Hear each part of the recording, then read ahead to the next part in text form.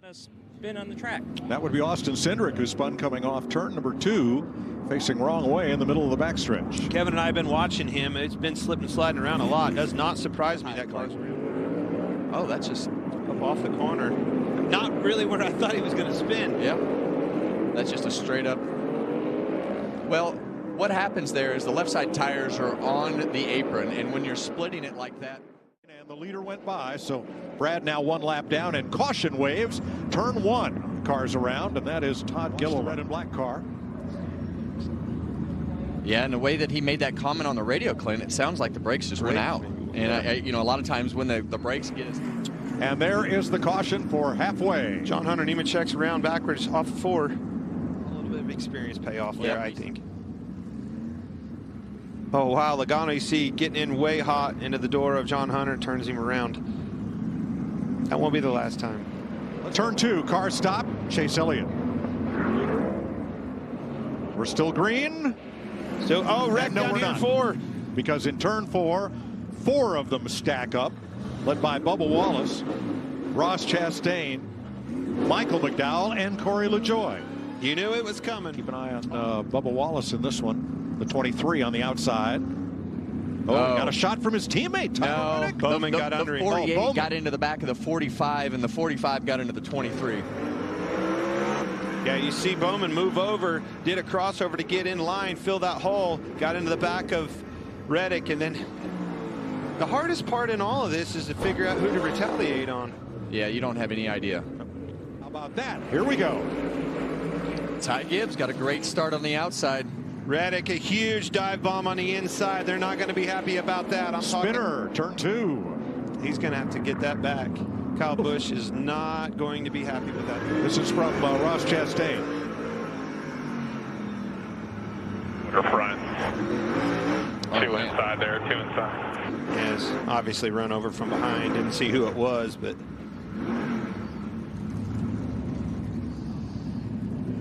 from the inside, yeah. It looked like McDowell was on the inside of Stenhouse, had him up. Yeah, well, Michael McDowell's. Oh, look at this payback. Yeah, you see, Stenhouse isn't happy because Michael McDowell has a huge dive down. Oh, turn. McDowell's around backwards in 3 and 4. Here comes the caution. 10 to go. That is not what Ty Gibbs wanted to see, Kevin. Let's see what happens here. Ooh. Yeah, it's hard to tell what happened. I couldn't tell if he came up or the one came down. It was a little bit difficult to tell exactly. It looked to me like he Oh, he's coming up. Yeah, he was coming up. Almost looks like McDowell does not slow for the corner. Well, I think he was upset with Chastain. Yeah, he tried to squeeze him, it looked like, maybe. Well, we'll pour out another one. Well, he lost. Yeah, didn't work out either way. Oh, actually, Ross got in the wall. Yeah. One car got in the wall, bounced off the wall, and came down and hit the 34. That's exactly right. The white flag, 1 lap to go, sponsored by Credit One Bank. Crash in turn 4. It's Gibbs. Oh, no. Man. Well, you know what that means. Hard.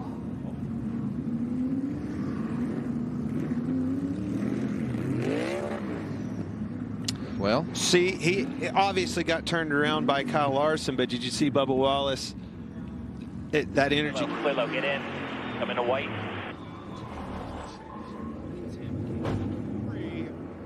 Off turn 4, spinner, turn 4 with the checkered flag. And in the wall in turn 2 is where Ross Chastain sends Tyler Reddick. Wow. After the flag. That was.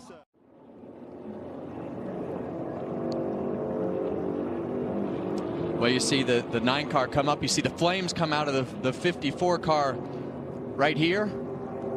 You saw the flames come out, and it checks the whole lineup. 4 wide. Yes. They start checking up. Accordion. Stenhouse gets in the back of Hemrick, and then the worst one was Jimmy Johnson.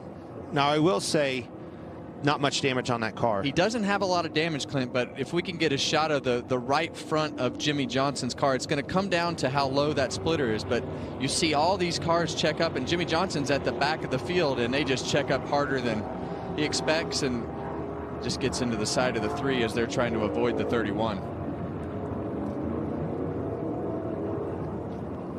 Yeah, it doesn't look too bad on the right front there, Clint.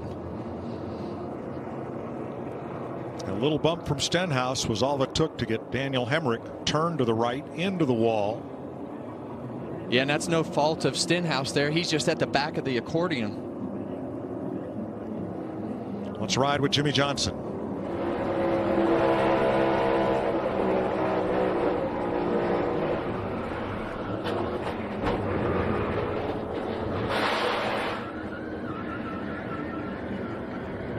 That's the guys are taking big shots that you can really see in that camera angle.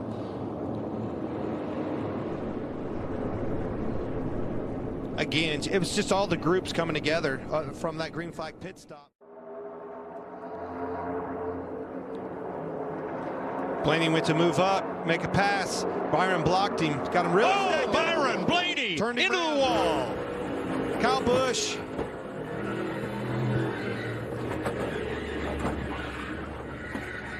And just like last year, Blaney gets caught up in the big one. So make a move, Byron, with a big block. Watch this. Kind of a late block, got him stacked up, went back to the bottom. Side draft, and then just stacked him up behind him. Kyle Busch got into the back of the 24 and turned him sideways. And did Brad Keselowski get into the back of Kyle Busch?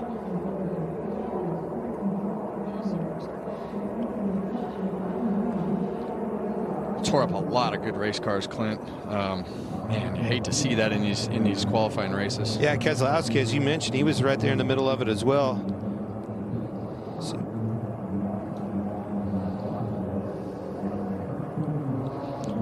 Yeah, and I think this is going to start with this car right here. Blaney's going to pull up. Yeah, but and what's going to happen here is Brad Keselowski's into the back of the 8, you can see the flames coming out of Kyle Busch's car, trying to keep from getting into the back of the 24, but the 6 is pushing Kyle Busch so hard that he can't get checked up. You saw the flames come out of the pipes. Doesn't take much. That movement, as soon as he moved and made it, it was kind of a late block, but it was still a good block. And when Blaney went back down to the bottom, it just stacked him up and they run him over from behind. You saw them all live, just like you said. Flames tell all sign when they come. Oh, that's a heavy hit. Right rear, right into the wall, head on like that. Doesn't get any harder, Kevin. That is one of the hardest hits that you can take in a race car, when you get turned in the middle of the straightaway, right front into the wall. And yeah, great.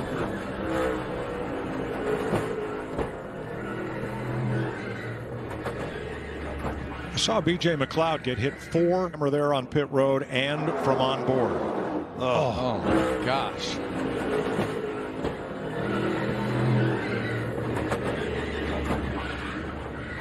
And now let's go on board.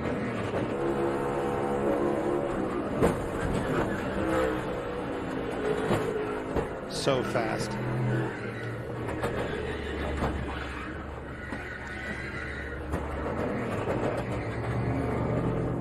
Kevin, you said something earlier in the week about... And right behind him, Matt Crafton, the 3-time series champion in that bright yellow 88. And there goes Crafton. And we've got a crash.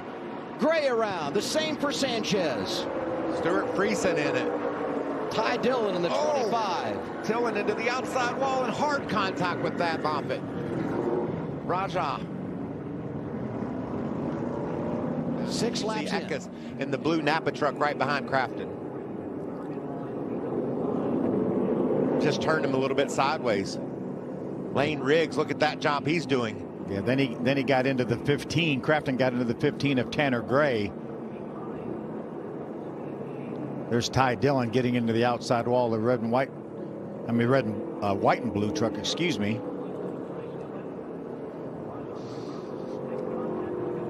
You see, Crafton was about a half truck length up high on the back of Tanner Gray. Tough break for Stuart Friesen there, the 52 Halmar truck. Wow. Look at that dirt.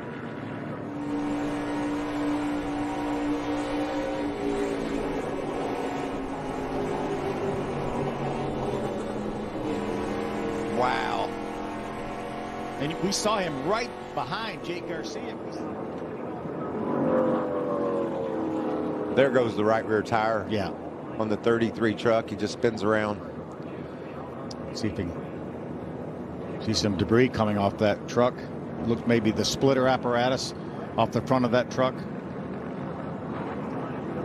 Back down, not clear, and he's going to go in the wrong direction. Caution is out. 6th of the night. That's the 27. That's Keith McGee. Already made contact, it looks like, with a wall. He's going to end up in the grass in the tri-oval. Wow. That's a hard hit, Phil. Yeah, and so many times, and we saw it earlier, when you have some damage from a previous wreck, you're going to get tire rubs and flat tires. See if we can see Keith hit. Wow, something just broke on that truck. Had Greg on the right front of that truck and just turned him straight into the outside. Fortunately, safer barrier. Yeah. Is Bailey Curry going to come up and give him a bump? That 41 truck. No, I think he just got loose. Just got loose, and Bailey Curry goes around as well. Bailey's going to get into the inside safer barrier. Brett Holmes keeps his truck out of the safer barrier. Just got loose up off the corner. We've seen it repeatedly, and maybe that was coming too fast. I was not going to block it. I just want to ride on the bottom. It's only lap 71. is that Rhodes again? Yeah. That's him losing his lap. Oh, he's going to crash. There goes Ben Rhodes. I don't know about that move. Caution is out. 8th one of the night. You talked about him. He was getting lapped, and he was in the middle of all those trucks. You know, he's probably wanting to catch the draft. I don't know what happened, but tire, he says, popped. Yeah, it went. Yeah, it's gone now, and he's doing all he can do. Pretty remarkable. To try to keep that. That he's hanging on to it right here. And eventually. Look at it turn sideways. And then he catches Tanner Gray in the 15 truck. Luckily, no more trucks were involved than were. Sure could have been. Now we ride on board with Ben Rhodes.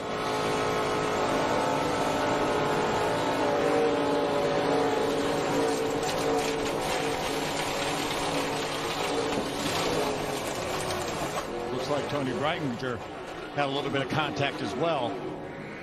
She got damaged. We mentioned Tanner Gray. Jack Wood behind him. Corey LaJoie up top. Trying to get back. It's a push, and he's going to push it sideways. There goes Eckes around. Right. Into Parsons. Johnny Sauter gets a piece. And other drivers scattering to miss the accident. Caution number 9. Man. What a mess. Rolled out of the gas and just kept his truck pointed straight. Boy, Stefan was absolutely in the wrong place at the wrong time. A lot of damage to that ballpark Chevrolet. How many drivers have said that over the years racing at Daytona? Wrong place, wrong time. Does a heck of a job hanging on to it after that Connie. 19 to go. Sanchez, Taylor Gray, LaJoie, Purdy, and Wood. The top 5 under caution. This is so aggressive. Got trouble again. Tony Breitinger in the 1. The 5 is Dean Thompson. Teammates at Tricon. It produces our 10th caution of the night. Ooh, just kisses the inside safer barrier. Closing on 10 laps remaining. Under caution one more time for the trucks at Daytona.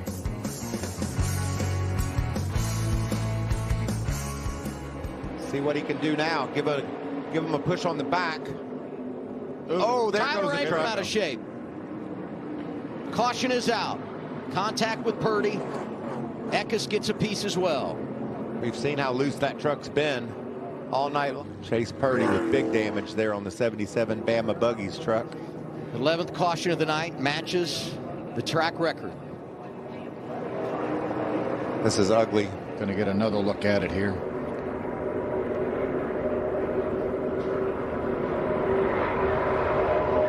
It's amazing no more trucks were involved than there were, guys. I was going to say, you know, it's Ankrum that gets shoved out of line and collects some others, but they're all just.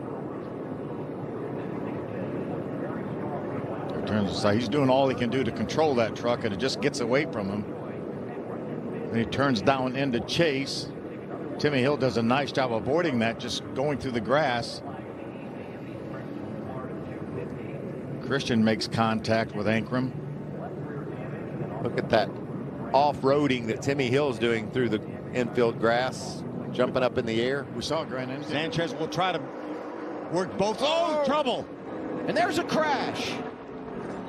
Caution is out. The race is over. Trucks up in the air. Nick Sanchez leading when the caution flag came out.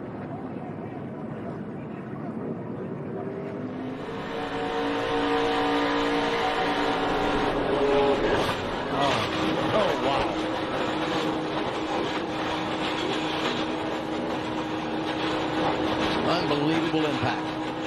See, like, I mean, I've never avoided so many wrecks in my life. I can't believe I have a clean truck. But I'm not going to complain about it. It's truck racing. It happens. But super proud of Shotgun Garage and Toyota Racing. Got a little bit of work to do for Talladega with the speed of this thing. But I thought the best strategy for me was to lay low and hopefully be there at the end. And we were. And it looks like we came up one short.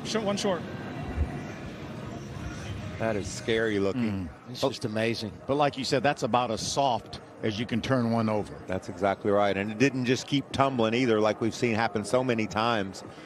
I don't know if Raja just lost the front end of his number 71 Chevy or what went down there, but he definitely went up the track and made contact.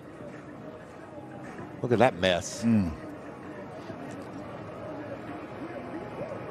Phil, did you see Stefan sliding through there anywhere? He did get through there, yes. Watch this, just out of nowhere. Smoke, smoke. Truck. Now, watch it hit the roof.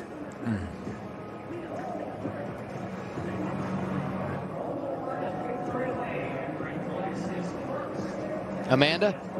Raja, there was many ways that I was going to go in this conversation with you, but I saw you hand the phone back that you were just on, and the name said Rick Hendrick. What did that conversation go?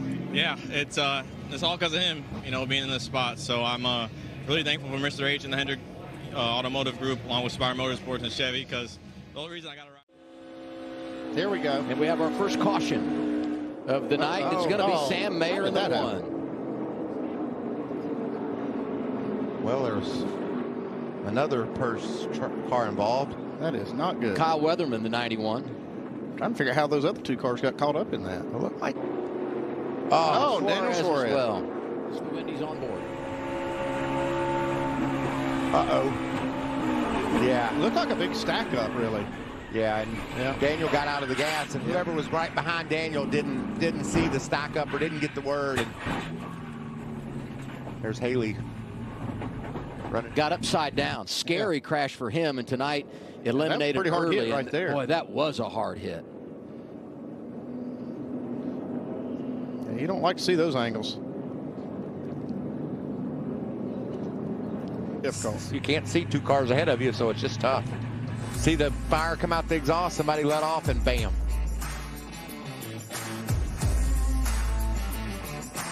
Look at Blaine Perkins, the blue car inside lane, driving that 29 full-time. There goes Jesse Love. I was worried about that. Third caution of the night. Nemechek involved. Allmendinger, Austin Hill. Did not like the situation he was in, and now it got Austin Hill caught up in it. I don't know if he's got any damage or not. I don't think any damage for Austin Hill. If there's contact or what exactly happens. See the third car back in the center. The two. There's pushing going on. Yeah, he's getting a little bit of contact from behind. And it went wrong right there. Was that John Hunter? That looked like John Hunter. Yeah, just a little bit too much of a push. Yeah, they're trying to make that center lane surge, and they almost have to be touching each other, you know, bump drafting so they can make that happen. And man, cars are not quite stable enough for that. Look at that simultaneous slide from 20 and 21, and Austin did a really good job of righting the ship and hanging on to it. He's got damage, but it could have been a whole lot worse.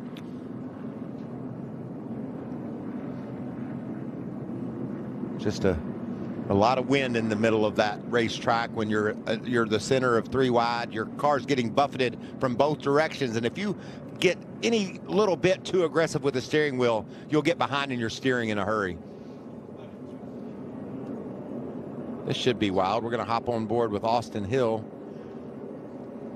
as he slides through the grass. I don't think any damage to that car. Yeah, it's hard to believe. I don't see any. Also saw Sammy Smith driving through the grass. This is the Bennett Transportation onboard camera.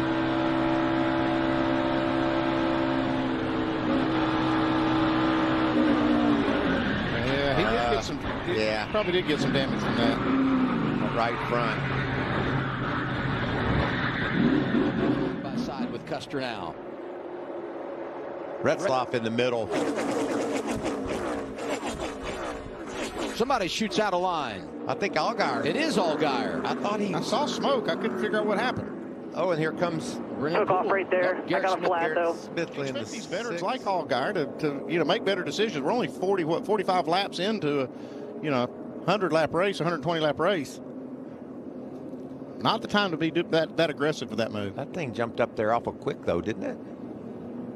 We have an early candidate for the save of the night, I'll tell you. I like Pretty it. good. And last summer we came here, and Allgaier got his first Daytona win. And he did so. Allgaier makes a pit stop. He'll reset at the tail of the field. Custer, Herbst, Chandler Smith, Retzlaff, Karam, the top 5, halfway home in stage 2. That pit crew is filled with some guys that are real mechanics. They know how to fix a race car and do it quick. Got another spinner. That's Nemechek. Oh. Josh Bilicki, 92. Yeah, looks like he got the worst of that. Big time damage. 5th caution of the evening comes out. Yep. Looks there like goes the left right rear there. tire. Yep. Like he did a pretty good job not to do any more damage to the car. Wow. Got lucky too. Oh, and just contact there into the back of the 92. Nemechek involved. He's getting ready to be the caution, and it's because of Shane trying to get in a hole that wasn't there. Not there at all. I'd say Jeff Burton's lucky to get away with not getting any damage there. Lucky, and also, did you see him? He had his foot on the floorboard too when he was sliding toward the wall, keeping those tires spinning, keeping him out of that wall. That's good driving. We've seen some really, really good saves tonight. The buffet is open. Let's do the Golden Corral onboard camera. Ah, such a helpless feeling when that happens to you. He didn't quit driving it though. No, he didn't. He kept driving through that grass. Was able to get Great her job. head in the right direction, get him some.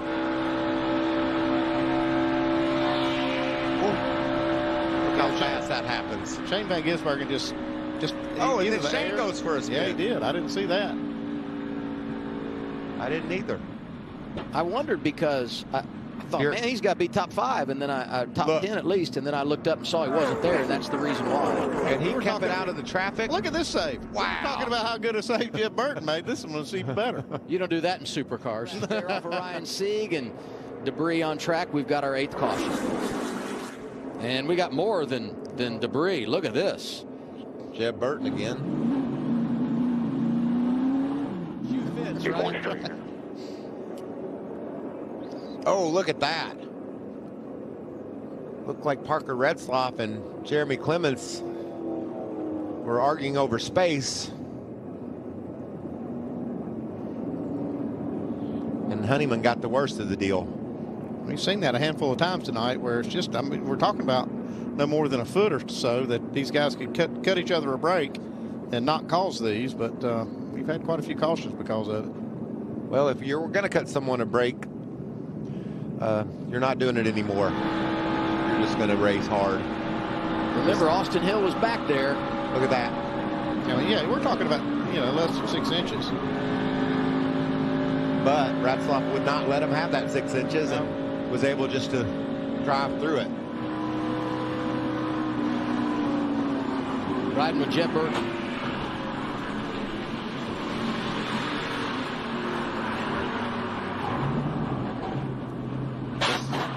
It's a part of the caution and therefore does not qualify.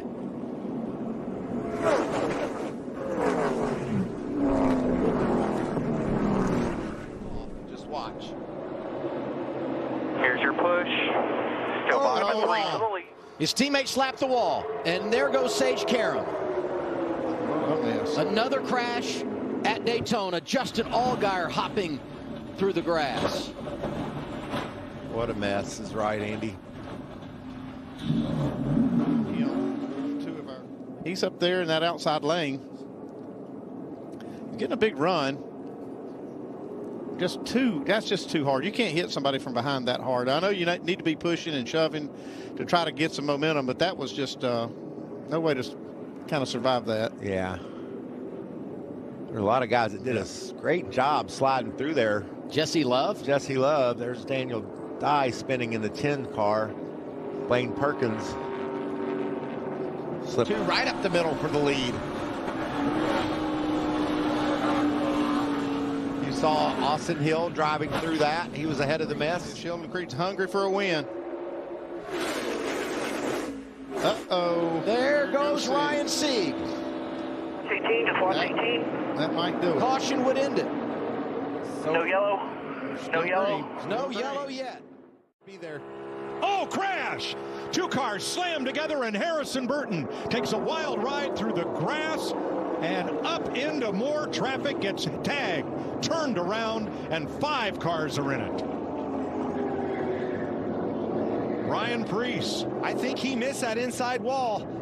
Harrison Burton, big damage on the 21 car. And Carson Hocevar, the rookie, gets taken out into that very, very wet grass in the ball field. Outside of Burton, the green and white car, and Brad Keselowski and he make contact. Keselowski got to his rear bumper, just took a little bit of a lub tap, turned him sideways, looked to me like he was on the left corner of that bumper, turned him right down into Harrison Burton. Well, and it's just what we were talking about, Clint, with everybody trying to feel out exactly what their cars were knocked out, or I see him with the hood up on pit road, but Harrison Burton, what a terrible break for the Wood brothers and everything that you prepare for over the last 3 months, and we see this race go that time every once in a while. Just these early wrecks that sometimes start with just people trying to go and trying to move forward. Burton would have been okay, but for coming back up on the racing surface, obviously couldn't slow down. Kaz Grala thought he had the high line clear, and he did until Burton got there. A lot of damage here. Let's ride with Jimmy Johnson.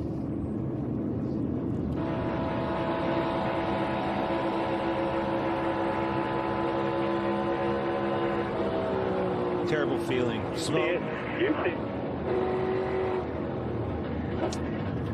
Yeah, and he just. That's a pretty good shot. Yeah, that was hacked there. With this particular car, you can't just hang back like you used to. You have to be somewhat close to the pack. You see Ryan Preece sliding through there. Harrison Burton's radiator and ductwork, everything fly out of the front of the car. That's a good point, Kevin. You know, in years past, back in the day, you just ride around back.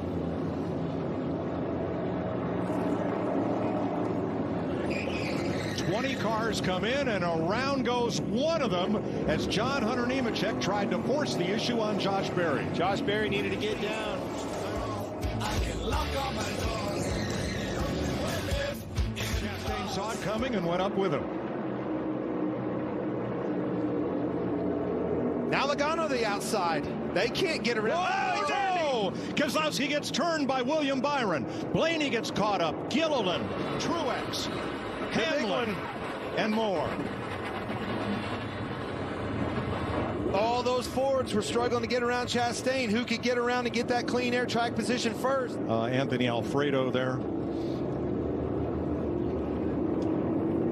Reddick, massive damage on him. Thursday night winter time.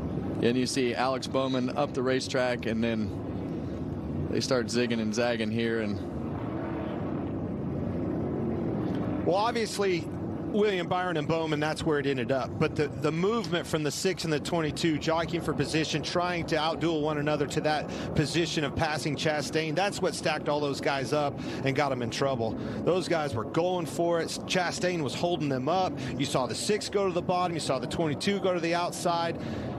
The race was on, and unfortunately, those guys behind him. This gives you a much better view right there. You see the 24 car just being pushed, and sometimes you're not aligned, and you know you're not lifting, and that car gets to moving around, and you hope it works out, and it just didn't work out right here. We saw this same scenario playing out at the duels the other night when Blaney got in a wreck. You really can't pin it on anybody. It's hard racing, everybody going for it, but when those cars move in front of them, it slows the energy down. This probably tells the other part of the story.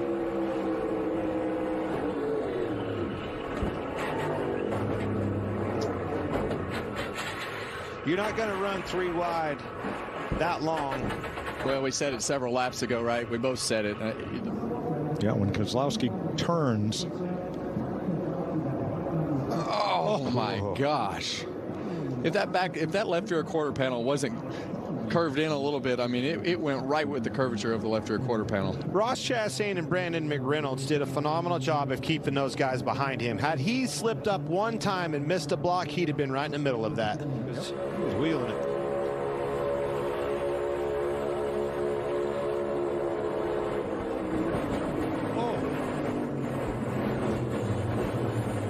That one got his wrist. Yeah, that one got his wrist. Grabbed his hand.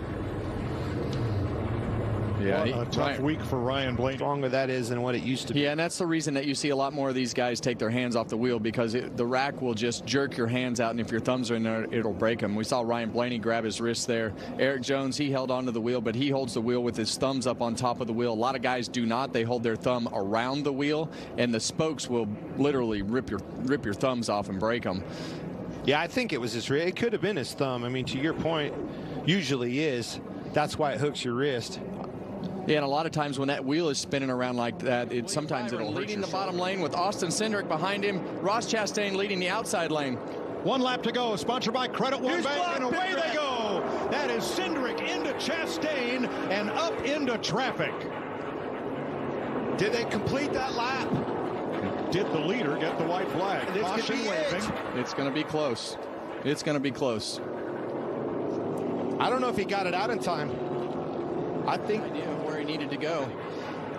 He went for it. The caution came out at the wrong time, and William Byron winds up winning the race with the timing of the caution on the white flag lap. And watch Chastain here.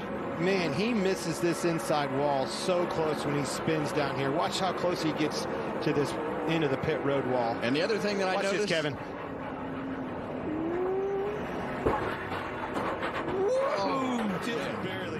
Started out playing video games, racing on his computer, says, Dad, I want to try this. Oh. They came to Charlotte and hopped in Legend. Here. One of the guys that's taken that extreme high line.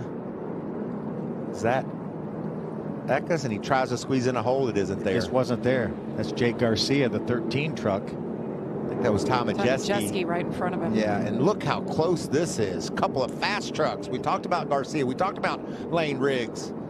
And look at Sanchez going by, the 2 truck on the very bottom of the apron of the racetrack. That does a great job of not letting that truck weave back up in front of that traffic. Kept her low. Looked like the 38 of Lane Riggs has some damage from that contact. Here's another look. Tries to squeeze in a hole that isn't there. It might have been there for a split second, and that's the thing, that these holes close up so fast. Ooh, there's the contact right there. Because of the way these trucks with the big cabs, the way they close, their closing rate is so much. Teammate coming up to help Bailey. Oh, we got a truck going around. The 91 at Jack Wood, right the infield grass, right in front of the start-finish line, and the yellow flag is out for the 4th time. Does he try to get in a hole that's not there? He does. That's a shame. Gets into the 32, I believe. Was that Brett Holmes? And that's what we're seeing, you know, as the race goes on, trying to squeeze in. It's happened from the beginning, but trying to squeeze in holes that just aren't quite there.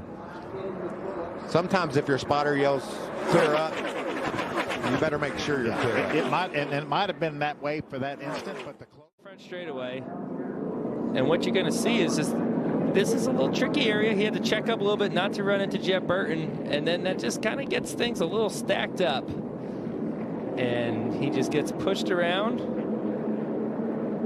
Little slide does a good job at keeping it down. This is where you get nervous when you see someone sliding into one, is that they're going to come back up the racetrack and wipe out a bunch of cars. JJ, experienced driver, did a good job at holding the bottom while he's spinning. After that, he's going to need 4 tires and a change of pants. In the middle lane. lane, so you better get off the bottom as quick as you can. Well, why is that? A little bit more banking. You get trapped on the bottom like you Trouble! One car slides to the infield, Austin Dillon, and they pile up behind him. That's 2 weeks in a row early out for Austin Dillon. I don't know how much damage he has, but there's a bunch of them, folks. You got... Yeah, and Clint, as we go back and look at this, you're going to see them all stack up. It's the risk, right? You know, you start at the back of these fields and you put yourself in harm's way, but man, that is not what a lot of these guys wanted to see early. This is accordion effect. We saw it at Daytona time and time again. Look at the accordion back here. What happened was Todd Gilliland trying to make a hole for Michael McDowell to get up in that preferred lane in the middle, stack that whole lineup really hard. Those guys had nowhere to go, didn't see it, landed right in their lap.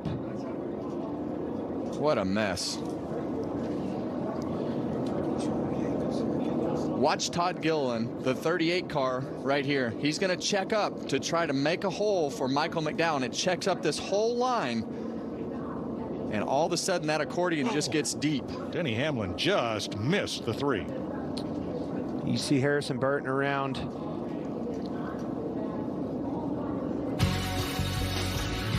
We're under caution. Just 2 laps into the Ambetter Health 400 in Atlanta. This car to the garage. Repairs complete on Chase Elliott and Noah Gregson. Only Alex Bowman still sits on pit road as a result of this. Offset to the car in front of him, and he's already loose, and this corner is notorious for just losing grip like that. And with that right front fender staggered from the car in front of him, it just stepped out on him.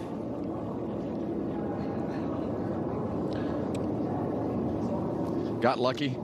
William Byron. So did William Byron, yeah. And hey, they're going to put 4 new Goodyears on that car right there and be just fine. Probably an adjustment. I need a round of wedge, Kay. Yeah, and you see him just up here in clean air, and that right front fender just amplifies everything that he has going on with this car. I'm telling you guys, this is going to be a long day for him. Now, this is William Byron. Talk about close calls. 467 races, finally got his first career pole, and he's got the nose of that car in the wind. And around goes Hamlin, sliding down toward the apron in turn number 1, and caution is out. Hamlin was in 6th place. So you can see him and Kyle Busch on the bottom. Kyle comes up, gets into his left rear corner, and turns him around. Yeah, and that would look like the classic case of one going up, one coming down. These cars are just, I mean, that was pretty heavy contact, but they're light going through the front straightaway like that through the quad oval. From the 8.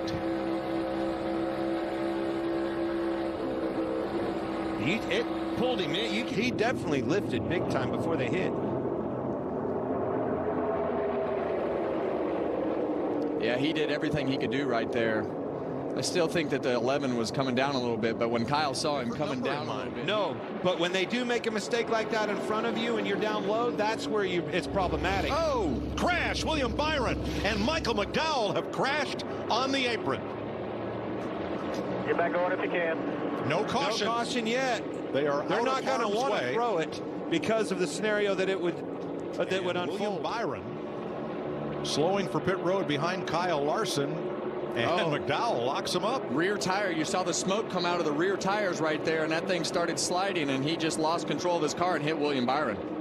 Once again, no caution flag. BJ McLeod too fast on pit road, and now the leader, Bubba Wallace, is coming to pit lane. Two green, no mistake, 2 green on pit road. Just that right rear tire lock up and shot the thing around.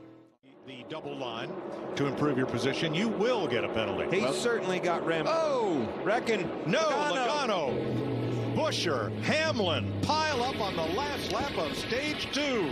Yeah, and that was just a late block from what I saw right there. And as these cars get close, both of them are going to get tight. You see the flames come out of the pipe of Joey Logano's car, and those cars are almost stuck together. They aren't stuck together, but from an aero standpoint, they are stuck together and just want to go straight. Well, the air off the 22 changing direction there is why the 17 got tight, right? He goes up, it was pretty obvious to me that he was trying to fill that gap, slow the block, slow the run by Buescher. And as soon as he moved, not only did he get tight, Buescher did as well. Yeah, and you see him sliding down the back straightaway here. The 11 car of Denny Hamlin had a lot of contact, but you're going to see Joey Logano come up, and when he gets behind this 12 car right here, that's when the thing takes off. You can hear him live before the contact. And that's what we've been talking about all day, is when these cars get behind one another, they just lose all that front downforce in the front.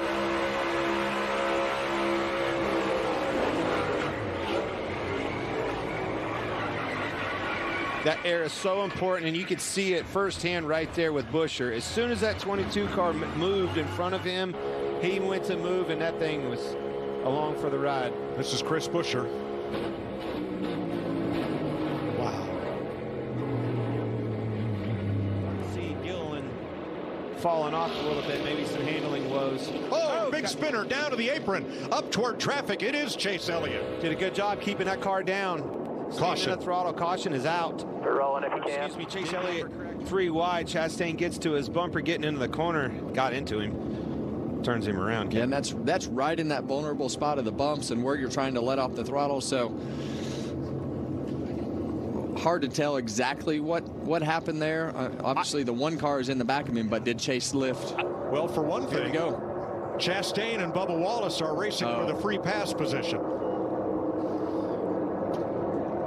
Yeah, and you see the one car really hard into the back of the back Chase of the 9 was in a car bad there. spot. I think you nailed it. He was 3 wide getting in, needed to lift a little bit to save his car. Chastain ran him over.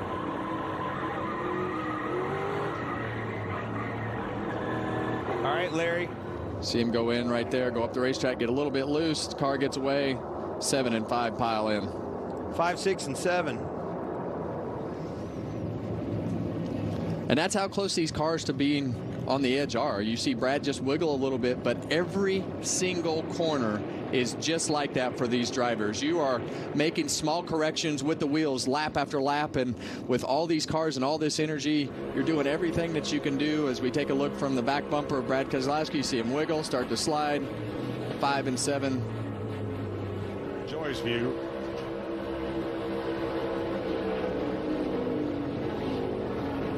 Minor damage to LaJoy.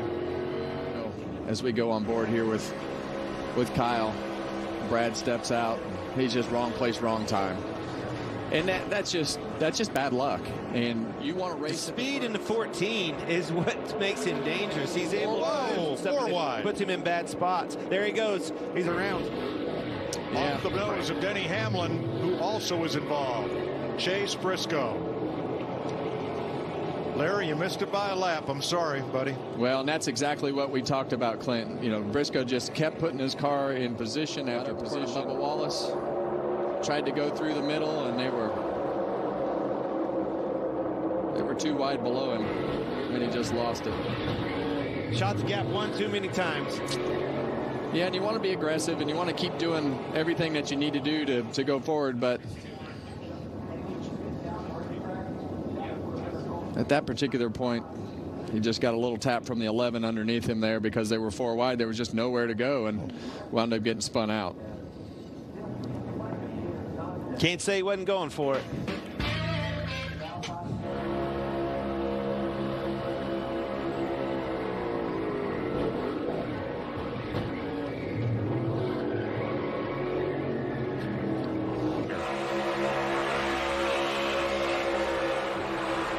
Yeah, and that's just, you know, they're 2 wide below Chase there, and Spotter's got to giving up anything.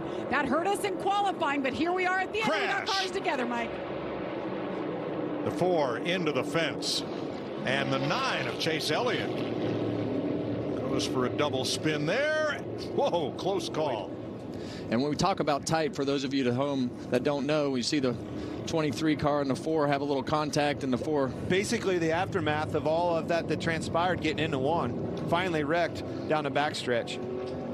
when we talk about tight, that means the front tires won't turn. So Austin Cindric went into that corner, and the front of his car just would not steer, and he gets stuck in the middle. And you see the 23 car get a little bit loose, and then Josh Berry check up just a little bit and got loose behind him and spun out. I'm glad we saw that angle right there. That movement of air is what made Berry loose. As soon as he got loose in front of him, it took the air off of his car. That wake in front of him dumped all the air off of his, and boy, around it went. Yeah, and a lot of times in that situation, Clint, when you've got the wheel in it like that and you just check up, that car will sometimes just unload and spin out. It's hard to tell if the 4 car had to check up right there when the 23 got a little bit sideways there, but that just lifted Carson Hocevar. Yeah, it was amazing. As soon as Wallace's car got loose, that thing followed suit right behind him.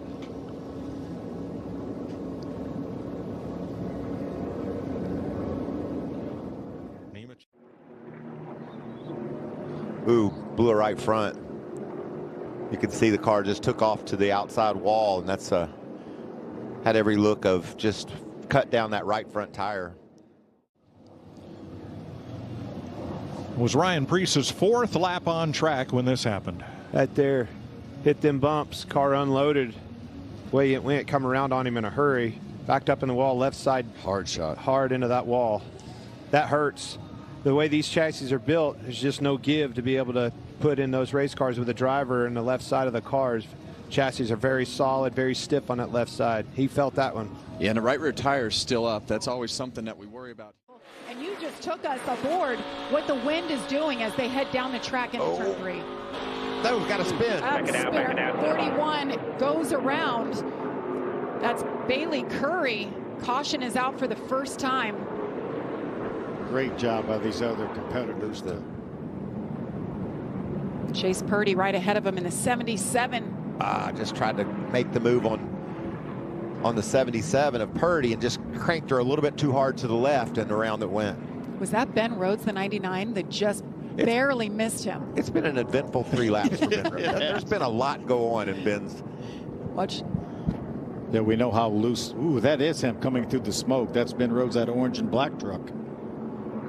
Well, you said it, Michael. Or Phil, one of you said, you know, great heads-up driving. Stage 1, Stage 2 winner battling on the outside for second. Is that Dean Thompson? Dean Thompson hard into the outside wall coming off turn 4. Caution out for the 4th time tonight. Let's see what happened here. You see that black and blue number 5. See, he got a little bit loose right there. And he got a little looser there and just never could catch up to it, and then ran out of room.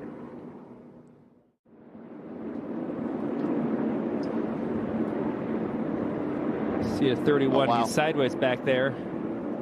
So it could be one or two things. You can either get the tire rub early in a run and have too much of it interact with somebody else, as Joey's figuring out the telestrator here. It took him 250 miles last week at Atlanta. That's a pretty good size hit there. Yeah, I wonder how much damage that did to the 1 car as well.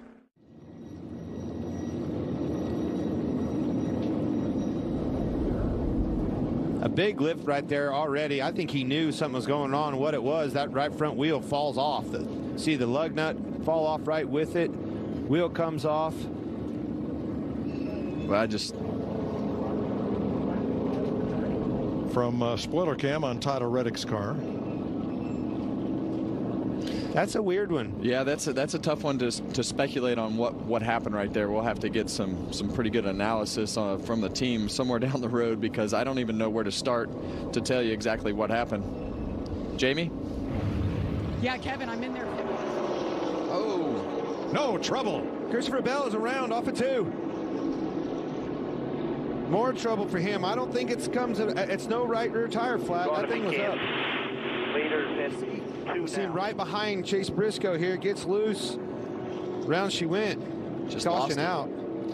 Yeah, right in the middle of that corner is where the bumps are that we talk about, and the higher up the racetrack you go.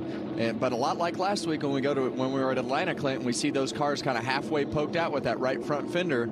It puts you in a position to where the car can get freer, especially if you're on the verge of being too free anyway. All right, so Kyle Larson had not quite lapped Harrison Burton, so Derek Kraus gets the free pass. He's spinning behind. Yeah, just overcome. His running 14th there was Again, I say he's digging out of that hole that the right rear tire had him with a flat tire that first run. Now we're right back where we started. I don't like the way trouble turn 2. One car sliding, slamming into the wall. Oh no, Corey LaJoy. Was that right rear down maybe from sliding? I think the right rear was down right there. I think it wasn't down. He got. Yeah. I can't. Let's back up. Make sure he didn't get help. That car was right on his tail. But he got loose. It obviously, when he locked down, blew the tire out.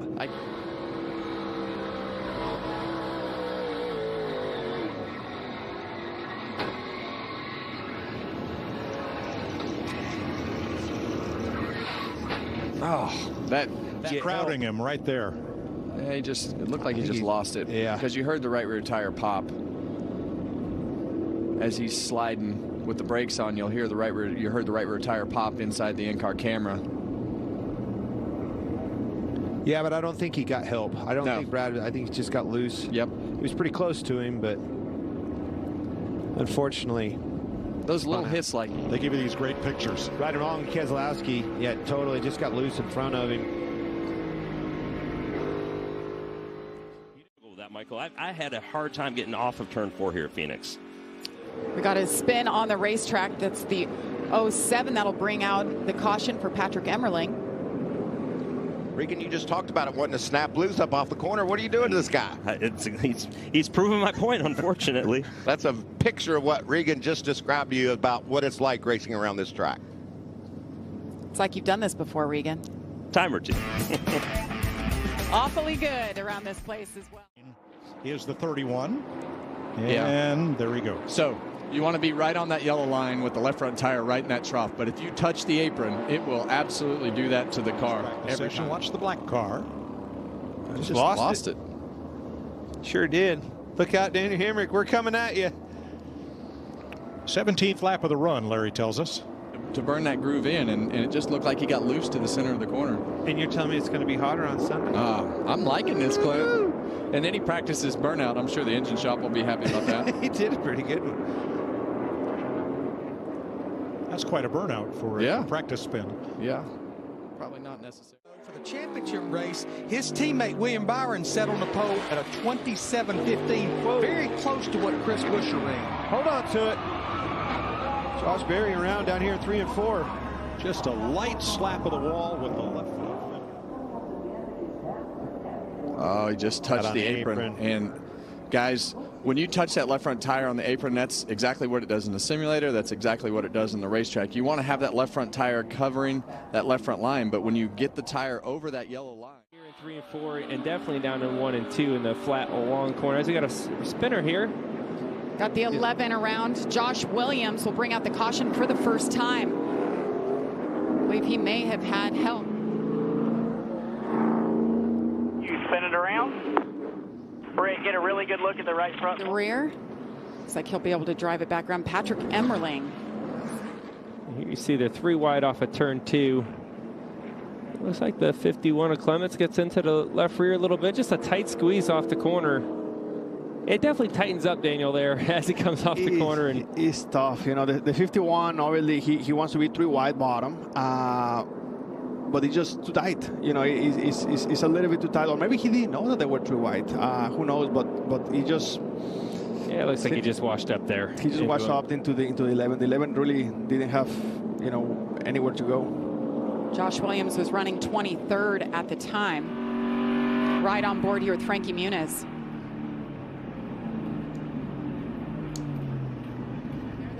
How about a close call? But the 7 trying to take the lead for the first time. And this is the and first he time. does it. Yeah, this is the first time we've seen Justin Allgaier have a good start. He was on the bottom lane. I think that was part of it.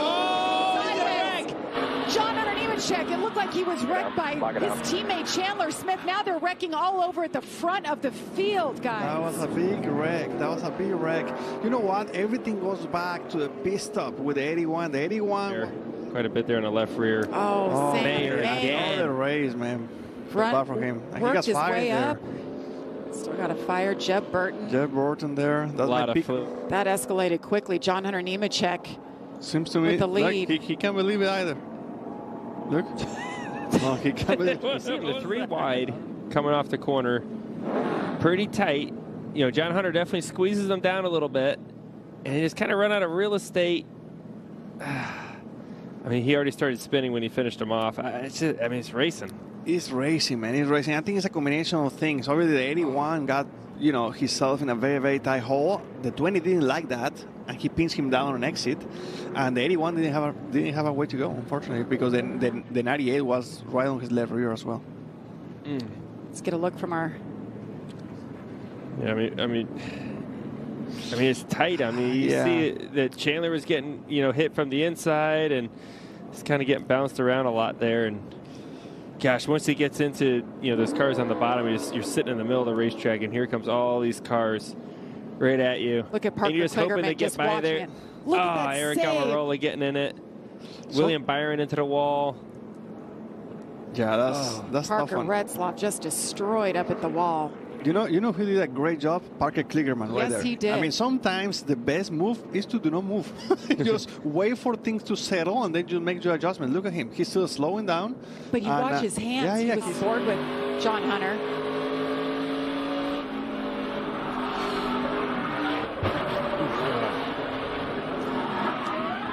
Justin Allgaier minding his own business up front. He's got a 3-second lead now with 5 laps to go. Oh no, left rear down. Left rear down on the leader. Leader goes around. Oh no. Allgaier. Oh my God. Allgaier in the wall. What a change of events here. Caution. Everything looks fine, and right there, see that smoke? Yep. That's it. Comes right apart, gone. The longest run of the day. Oh, gosh, my heart's broken for him. Yeah. Unbelievable. That's when you just sit there in disbelief. It's over. Like, how can that happen? That's it. It's already flat right there. Yeah.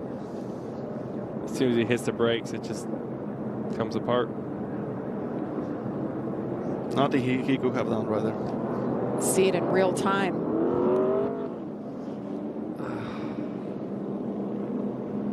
Crutch. Runner-up finishes for Sheldon Creed Yeah. today. Maybe the day. Frustration right there. Gregson, this is for 10th place. Larson Suarez. Oh, big trouble in the back straightaway. A lot of damage to the left front of Austin Cindric's car, and we're under the first caution of the day. Back at 30th. You can see him sideways, clearing the back of the screen. Kraus is around, stacks them all up behind him. Cindric clips him with the left front. Then Austin hits him. Looks like a short day for the Morgan & Morgan onboard camera. Here's a look. Look from Austin Dillon, and you're going to see him just know where to go. Watch this, in the smoke, boom, run right into him. Bang and a cowbell going. More restarts. And we're going to have one. Try to get it rolling here when you can. Leader start finish line. Kyle Busch around. Yeah, this is. Oh, you see him right there in the middle of the racetrack. Just starts to come around on him. Got it caught up, had to correct it. Got up in the car on the outside of him. And it's just a handful of a race car. Pretty much the same spot that Derek Kraus had his issues earlier when the car stepped out. Almost got into Kaz Gralla there. Single car spin for Kyle Busch. Puts us under caution for the 4th time today. Or just alongside of Bell and Elliott. And around goes Logano.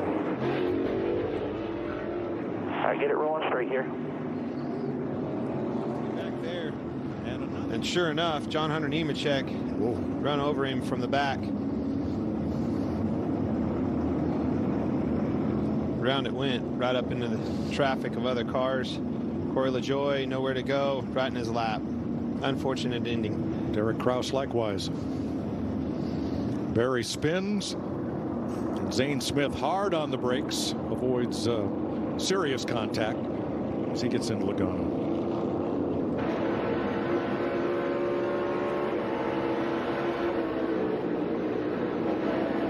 Boom. Wow. Been a frustrating day for Joey Logano. Blaney right in the middle of that swarm. 9th place. And there's we got one around. Denny Hamlin.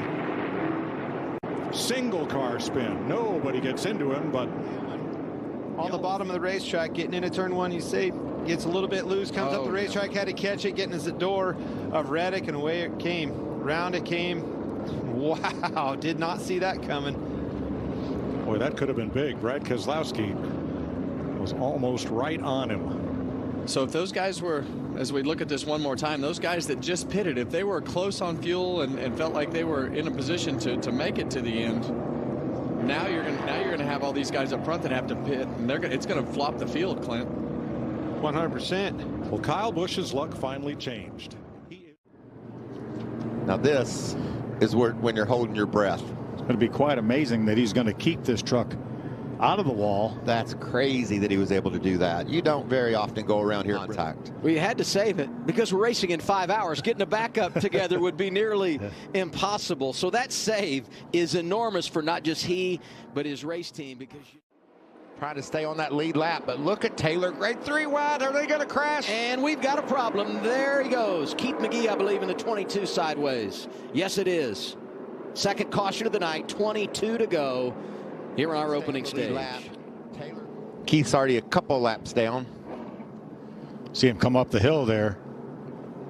Yeah, Stefan did an excellent job of not crashing. He recognized Keith was coming up, got on the brakes, and was able to save his truck. Stefan, he'd gone a lap down because Eckes got by. However, first truck 1 lap down at the time of caution. We'll see how NASCAR rules it, but he could very well here get the free pass, get back on the lead lap. Crafton, that yellow truck there battling up in the top 5. Great run for Matt. Oh! There goes Majeski. He's going to have contact. Ben Rhodes, his teammate, hits him. And the caution is out for the 5th time tonight. Majeski in the 98 down there on the bottom. Just gets loose. And bounced up the hill. And watch Matt Crafton. You talked about what a great run he's having. Poised, just pauses off the gas, doesn't do anything abruptly, and squeaks by Majeski. Yeah, Ben wasn't near as lucky as Matt was because Ty was coming down the racetrack right in his path. I wonder what Duke Thorson's reaction was. Let's watch this real time. This is going to be wild. That little bit of a looseness there shot him up the track. Ben didn't have anywhere to go, like you said. Ty would have probably been stage points because once again, maybe on the outside looking in when it comes to a top 10 finish, doesn't have one yet this year. That's a terrible feeling. They're going to swap. Oh, Stewart is Friesen around with a problem. He was inside the top 10. It's our 6th caution of the night. Looked like he has. There's the squeeze I was talking about. Bam. Sanchez with the run on the high side, and Stewart tried to close the door. And look at that. Yeah, no question that Nick was squeezed into the outside wall. Turned Stewart around.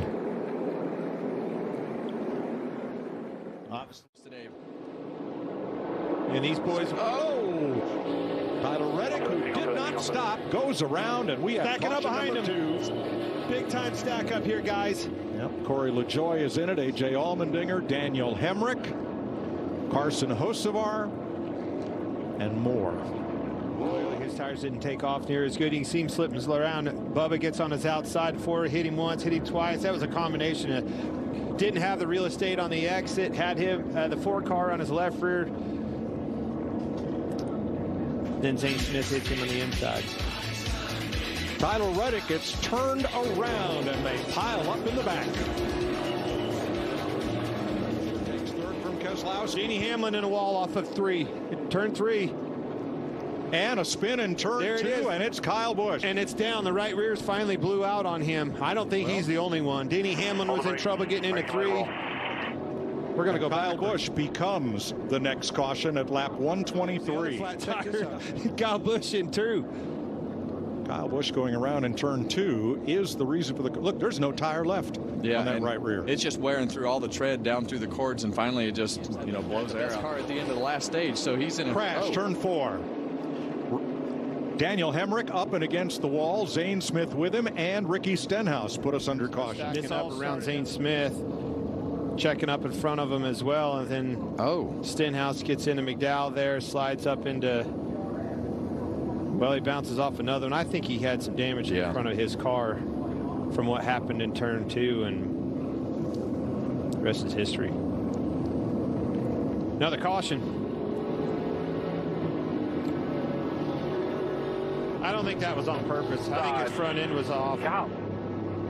Shot him all over the place. He was along for the ride. Gibbs restarted 28th, and around goes Kyle Busch in turn 2. Caution waves.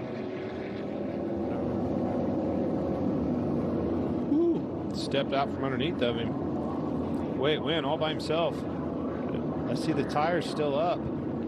Yeah, we saw so many guys have trouble with that in qualifying yesterday. They'd run one hard lap in, and then the second lap into turn 3, it would just slide out from underneath them as they go off into the corner. That looked like what happened. Oh, big trouble right there. Cindric hits him in the right front wheel. Couldn't get out of his box.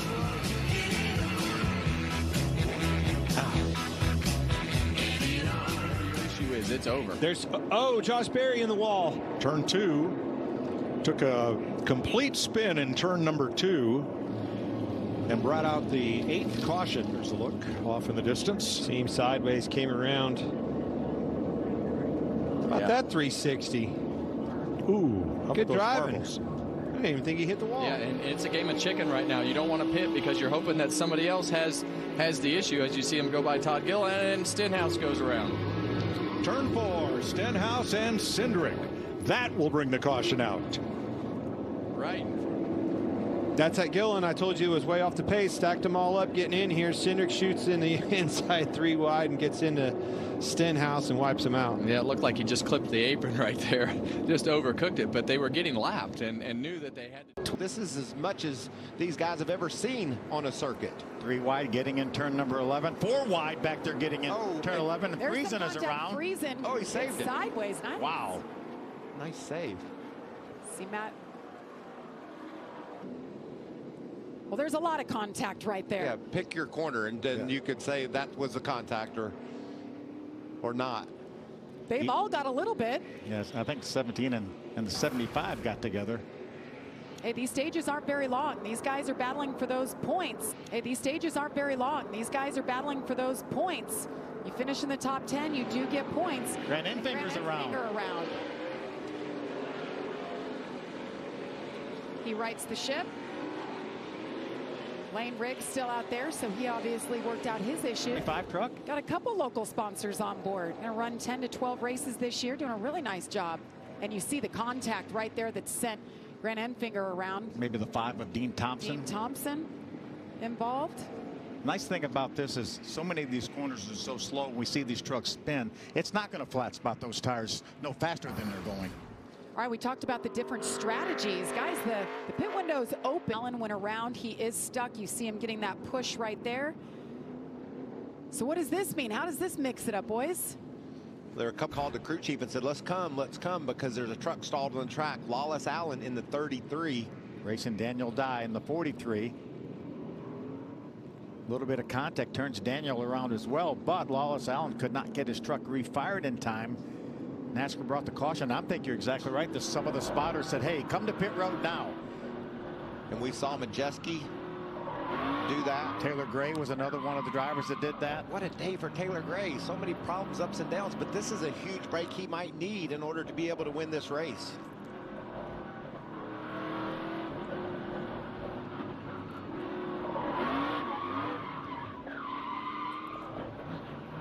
Another spin by Connor Zilic, but he keeps it running. See Nick Sanchez on the inside. Wow, he leaned on the Jake 13 Garcia. of Jake Garcia, but still spun around. Just got in there a little hot. You can see the front end sliding up, and bam, around he goes. And Sanchez trying to make up some lost ground. He had that penalty. He had to pit before that, so he was mired back there. I take all of that money and the effort to build a new one, and Scott said it was already part of our plan before we knew the schedule for this season, and he said my job is to make sure that Corey is where TRD wants him to be, and in order to do that, I need to give him the best equipment possible. That's what Corey has today, and this truck is, we now have damage out on the racetrack, but this truck is amazing. Great truck for the leader, but the 15, Tanner Gray, goes around with Ross Chastain as the 11 continues digging, looking for his first stage win of the day. Nick Sanchez got stage win number 1. But 3 wide. look at Christian Eckes. Hello. Oh, locking no. it up. He Huge. locked him up. Will he get it stopped? Oh, he's and spinning. he goes around. He came in hot. I said a bit ago, watch that Napa truck. He was making some wild moves, and that one didn't pay off. Locks the tires up. Ben Rhodes says, where are you going? That's exactly what Connor Zilic did on the initial start of this race. He made it about 2 laps. Ben says, y'all keep that up. I'll be right there. Yeah, there's Zilic right behind Ben Rhodes. Oh. What in the world? That's Marco Andretti. That's the rear end housing of that truck. I've never seen that before. What a shot that was. Meanwhile, the 11 of Corey Heim coming out in 19. Caution is out. Oh. I have never seen that before. Have you, Michael? Other than in a the fuel window is right around 22 laps. I mean, you're getting a peek underneath the hood. Look at this. His rear end fell out. Literally. And that's going to take a while to hook that truck up and get it back. That's why I brought up the fuel window, because I know we're saving gas under caution, but this could take a while.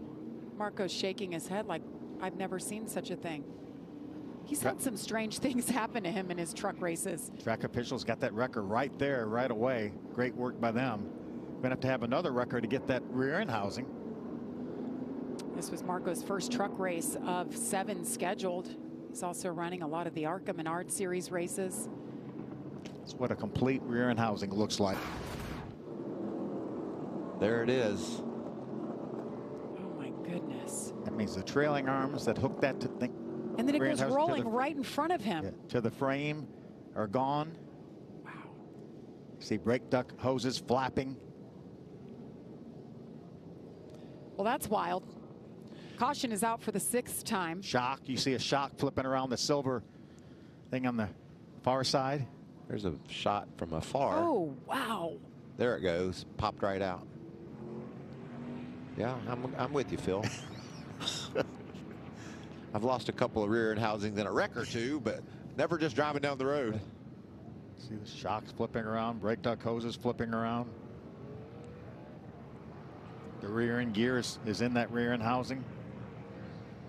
Wow. Bruce Cook is crew chief right now. Just must be beside himself. He's been in this sport a long time. Wonder if he's ever seen that. So Corey Heim's got to be shaking his head as well. He was just coming out of turn number 20, about to take the white flag when this happened. Yeah, that's the rear end gear right in the center of the red thing with that black yoke on it. Obviously, it's coming loose. See, that's rear end grease coming out of that line that's flipping around, just in spots. Which NASCAR will have to tend to. See all that grease, as you said.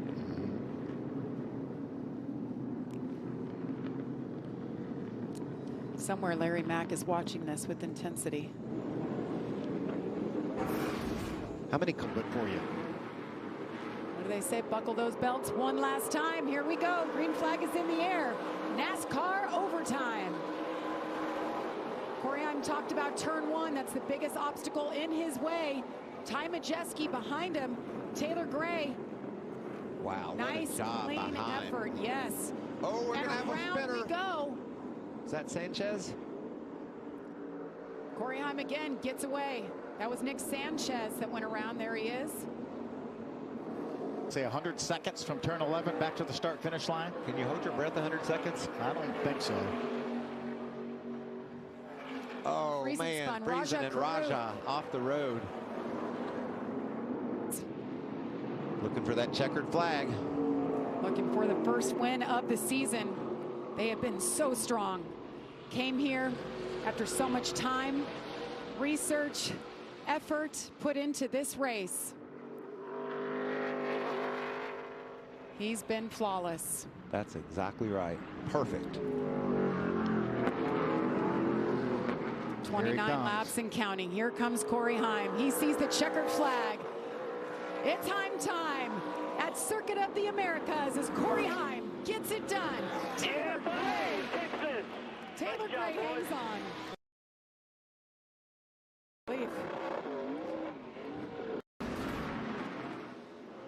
Yeah, here you see Sammy Smith in the 8, kind of getting pushed in there by Austin Hill. Really nothing Sammy Smith could have done, and really nothing Chandler Smith could have done either. Just everyone on top of each other into that braking zone. And yeah, it looks to me that Sammy Smith was protecting from Austin Hill, and unfortunately Chandler Smith was a victim of that pushing and banging. Luckily his car is still in one piece. Yeah, and that's a corner you want to open up and try to get a good arc for the exit of that corner. And I think Chandler thought, man, I got 2 or 3 car lengths. That's probably enough room for me to open it up. Nope. That's not enough. I didn't put that in the notes. Need a little bit more than 1,500 acres, 3.4-mile road course. And when they put them on track, there's all kinds of great sights all around this layout. And while we were away, we had a spinner, Danny Kievyat from Russia. He's competed in F1, 5 starts right here at COTA on the F1 side of things, driving the 07 this week, 19th right now. This group had been racing really hard for a while. They have, and you see Cole Custer trying to get to the bottom there, and it looks like Sandy Smith's just there. Yeah, he was never quite 100% clear. A little damage on the right rear for Jesse Love when he drove through.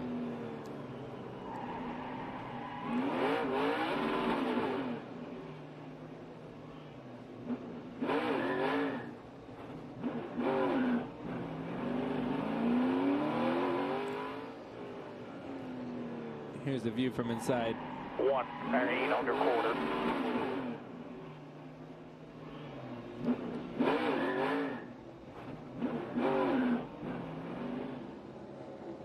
There's the damage I talked about for Jesse Love. He stayed in the top 10. Right now he's 8th, and he's now lost. Now it seems like it's flipped around the other way at the moment. Now, like, oh no, there goes this Anthony could Alfredo. change everything if we got a caution and a restart. Alfredo gathers it up, drives on, and we stay green. See, they off of turn 1, going down into turn 2. Yeah, there is a car there. He's going to get a little doink in the door, send it right around.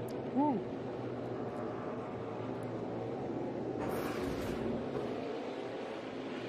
.32 supercars are for him. The way the rear end is, the way everything is. Oh, it's a 24 back around here. He's got some fluid. He's got a lot of fluid. He does. Fluid, man.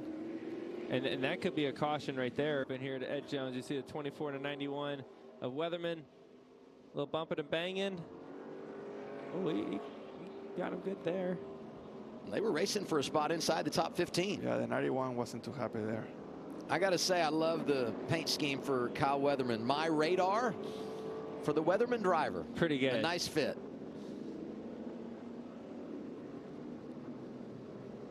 You give and you take. There you go. You know what is the interesting thing is where the fluid comes from. Yeah, maybe because maybe that all happened. Like, yeah. Yeah, but the fluid was coming from the 24. Yeah, wipes them all out right there. And there's a caution. Another caution. Oh, man. wow. For the 98 of Riley Herbst, heavy damage. And because Van Gisbergen had not gotten back to the white flag, we'll reset him and do it again. Ryan Ellis also involved. It'll be double overtime at Circuit of the Americas. Leland Honeyman with big damage.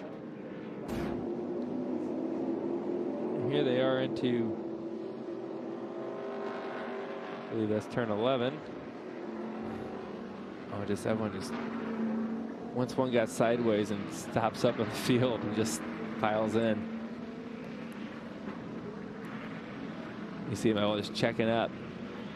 And I mean, it's something you notice with these Xfinity cars compared to the Cup cars. You know, the front bumpers are so much weaker on these cars, and they fold up a lot easier. That there's a couple bumps and it looks like they ripped the whole nose off.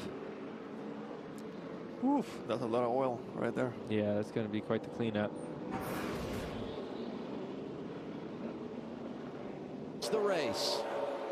1 lap to go at Circuit of the Americas. Austin Hill leading Shane Van Gisbergen up to turn 1. Austin doing a good job hitting his marks. It's really easy to overdrive the car in this moment. When you see someone right behind you, he's going to be pressuring you. He did a good job of not blowing turn 1.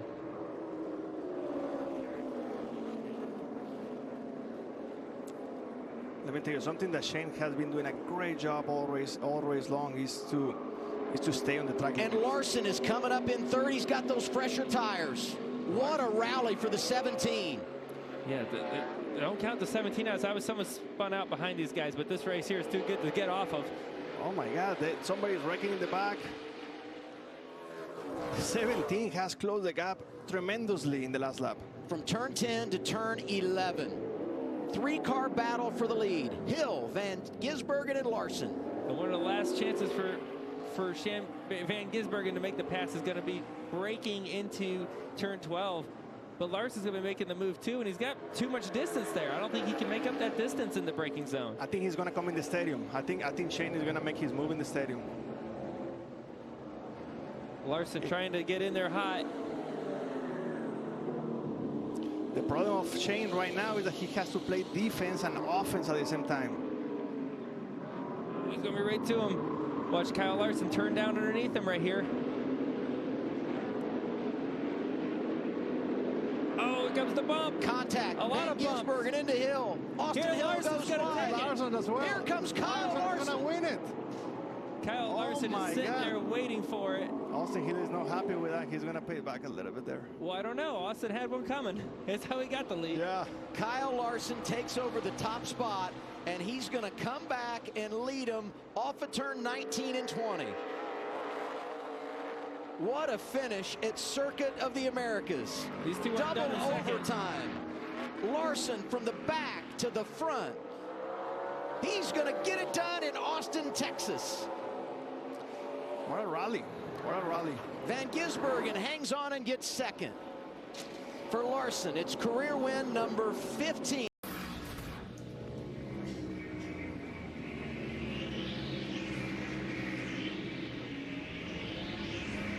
Oh, he's not done with him yet. Well, I've heard of the 3-tap rule, but that was Got him back. That was kind of the bump and dump right there. Jeff Gordon did that exact same thing to me at Martinsville one time. I moved him up out of the way and spun him out, and he floored it. I heard him gas it up. He hit me, spun me in the wrong direction. Well, this is turn 8. All that dirt. Yeah, it looked like Stenhouse was trying to knock him out of the groove and put him in the dirt right there. And around goes Keselowski. Now, this is what you can't afford. He is the 6th Cup champion to Emmerich, 2 down, and McDowell. Well, oh man, I think Josh Berry was done with whatever is happening before this moment. I think he felt like he dive bombed it in there. Josh said, "No, that's not how we do it here, guys." Well, he did dive it on in there, and yes, he got turned around.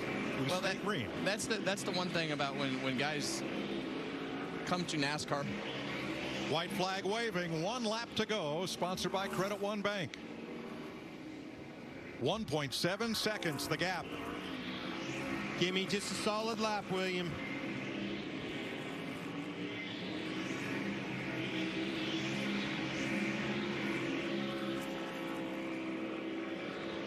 Careful in 8. Make sure there's no dirt. That'd be the one on my thought process here. Look at Byron just tossing that car through the corners, sliding it as much as it'll take. He's got it down to 1.2 seconds. Jumping the curbs. There's a 1 second.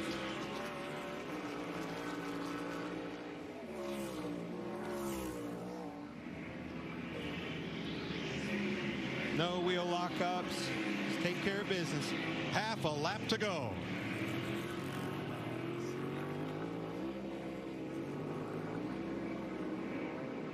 Been a dominant performance by William Byron and Company in this 24 car. Rudy Fugel and Company brought him a whale of a race car, and he's done a good job keeping it on the racetrack. Never slipped a wheel, Kevin. Hit all of his marks all day long. Boys were good in the pits. Well, he showed that speed in qualifying, and he carried that over right to the very first lap of this race to be able to do that, Clint. They've executed on pit road all day. He's executed on the racetrack, and they have put themselves in position to close this race out with a win. Christopher Bell got to within 0.6 of a second of Byron under braking for turn 12. So close he can almost reach out and touch the 24, but William Byron from the pole. And after a fantastic pit stop that was the class of the field, has a couple of corners to go. It's pretty much been a Hendrick Motorsports and Gibbs competition so far in 2024. Hendrick was so solid the first two. Gibbs showed up the last two. Hendrick back on top today. William Byron down the front straightaway to the checkered flag, gets his 12th career win in the NASCAR Cup Series. With a couple of drivers involved, actually. It's a little nudge here off of turn 4 from Parker Retzlaff. You see him down into turn 1. Oh, it looks like something broke. Maybe. Man, gosh. There's something coming out. Yeah, there's something coming out underneath that car. And the car's behind him, wrecked, so that would make sense why that might have happened. Oh, yeah, we can see a lot of fluid on the track now. The picture. Oh, you see the cars behind him spinning into oil? 39 is Ryan Sieg. He was the one that we saw spin. We got a spin. Caution is out. It's our 4th of the day. 3rd for a problem on track, making his debut, Logan Bearden. I'm trying to see where he's at. Oh, there he is. Going into the corner. Got a little bit hard on the bottom of the racetrack here, Joey, it looks like, and around she went. Dawson Cram. First, here's what happened. Oh, yep. He gets kind of tagged down into turn 1 and hard into the outside wall. Real hard hit for Joey Gase. That's part 1 of the highlight. So he's going to take a moment to really express his frustration here. First, he's going to finish tearing the rear bumper cover off his car and then wait for Dawson Cram, and his timing and throw was pretty impeccable here. Yeah, he did a good job at this right here. Boom, right in the windshield. Oh, Barry into Suarez. How about this? Is he going to? Almost saved it. Almost. Wow. Good spot back around. Good spot back around. Caution wave at lap 64. You can see him lift out of the gas. He's pretty high up on the corner. This unfortunately got in the back of him. Battling for 9th and so close to a save there for Suarez. He fought that thing all the way through turns 1 and 2. Yeah, and that's a really vulnerable spot right there. He moves. Trouble. Front straightaway. Larson. Caution is out. Bubba Wallace got the back of Larson right there.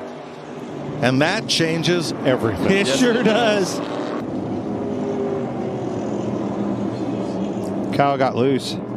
Yeah, Kyle got loose, checked up, and Bubba was just anticipating him having that same pace to get in behind him there, and just misjudged it as Kyle lifted and turned him around. There's the race off. Hamlin ahead of Truex, ahead of Logano, and Larson comes out for it. Well, we saw how good Martin Truex's car took off on the restart last time, so we'll see if he can do that again here with Denny Hamlin in control of the race. 2 of Joe Gibbs' Toyotas fighting on the front row. It's overtime, sponsored by Credit One Bank. Green, white, checker. Logano and Larson, Byron and Elliott, Bell and Keselowski. Here we go. Continue with an early launch in the restart box. Well, you see Martin chase him all the way down there with the side draft, trying to hold him at bay so he doesn't get clear. Denny ran him up the racetrack a little bit. Still there, side by side. Still holding tough on the outside, Mark Truex Jr. This Logano's car takes off good too. Looking to the inside of Truex. White flag.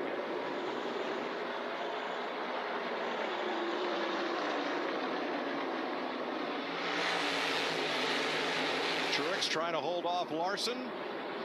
Logano. Oh! Well, he didn't like what he saw. Truex come down Dorsey down the back straightaway. Denny Hamlin, winner. Home track win for Hamlin in the Toyota Owners 400. Crash in turn 1 as Larson and Truex got together again after the flag. Wow, way to go, guys. Thank you, crew. Thank you, pit crew. Absolutely. Oh. Man, Martin's mad at everybody. I didn't see what Denny Hamlin did wrong. Hamlin gets his 53rd career win. 13th on the all-time win list. Well, that was certainly Truex. I don't know why he was so mad. Well, but then he was mad at his teammate too. I know why he's mad. He lost the race. Yeah, and didn't see what happened right there. And Larson was like, "Hey, you're gonna run into me. I'm gonna shove you in the fence and take this spot." I feel like that was warranted. No, I agree. And then he ran into the back of his teammate, which I didn't see anything that Denny Hamlin did wrong. Racing for the win. But in Martin's defense, everything just unraveled. Lane Riggs goes around. That brings out the caution for the third time. Lane's on the outside, Jack Wood down on the bottom. Did Jack slide up, or did a shove from the back, Sammy Smith? And did, you know, it's interesting. If you're Jack Wood, you say, I know I hit you, but somebody hit me. Yeah. All right, here we go. Christian Eckes. Chase Purdy on the outside. Tyler Ankrum just behind him. And the 45, Caden Honeycutt, having a great night on the outside. Row number 2, side by side they go into turn 1. Christian Eckes. Oh, Eckes squeezing Purdy up the hill. That's not going to set well with Purdy. See the sparks coming out from underneath the 77. Look at that. Dean Thompson making moves on the outside, trying to bring Taylor Gray along with him. Corey Heim picks up that 21st spot, gets around the 76 of Boyd. Remember, he last pitted on lap 79. Oh, no. And a tap from the 43 of Daniel Dye. 2 trucks go around. Lane Riggs went around as well. Spencer Boyd, we were just talking about him. He goes around. What a night it's been for Lane Riggs. The green-white checker out. So Christian Eckes. He's led them all. Picks up stage win number 3 on the season. How many times we ever said that? First 100 laps, he led them all. He's led them all. He's getting ready to have his work cut out for him, though. He's going to come out in about 20th position, I would guess. Yeah, we can assure you that he will not lead every lap of this race. First time restarting on the front row tonight for William Sawalich on the outside. Nice and orderly into turn 1. Ooh, nice move by Taylor Gray to grab that second spot. Solid restart by Ty Majeski, who has Taylor Gray just behind him. Nick Sanchez back there battling for that 3rd spot. Do we give each other a little less room now, Michael, in the second half? We're starting to really clamp down now, Phil. Yeah. Outside the top 15. Oh, man. That was a huge hit. What a bad break that was. Grant Enfinger straight into Dean Thompson. The caution comes out now for the 7th time tonight. Dean had no time to react to that contact. Look at that. Tight short track racing. Look at the contact, too. Truck up off the ground. That's just destroyed that race truck. Certainly did. Ty Majeski. Been a great day for him. Can he hang on to the end? Nice start by Sanchez. And what happened to Majeski? Great restart by Nick Sanchez. Takes the lead for the first time tonight. Not quite. Ty Majeski coming back on the inside. They're battling back and forth. Here comes Eckes, taking a peek. He moves into 3rd. Nick Sanchez slips back. No more hold, but he takes it. Sanchez gets a little sideways. Christian Eckes behind him got a little bit sideways and slips into 3rd. Big block on the 17 of Taylor Gray for Christian Eckes. Matt Crafton, remember, in that bright yellow truck, just a little bit better tires. We saw him make that late pit stop, and he's making some good ground. Oh, where trucks go around. Brett Holmes there in the 32. Wrecking again. And then 90, Justin Carroll in the wall. Caution comes out again. Real time look at it here. That was a big hit. It was. Pretty good launch right there for the 98. Nick Sanchez to the outside. Here comes Christian Eckes in the 19. There he is beside. Eckes is beside Sanchez. He's going to have position on him when they get down here to the corner. Moves him up the hill a little bit. And he gets it. Christian Eckes into the 2nd spot. The caution going to come out again. 4 trucks around Jack Wood. Cam Waters. Jake Garcia in the 13th. Lawless Allen, who avoided the last incident. Now he's involved with quite a bit of damage on the front of that truck. A lot of damage to the rear of Jack's truck as well. This is chain reaction. You can see started going bad up ahead of Raja. Nothing Daniel could do. He was just a victim of all that went down. Here we go. Christian Eckes has found his way back to the front. He starts outside. Ty Majeski, a big restart once again for Christian Eckes. Doesn't get clear. Nick Sanchez back there looking for that spot. Wants to take it over. The best two trucks right here. These were the best two all night long. Look at Majeski taking Eckes up the hill, but he's still hanging side by side. 27 laps to go. Christian Eckes trying to get cleared. Led the first 100 laps of this race. Ty Majeski not giving it up. Contact right there. Christian Eckes gets it though. He takes the lead. They're in the 12th spot. And they go around again. Lane Riggs is around. There's Daniel Dye makes it through the 66. Has big issues now. That's Cam Waters. I think he might have water. He may have run into the back of his teammate Jake Garcia. Said Waters is spraying water, Jamie? I did say that. Well, you got to say stuff like that every now and then. Take a look at what brought out this caution.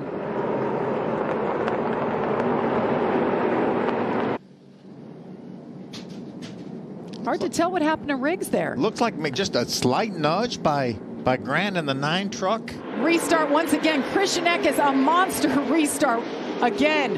And a struggle again for Eckes, for Ty Majeski, and he got punted a little bit by Sanchez, but good tight racing up here in the front. And lost that second spot to Sanchez. Now Ankrum is side by side with Majeski for third. The 02, you see that orange truck top of your screen, Mason Massey. A great run for that 02 truck. Now running just outside the top 10 in 11th. That's great to see. Trucks around once again. Stuart Friesen looks like he had trouble but was able to hang on to it. The 9, a Grant Enfinger. Look at all the smoke. Christian Eckes is like, come on, guys. Let's keep these things pointed in the right direction. I got to bring this thing home. Well, this the top 25 or so. You talk about what a detriment it was to be stuck on that outside lane. Brandon Jones is almost up to Parker Kligerman, who got stuck on the outside. He's only 2 cars behind him as we see a lot of contact in 3 and 4. Spin out. That's Dexter Bean in the 92 going around.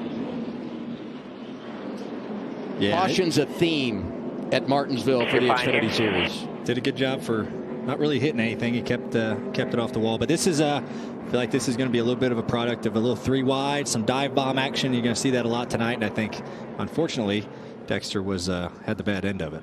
Yeah, so Sammy Smith gets a really good run off of 2, decides to take the 6 and the 92 3 wide, and room runs out really quick here. Yeah, I don't think those guys were quite ready for that. I don't think it was a bad move from Sammy's part. I mean, he started at the back, but I don't think anyone was ready for that move. The balance of patience and aggression. Early caution here at Martinsville.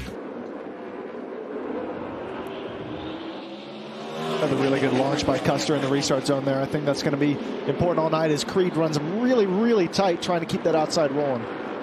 That's a role reversal from the start of the race when Creed was inside and Custer was outside. I think you got to fight for all you got when you're on the outside here. If you're Creed, Jeff Burton, you see that hole opening up behind you, you got to duck down and try and get on the bottom. There's only 26 to go in this stage.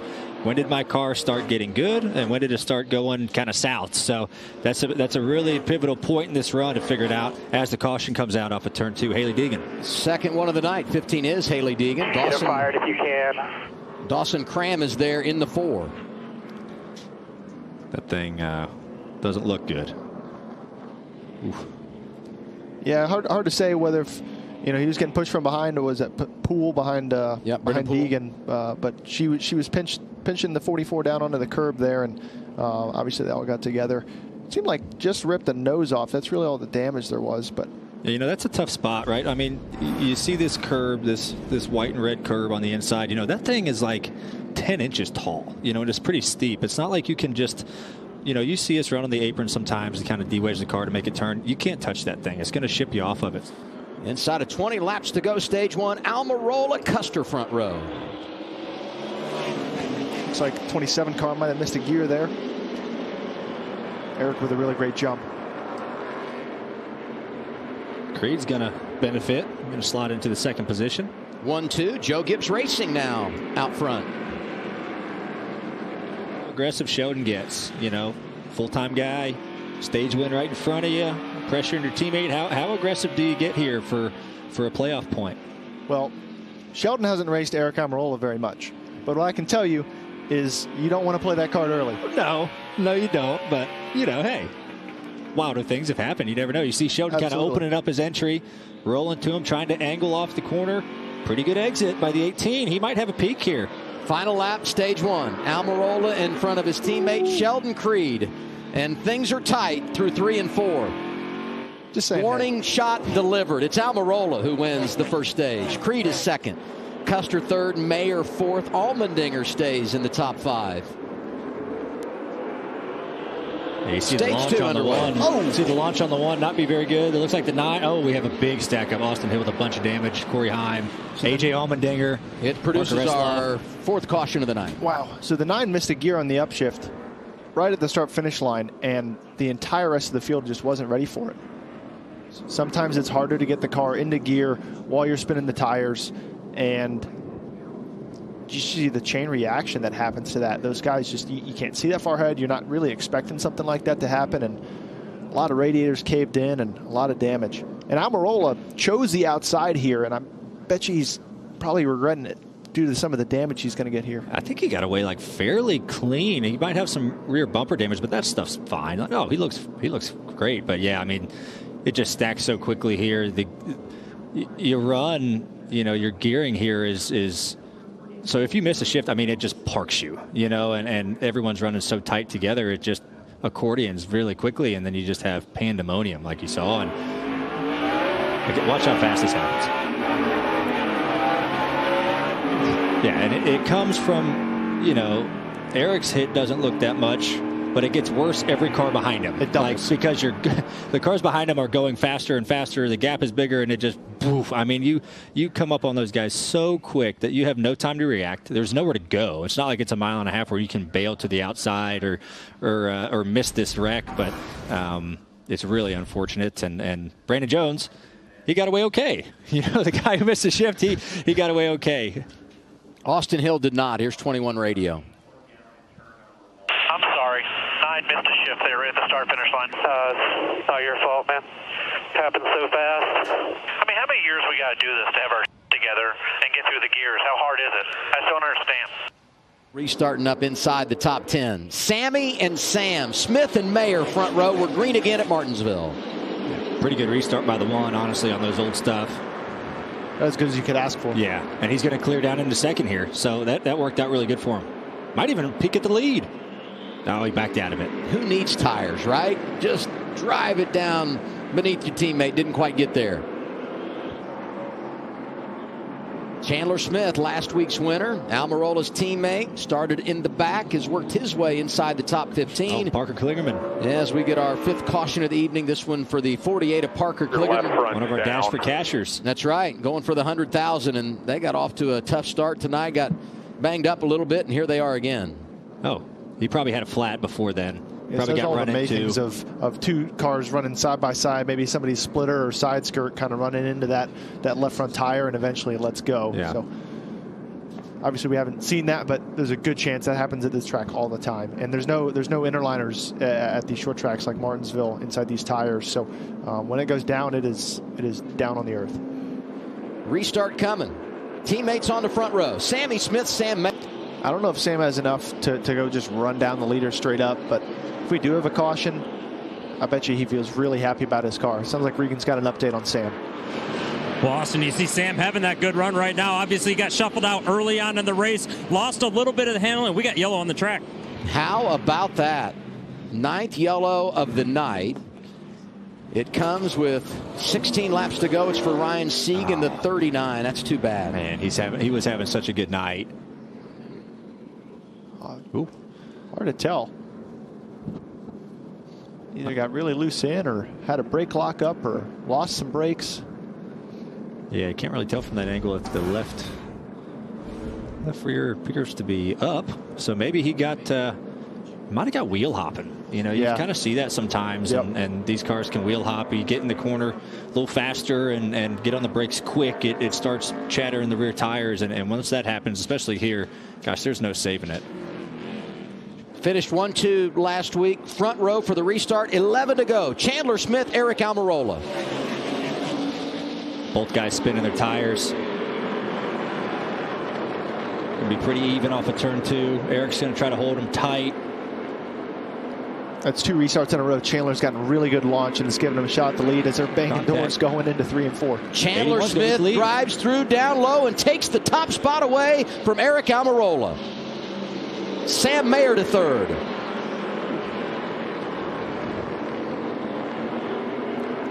Okay, here we go. 9 laps to go this time around. Almirola back to the inside. He takes over the top spot. Sam Mayer smells blood now. He sees what Eric's willing to do to win this race, and Sam feels really good about his car.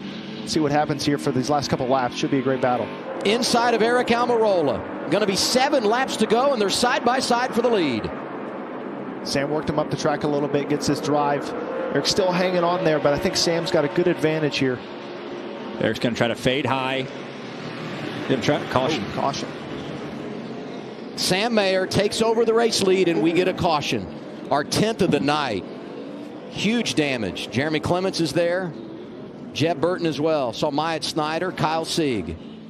That's a shame for Jeb. Obviously, they had a really fast car tonight and got the points in both stages. And see what happened here to cause this. Top right of the screen looks like Jeb was in the middle of 3 wide and lost a bit of drive on the exit, and some guys got stacked up from behind, and just a lot of contact. Yeah, Jeb was getting used up for a few laps, and left rear looks cut. He might have had a cut left rear there off of 4, and you saw it. Yeah, I think he had a left rear down and slowed up and kind of got run over from behind. So just one of those things that just compound right on each other, and took a couple guys involved in that wreck. Poor Jeremy Clements has had a rough night. Overtime at Martinsville, sponsored by Credit One Bank. Mayer, Almirola, here we go. 18 giving one a shot, getting in the corner. Moving him up, will be 3 wide for the lead. Creed, 3 wide. Eric Almirola inside of Mayer. Chandler Smith making a move. Almirola gets the lead. Wow, what a sequence. Here's a white flag. Next flag will end it.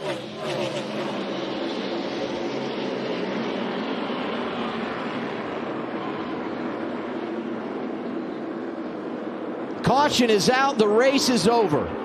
And it's going to be Eric Almirola who claims the victory at Martinsville.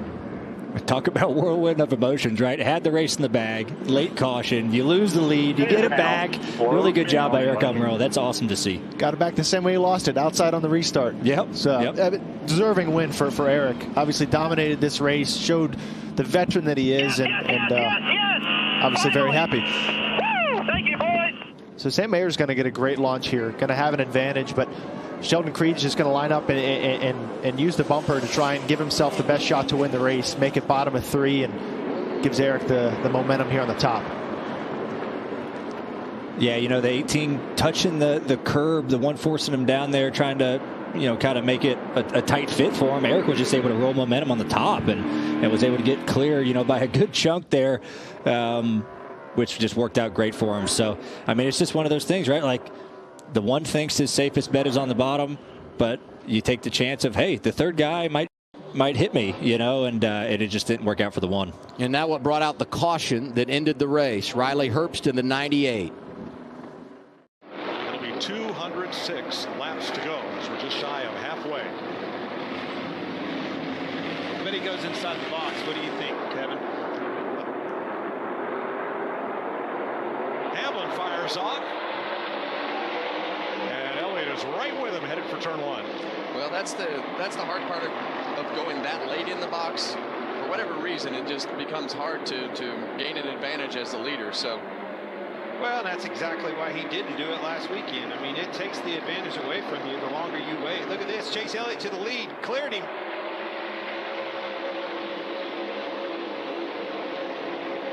It also made every person in the grandstand stand up. Look at this. All right. Most popular driver back in the lead.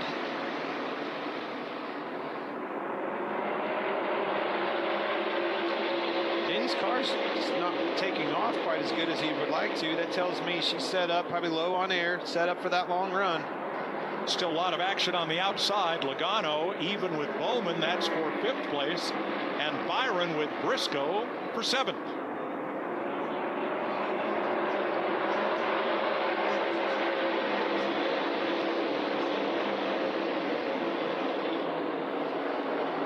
You see Ryan Blaney right there in the 12 car on 2 tires right in the middle of all this action. It'll be interesting to see how long he can hang on with those 2 tires and if he can keep his track position. We noted right before while we were in break, Clint, just how many cars he had passed since he had his problems on pit road. Well, the difference is between him and what I saw in Logano is Logano had the affordability of that clean air, leading out there all by himself. That saved a lot of tire.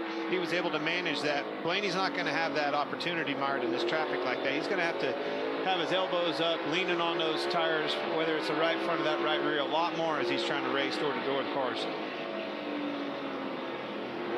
Yeah, right now is not, it's not going to be as bad as it is in 50 laps. That's when it'll really show up like it did with Joey Logano, and you just hope that tire doesn't come apart like Joey's did. See him preload the shifter, reach up, either turn on a fan. It was too quick to grab the brake bias. So explain preload, please. Yeah, you'll see Ryan Blaney's right hand. He'll preload the shifter by putting some pressure, pulling back on it, and that car will fall right into gear when it gets close to the rev limiter. That's just something that the teams have figured out. Just a quicker way to shift. You don't have to let off the throttle. I was going to say, so what you're saying is he's leaving it wide open. As soon as it barely bumps the rev limiter, that thing falls right into gear. It takes pressure, and how you relieve that pressure is either let out of the gas or, like you're saying, hit that rev limiter, just bump it just ever so slightly, takes that pressure off them gears, goes right back into the next one.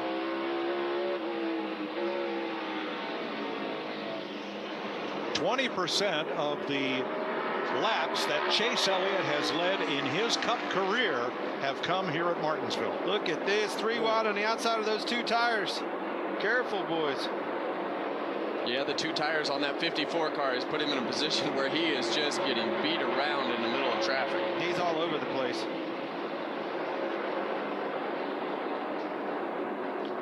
Yellow waves, turn 4, Christopher Bell spins around.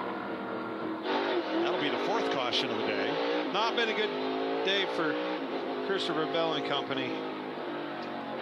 They got, hey, as I say that, it's about as lucky as it gets as the right front lug nut falls off the wheel and it stays in there. That was a very lucky situation that they were able to survive. So Bell stays 2 laps down. Michael McDowell should be the free pass on this, the 4th caution flag. Does this put us in any kind of a window? You like it, Larry? We're going to stay out? What we're doing? It's a bit of a stretch to make it for here. If you could stretch it to 175 laps, and right now we got 197. So Bell was inside Kaz Gralla when the car broke loose there. Yeah, it looks like he just spun all on his own. Yep. And who knows the damage that right front tire did and what it did to the balance and dragging everything on the bottom of the car when the tire was flat. That's right. It certainly didn't help anything. Yeah, it just spun out. Trying to stay off the car on the outside. Hang on, Coach. Lost it. Yeah, and in that dark strip of road.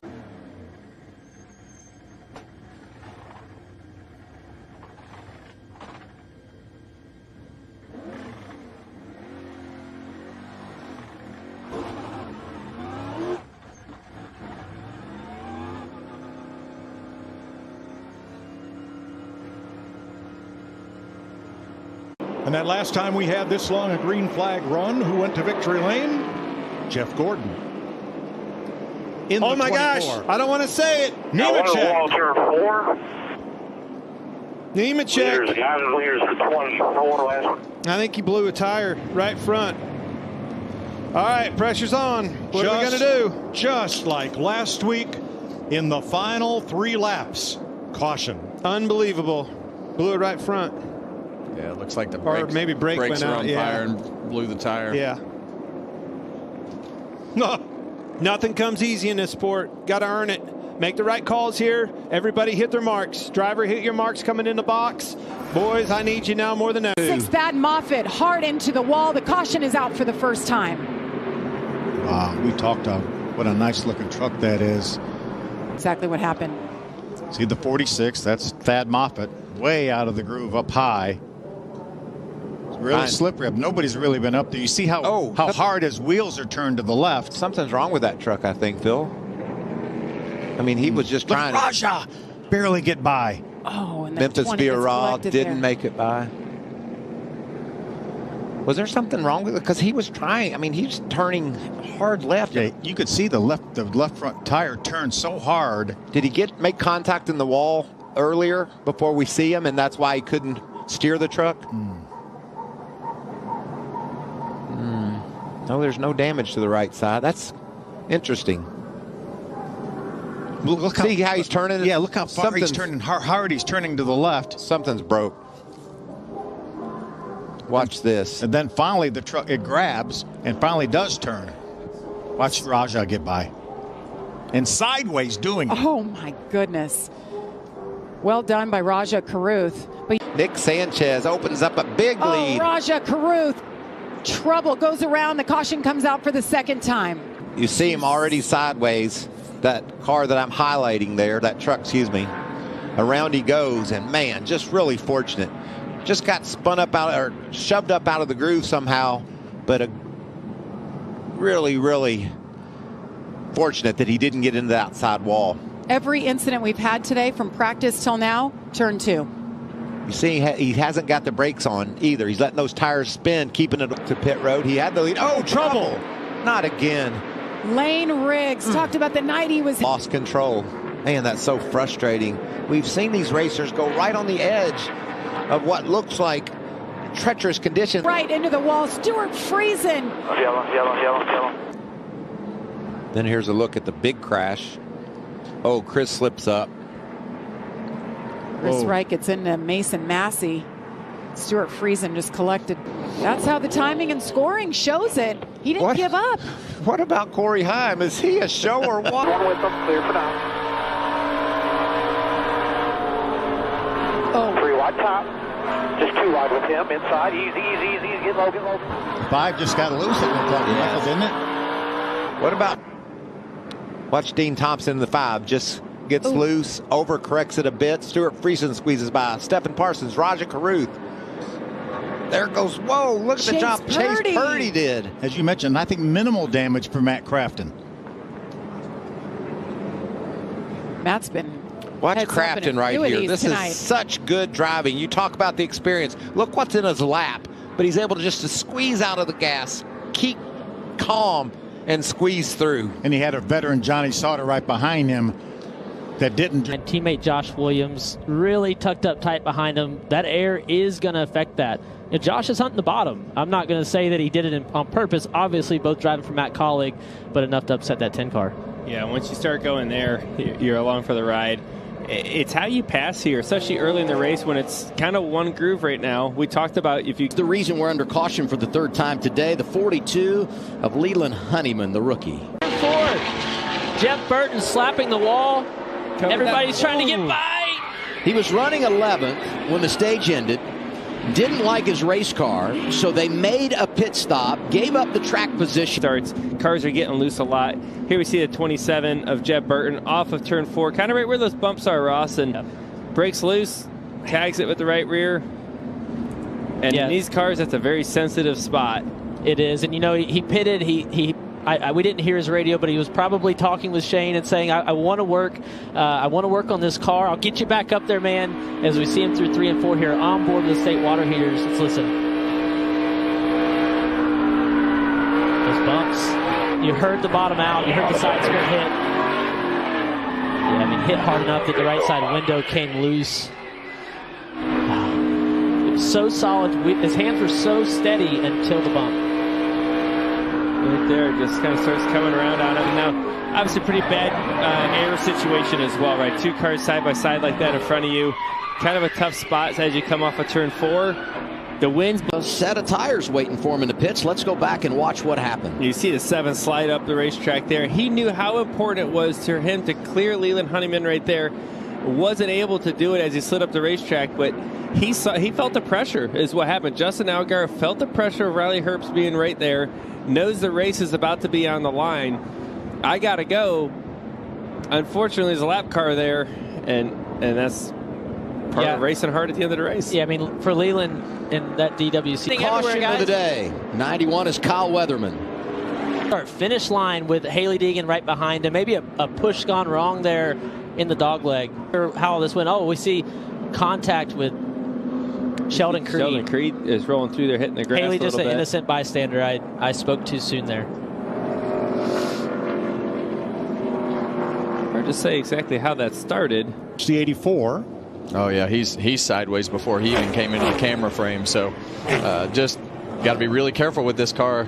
There's a huge bump in the middle of 3 and 4 down there. When you run higher up the racetrack, it'll just bounce the car, and all of a sudden it'll be around probably on those limiters. Jamie? Yeah, to your point, I just listened to Jimmy Johnson's radio. He said, I'm just awful through the bumps. It's not bottoming out, but it's just awful up there. And you see what happened there once he hit it. Yeah, and that's you see the same thing that happened to Jimmy Johnson earlier. I promise you, Christopher Bell went over that bump in the high groove. The back of the car stepped out in turns 3 and 4. You have to, depends on your car as to how you have to go over that bump. But if the car is not pointed, ooh, see John Hunter come across the nose of Alex Bowman. I think Bowman got checked up. As you said, it stacked up behind him. He got checked up and ran over from behind.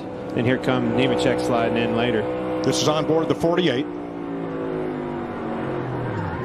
Ally Cam. Easy right to the track. Hang on. Big damage to that car. Ice. Oh, Speaking of out of the groove, Hocevar. See Busch around there. That was way before the corner, Kevin. Wow. Might got some help there. He was loose really, really early. I'll have to see a better angle of it, but Kyle Busch was close to the rear end of that car.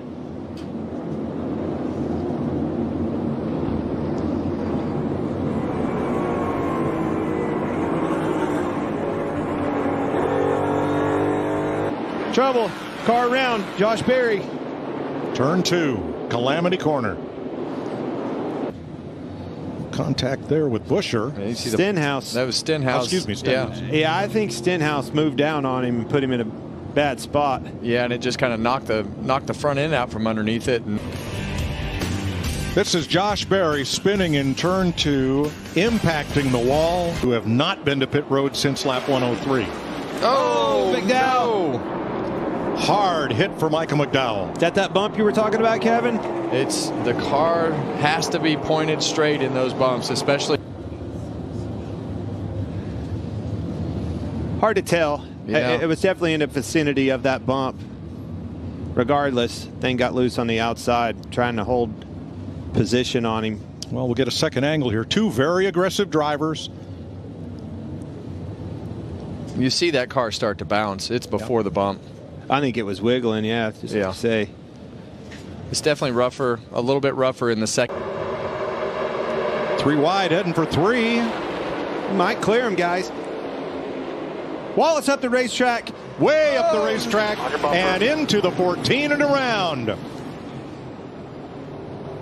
Dang. All but had him cleared. Bubba really rifled that thing off into the corner. Shot up the racetrack. He got a little bit loose, had to work his way up the racetrack, and got really lucky. Briscoe just didn't have anywhere to go. Yeah, they both got really lucky. They didn't have more damage. See Kyle Larson at the back right there. When he got the lucky dog, he'll now start where he's running. To be a good vantage point of exactly what happened. Yep. Loose, exactly what you said. Saw that thing twitch, has to chase it up the racetrack, ran out of real estate. Rest is history.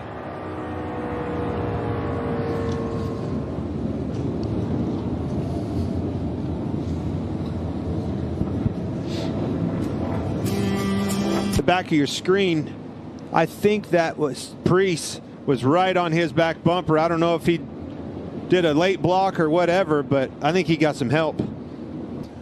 Up on the outside of Austin Cindric, but around he goes, hard into the wall. That thing turned around quick. It was light on its feet. You could tell it all Didn't take much. He barely touched the wheel, and that thing came around. Well, he had some prior damage from, let's see, 2 other cautions. Look at Bubba Wallace. Whew. Yeah. That's a hard shot. Keep from running over Gibbs. I don't know why he caught him so fast, but then he got up on the marbles, and you can see it shooting out behind the car there. Larry says those two had been running each other hard for the last 5 laps. Well, Larry, with all the different... Connected pretty good on the outside. Good push by Chastain. Chase Elliott gets in with him. Can he stay in the throttle? He's there, Clint. Oh, wrecking behind him. That's Larson. Got it gathered up. He and Zane Smith side by side, 4 wide. 4 wide, yeah. 16 got into Smith, who got into Larson. Yeah, and Larson, yeah, he was just happened to be the top car. He did not expect. Into 3. Clear? He's clear. Clears, and around goes Hamlin in the wall. Denny Hamlin crashes. Turn 4. Yeah, and you see Chase Elliott come up the racetrack right there just a little bit, and a lot of times what happens when those cars get offset by a half a car length right there, it puts a lot of air on that right front fender and just gives that right front a little more grip than it's had all day, and we know how edgy these cars are, and it just turned that 11 car around. That's 2 guys going for it. Yeah. Neither one of them lifted. And that's what you would expect. I would expect. Yeah, what happened? He got high and had to lift. Yeah. And I just don't think that the 24 car expected. Watch how fast he's catching him right there. It's just, at that point, you can't react that fast. The top two, the second row is even, right? It's better than if second was broken free, so he can control. And there goes Justin Allgaier out of line and hard into the wall. That was a hard hit, man. Final lap, stage 1. Caution is out. And the 98 tries to turn underneath him, and it looks like Justin was kind of loose before the 98 got to him, but it's one of those weird things. Your car gets light over there off of 2, and it's easy to get turned around. Yeah, man, your car gets very light there, and I understand, you know, especially when you have somebody on your left rear. But there wasn't going to be 100% of a hole right there. I feel like if he was making the move, he was going to be almost on the yellow line. So it's a little bit tricky and a hard hit, man. You can see how the wall had a bad angle right there, and the impact was very, very hard.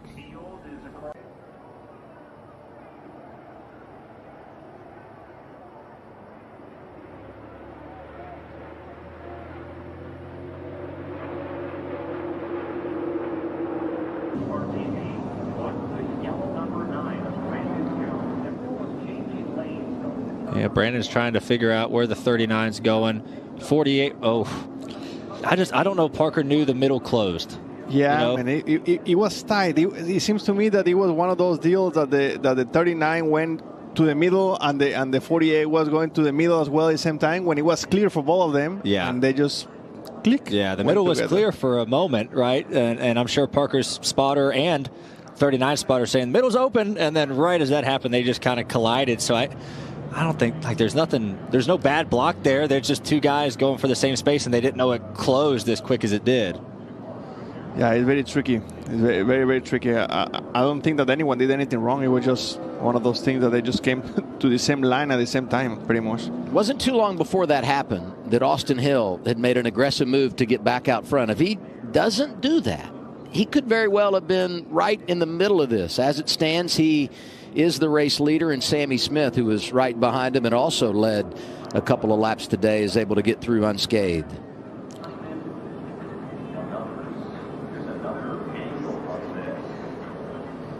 You know who got extremely lucky right there? The 48. The 48, and the 39 too. And the 39, well, Shelton Creed. I mean, he was right behind Jones when he spun up. He's able to drive through. Sam Mayer goes low trying to avoid it all and just gets collected as they come down off the banking.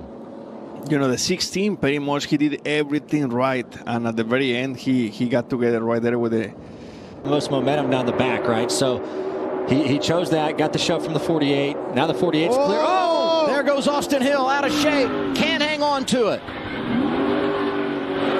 Oh, my God. I thought he was going to And there's the caution. 5th caution of the afternoon. It comes out way before we get back to the white flag, and we'll go to overtime at Talladega. mean, he was right there. He was right there. It's tricky, man. I mean, you're going for the win at that point. You know, you wanted. He really wanted to get away with him and trying to make the move. It's tricky. Yeah, it looked like Parker was like trying to slip to his right rear, you know, on the entry to 3, and the 21 kind of faded up for that. You see, so the 21's fading up. The 48 kind of touches a bumper, touches him a little bit again, gets the 21 wiggling it. And what's the 21 got? You know, once the back gets wiggling and the bumpers kind of touch wrong, it's so hard to save these cars. I mean, the spoilers are narrow. It's not like the rear side forks that we normally have, where the spoilers are a lot wider that go over the rear quarter panels. These cars are so finicky and light, and the springs are super stiff, and it makes it really hard to gather it. So, yeah, like Daniel said, just racing for the win. I mean, guys are going to take chances and try to do the right things, and sometimes it just turns the guy in front of you. We're going to go to overtime, which could bring fuel into the equation.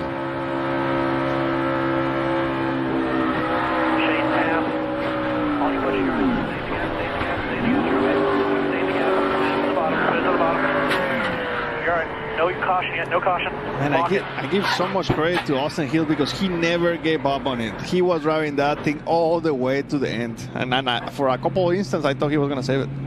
Caution comes out prior to that. We will reset him and do it again. Front row, Parker Kligerman, Josh Williams. It's overtime at Talladega, brought to you by Credit One Bank. 00's out of gas. Yep. Oh, no, 97. 97 is out of fuel.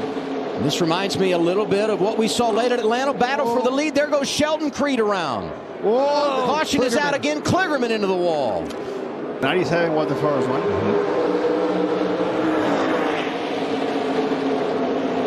The 2 tries to get inside of the 48. 48 left the door open a little bit and then just getting shoved hard. And gosh, guys just get out of control, right? People pushing super hard and trying to gather it back in. And it makes it tough to wrangle in these cars.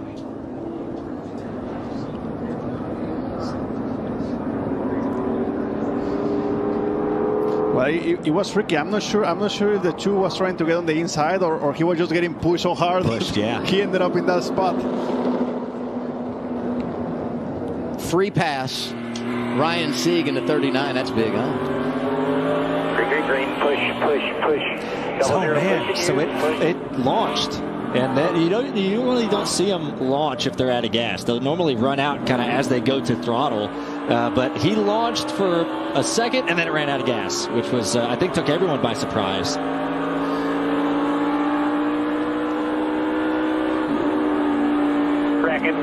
Watch him, stay high, stay high. Watch 48, stay up top. Immediate fuel save for Custer. I feel like if you're those guys who stayed out, closing gas, I feel like you just got to pit.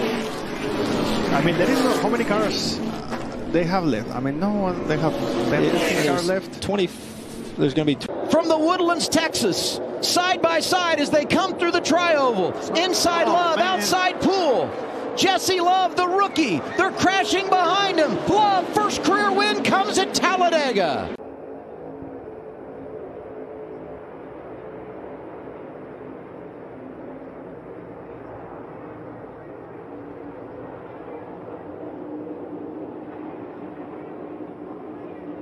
Right back here, it's Haley.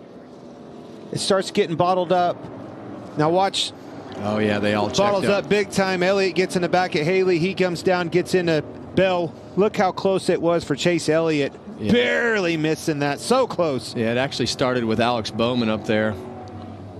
He checked up really hard. See a lot of cars. Chase Briscoe spin himself out. Luckily, he spins himself out and is headed down towards the grass before those cars came down the racetrack. So lucky situation right there. You see Alex Bowman backed up right there, and it just accordions the back until they finally bottle up. That was so close with Elliott and Bell right there. He almost clipped him. Look at Ryan Blaney right in the middle of that. Gets rear-ended by Zane Smith.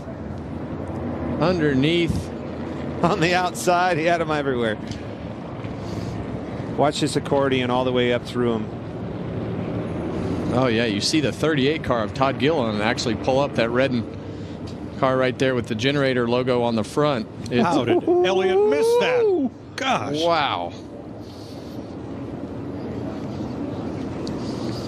Couldn't put the Sunday paper. Do they still have a Sunday paper in Anniston? I'm not sure. Not a large amount of damage on Haley's car, I don't think. Obviously, Bell got the blunt of most of it. A lot of damage on the front of him. He's done. Checking up, checking up, checking up, checking up. Stay in middle, watch your firm to come down. Here. Put it in first. Here's Ryan Blaney's narrow escape. Easy. Middle. Low. Wow. And he got 10 trouble. They're gonna have to make another plan or commit to running as long as they can. But these guys the wreck trouble here, turn guys. 3. It's Bubba Wallace and Eric Jones. Oh my goodness. That's exactly what happened. You couldn't do that. They were single file. 42 car into the 23.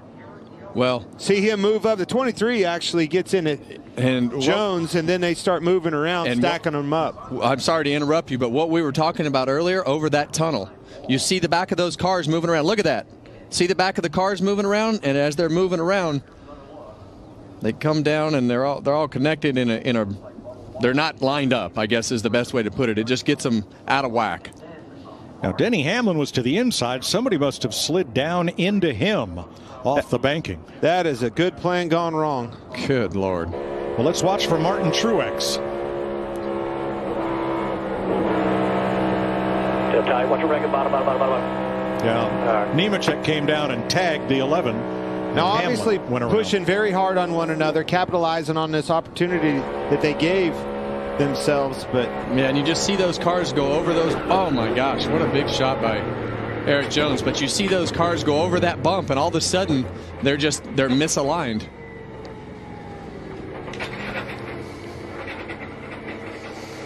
Boy, they had them. They had these guys on the ropes.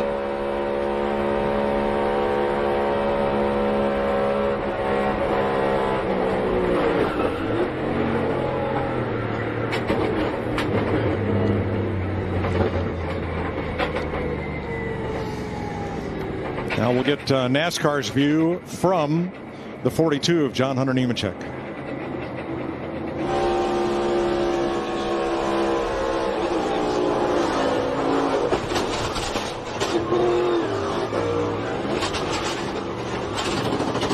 Wow, he hit towards this white flag. You want to be the leader as long as possible in case that caution flag comes out. It is Reddick at the white flag with 1 lap to go, sponsored by Credit One Bank. McDowell back to the point by a foot.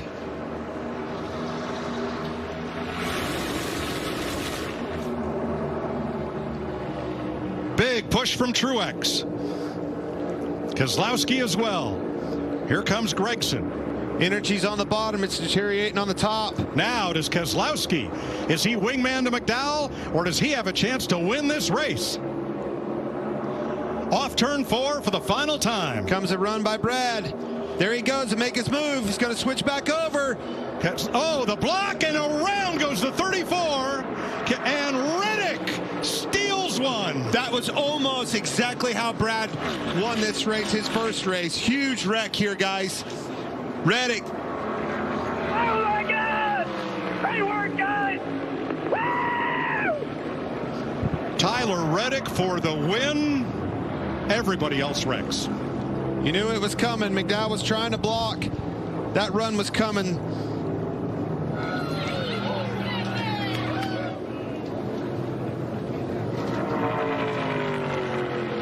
A dejected Michael McDowell drops the window net. Great work, guys! Didn't make it across the start-finish line either.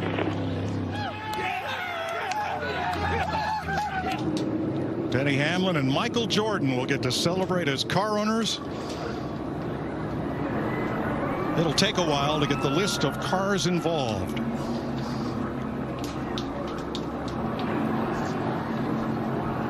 Sixth career win for Tyler Reddick of Corning, California.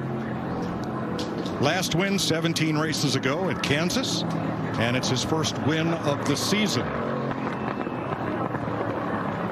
He becomes the 52nd driver to win at Talladega, and this becomes the 33rd Talladega Cup race with a last lap pass for the win. Well, we knew it was going to come down to some of those crazy blocks at the end, and we talked about who needed to win this race, and Michael McDowell knew that he was in a position that he needed to try to take advantage of the opportunity that he had. He put some massive blocks on there at the end. Let's take a look at it. Yeah, this is going down the back straightaway. Brad just doing what he's done the whole time, and that's keeping Michael McDowell up in the front of the pack. But I loved what he did here. He pushed him away and created a gap. He drug that brake, got this momentum built by Gragson off his bumper, and away we go. Make the move to the outside. McDowell blocks him high, goes to the bottom, and look at the energy coming with Gragson. Brad was able to utilize that block, pushes him, and that was one block too many on McDowell's behalf. Turned him around. And look at Reddick. Maintain his foot on the floor and shoot through as mayhem develops behind. The first 4 cars get by unscathed. Reddick, Keselowski, Gragson, and Berry. That's somebody on their side. I think it was Berry. Rode the wall on his door.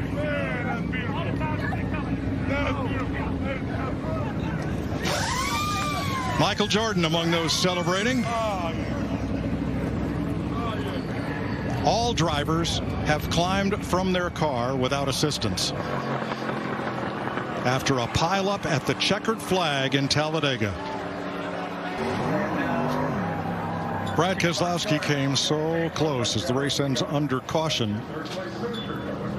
Let's have another look at what happens here coming off turn number 4. Well, Brad described it pretty well.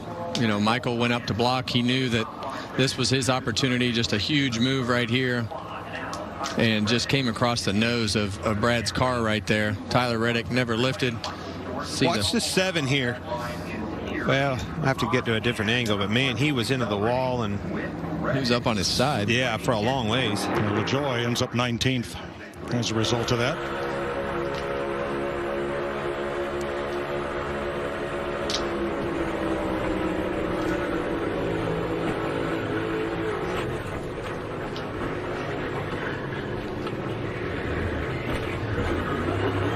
Joey Logano kept driving it across the line, and that's how he ended up unofficially 14th. Well, I promise you, he had his eye on that start-finish line. If you can keep your car straight, you're not going to let off until it's sideways and uncontrollable. There you can see. Watch the 7 car get up on its side. Oh, it's upside down. All the way upside down. Underneath Josh Berry. And it's still sliding on its side all the way down the wall. Yeah, he's going to finish the race. Look at that. That is wild. I thought I saw that. LaJoie, 19th. Wow. Unbelievable. Oh, it's going to go over. Here's the reaction of Travis Peterson after Michael McDowell had pretty well dominated stage number 3. Got loose up off the corner. Oh, overcorrect. That's hard. That is a huge hit, Kevin. Yeah, and that's just one of those things you learn. And then started to catch up, got loose, and man, what a massive overcorrect. You saw the flames. Here they come into turn 1. You see the wreck's already started. A lot of damage for Haley Deegan in the 15. You see the left front just tore all off that car. She was down the inside wall. Tough break for Haley. Had never seen Dover before this weekend, and coming off a career best finish, 12th last Saturday at Talladega. Well, that's a lot of damage. Yeah, that left front fender is very important here for downforce. Early caution at Dover. Top 5, Brandon Jones, Justin Allgaier, Riley Herbst, Creed, and Chandler Smith. That are kind of hugging the bottom the whole time, so that's definitely a tool to use. It cheers up the tires a little bit. Oh, and we've got our second caution of the day. Sieg. One of our Dash for Cash guys.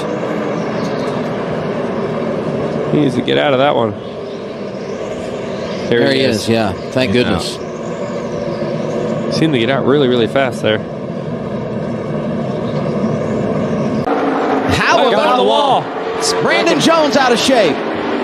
Caution is out, 6-1 of the day. Team is 3 wide. AJ Allmendinger up top. Riley Herbst on the bottom. AJ has to check up on the exit. He wasn't ready for that. And had to make a big move to not run in the back of AJ. Yeah, just one of those things. AJ was up a little higher than he wanted to be.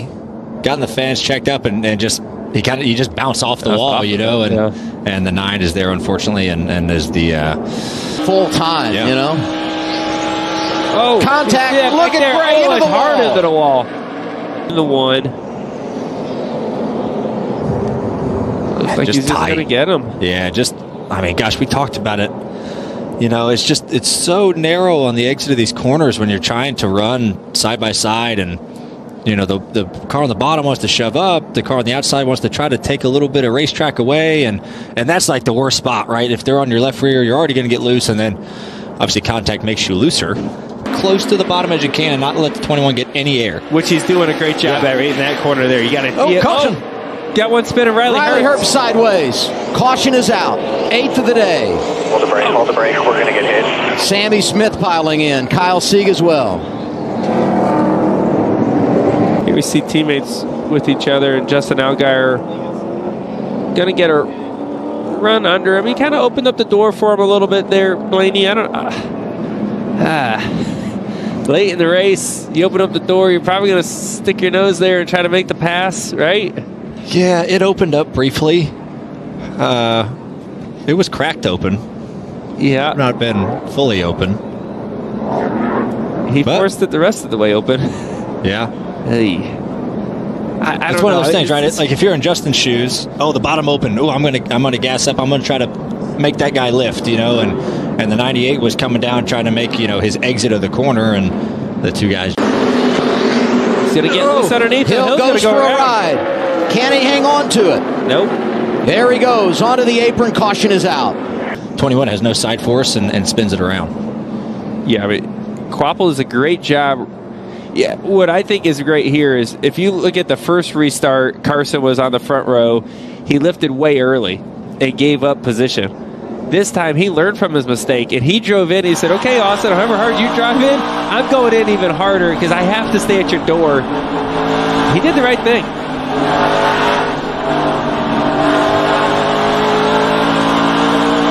We did the onboard with Cole Custer, who's back up inside the top 5. Now onboard Ryan Truex. He had a front row seat. Sam's in 3rd.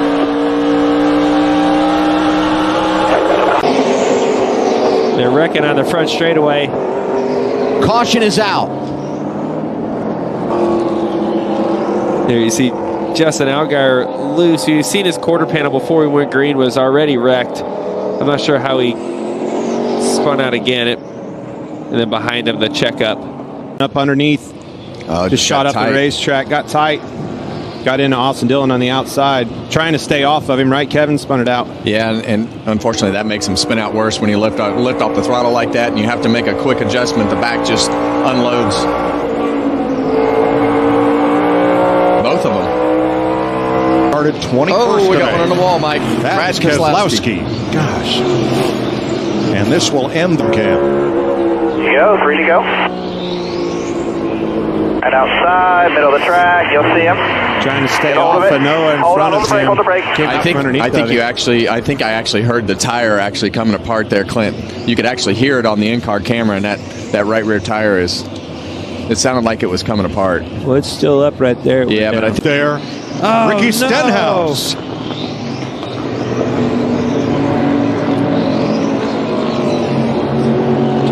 Freaking 4 ran over. He was merging back on. He looked like he might have come up on the racetrack a little bit too quick. Yeah, too soon.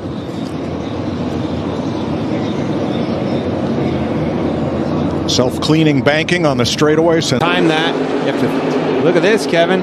All but clear. I think he's going to clear him off at 2. I think you're right, Clint. Trouble off turn 2. Big wreck. Around goes Wallace. And one car hard into the inside wall with Bowman. But that's Byron. That's William Byron, guys. Gets worse. Bell is torn up again.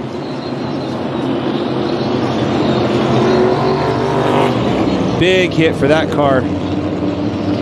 Right, that was Christopher Bell, not Alex Bowman. Is that Bowman? It got up into him, got loose.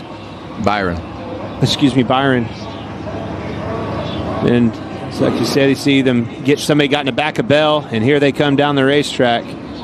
Yeah, somebody left-reared Bell trying to get down to the apron. Yeah, for some reason, William Byron was way up the racetrack, or Bubba Wallace tried to go on the outside of William Byron. It's hard to tell exactly how they got to that position. Look at him starting to stack up. Oh, he come right down in front of Byron. Now, actually, that was not Byron up top. Byron, that's right. It was someone else, another white car. Is that Zane Smith? Yes. How about Daniel Dye? 4 wide now in turn 4. Is that a scrum, Phil? I think it is a scrum. Big time scrum. Wow, that's beautiful, though, isn't it? 5 wide? Can I count 5 wide there for a second? I think so. Corey Heim went through the grass, I think, to try to make some passes. Oh, and that's Majeski. That left front's flat. Yeah, I think he had an issue. Started on the front row and already a caution. I think he had an issue in 3 and 4. That's why he was slow in 3 and 4. That tire was probably going down. But there's no damage. But a slight rub there could cause that. Could simply run over something as well. He started fading right here. You can see the spark. Yeah, the left front's going low there. Only problem I'm worried about, Phil, is dragging the sway bar off as he gets his way back to the pits.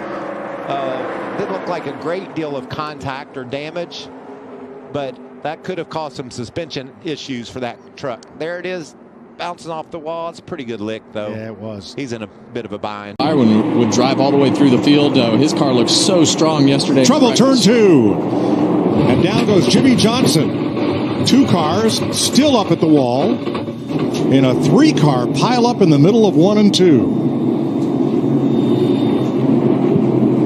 Austin Hill with damage, and it's Corey LaJoie.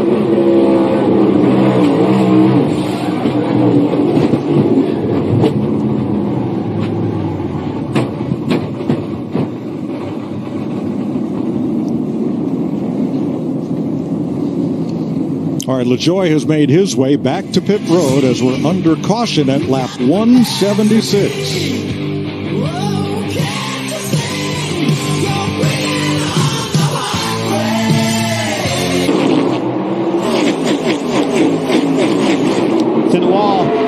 On the back straightaway. Trouble back straightaway. Bubba Wallace gets turned around by a car bouncing off the wall as they were 4 wide coming off turn number 2. I think it was that car right there, Austin Cindric. You see Denny Hamlin in trouble, lifted out of the gas, moves them all up the racetrack from an adjustment. Oh, Logano comes up, Bell comes up, and the 11 gets into the 2. And when he spins back down the track, he clips Bubba in the right rear, turns him around. Turn 2. Harrison Burton around backwards. That was clear at the back. Not sure if that was the result of contact. Comes around on him. Like he was in the way Caprice, it looked like, and just got loose. A lot of dirty air back there, Kevin. Yeah, and they've had a tough day. They've run back there most of the day and just got out from underneath. Around goes Logano. Unbelievable, guys. Hold on, one more coming. All right, you're good. And out of the gas, next thing you know, it's put Logano in a bad spot. And the way he went, got clipped a little bit by Gillen on his outside. That all started because of 14 in trouble. Yeah, it's become worse for Joey Logano on the front stretch. He's going to be a half a second by the time we get. Oh, Kyle Busch. Well, that's going to take care of all that conversation. Just trying to get it back rolling here for the leader. Gets there. Leader is turn 4. Stepped out from underneath him. Well, we were just talking about Kyle Larson's car and just probably getting light on his feet right there. And that one did as well.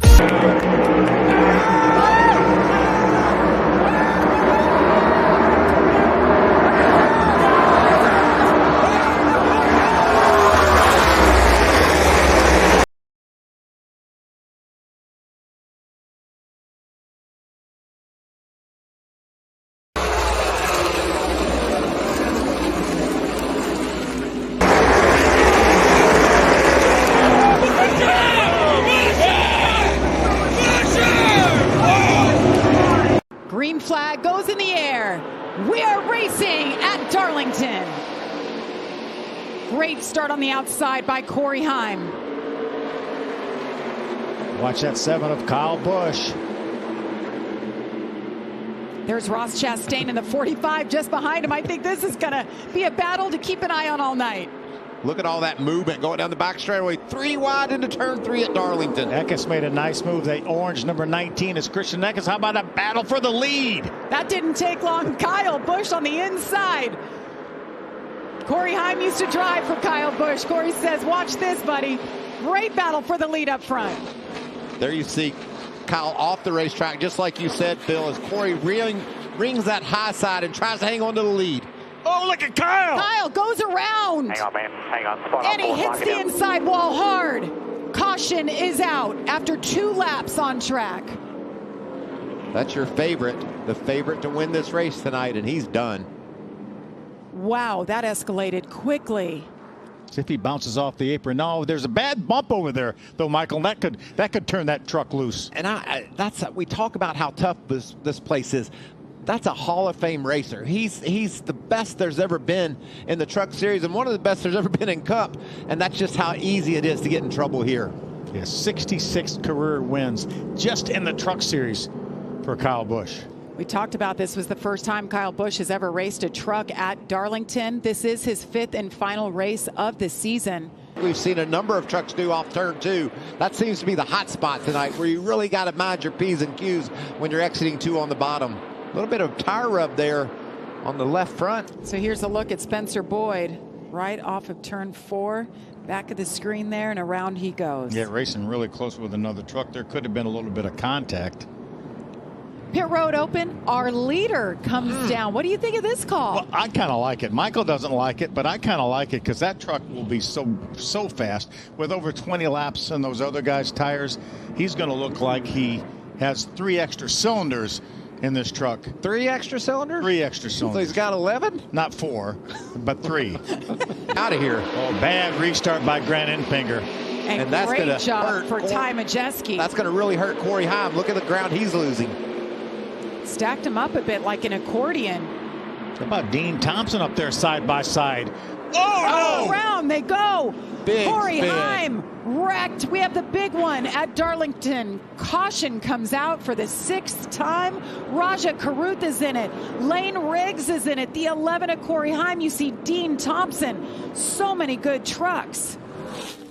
Man, that's just from the Matt Crafton. Wow. From the 2nd lap of the race when we saw Kyle Busch get loose over there. That's just been a difficult area. Dean Thompson down on the inside lost control. I'm sure he's going to say the same thing at Kyle Busch. All of a sudden, it just got away from me. Watch this truck just get loose. Right there, and he corrects it, and bam, into Heim he goes. Lane Riggs, Raja, nowhere to go. Jake Matt Garcia Crafton with a great job to the bottom. Yeah, Jack Wood, absolutely nowhere to go. Ty Dillon did a nice job on the 25, avoiding it. Just 5 trucks destroyed. Wow, that's just violent, isn't it? Quickly just spins out to the right into the side of Corey Heim. Corey Heim with significant damage. I don't know if he is indeed out. They'll be able to work on this truck. They're working on it, but it's not going to be competitive. Much cleaner start this time. Majeski does a nice job. But look at the dive to the bottom by Eckes. He grabs the lead. Wow, strong move. Christian Eckes leads for the first time tonight at Darlington. And if we don't... Caution flag. Caution is out. We have 2 sets of tires in the pits, Michael. Are we going to put them on? I think we have to. I mean... a little bit here. Green flag in the air once again, side by side on the restart. Looks like the 45 of Ross Chastain gets out ahead. They're wrecking side by side into the wall they go. Jake Garcia. They're hanging on to it, keeping them heading in the right direction. Look at Ross Chastain go. Shot out of a cannon, and look at that, the 2 and Nick Sanchez. We said watch him, keep your eye on him. Making moves, and the 99, Ben Rhodes right there as well. Here comes Eckes trying to get to the outside of Ben Rhodes, not able to do it this time. Come out of turn number 4. White flag is in the air for Ross Chastain. The next flag will end it. Nick Sanchez is trying to heat Chastain up. That was full send into the corner for Nick Sanchez. Look at him. He's gaining on Chastain. Nick Sanchez has a win in the bag already this year. Ross Chastain's just here for the wins. Part-timer. Hasn't won, though, in the Truck Series since 2022. Can he get it done here? Out of turn 4, Ross Chastain wins at Darlington. What a restart for Ross. Hadn't led all night long, but he leads when it counts most. Hi, I'm Parker Kligerman. For more access like this from Pit Road, be sure to click and subscribe to the Motorsports on NBC YouTube channel. Mayer right behind him, and Brandon Jones continues the climb. The 9 is 5th. These guys are out of control after 35. Whoa, what a battle right here. Austin says, I'm not saving these tires. No conservation. Caution's out. Haley Deegan. Just as we said, we've not had a caution for incident. We get one. 4th yellow of the day, and that's Deegan in the 15, the Dale Earnhardt throwback. I wonder what happened here. Boy, it seemed like before she got into the corner there, it blew out on her. Nice job keeping it off the wall for Haley. You know, Custer led the first 20-plus laps of this race from the pole, had the issue on pit road, and has finally gotten himself back inside the top 10 in that double zero. It just feels like, Adam, if he could get back into that top 2 or 3, he could win this race. You know, he's just got to get through some of this traffic here, and it hasn't been his friend here as of late, but he's got a really solid car, and he's just putting himself in position. William Byron's just been waiting for his moment to actually pass cars for position. He's finally there at this point of the race where he can start moving his way back up through the field. Remember, he had that flat right front tire early in the race. He was 2 laps down, back to 1, now back on the lead lap and able to start making some ground up. Yeah, we had a spin in 1 and 2, like the 28 car. Kyle Sieg. Is he below an engine? Oh, no, we got a lot of things going on here. Oh, there might be some oil on the racetrack, possibly. You see one maybe blowing up, and the one behind it spinning out. I don't know if that's a coincidence. Maybe that's why Parker dropped his window. Right. It probably blew up. I would say that's right. Throwing it back to Harry Gant. I would say that might be my favorite paint scheme. 31 this weekend, and Kyle Sieg hanging on to it in the 28. Don't talk about horsepower, Clint. Larry Mack. Hey, Terry, tell those 2 guys sitting beside you, the 80s and 90s, we didn't have downforce in the front. We actually had lift. Got Nemechek around on the front straightaway, guys. Facing the wrong way in that Lee Petty 1956 Dodge Tribute car. John Hunter Nemechek was running 17th at the time of the spin. This is the 2nd caution of the day. It comes at lap 121. Right front tires now, Kevin. Right front tires gone. Left rear, right front, Ben. Left rear, right front. Yes. Oh, there it rolled back. There it is. Well, as we see so many times this year, when the tires start to get worn, when this car, when you try to get a little bit too much and you think you can just ride it out, this car will just snap around on you and spin out. That's exactly what happened right there. Yeah, I think the right front blew when he was sliding so long with the wheels. It was just like Kyle Busch last week, right? Like you just get to a certain point and that car just snaps around and spins out. I'm so glad you said that. Savior to Kyle Busch. He was on the brink of having to go a lap down here. This saved teams like him. Back to green.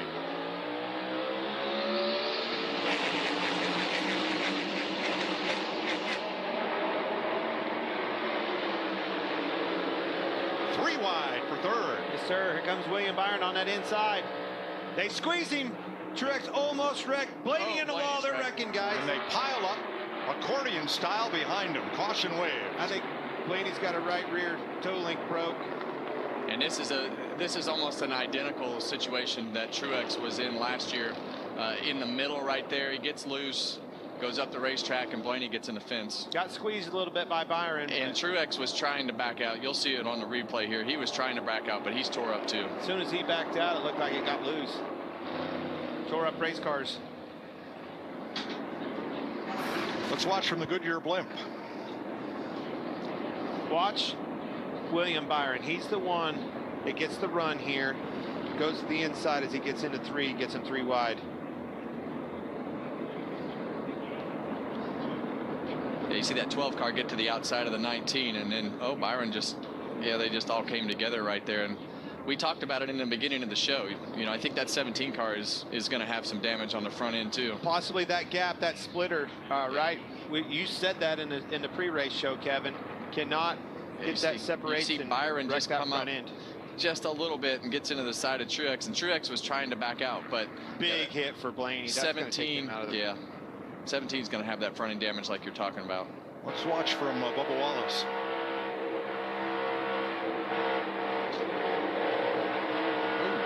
Larson may have more damage than we thought. Yeah, you can definitely see those cars make side-to-side contact pretty hard. And this is that balance that we're talking about, right? You see William Byron all the way down on the bottom. The 12 gets to the outside and actually clips the right rear of the 19, slows him down, opens the door for Byron. They all know how important it is to get the track position, and right here, somebody's going to have to lift, and nobody does, and they wreck. Yeah, Blaney's done. He hit hard. See, his front end's messed up, too. Even they get him back out, he's not going to have much speed in that car. Got Truex on pit road. All right, here's Blaney's radio. Killed. And I'm gonna go kill both. That's what I'm gonna do. Coming to you. I can understand that frustration, Kevin. Terry, how about this? You answer that, Terry. Let's put some pressure on you. Yeah, well, it got a little tight down there. So that's a tough place, too wide. Well, I was watching the left. Got one around. Zane Smith is wrecked on the front straightaway, guys. Caution waves for the 4th time.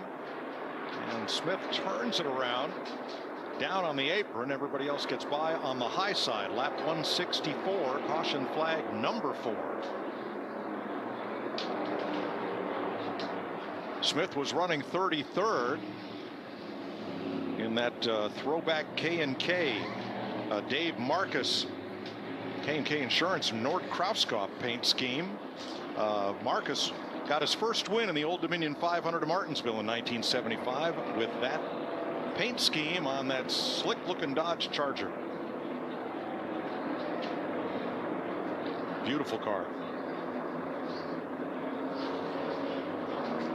K&K's still around. They still insure a lot of racetracks around the country. Yeah, I've definitely paid them a few dollars through the years. Right. I'm sure you guys have as well.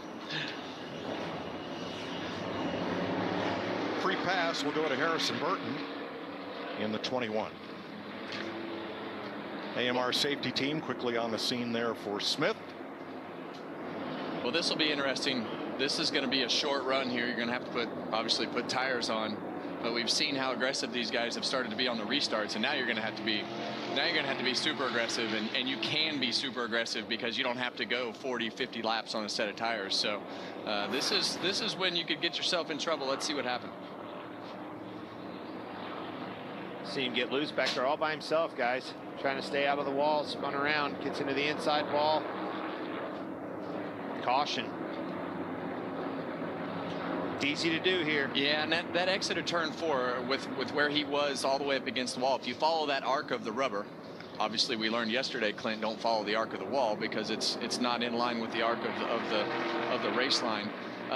But if it gets loose through that section where it gets away from the wall and you separate yourself from the wall, and that's why we've seen a lot of the Kyle Larson line really work with that high entry, get to the late center. Oh, he's around. Left rear. Larson in the wall. Left rear went off the bead. Flat tire. And that will bring out a caution at lap 254. Get it fired up and get stuck. It brought right back in here. Leaders just middle 1 and 2. Well, that changes things. Larson was 6th. He had brushed the wall earlier, and his last couple of lap times were almost a second off the leader. Yeah. Joey Logano had just passed him the lap before. You see that left rear soft already. Yep. Went off the bead right there. Yeah, the lap times fell off because I'm sure he felt that left rear tire going down, and there it went. Well, that'll crush your cornflakes.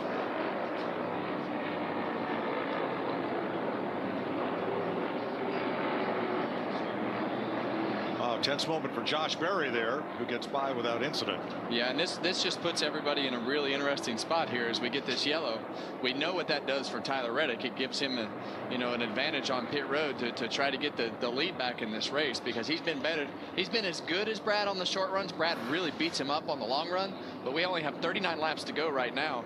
So you see that left rear tire hanging off of Kyle Larson's car, but we've only got 39 coming to 38 laps to go this time around, and that's going to fall in a short run category to me, Clint. Doesn't look like he has power right here. I think he's just trying to walk it in. These things get really goofy when they get those flat tires and the way that the cars act. And turn the wheel to the right. There you go. Toe link broken, Calvin? Yes or no? I think the right rear toe link. Yeah, a lot of hand signals from the right rear. Can that right rear toe link being bent, that wouldn't have hurt the left rear tire in that short amount of time that it would have went down or something, would it? I wouldn't think so. It'd have to have been bent a lot, right? Yeah, a lot. I'm going to tell you what, this caution, though, in my book, it's exactly, I know they're running 3rd and 4th. I think it's what Ty Gibbs and Chris Buescher needed, because they were going to have to go 63 to 64 laps on their tires.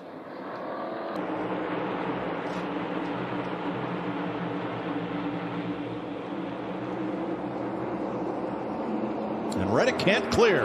Well, I think Brad knew exactly what he needed to do right there. You see him shove the 45 up the racetrack.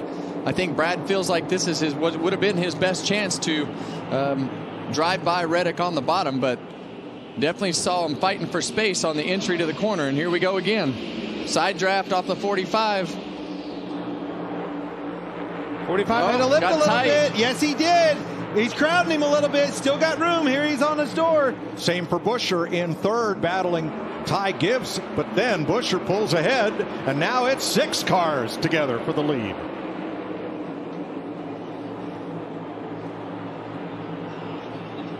Well, neither driver given an inch right here. Drag race down the front straightaway. Here comes Buescher to the inside. It's going to give his teammate a huge shot. How about that? I'm surprised he didn't try to cross over. He would have if that wasn't his boss. Could have got a 2-for-1 right there. Man, they're going at it, Kevin. Well, both of these guys know how important that this is going to be the race for the win if the caution doesn't come back out. Keselowski, relentless, holding the bottom. Reddick trying to power ahead and can't do it.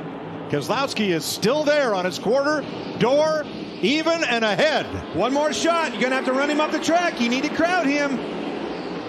Running out of chances with him up there in that preferred groove. Yeah, and every lap he runs low, it just makes it harder and harder on his tires on the long run. So you see Chris Buescher, he's going to play a part in this if he has the opportunity to help Brad. As we saw, he'll do it again. Fantastic racing, door to door for these guys. I thought Reddick might have rubbed the wall right there, but he's leaning on him.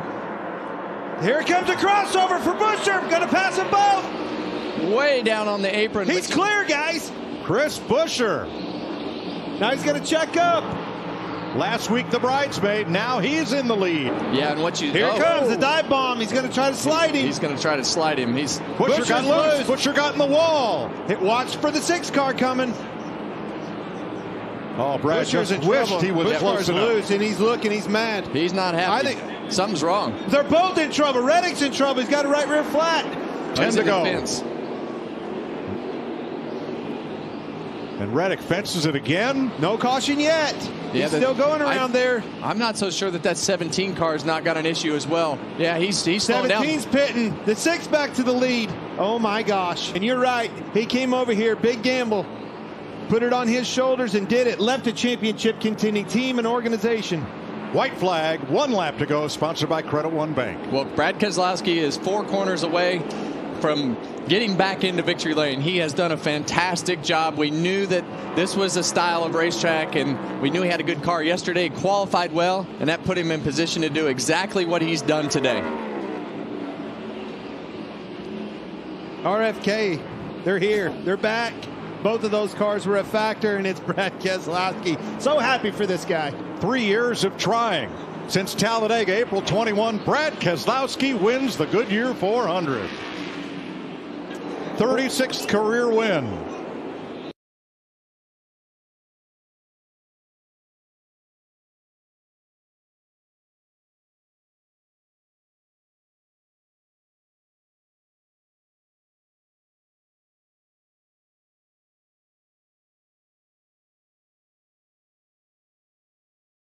Majeski on the inside, Brett Holmes on the outside.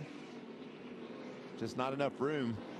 And Ben Rhodes suffered some pretty major damage to that right front corner right there. Broke his fender loose. Let's go 99 radio. absolutely killed. You're going to have to make a piece on the shop. From the headlight. Looking outside for the lead on Raja Caruth. He better go look for that lead because Corey Heim. Whoa! Hang on to it. Raja Caruth goes around. Caution is out.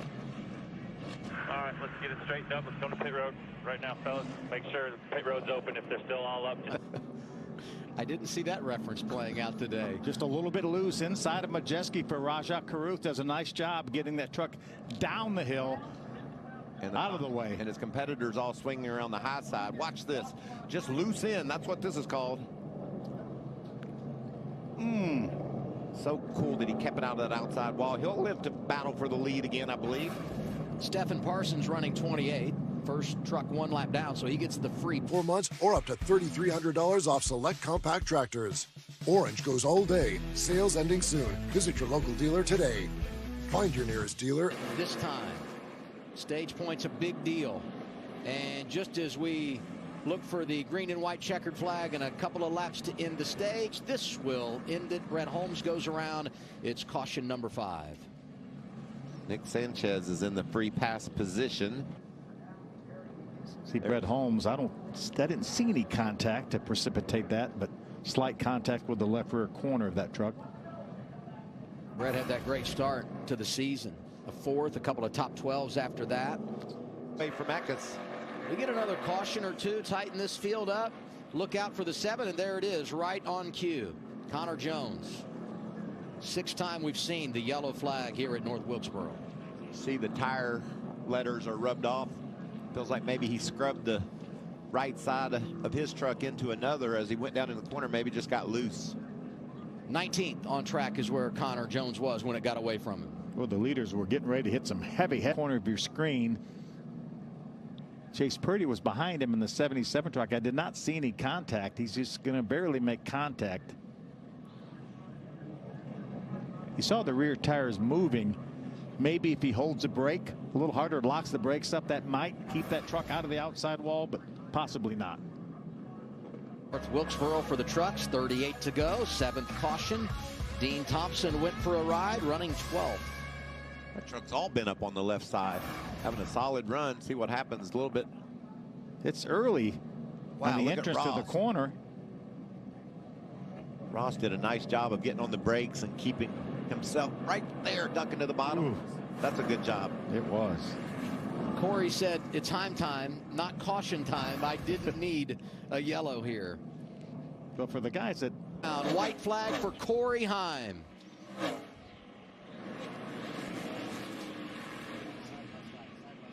Lots of lap traffic. But he's got a 3-second advantage. How about this battle on the right? Check your watch. It's Heim time at North Wilkesboro. 3rd win of the year for Corey Heim.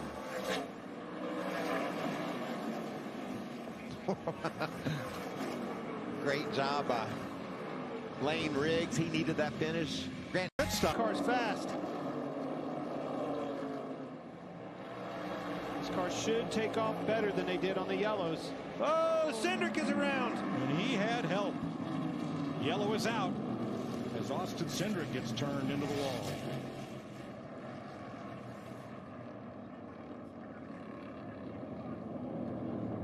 Oh, he's not happy either. Nor should he be. Things got...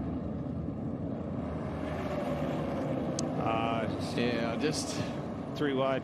Yeah, got squeezed. Yeah, and it didn't look like he squeezed him all the way up, but it was... Yeah. Lost 3 spots on pit road is what happened. Put him back there. We're under caution. We'll be back in the All-Star Open.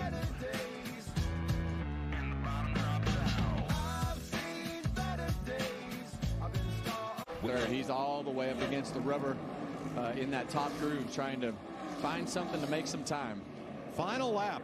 Ty Gibbs headed for the checkers. The race is for 2nd. Dominant fashion. Dominant performance by Ty Gibbs. Might be able to make some noise tonight in this All-Star race.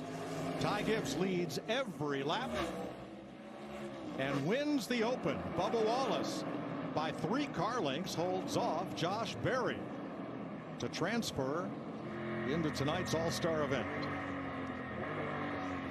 Ty Gibbs races his way in for the second straight year.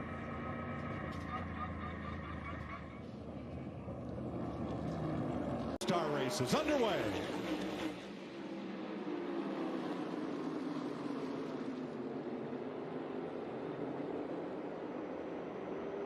Oh, we got one in the wall right off the bat.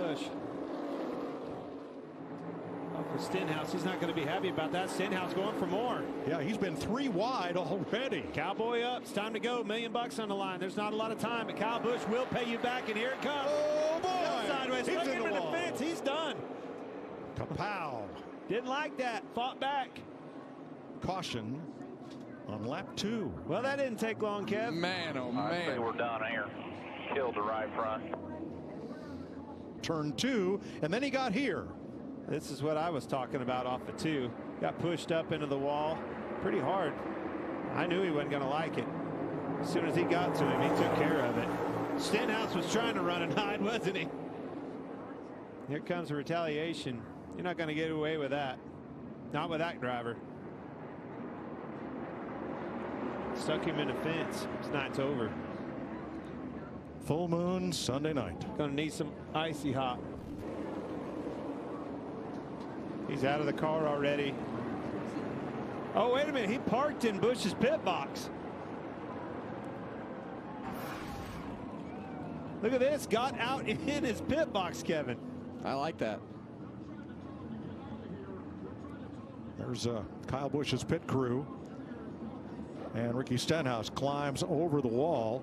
Ricky Stenhouse goes for a ride. And we're under the first caution of the All-Star race.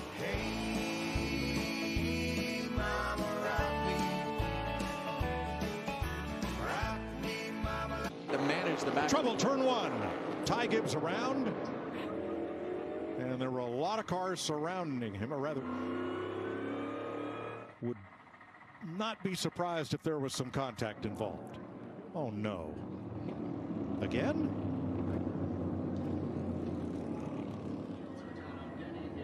Third caution of the night. It comes out at lap 119 as it's been up front.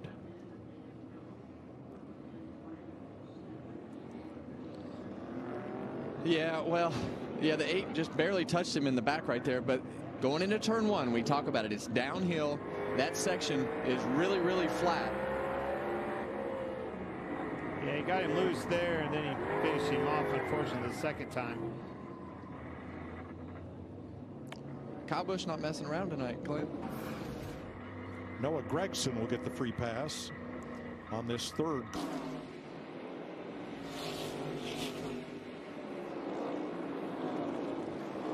Denny Hamlin still 0.6 of a second behind, right where he's been for the last 4 to 5 laps. Close, but no closer. Joey Logano has won. Was the cause of it or not? You see it up here in the top of the screen pretty early in the corner, Kevin. Yeah, I'm going to guess that the left rear went flat, blew out. Well, certainly the right sides are both up. I cannot see. The way it is, it looks flat right there. I think the left. Of the cans versus one that's been working well for them here this weekend. But in talking to the team, the AMR safety team was over here assessing Zach Brown. He has been cleared to continue on with this race. That's what you call heart and passion, isn't it? He tried to wrestle that. Good restart from both lanes right here. Just remember, the intensity picks up with every lap that goes by. These restarts, this one, the next one, they're just going to get crazier and crazier as you see Corey Heim moving up the hill and grabbing that lead off turn 2. Hello, Connor Mozak in the 7. Mozak did a really good job there. His nose was so high pushing the 11, but 15 with a run here. Tough spot to do that. Be aggressive, knowing that's a teammate, but gets off of 4 really well. Trouble. Tyler Ankrum in the wall. Thad Moffitt in the 46. Wow, that's a big impact there. Keith McGee involved. Looks like Jeffrey Earnhardt. Yeah, there's the Earnhardt truck. See if we can see where this starts. Oh, it's already well happened. Yeah, Ankrum it was way down there. Yeah, that's strange. Thad Moffitt coming in, nowhere to go. Really landed in his lap here. Yeah, Ankrum comes straight up the racetrack right in front of Thad Moffitt in the 46.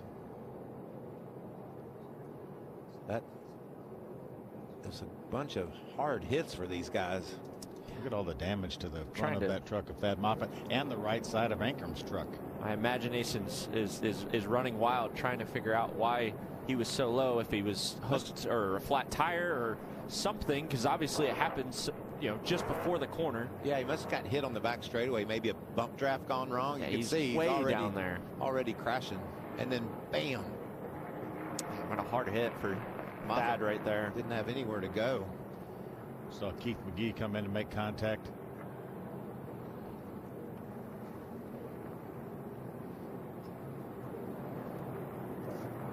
Check out the middle of the pack. There's right here. Tyler Ankrum. Oh, he gets hooked. Yeah, he went to move up the track a little bit, and there was someone there. Was that Brett Moffitt? Yep.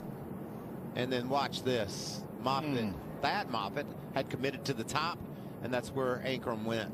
Then McGee came along, made contact with them, and then caught Jeffrey Earnhardt in the right rear quarter panel and turned him into the outside wall. Yeah, nowhere really for those guys to avoid, right? Oh, and gets loose, chases it, catches it, lane in the outside wall, possibly. That's been Daniel's strong suit today. We got a crash. There's that right front fender rub. Man, that's probably a right front, don't you think, Michael? Caution number 4. Yeah, more than likely result of the damage from hitting turn 4. 15th when he got into the wall. And there goes that tire. Matt Crafton, in the last 10 mile-and-a-half races, Adam, he finished in the 15th or better in 9 of them. So this has been his strong suit, and that streak comes to an end tonight. You've been talking to Larry McReynolds? That's one of my McNuggets. Let's go to Amanda. Tyler Ankrum has been released from the care center after that hard hit, and Tyler, it's been a tough day. Thank you all the veterans and those that are serving today. To all those near and far, we thank you, and we salute you with a little noise of our own. You saw it while we were side by side. Chase Purdy in the 77 got into the wall, perhaps some debris there, and that produces our 5th caution of the night. He was running this high line, and he was really making good ground, but just got in a little bit too hot. Right there. Yeah. Phil and I were screaming as this happened, come get your tires and gas right now. You know you're going to have to pit anyway, but that's too much damage, and then bam, blows that right front tire, and into the wall he goes. I don't know if this is good news or bad news for Christian Eckes, because you get the yellow. That allows there, Jesse Love making a pass for 7th. You know, Jesse's done a good job. A lot of these places he's some going to the first time for, but has some experience here, I believe, in the ARCA series, but done a solid job really at every race this season.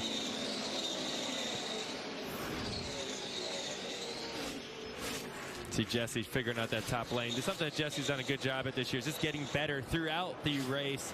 You know, figuring out how to make my car faster, tuning on it in the second half of the race is really where you see Jesse getting stronger.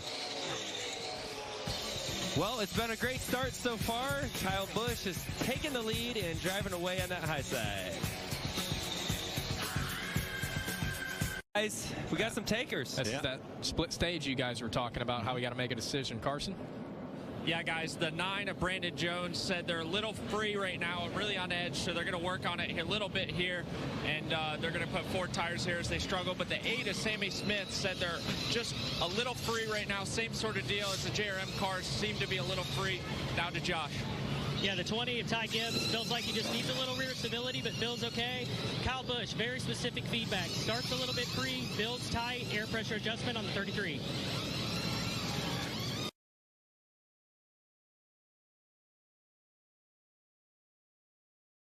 Cole Custer with a great stop as well. Both of them up spots. Cole Custer up 3. Actually, that's going to help his run there. Well, we got some good racing here in Charlotte so far. We also got a split strategy. Some cars stayed out.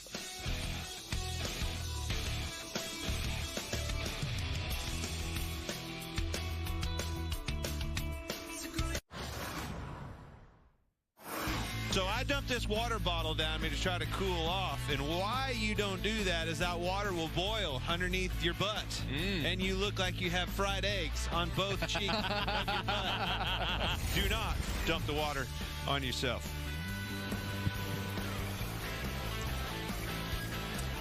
Well, guys, you found the food. Yeah. Blaney said they feed us well up here in the Fox booth. Tacos for life. No fried eggs on those tacos. That's a pretty good move for sure. We've had a good time up here. We hope everyone is enjoying the race so far. You know, we've had some split strategy right there, guys. When you think about Jesse Love, Chase Elliott, Anthony Alfredo, Kyle Sieg, all stayed out coming here with just a few laps to go in the stage, only 11 to go in the stage. So pretty crazy stuff that's going to be happening here on this restart for sure. But good thing we're getting some great coverage by our friends at Goodyear, powering the race from the green flag to the checkered flag and every mile in between. Goodyear, more driven. Josh, what do you got down there for some info? Yeah, I talked to the crew chief on the 33, Keith Rod, and they were worried about their pit stall. As you can see, they're going to have to come around Kai Gibbs unless they get back in front of him, and they've been getting blocked in by the 97. So it's going to be important for Kyle to hopefully get back in front of the 20 to help at least get in the pit stall a little easier. Right, you don't want the nose floating up in the air. You know, the cars have they're really stiff springs, really stiff platform in general, and these bumps. You know, it's bad here. You know, this place is built on a landfill, guys. Like it's bumpy. And what happens? Oh, we got a spinner here. The 48 of Parker Kligerman off of turn 4. It's like a little contact with the ball on the nose here. You see that crease there right above the Goodyear. And you see a little bit more damage there on the left front for sure. A lot of damage. Splitters knocked down, obviously, a lot. Let's see what happened here as they go down the back straightaway behind the 00. He was 19th place. Entering right on the fence. Looks free. Trying to put the power down, just spins out. I mean, it just shows you. And then he'll probably have contact with the inside wall. Yep.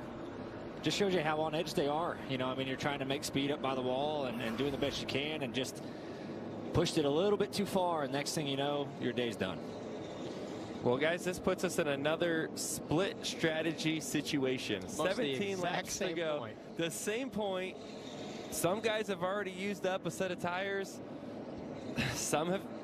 Is the opportunity there again to save a set for the third stage? Some guys have already used 2 sets. And so, like, they cannot afford to come. But I'd be curious to see if, you know, who else will come if the front guys do, because now, you know, 50, gas, hybrid, or all electric. Whether it's towing, powering up, or getting from 0 to 60 in 3.8 seconds, what you choose to do with that much power is up to you. Tough this smart can only be called F-150. Just announced. Low 1.9% APR financing for 72 months on a 2023 Ford F-150 or on the all-electric F-150 Lightning. You give, and you give. Now it's time to get with Straight Talk Wireless. You get unlimited data, talk, and text. You get America's most reliable 5G network. You get to choose who gets on your family plan starting at just $25 a line. Does it have to be family? It doesn't have to be family. Get more lines and more savings. Switch to Straight Talk for plans starting as low as $25 a line. Find us at Walmart and StraightTalk.com. Kick off your summer at New England's only NASCAR race. It's a wicked fast, wicked fun weekend full of racing, camping, and all the fun you can handle. Bring your friends or make some new ones. There's concerts, fireworks, 3 days of racing, and at the end of it all, the winner takes home the giant lobster. It's huge. The NASCAR Cup Series at New. A lot of times, I know it's pretty common with the Cup cars, and I'm sure it relates to the Xfinity cars. A lot of times when you make green flag pit stops, your car fires off looser for some reason. You know, whether that's, you know, just green flag pressures or just the racetrack being the way it is. You know, how it takes rubber. Oh, cautious out. The 43, Ryan Ellis, gets loose off turn 2, hits the inside. Crazy. This one was really where the pay windows opened up. Oh, no! Man. Wow, we got really lucky that wasn't a big wreck. Ton of wheel spin on the 30. Noah Gragson with a little contact from behind, just way out of shape. I say these guys it's the first time they're firing off on cold, scuffed tires. They don't know what they really have and what their balance is going to be, but watch that blue 17 car right there. He's got the 4 brand new tires. He's got one in the fence back here. Shane Van Gisbergen in the fence. Shane Van Gisbergen hits another one with new tires. The big wreck. Goodness. Justin Allgaier in the wall on the front straightaway. And we missed how that happened there as we were watching Shane in the wall. But obviously a day-ending wreck for Justin Allgaier.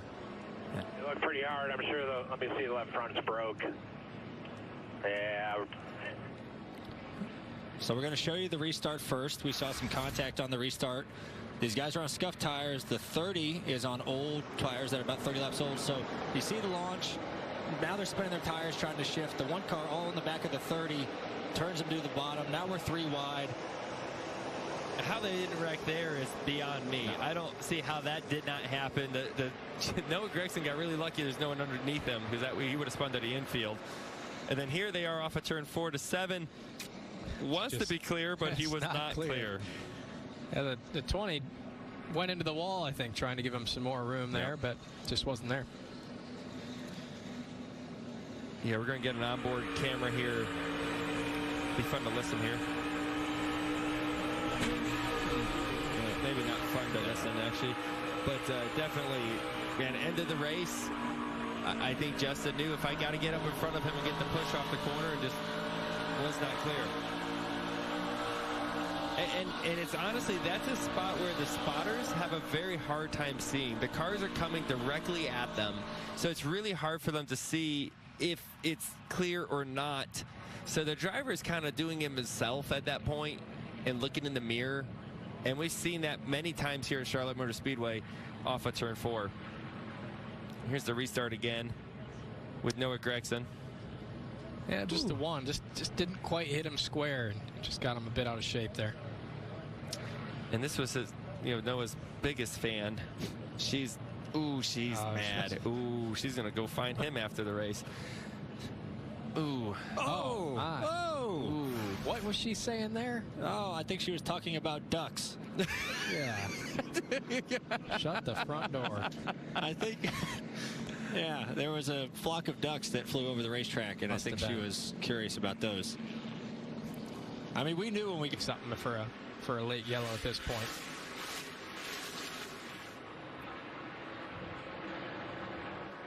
They're saying the restart is good to go. I didn't see anything wrong with it. Brandon Jones to the inside of Kyle Busch. Just got done talking about that Menards car. They had brake issues early.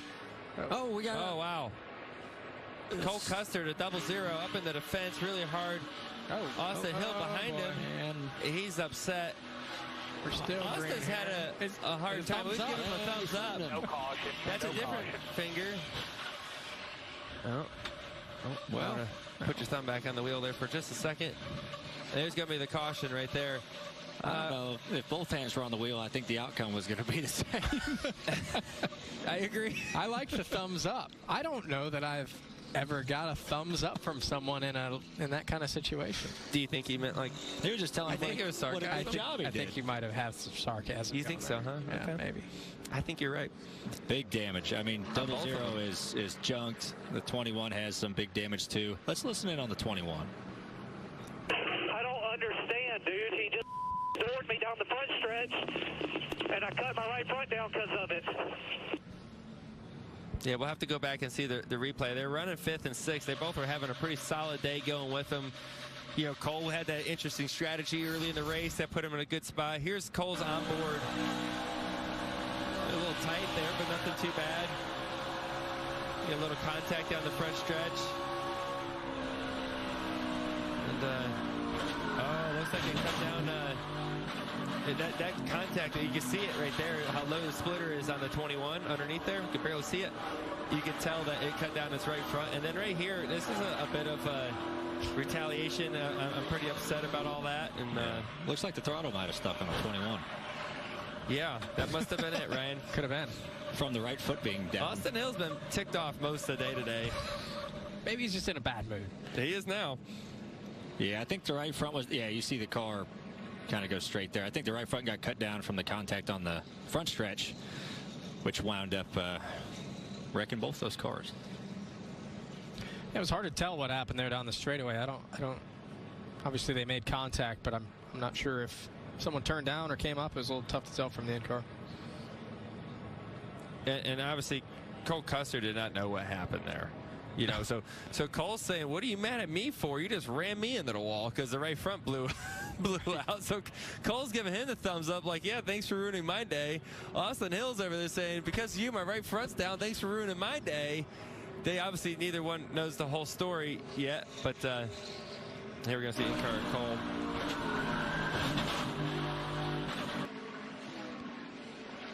Yeah, as we come off of turn 4, the 9's still almost in the wall. He's still giving it a shot. We're going to take the white flag, sponsored by Credit One Bank.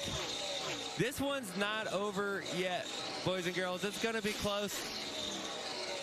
It's all going to be about turns 1 and 2. If the 9's able to get a good run here, it might be something. Doesn't look like it's going to be enough. What a good battle all the way through. The 17, Chase Elliott, proven why he's a NASCAR champion in the Cup Series. Comes back after quite some time not being in an Xfinity car. Comes off turn 4. Great strategy, great teamwork. He takes the checker flag at Charlotte Motor Speedway. Yeah, what a day. Great job by Chase. Great strategy. Get those guys in the race, contention, and to win the race. But also what a job Brandon Jones. Up and down day for them. A lot of time on pit road and a great charge at the end for him. Yeah, what a great race here once again. It's the 12th different winner in the last 12 races here at Charlotte Motor Speedway. It's unpredictable. We showed why it was today. So many different things have happened today, and like we said, they played the strategy correctly. They took the cards they were dealt and played them the best. They did, you know, and through that race, they kind of made the assessment of, hey, I don't think our car's good enough to go up there and win straight up. So we have to get creative here, and they did. And, you know, and props to Greg I, crew chiefs on that thing. Props to Chip. And I think as you go through this race, you also have to be mentally prepared to be miserable, because it is hot today. And the first part of this race is not going to be fun. The cars aren't going to feel great. You're going to get hot. You're going to lose a lot of fluid. So there's a lot to take in the first part of this race. And then when you look up, you're going to see 200 laps on the scoreboard, and you're only going to be halfway. That's the biggest problem. 600 miles, Chris. That's a long time around this place. A lot of chances for mistakes. 4. That car gets straightened out and down to the apron, but caution waves for B.J. McLeod. Driving for Carl Long. Last year, McLeod had one of the NASCAR charters, but he's got a right front down and sold that charter at the end of the season, so he is running Florida driver off turn 4. Looked just like William Byron yesterday. Just gets to that 3/4 mark in the corner and back stepped out on him. Tire blew out after the fact when he was sliding sideways, so it was not the cause of the... We're worried about that car, William Byron, and it's just had no problems whatsoever after that contact with the wall. Drove straight to the lead. Caution. Yellow. Whoa, heavy contact. Noah Gragson. Down the back stretch. A lot of nose damage. Noah Gragson was running 24th as he brings out the 4th caution flag of the night. Lap 172. Spun down to the end. There's in the back spinning. I don't know why. Yeah. Heavy contact with the inside of the wall. Hard to tell what happened right there, other than he was headed down the racetrack once we caught him.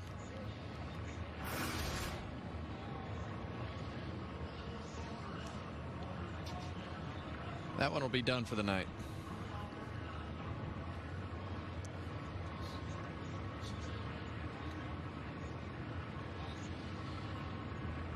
To fix it, is that something we have to do? Caution. Back straightaway. Harrison Burton.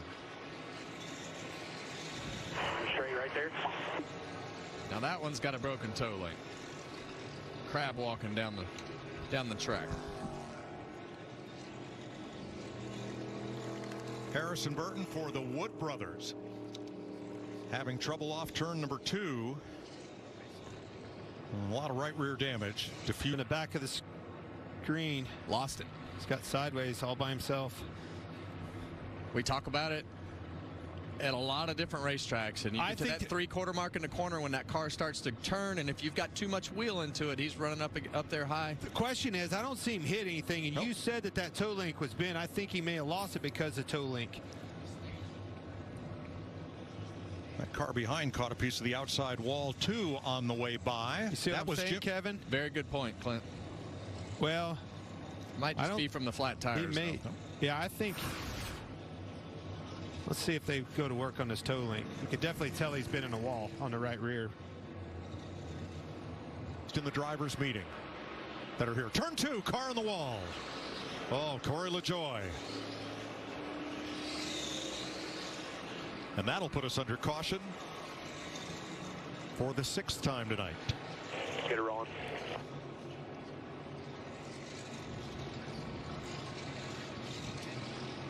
Harrison Burton will get back on the lead lap.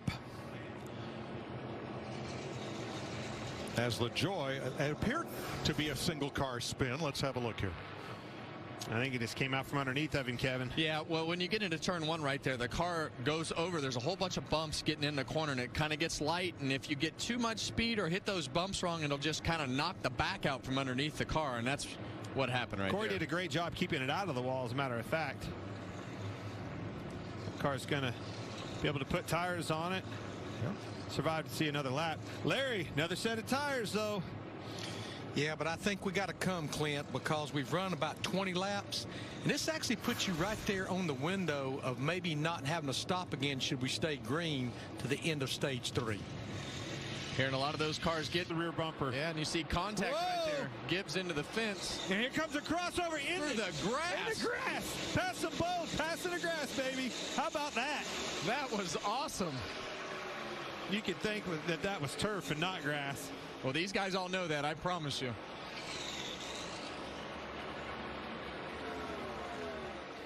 You saw Reddick get loose on the bottom.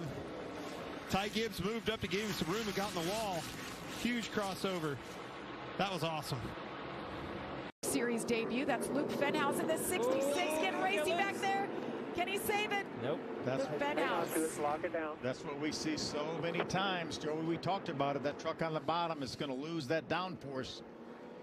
And we talked about it a little bit during the rain delay for us, that you guys weren't listening to us because we were sitting up here bored. But a little bit lower, he tries to get back up in position, but he had a bad angle getting down in the corner. Bad angle, touches the curb a little bit, has to woe that truck up, and just too much happening. Yeah, this might be a great opportunity for Tanner Gray. We talked about him going to the rear. That's him right there in the 15 truck, right in front of the spin by Luke Fenhaus. It may be a great opportunity for him to employ a little strategy, come in and know that he has enough fuel to get to the end of the 2nd stage. Absolutely. I know. There's been a lot of racing and a lot of action since all of that. Well, he's going to have to run as the caution's out. There's the right front tire, most right likely that blew out. That's Colby Howard. I think most of us saw that coming. Yeah, you can see that coming. And back to the race, this is not what Tanner hurt there. A lot of debris flying. And there it goes. Oh, this is going to hurt. And nothing he can do about it once that tire goes down. He really is just along for the ride. And those hits, man, right fronts go down. There's, like you said, Phil, no control. Nothing you can do as a driver. You can't slow down. You can't steer. You're along from that difference. But that was the gamble they were willing to take. Oh, trouble. Your caution. Continue. There's the caution. Vicente Salas into the wall. The caution comes out for the 5th time. Tanner Gray on pit road. If I'm Tanner Gray, I just roll down pit road. Don't bother stopping in my pit. You just got loose underneath the 88 there, off to you. See him on the inside of Matt Crafton. Just right in front of Corey Heim. Look at the job Corey Heim does to avoid him. Oh, this ought to be good. Let's ride on board with Corey Heim. Looking to the inside and then whoop.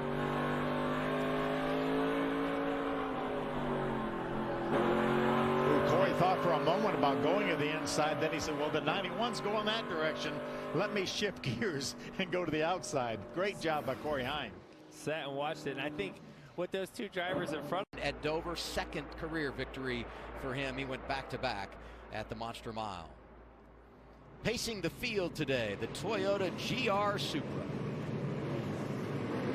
Shannon referenced this in race day. We talked about AJ going to the back. He's one of 11 drivers that have to start at the rear. So there's a whole lot to talk about throughout the balance of the race. Front row, Sam Mayer, Shane Van Gisbergen, and teammates from Stuart Haas on row 2. Here we go, off of turn 12. We are green in Portland. Sam Mayer with an incredible launch from that restart zone was able to take the line that he wants. You see, get down into turn 1. Left that door open. He's going around. There goes Mayer off the front end of Shane Van Gisbergen. Riley Herbst comes through with the race lead. Wow, I can't believe what I just saw there. Sam Mayer gets the lead, leaves the door open, and allows Shane Van Gisbergen to get inside. Locks up the wheel and turns him around. Yeah, and we'll have to go back and look at that. It looked to me like Shane was trying to get slowed down. I was actually a little shocked from that view that we had. It seemed like Mayer felt like he had a little connected to the pedals. Maybe the wrong pedal sometimes.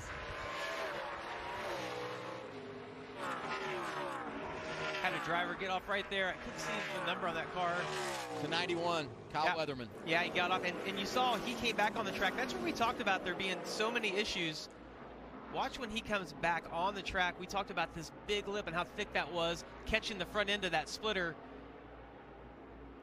Ooh, still not bad though. It didn't catch the front edge of that, which is what ripped that off. But you can still see you have to be really careful of that, even if you have to come on the track a little bit slower, Trevor, and make sure you don't destroy your car. Yeah, and I'm sure he saw what happened in qualifying. You see him change his angle at the last second, try to come across it sideways a little bit. Really fortunate there to keep that splitter on the car. Hey, we got to celebrate Weatherman. Last weekend at Charlotte, he didn't get to practice because they had an issue. And I don't care what kind of racing you've done anywhere in the world, the aggression in the Xfinity Series is so high. Yeah, and we just heard, Josh was talking about Creed's frustration with Van Gisbergen, and it's not necessarily that Shane did anything wrong there. It's that Creed's car was going the wrong direction. Shane was, trying to get by him, and now it starts all over again. Shane's going to have to try to pass him one more time. Yeah, and when I say aggression, I'm not talking running people off the track or hitting them with your bumper. It's just being on, set to kill from the drop of the green flag. But that damage there to Chandler Smith's car, you see, he's gotten into the back of somebody. Maybe when the car is all checked up. A lot of smoke out of that exhaust there as well now. A lot of problems for Joe Gibbs Racing on this restart. We see Chandler Smith, Sheldon Creed going to be penalized, and we've got a crash off of turn 12. Brandon Jones involved in that. Brandon Jones is 3 feet in that tire barrier. Look at how deep that car is. Look at this.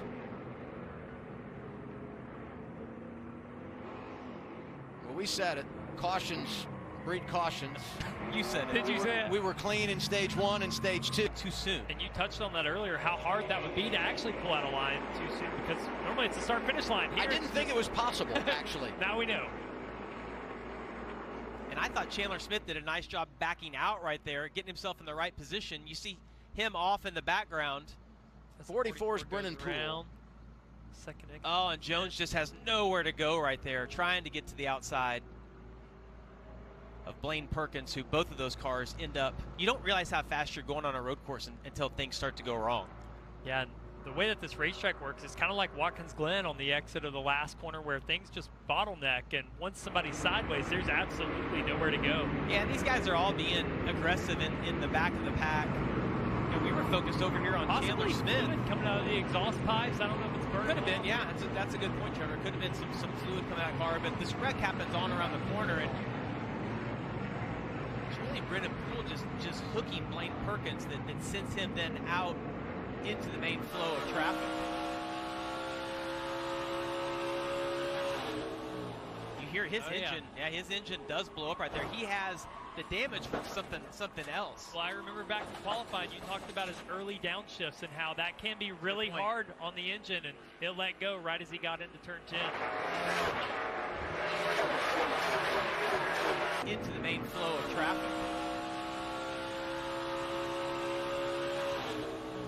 You hear his engine. Yeah, his engine does blow up right there. He has the damage from something else. Well, I remember back in qualifying, you talked about his early downshifts and how that can be really hard on the engine, and it let go right as he got into turn 10. We heard him talk about making those adjustments on the 97 at the last pit stop, and they have woken up the beast. Here they come off of turn 12, back to the start-finish line.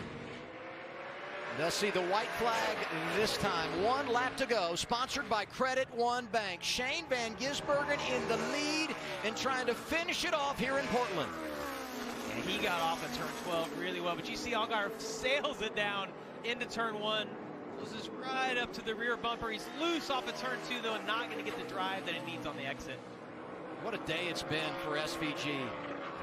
Which part of it, Adam? Off the track, on the track? Qualifies up front, but has been banged up throughout the afternoon, sent in multiple directions, time off the track, but stayed in the game, the late rally, the awesome restart, and now just a half a lap away from his first career victory in an Xfinity car. Well, he had to work for this one. We think back to Coda when he's leading on the last lap and it gets taken away. He shows up at the Chicago Street Course in the Cup Series, thinks, hey, this might be easy, but now the Xfinity Series, he's had to fight for it. Truex is off track. Down the back straightaway, turns 10, 11, and 12 for Shane Van Gisbergen. Supercar champion comes to the States. Trevor talked about his hot start, winning for the first time ever in a Cup car at Chicago. Today, the 13th time he's driven an Xfinity car, and he's going to get it done. Career win #1 for Shane Van Gisbergen comes in Portland, Oregon. Well, that is just not at all the way we thought his day was going to go. I think most of us thought that the 97, the 16 were going to dominate. Whoa, hold on to it, Brad. Big slide for Keselowski. Did he get help? It looked like it. Loses a lot of spots and holds up Joey Logano there, who had a good run. And that's Logano's camera lens with a lot of dirt on it from Keselowski's big slide. Yeah, that one's definitely been in the grass. 3 wide. Truex on the outside. Bold move. Early in the race.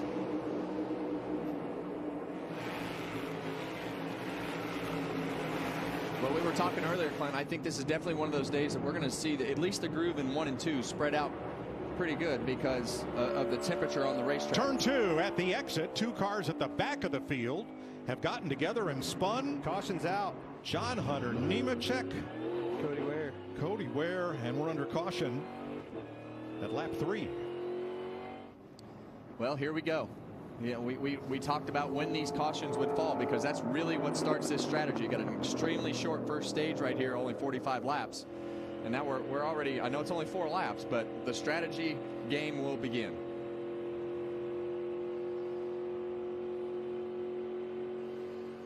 We'll take a look at this through John Hunter Nemechek's on board.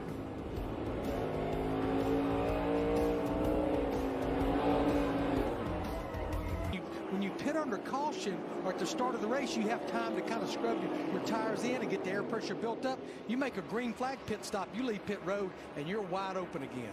We've seen that before. So while we were away, Ryan Preece pitted, so did Daniel Suarez, Chris Buescher, and Alex Bowman. That leaves 12. Oh, got one in the wall. I don't know which one of those SHR cars. Oh, no, it's Josh Berry, Kevin. Is this a brake situation? Yeah, I'm good. That'll put us under caution for the 4th time today. I just saw it in the corner of that last shot. You saw that car shoot up the racetrack. It may look very reminiscent of what that same car did 2 years ago. Let's see. Top of the screen. It is. I don't know. Or is that a tire that went down? Or maybe the rotor blew the tire. Yeah, tough to tell. I mean, the left front tire is definitely flat. For the entire race, that's 1,000 shifts up and down. Brad got around to the outside of him. Crafty move there. A lot of shifting though, Mike. Tons of shifting. Look at this. Now he's got Elliott in front of him. 4th place at stake. Oh, and Larson's in the wall. Larson loose under Kyle Busch, got into him. They're both in the wall. Ooh, this ain't going to be good. And leader Christopher Bell will come to the caution flag and should see the green and white checkers. That will end stage 2. 3rd time Bell has swept both stages in a race.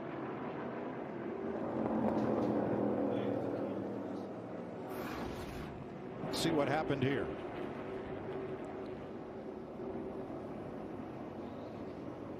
It's got loose. Easy to do. Put the gate car hard in the wall.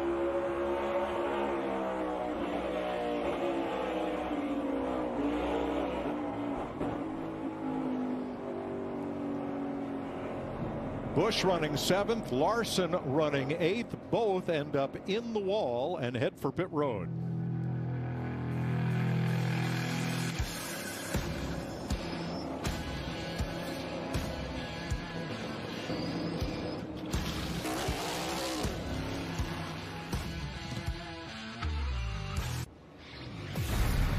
Tonight, the United Football League regular season finale is in prime time on Fox. It's the Houston Roughnecks against the Memphis Showboats, 7 Eastern on Fox and the Fox Sports app. Kyle Busch has taken his car to the garage after this.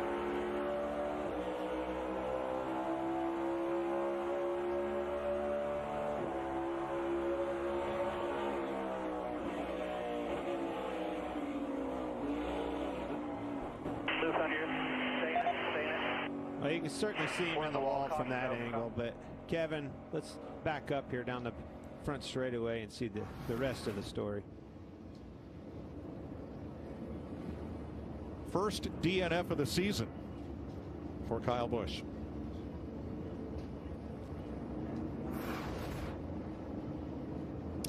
Yeah, you see him come up at turn 2 right here, and I think that they make a little bit of contact right there. Kyle Larson trying to side draft, and then I think Busch is frustrated with that. Squeezes him down the racetrack, and then Larson spins out into the 8, and they both hit the fence. So I think Kyle Busch was frustrated with Larson. You see him way down the racetrack. Let's hear what he said. I mean, he turned into me. Yeah, he routed you down. Total idiots.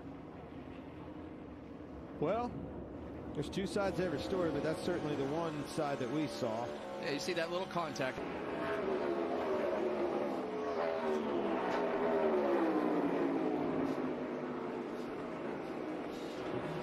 Cindric isn't far behind him. You can see him in the shot. There he is. Yeah, the 99 car has gone back around Ryan Blaney. Got his lap. Whoa, Blaney's out of gas. Something's wrong. White flag, 1 lap to go, sponsored by Credit One Bank, and we've got a new leader. I think he's out of gas. I think he is too. An official race too. White flag, no caution. Austin Cindric. Oh my gosh, what is happening? That's why Suarez was able to get around Blaney. Something stumbled on the number 12. How about this? Austin Cindric rolls into turn number 3 after starting from the outside pole with only 1 top 10 finish this entire season. And he is going to the playoffs. Austin Cindric wins in St. Louis. Punch the ticket, Austin Cindric. How about that? What a heartbreaker, Ryan Blaney. You just never know if these races are over until the checkered flag falls. What a heartbreak for Larry, what could have happened to the 12?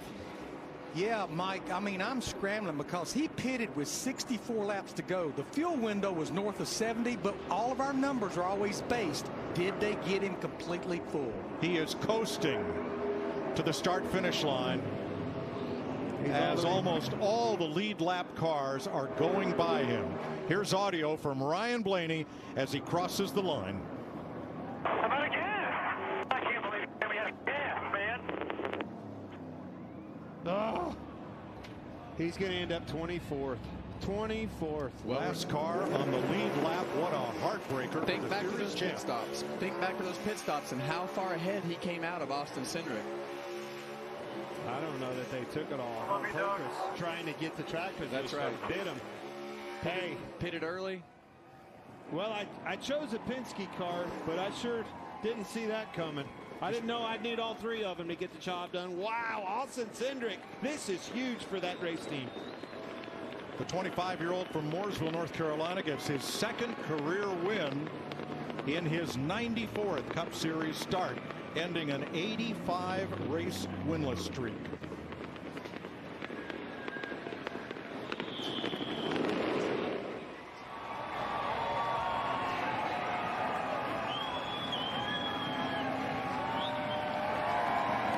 Take enemies. He's very early in the race. You know, we're not even halfway into a race yet, so he's pushing the limit, but not too hard. It's Leland Honeyman Jr., excuse me, Daniel, off track. No caution, no harm, no foul.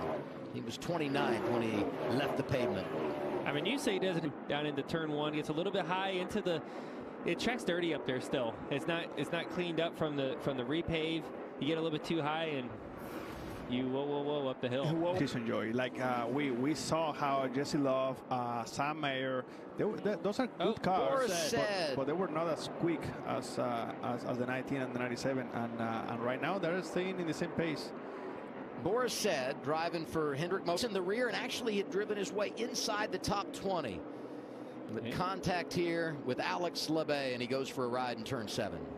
Yeah, Boris said is like one of the coolest people you'd ever meet, by the way. He's in green in the 32 with a 16 of A.J. Allmendinger.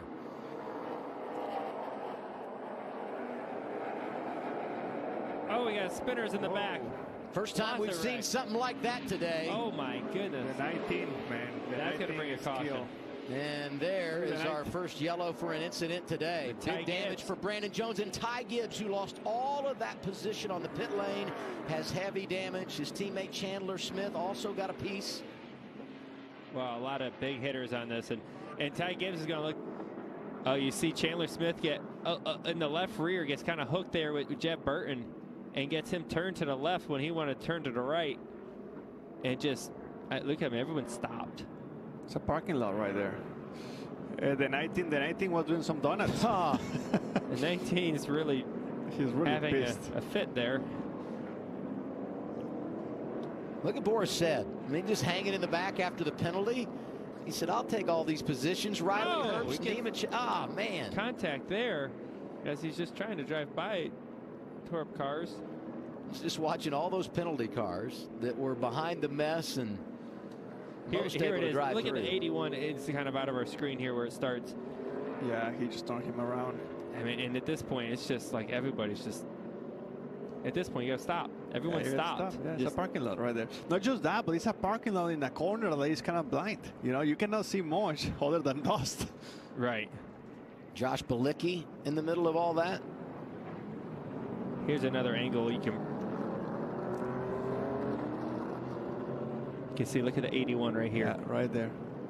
He gets hooked in the left rear. By the 27, right? Yeah. Yeah, with Jeb Burton, and then it's just racing. Everyone's tight there, right? Yeah. But that's what gets him pointed in the wrong direction, and everything just happens from there. How about Jesse Love able to drive through in the 2 car down on the inside before everybody of Cole Custer. And you see Shane before that making the pass, but you see the 00 also going around. But something that Shane Van Gisbergen does all the time that I've noticed is, I've tried studying him because he's so good at this. Late moves. Look at him go down to the corner here. It's a late move into the corner in the braking zone, which unfortunately I think the same thing happened to Cole Custer. He was running 4th when he got the bumper, and just that traffic's built up. Now Chandler Smith going the wrong direction. Already a lot of damage from a previous wreck. Yeah, he was the one that got hammered really good on the backside of that caution moments ago. He was running inside the top 10, and we get a caution. Yeah, you know that's a tricky, man, because if you go out of that corner by yourself, you can cause a big accident. We saw that in practice. So NASCAR. And that looks to me like he got loose on the entry. You know, that corner entry of turn 10 is so challenging because you're going really fast. It's the fastest part of the racetrack as you go through turn 9 right before that. Then you got to transfer weight. You're turning left, you got to transfer weight to the right really, really fast, and you're going. Whoa! On the dirt, there he goes. Shane Van Gisbergen with the race lead. And Austin Hill going in the wrong direction. Mayer is through to 2nd, Austin Green to 3rd. Remember that video we just talked about at Coda? Yeah. But you know what? I saw it the other way around. I don't know if he meant to do that, though. Pit stop, 14 laps in. I would say this is good. And, man, you hate this for Ryan Sieg. Running top 10, goes off course with under 3 laps to go. And there goes Preston Pardis in the 50. Shane Van Gisbergen's like, get going. I don't need a caution in another restart. For now, we stay green. And this is what happens at the end of these road course races. Everybody's sending it in there, right? Like you get position, they're going to fire it off in there. And let's see what happened at a 39 of Ryan Sieg here. Kind of what I talked about. It's kind of fire it in there, and Retzlaff just gets it in the back of him. Yeah. Could be a conversation post-race after that contact. Yeah, where I came from, you can kick somebody's butt. Okay, there you go. Okay, something happened here. So that's okay. Never mind, Adam. You had a reason for that. Well, I still wonder why Sieg made that move in the first place, right? He obviously went to door him off of 11 for some reason. 2. Oh, too fast.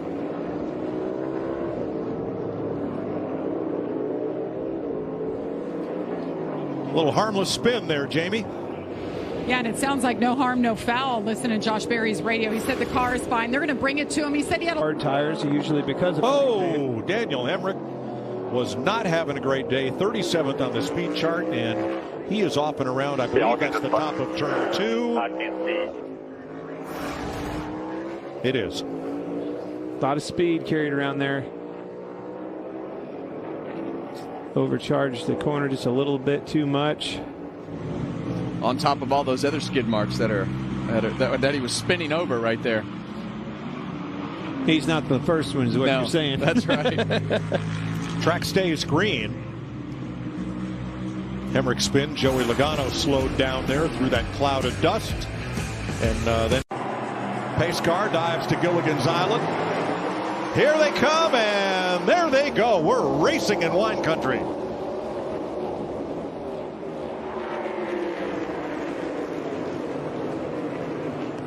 Joey Logano took all the suspense right out of it, right off the bat with a great start. Didn't have to battle Tyler Reddick at all into turn 1. Got himself some clear space. But see Blaney holding tight, trying to stay door to door with Reddick. Lost that battle so far. Now Elliott looking to his inside. He's going to get under him. Turn 4 is a dive bomb corner, an opportunity. Thought better of it. Whoa, Denny Hamlin's blown up at the start-finish line. Inside. Well, you just don't see that very often. That's a big grenade. Makes me think maybe a missed shift or something. You never know. That's obviously. That's where Kenny Schrader would have said one of them important pieces broke. Yeah, well, it's the second week in a row we've seen those motor failures from the Toyotas. We saw Christopher Bell leading a race last week, and now Denny Hamlin, he's done. Valve spring issue last week. I don't know. This one's catastrophic. Hamlin had a 5-race top 5 finishing streak entering today. That just grenaded right about at the start of the adjacent drag strip.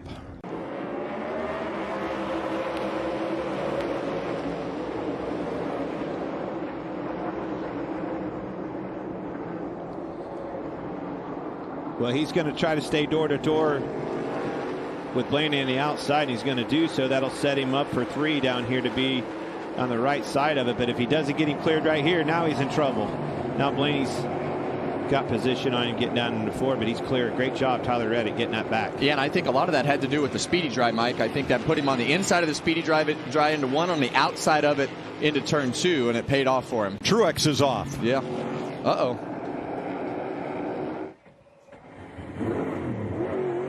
Get it fired up. This is a 4-time winner here. All right, all clear. Always extremely fast here, but this reef pave has proved to be a little bit of a challenge for Truex this weekend. Well, I think it just takes everything that he had such an advantage on, whether it was the things that he wanted in the car or how he drove it. Those things are all gone. See him down in the bottom while he got some help. Yep. That was it, kind of accordion, but Will Brown got in the back of him and Truex twice, 3 times, and he finally spit him out. Excuse me, he was 18th. Now we stay green. He's now in 37th, last car running, but still on the lead lap. That's important. Regain your composure. You know a lot of things are going to change. Whoa, big lockup for Ty Gibbs in the wall.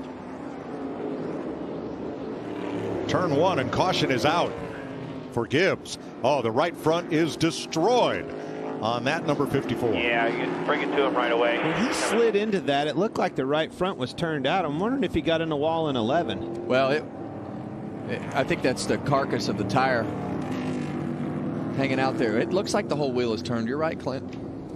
It's rare. That's twice. I know. Got me twice in one day. You're finally paying attention.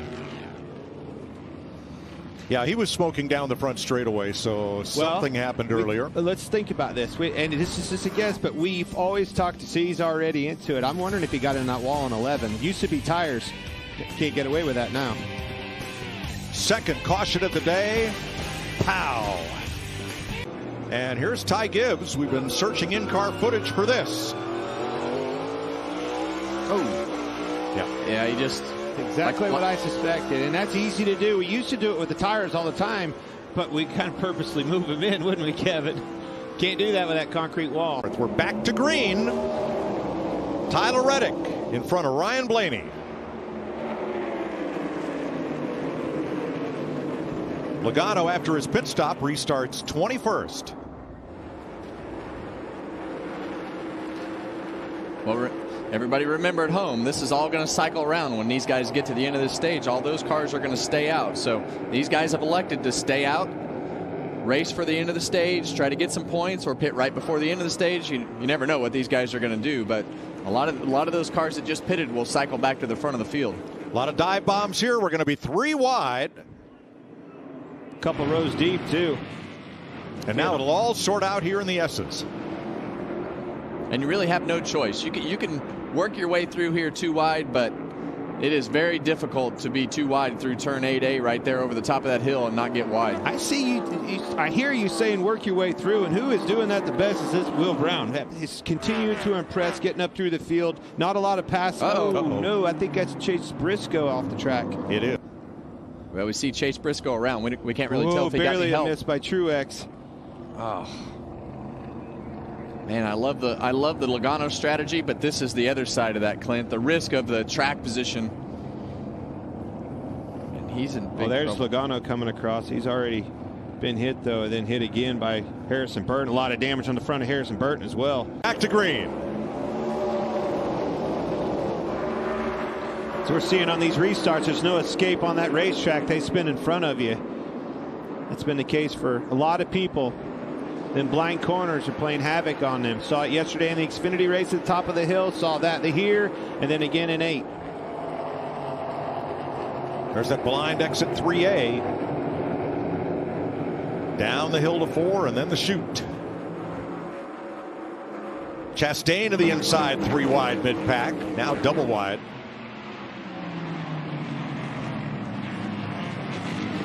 McDowell moving up in the 34.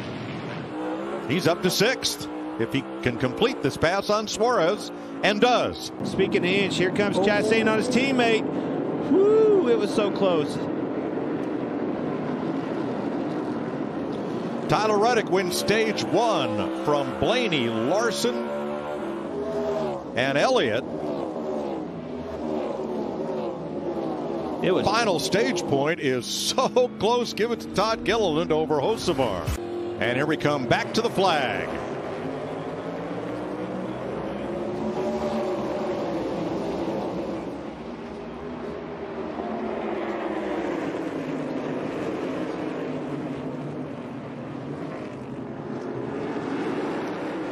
Blaney got a good run, but Reddick is going to yard him into turn 3. Chase Elliott coming for 2nd place.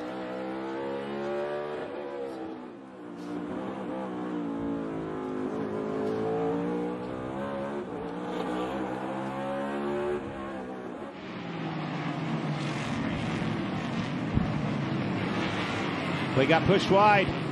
Yeah. Slipped up on the exit. Yeah, and you see it cost Chase Elliott a spot right there to Kyle Larson. They kind of got tangled up and kind of banged wheels right there, and Chase had to check up for just a second, and Kyle Larson was in the gas going right by. Didn't take much at all. Yeah, that's Bubba Wallace, I believe. Barry in trouble, locks him up, catches Truex, Cam Waters, Austin Dillon, Brad Keselowski, William Byron, and everybody else. Unbelievable. Boy, you saw him slide, and he was way off the track and in big trouble. I think he was in there probably too deep, and when those tires get locked up like that, almost like you're on ice. Marks.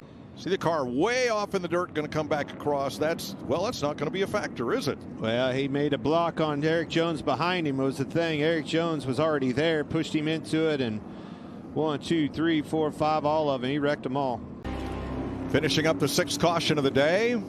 And they're ready to come to green once more. 21 green laps, 17 caution. Here we go again with Reddick and Larson from the front row. Well, Reddick launched from the beginning of the restart zone that time and cleared him. So less games, clear track. Speaking of clear, he launched good enough. The car behind him, Kyle Larson, got Blaney as well. And how about this one car, Ross Chastain, continuing to keep them elbows up. He's coming. These restarts, he has been so aggressive, and it's paid off so far. Maybe a crossover here if he can. Setting up for a dive bomb, getting into 7.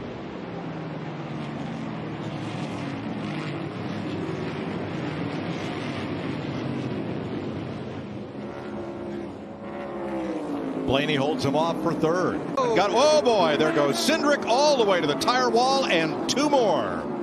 Yellow flag fever. And McDowell just pitted. And Noah Gragson. We're going to run out of cars. My goodness. Tires are up. Get caught up here. Another one that had just pitted. Got caught up in some more stuff in this field. 7th caution of the day. This is wild, Kevin. It's beyond wild. Now it's getting frustrating. Now, Michael McDowell was, I believe, on the tail end of that. Was Austin Cindric first around. Then Noah Gragson. Then Michael McDowell. Here it is.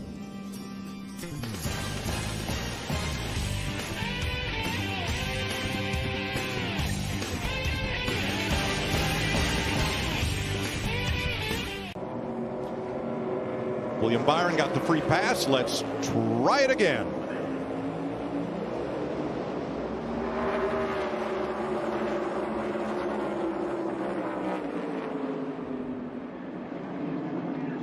Chastain around the outside again. Flat tire and Austin Dillon.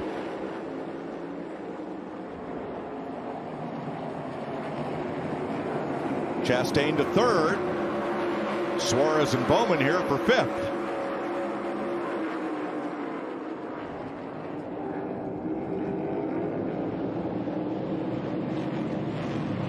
The right front tire kind of came up in the air, and it took the load off that tire, and then as soon as it set back down, it locked it up. Here comes Chris Buescher, the pride of Prosper, Texas, to take stage 2 from Ryan Preece, Martin Truex, Kyle Busch, and A.J. Allmendinger. There's the Valvoline cam from Kyle Larson, way deep in the field. He will take this restart from 22nd.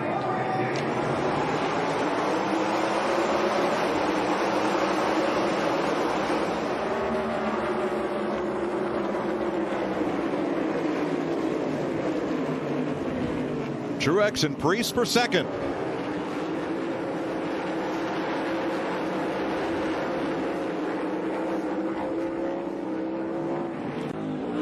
Here we go. Allmendinger pitting.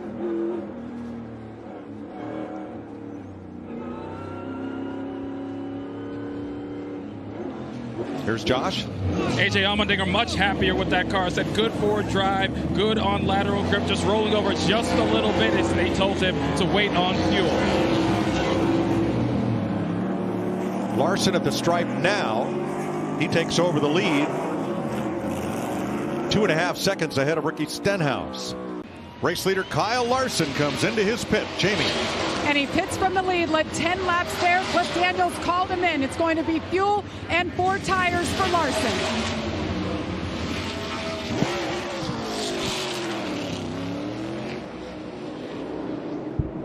Chase Elliott becomes the new race leader from Corey LaJoie and Ryan Blaney.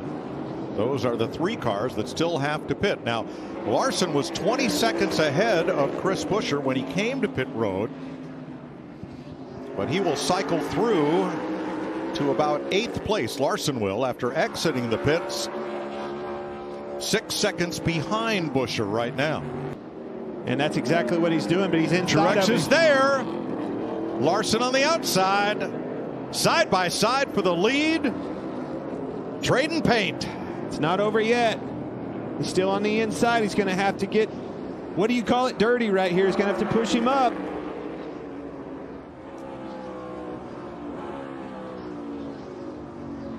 And you can see them both slipping and sliding around. Buescher's tires are just worn out. In the 17 quarter, clear. Truex to the lead. Larson to second.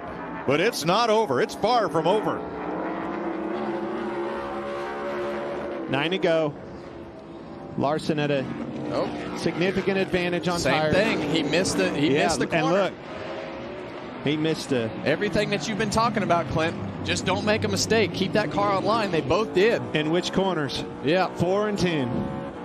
He took advantage of both corners. Coming back, 8 to go now.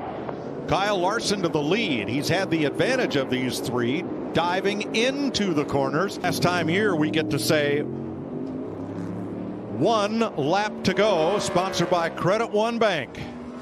And Kyle Larson drove through the field and back to the front after that final pit stop at lap 81. Keep an eye on Martin Truex. He's give up another second there. I don't know what's going on there, if he's getting tight on fuel or what, but I think he's given up on the race for the lead. Now we're just managing second place.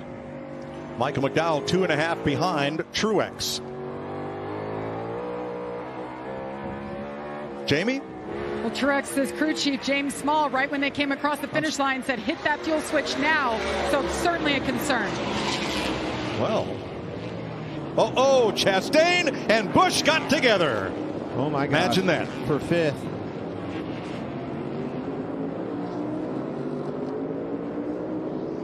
He's going to fall all the way back to at least 11th. The hits just keep coming for Kyle Busch and everybody on that 8 car. That's going to be unfortunate. Had a top 5 going. That's a tough one. Last lap. That is a tough one. Last corner for Elk Grove, California's Kyle Larson. The 31-year-old is going to power off turn 11. Take this little kink here to the checkered flag. And Kyle Larson scores his 26th career win. 3rd of the season. Hendrick Motorsports, Chevrolet. Hold on, Truex is out of gas. Way to execute. Way to be there all day. Good job. Truex is out of gas, guys. He didn't make it back around. McDowell's going to be second. Buescher, he's still not around. He's right there at the start-finish line, 100 yards. Side of the track, Shane Van Gisbergen. And looking at the right rear quarter panel, I think there was some contact. You see the damage on the right rear tail from the 97.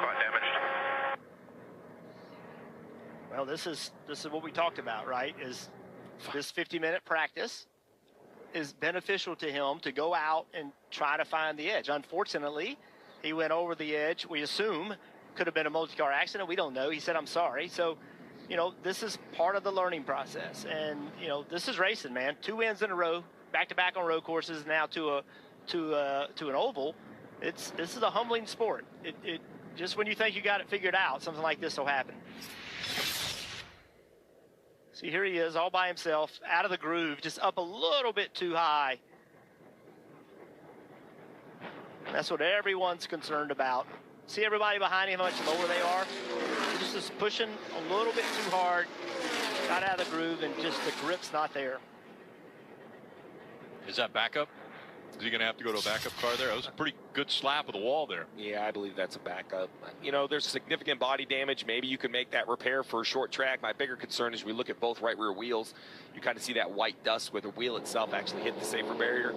And I would imagine, upper control on points or the track bar in the back, there definitely could be some chassis damage. But Steve, when you bring in an SPG or you bring in somebody like that, this is part of it. Right? I mean, you know it going in. Going in, Justin Marks is a big believer in his driving talent.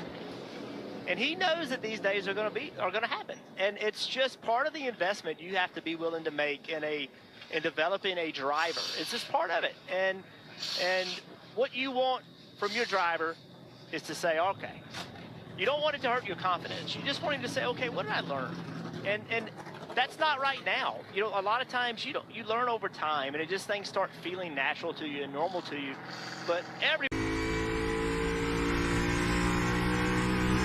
57 to his 51. Gotcha. Hang on, stay up here. Got Super one more. Fortunate to happen. Ease it up. There's nothing middle else of the out back. straightaway. You can just ease it on across the track.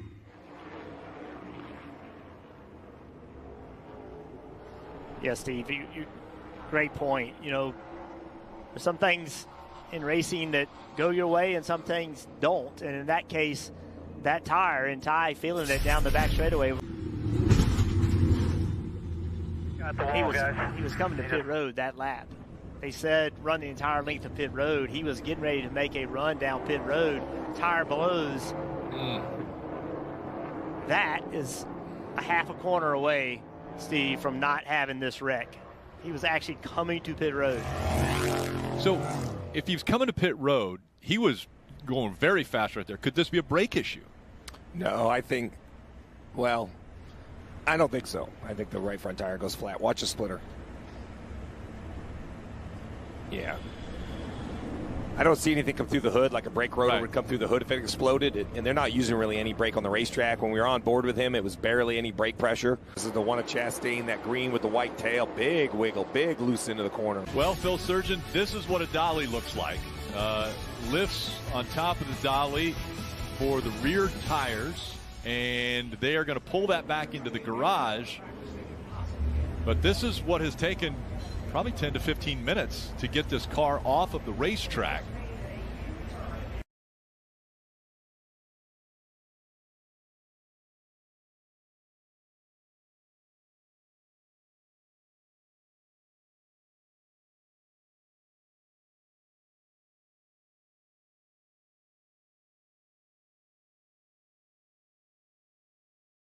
Oh, as we see, Ross Chastain has spun around coming to pit road. We talked about the challenges of pit road during Xfinity practice. We saw some Xfinity drivers trying to get to pit road. Let's see what happened. Oh, yeah, he's just trying to smoke it in there, trying to learn how much pace he can make. And this pit road comes up quickly. Car hit the wall out of turn 4. That's A.J. Allmendinger in the 16, who now is in the infield.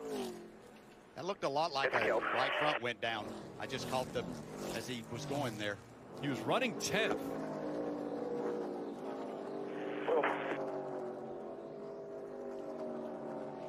Marty, were we hearing anything on the radio?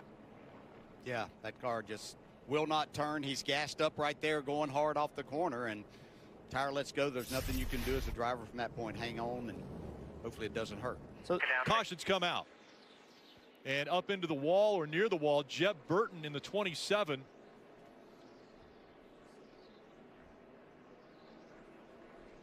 And a right front down for Burton. Doesn't look like any contact to the wall. So Jeb's on the straight, and it blows right there. And that's, you know, look, it's never a good time to blow a right front, but if you're going to blow one, that's where you want to blow it, because you're already against the wall.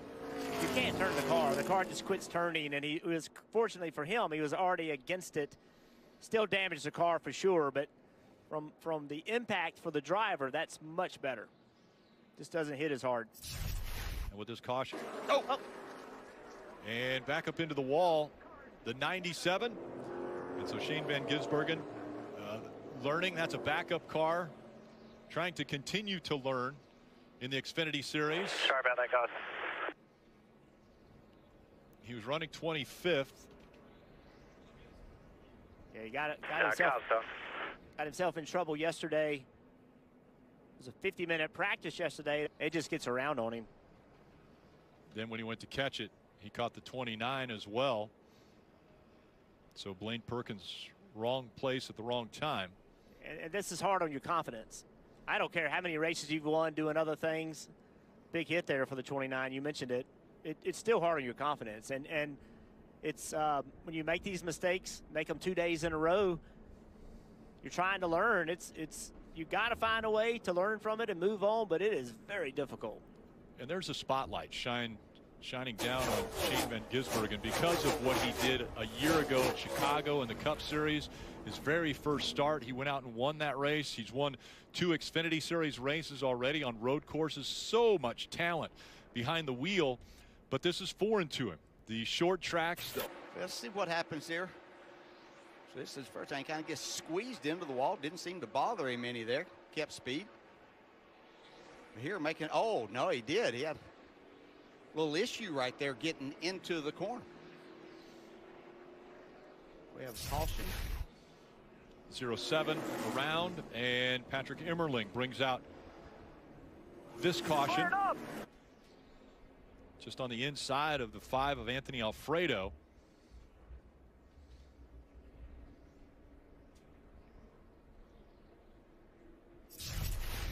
He's trying to refire it. And the final lap is the 81 has gone. And we see the 2 of Love into the wall now. Blew a right front tire. He talked about having a vibration prior to this restart. So Chandler Smith is going to get the win. You see the pressure being put on there by the 10, but it was the 2 of Jesse Love, the right front going down and into the wall. He goes hard.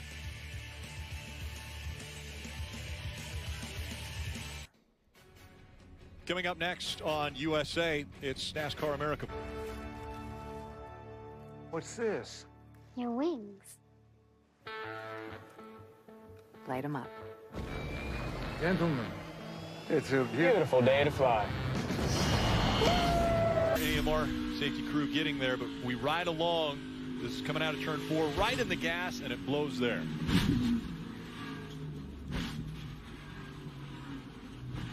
That is vicious. It's just such a hard hit. DJ and I were both grimacing over here. There was a cringe.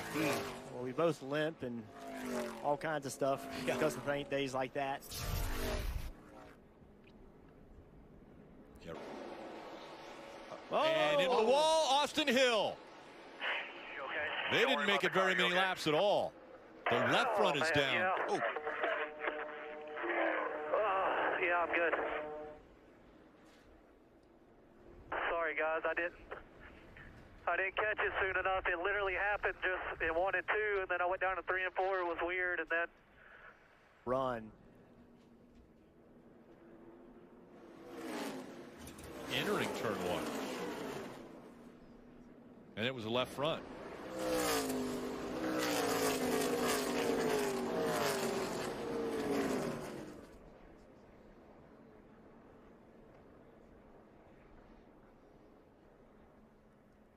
Yeah, I mean, it's just easy. It's easy to second guess these things, but the truth is, there's no way you could expect that you're gonna have a problem that early. I know we saw smoke off the left front. I'm not so sure that's not brake smoke. Like he's got the thing locked up and he's trying to. We had seen some smoke coming out of the left front. It looks as though the right front is down as well, and the caution comes out. He was running 11th. Well, Riley Herbst went from not wanting to see this to happen to being glad it happened. Because now I saw it smoking.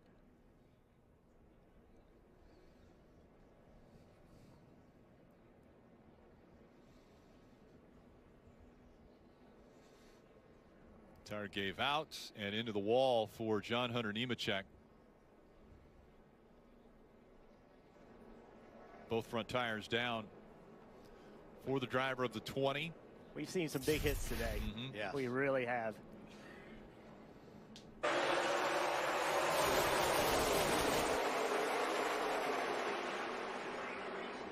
Sliding up the racetrack is Creed. Mayer is going to clear Herbst as they come out of 2. Does Heim have enough time?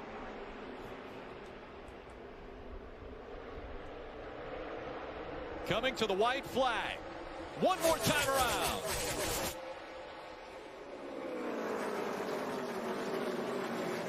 Sam Mayer in the middle of the track.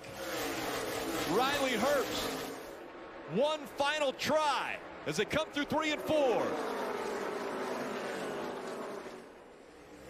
Out of 4, Sam Mayer is going to win in Iowa. nice work. Nice job, fellas. Oh, we won, baby! Wow, thank you guys so much. Unbelievable. Thank you guys. You guys did the best. And a little bump there. And the left rear. Brad is really struggling. Oh, Corey LaJoie has gone around. He spins on lap 3. So Corey LaJoie around, bringing out the first caution. He was running 20th. 2 and 3 wide back here. Wow. The 71, Zane Smith, looked like he was really loose on corner entry. The 7 was above him. I think it was a 3-car, all-Spire car involved incident. The 77 got loose, caught the 71, who got the 7. That is not what the Spire Motorsports organization wants to see. It's nerve-wracking enough with all 3 cars on the racetrack. So you battle for the lead. Going back a few laps ago, 5 trying to just use all the racetrack, and Blaney was there. That's what we... Right here, 3 wide on the bottom. I think it's the 42 of John Hunter. Yep. Contact, and around goes the 10 of Noah Gragson and keeps it straight, but the caution does come out. Yeah, I would listen into the 10 race. 10 does block, but then the 42 kind of enters so low and so shallow. He doesn't mean to get into him. He's loose. The 42's loose, but he still was the aggressor and caused the accident. They were fighting for the 21st position.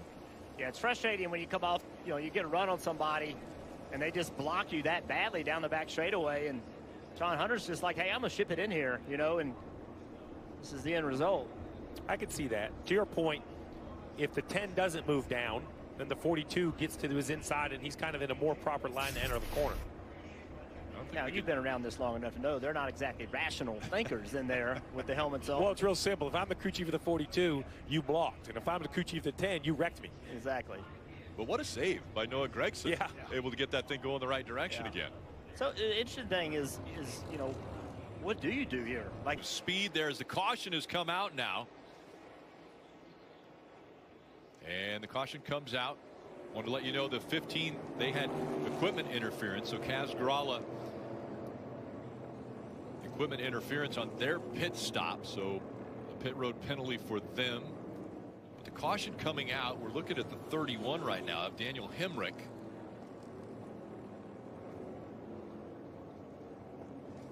Maybe some contact with the wall.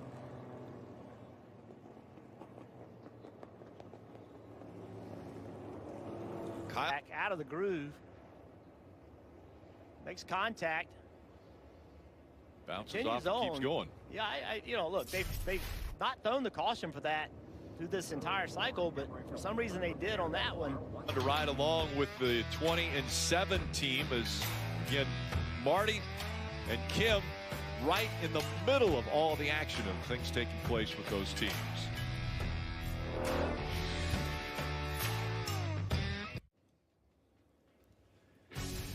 NBC Sports coverage of NASCAR on USA is brought to you by Green Flag.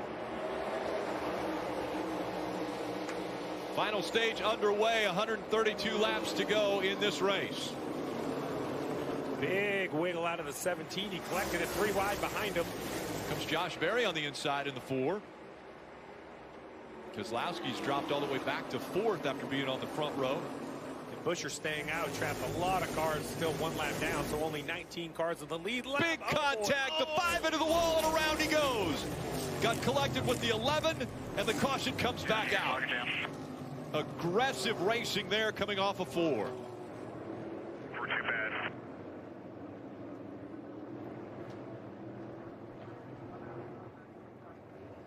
And Larson was in the middle of 3 wide as he spins it around, see if he can get back.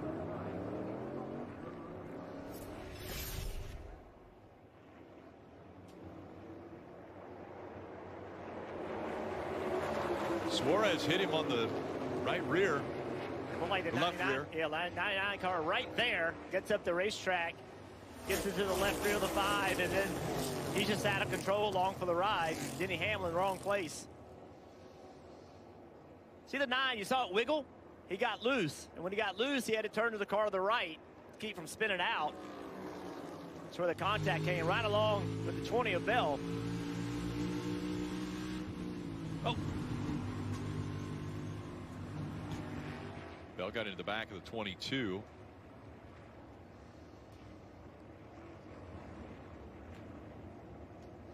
That's how quick it happens.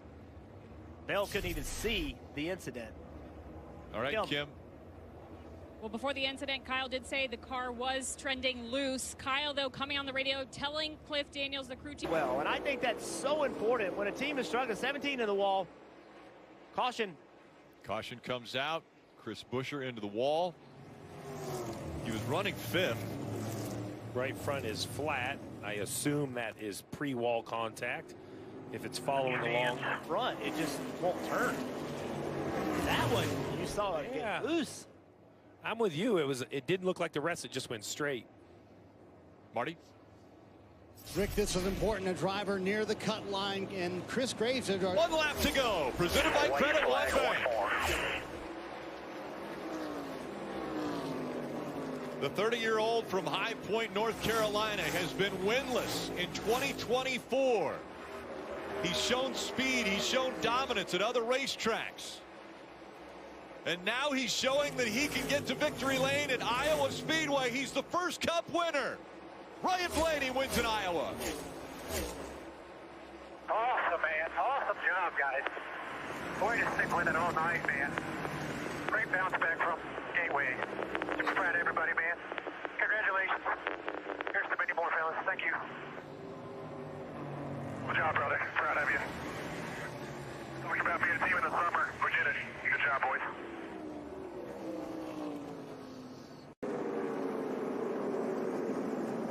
Whoa, AJ, contact. and he'll get into the back of the 48, and Parker Kligerman goes around. Lock it down. I believe we watched this. I believe the 98, Riley Herbst gets into AJ, then AJ gets into Parker. Keenan, he got you. We talked about it though, Steve. Every time we come to New Hampshire, we have these very aggressive restarts, and older tires, with all the rubber built up and all the stuff that's going on, they just do not drive as good. Let's watch what happens.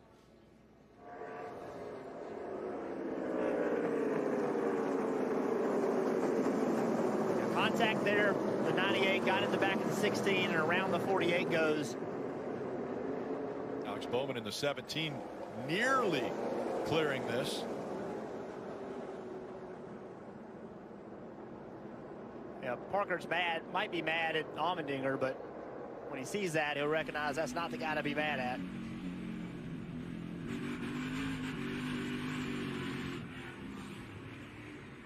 You saw how quick the car spun out. Like, that's just how on edge these cars are. And watch right here. Watch, he gets contacted. Watch the rear tires.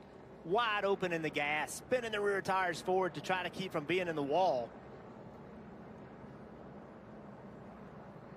Pit road open again. We'll see if the leaders realize they're kind of backwards on the strategy. They are.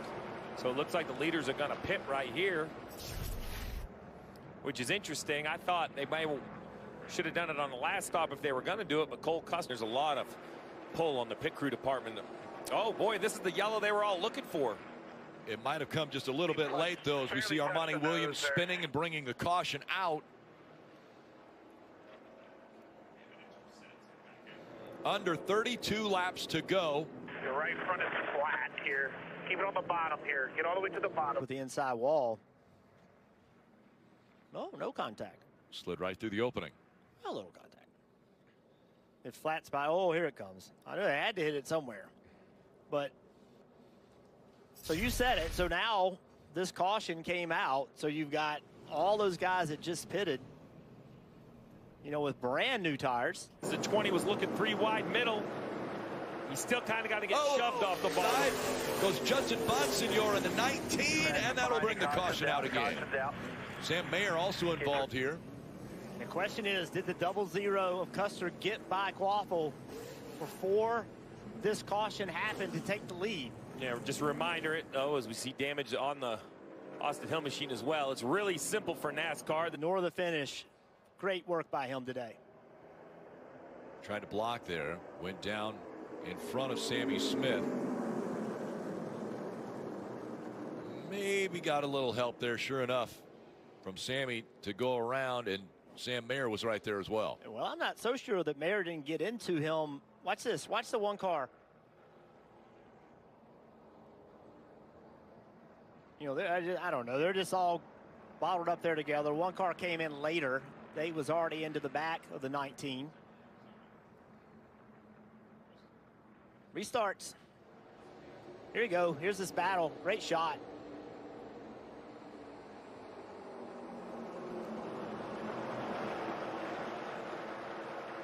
So you see right there, the 00 is pretty clear of the 88. The NASCAR saying the 00 was the leader, so there's obviously a loop line somewhere off turn 2 there that will score him the leader on board with Parker Kligerman.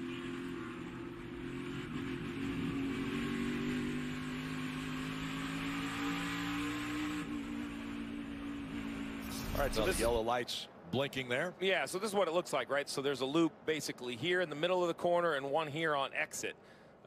So it really goes back to, I really think in the middle of the corner, the 88 had already been passed by the 00. Maybe even on exit, right? So you got the 00 leading, it's under green, and then at some point the yellow comes out. Like I said, it's automatic. It's not even really a human judgment. The computer says, hey, the 00 passed the 88 and crossed loop X, and then the yellow came out, so it scores it that way. And that means another restart. I've argued them for years, Rick, but that electronics, man, that doesn't lie. Here comes Sheldon Creed. And Allgaier making that outside line work as they have shuffled Carson Kvapil back. That 7 car has great fire-off speed. You see him roll to the outside of the 20. He will get there. Caution has come out again. Yellow's out. Scout and Rick behind you here. Haley Deegan in the 15. And that 92 of Nathan Bird. A lot of damage to the back end. Nathan, a 24-year-old out of Litchfield. Looks 3 wide. This is going to be a... Oh. Wow. 15 definitely hit the 92, but I can't tell from that angle. There was 3 wide there, right? Did somebody get into the 15, or did she just misjudge the corner speed and get into the left rear of the 92? It's big contact either way.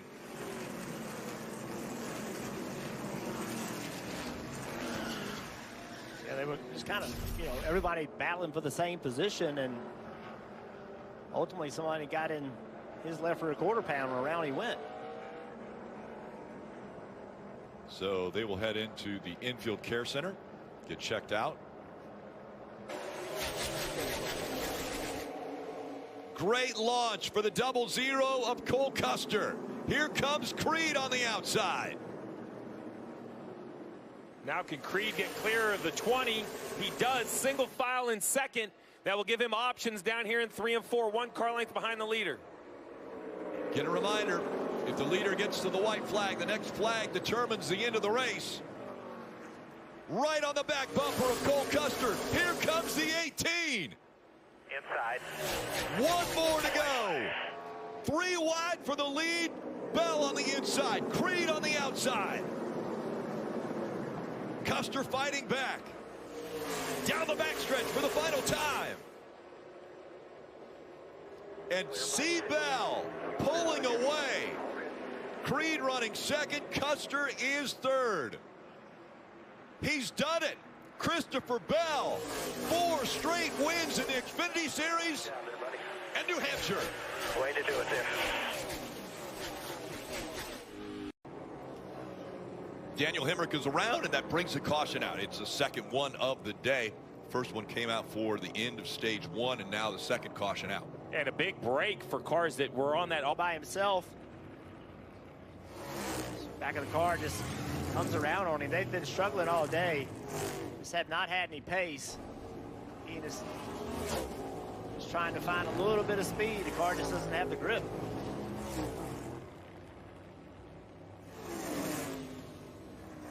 All right, Steve, so we see everybody come to pit road? I don't know if everybody will come. I think there's some, like I mentioned, the Gillilands and the ones that have yet to pit. They can't make it to the end of stage 2, so they're...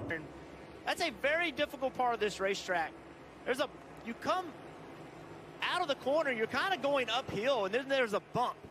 And that bump right against the wall, right there, it's really hard to keep the back of the car under. On stage here in New Hampshire. 3 wide for second.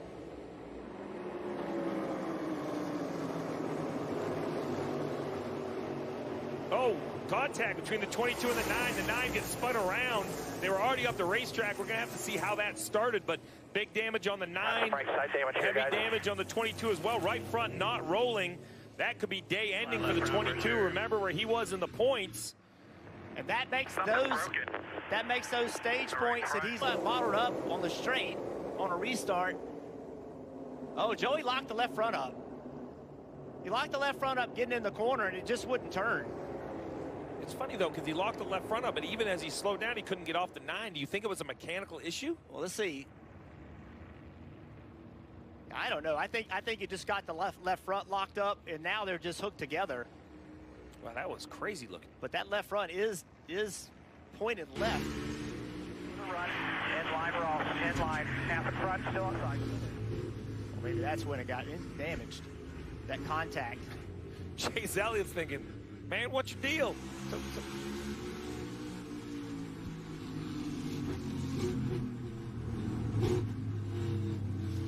So what it looks like to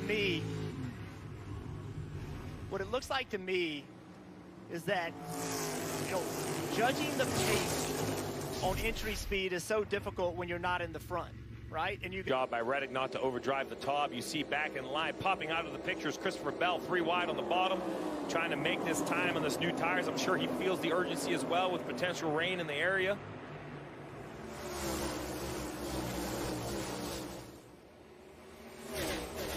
Contact there, 3 wide down the straight.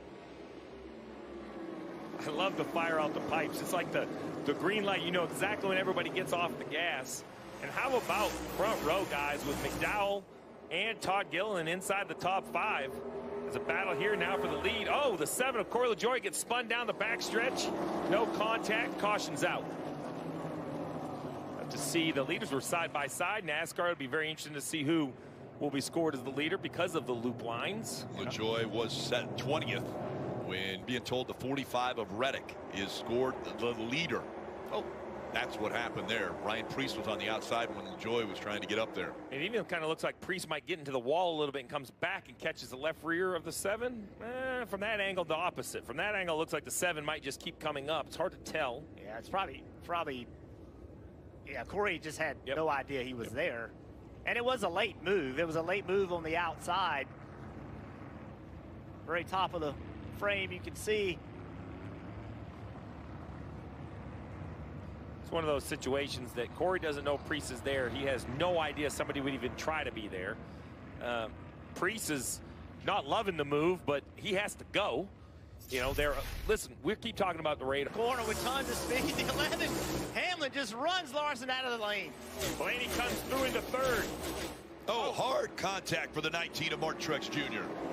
Lost that track position on a pit stop where they had issue with the right rear wheel. Such a good car all day long. Once you go to the back, you're into all this chaos.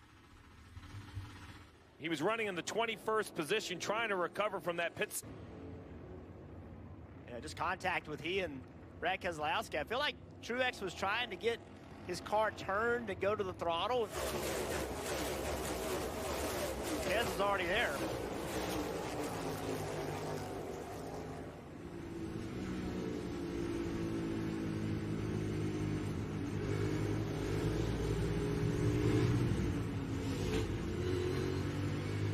You know what that is, Steve? That's racing. It just happens, you know, battling for position. Those are the hard ones to judge because rarely do you run the exact radius of the corner, right? So you expect the 6 to be drifting up. You expect the 19 to be coming down. Brad thinks Martin knows he's there. Martin thinks Brad, you know what I mean? They both think this is my spot. Just a small amount of contact. And that's a wreck that I think 50 laps in the race perhaps doesn't happen. I think Brad sees a 19 coming down. He probably lifts a little bit, then he's going to lose 4 or 5 spots for doing it. But I think at this point, you just kind of hope, even if they do make contact, they don't spin out. Let's listen in what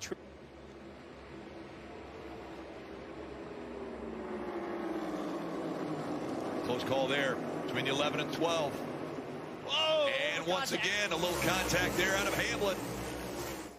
What? It's raining. So it's raining and starting to call reported. Oh, and around goes Kyle Busch again in the 8. Caution comes out.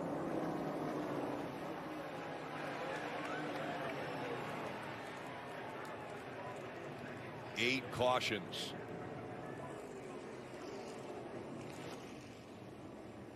He might never want to come back to. Take another look what happens. It's hard to tell. They're 2 and 3 wide off there. Definitely some contact with the 47. But I don't know. You know, that's at the end of it. I'm not sure how we got there.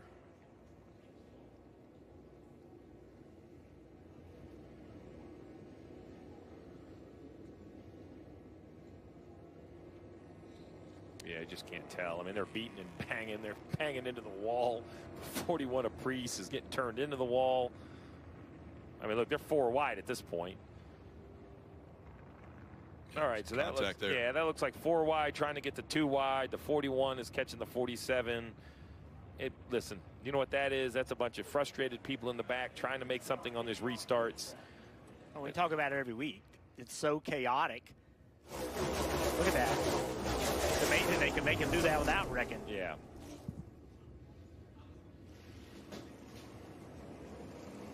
We had heard some rain on the radio. Looking out the window, I don't really see that. That might have been Reddick screaming it because he was out front. Yeah. Yeah, that was just right there. Kyle Busch was just really trying to avoid the chaos that was going on in front of him, and there just wasn't anywhere to go. It's just a wild restart. Yeah, and if it doesn't rain, we're going to see more of that. We don't see rain on this camera. Still waiting on the answer from NASCAR. Meanwhile, Kyle Busch, who's sitting back in 30th, is having an issue on the track, and he has climbed out of the car, Rick. Yeah, he parked the car, and that is on the exit of turn 4. Parked the car and got out of it. This has not been going to happen. They could have actually picked up a lot of spots. Oh, he hit the wall. Oh, my goodness. I don't know if something broke on the car or he just lost traction. I know that sort of. I don't know. It's hard to imagine. All right, Marty, what do you know? Well, I just asked Randall Burnett, and he said, I have no idea. He said it just absolutely took off on him. He said, I don't know if something broke. As you guys mentioned, they've been having some issues today. They have made some repairs to the 8 car, so they don't know. They're not going to know until they get back to the... Josh Berry up 12. Truex is asking himself what he has got himself in the middle of. He is 21st. Carson Hocevar on the apron there, right in front of Brad Keselowski. And the caution comes out. We got a spinner. Ross Chastain. Ross was running in the 6th spot when he got around, and the caution comes out. What'd you hit? Anything? No, sir. Okay, I want to give it to Ross. To ask him on the radio, what'd you hit? No, sir. Not screaming, not complaining about conditions. Ross Chastain, there he was around. Yeah, just it's kind of late to tell. He was on the flat, which is where everybody looks like they're kind of running. Yeah, it's hard to know what happened there. You know, we were wondering about the pace. I mean, we were running 35-second laps, which is, you know, about 4 seconds off. He was on the apron and then came up off the apron, got into the gas, and that's when he went around. Maybe even on the paint. Yeah, well, I don't know if Justin Haley was behind him. I don't know if there was contact there or not. You see everybody performs it. Oh, Corey LaJoie around. So that'll bring the caution out. This is an opportunity. Does NASCAR say, come to pit road and change tires? Corey was running 30th. That was a 15-lap green flag run right there. Everybody on the bottom of the racetrack trying to make a pass and just did not have the grip he was expecting.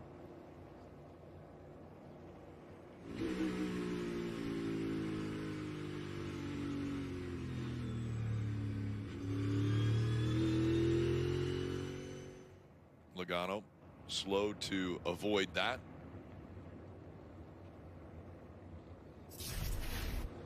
So 10 cautions. Point about the dry line. That time down the front stretch, Bell swerving like he's trying to get out of the dry line. We'll see if he does it on the back stretch. The leaders. Oh, big wreck. 1 and 2, big wreck, yellow. Gregson, Austin Dillon, both around. We saw the 43 of Eric Jones avoiding.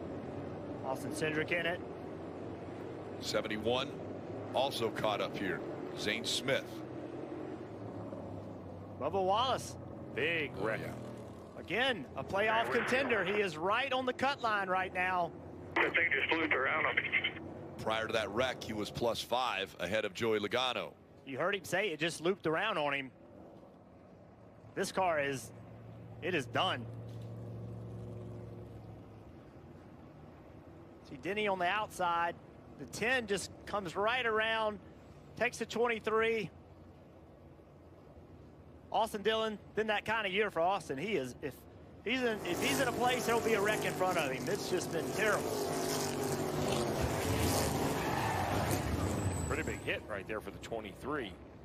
And this is what we talk about. You know, everybody's like, hey, let's go, it's rain tires, but it's inevitable people are going to overstep their bounds, trying to learn how much grip these tires have, how hard can I push the race car.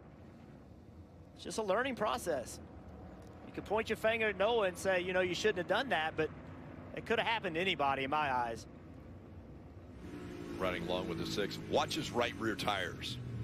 Well, already happened there, but the right rears were on the paint when that thing started to go around. The painted line. Oh, excuse me, the 10, yes. Yeah. 23, obviously not happy. Well, maybe if we're on the paint. Here's that impact you talked about, Jeff. Front tires came off the ground, and the angle of that completely gone now. This is an effect of the track drying so quickly. Cliff Daniels said, if you can hang on, hang on. But if you need to come to us, we're ready. Hocevar slides, and the caution comes out. I saw several drivers there starting to really struggle with their cars. That leads me to believe. Yeah, just saw Hocevar all over the racetrack. Even before this caution, that was a super early spin getting into the corner. This was a little bit earlier. You see Priest just saying, hey, I'm going to go up here in this dry zone, and if that means I push you out of the lane, that's what I'm going to do.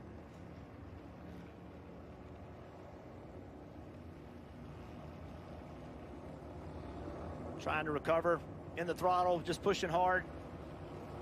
I don't know how that wasn't a bigger wreck. And then right here, just around it goes. That's an eventful few laps. And this has been quite a learning experience, from what they're doing on the racetrack to the procedures on and off pit road to the community. Laps to go.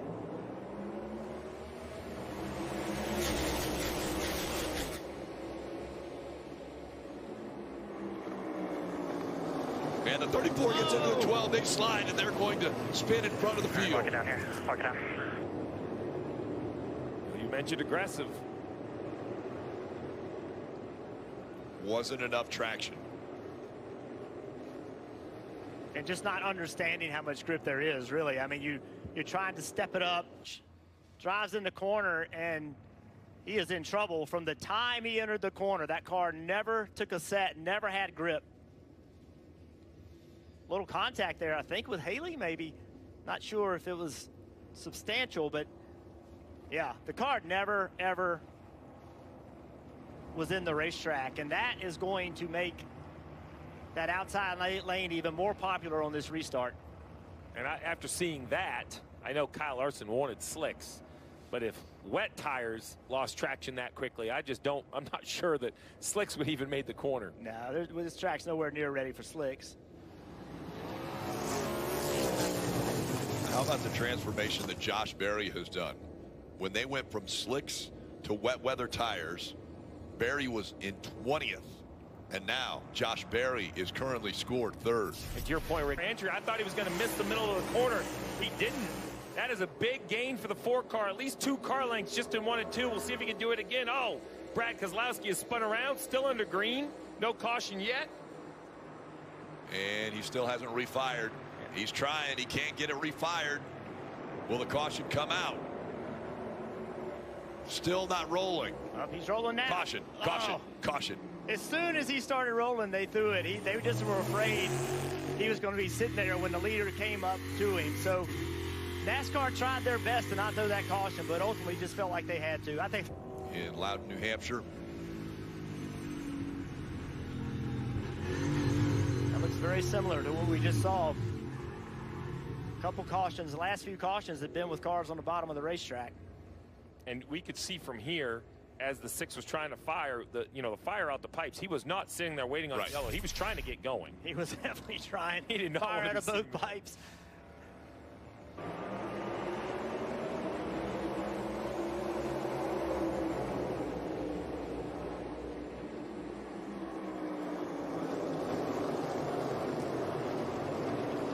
Bell, a great launch. He's got 2 car lengths, now 3 in front of Josh Berry. Yeah, Berry just couldn't get the power down. Briscoe got to his left side. SHR teammates side by side for second. That's going to allow Bell to kind of use every bit of the racetrack he wants or needs. Berry fighting on the outside. Bell's going to get the white flag. One more time around. Next flag will end it. So even if a caution comes out, this will be the final chance at it. Christopher Bell won yesterday in the Xfinity Series race, Rick. He looked good in the dry. He's looked good in the wet. Christopher Bell, still the man to beat in New Hampshire. Get out the broom. The fight for second continues between Stewart-Haas drivers. A little contact made there, but it's going to be Bell who sweeps the weekend. Christopher Bell, what a day he has done. Bell wins in New Hampshire. How about that, boys? Loud sweep 2024. Only one man can do the double. That's you, buddy. Great job. Great stinking job, fellas. I'm proud of you guys. 5, Dean Thompson, Mason Massey involved. The 32, Brett Holmes. Did you see Nick Sanchez look like he got through there unscathed? He was right in the middle of it. Is that Timmy Hill, another one? There's Dean Thompson. Lap number 2. I don't see a lot of damage on Timmy Hill's truck. Remember, these are some of the trucks that had to go bent in. Let's see if we can tell what happened. We're hearing maybe the 5 might have got run into from behind. And look at Nick Sanchez. Threads that needle. Splits the defense right there and goes between the 5 and the 20. Makanori Ogata in the 20 this week. A lot of damage on both sides for the 32.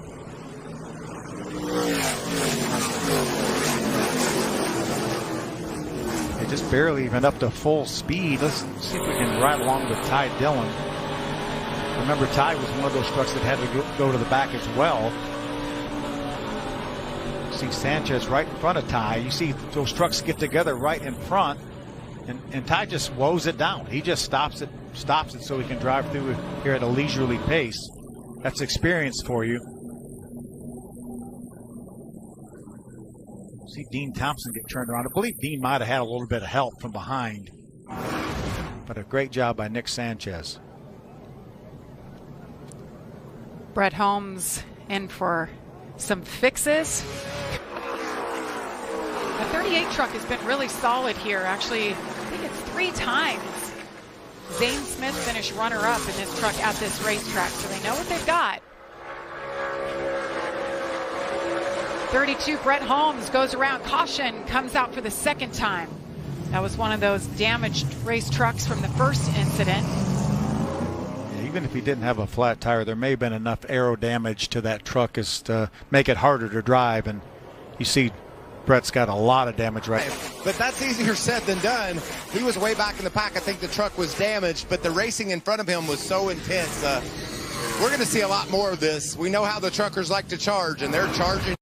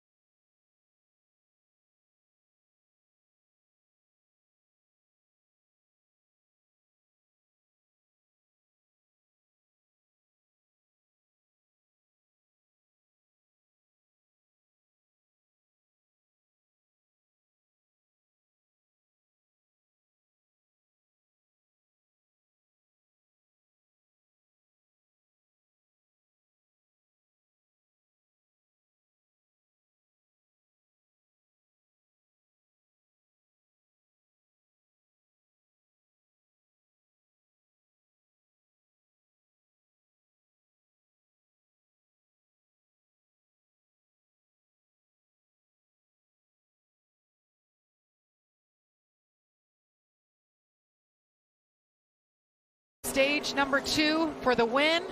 And this battle on the right side, these two have been wrecking each other, and now Stephen Parsons goes around. The caution comes out for the 6th time. Well, that was obviously intentional about the 38, but they've been, you can see all the battle scars on that truck. They've been together. It was losing some ground, and Stephen was trying to get by him, finally got by him, but not without some contact. I mean, Stephen got loose underneath him, and they got together, and then obviously the 38, got into Stephen and turned him in the outside wall. Let's hear what the 38 said. Good to have him back. He's having a nice night tonight. And right as we're talking about him, at 91 at Jackwood, goes around. He brings it down pit road. The caution is out for the 7th time. See, no damage to that truck. He was able to hold it off the wall. I'm sure more than likely he was side by side with another truck, whether there was a little contact or maybe just lost some air off the spoiler. Let's see if we can see what happened here. Over the inside, he's going to make contact with that left rear corner. Nice job by Jack to get that truck down off the racetrack. Boyer just squeezes by as well. There's a contact right there. With the 7th truck. Woo. Yeah, battle for the 13th position.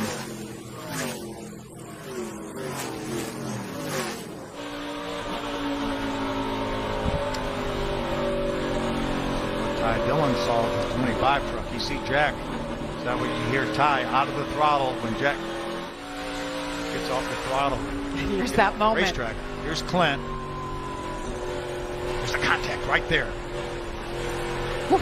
That's where it was close. And you see right behind Clint, Jack goes off the racetrack. So very fortunate for Clint.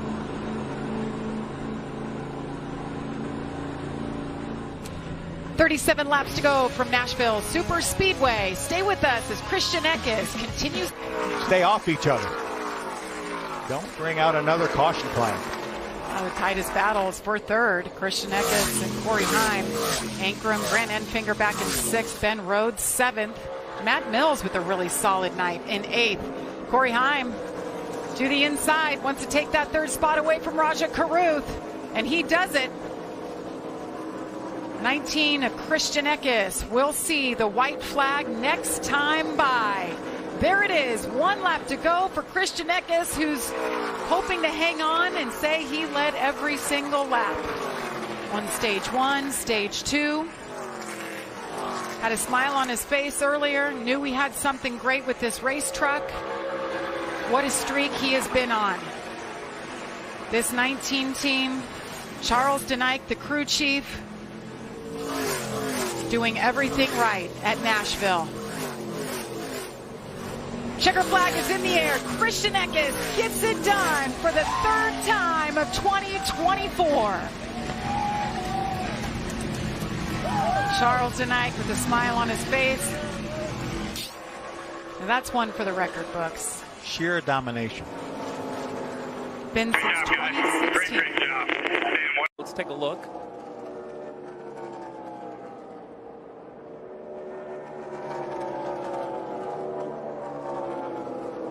Look, Allgaier really heavy in the throttle. Watch right here. Goes to the throttle real aggressively. They were fighting for the 4th position. Was there contact? I mean, it looked like he was really close to that left rear. You know, it was hard to tell. But, you know, aerodynamically, to your point, you can get a guy really loose doing this. Oh, yeah. Yeah, that's contact there. Yep. Yeah, that's contact. And, you know, if you're Gibbs, you're hot, and you have every reason to be. You know, you just got run into in a vulnerable part of the corner. See, right there, he's just the 7. He's just in the gas really hard and just made contact with him.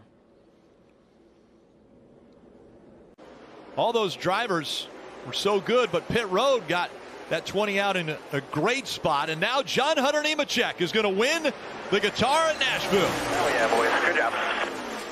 Good job, guys. Nice job. Welcome back, driver. Great work.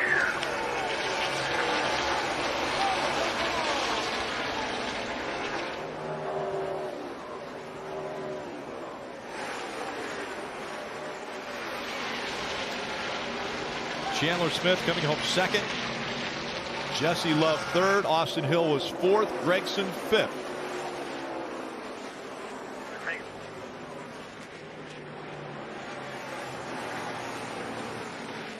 Caution is out here in Nashville, and it's yesterday's Xfinity Series winner, John Hunter Nemechek, that slid off of turn 4 and into the infield grass. Take a look. He's running 37th. You can see the back of the pack, so struggling with his race car and just trying to find some speed. The grip isn't there. Car goes around. I thought he was going to get stuck in the grass, but just stayed in it and kept rolling just enough to get him back on the asphalt and the concrete. And now this is a big intersection because I think the rain is going to come here in the next 20 minutes or so, but this is a window to make it to the end of the stage. So the leaders are forced to pit, but will anybody him while he kept his eyes focused in front? Oh, and around goes the 54. Gibbs slides into the grass. The caution comes out. Rolling out to the asphalt here. Rolling out to the asphalt. Right here.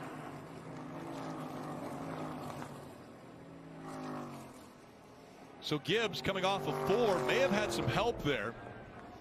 The 48's all the way against the wall, so really I think Ty just needed the racetrack. Obviously he was having some handling concerns, either loose and didn't dare turn the wheel, or tight. It's hard to tell.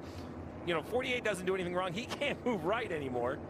Yeah, you see right there, almost just looks like Ty may have thought he was going to slide in behind Alex Bowman, but either way, contact, and around he goes. All that track position gone. And we showed the 22 car before the restart, the strategy that they played to gain position and get in fourth. Right behind him is Denny Hamlin.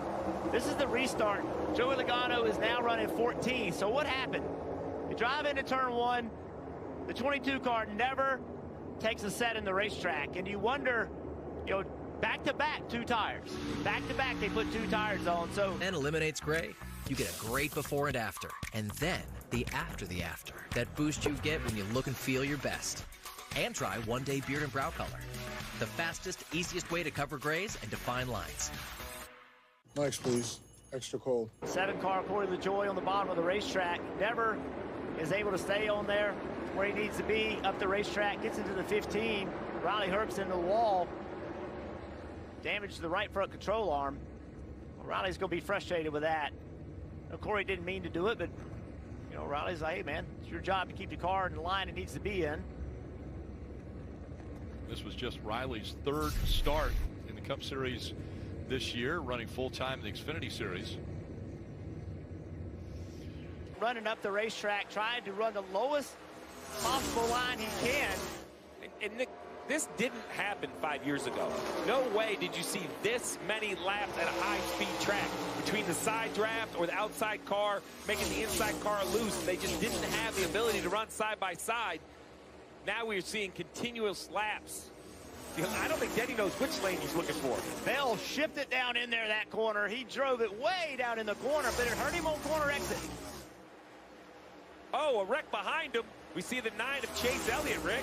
Sliding into the grass. Caution comes out for the 8th time. Easy. Couldn't see what happened. I just saw at the top of the screen, he kind of got spun out of line. I don't know if it was on his own or if he had help. There, but around it goes. And that's the razor's edge that these drivers are on. I spoke to several drivers this morning, and what they said was that to get the car to turn in the middle of the corner, the back of the car doesn't feel like it's stuck in the racetrack. It doesn't talk to them and let them know when it's too loose. That's what happened right here. He was in the gas. And it started coming around on him. He did not expect that at all. So think about that. Chase Elliott, an amazing race car driver, spins out with no contact. Yet the 2 leaders are side by side. The racing is just shocking. That's here we go. Let's ride along again. Rolling the bottom, 1 back. Hold on to it. Hold the brake. Keep it rolling. So the art of driving a race car is being able to operate on the edge of grip. And when you step over it, that's the result. But if you're never willing to get there, you don't have enough pace. Let's listen. No damage to the car besides going through the grass? No, sorry. It got loose. No, man, it's all good. So I love that. It's all good. And why is it all good? Because that's what you have to do as a driver. You have to operate in that margin, and if you're not willing to... Allmendinger, LaJoie, Chastain, Logano, do they have to run a long way? Oh, Christopher Bell around. Big damage on the 20. Huge hit for Christopher Bell. Caution has come back out again. Broken toe link. Making it 3 wide. Oh, he just gets loose. He's all by himself. We talked about dancing on that razor's edge and what happens when these cars get loose, and there it is.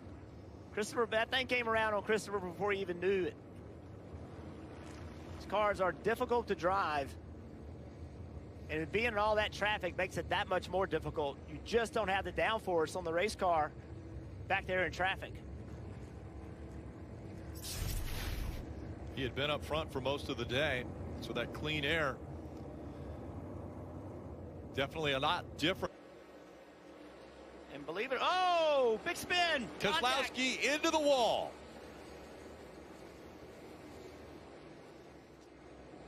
And the 10th caution comes out. How bad is it?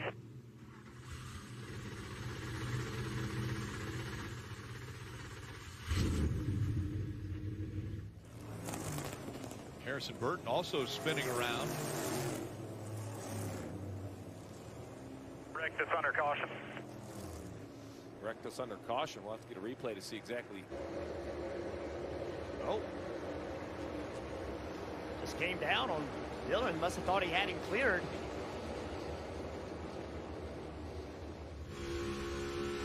Murray trying to pull you back. Clear. Inside. Hold the brake. It's hard because the audio, I'm not sure it's exactly lined up with the. He just thinks he has Austin clear. Austin carrying speed into the corner, and they make contact. Down the back straightaway. Yeah, there's got to be more to this story because the 77 just hooks a 21. I think NASCAR is going to like that under caution.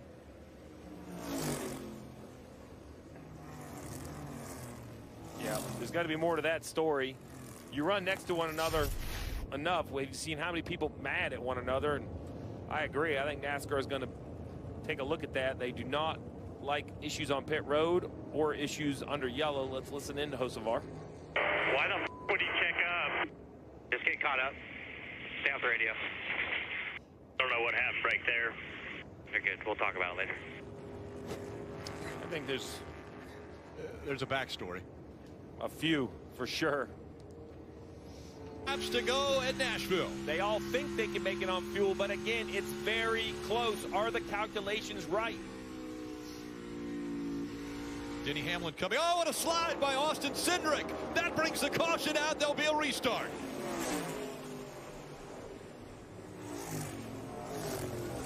That's Welcome. not what Hamlin wanted.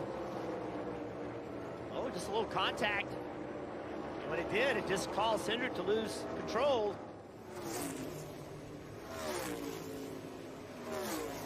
And we see that so many times where it looks like a harmless touch, but it just can shoot your car in a weird direction, and then you have to correct, and then you get yourself in trouble. So now, Rick, we can kind of set the stage. You know, Wallace probably the biggest concern on fuel, but, you know, we heard the fuel switch conversation from Gabe Hart. You know, I don't think you could pit if you're Hamlin, but who? Green flag back in the air. Green.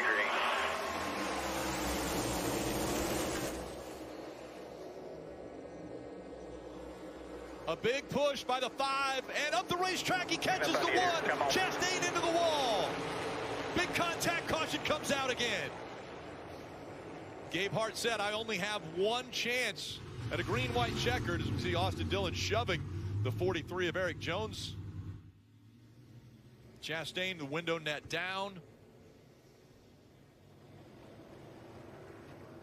From having a chance to win the race to having your day done. Ada Kyle Busch caught up in it as well, Rick. We knew someone was going to make it 3 wide. But behind them was 3 wide. But that right there, just Larson gets up the racetrack.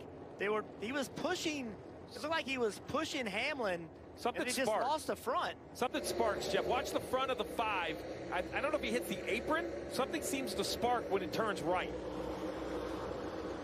Hard to tell from that angle, but from behind, it looked like the left front might have caught the apron, really shot the 5 up the racetrack. Take a look.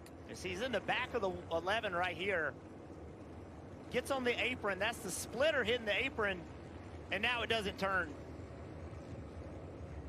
You and I were out there. That yellow paint is not on the racetrack like other racetracks. It's on the apron. So when he touches that yellow line, that is the flat.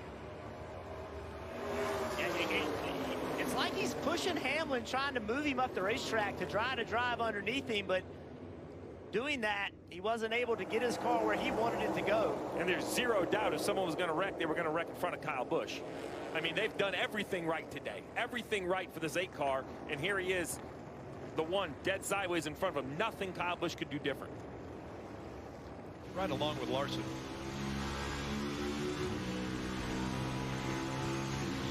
It's just pushing too late. You know, you're trying to push down the straight to get momentum, but now you're pushing in the corner, and it's just too late to do it. Just 2x2, stay up, wreck it, come down, hang on.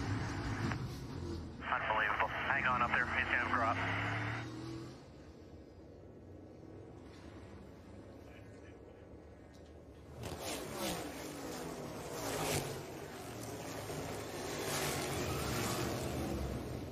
I'd said the 4th. Not sure how that happened.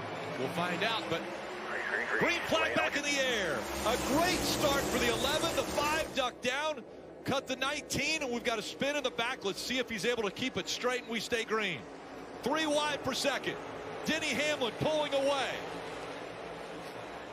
Will he have enough fuel to come all the way back around? They're wrecking behind him. The caution will come out again. There's 4 overtime. Caution on the back.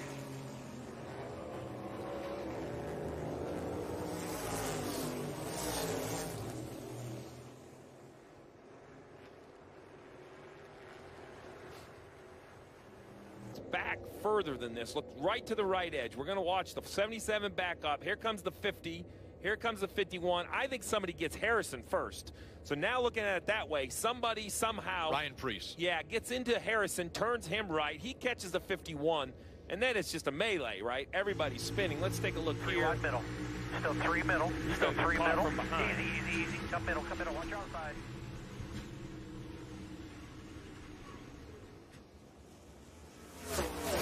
Yeah, you saw Roofs move way in the back. This might be a good shot at what happens first. This is great slow motion right here. All right, so Preece gets the right rear of Harrison, sends him right, and then they're all banging. Now, it's hard for me to know what Preece was struggling with here. Let's see.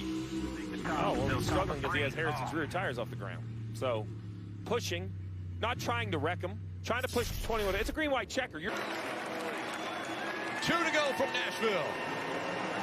The 5 doesn't go.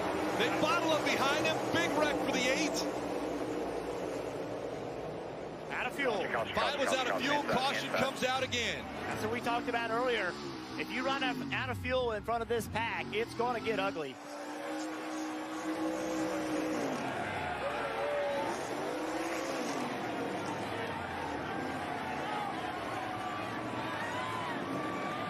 Frustration there.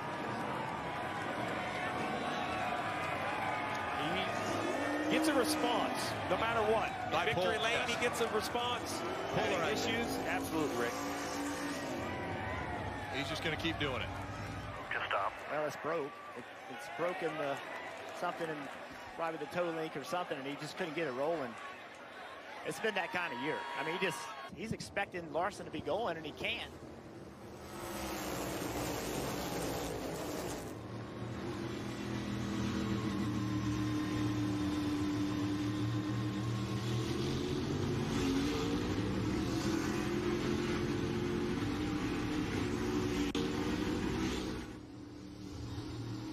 Five away, still half off, ready, green.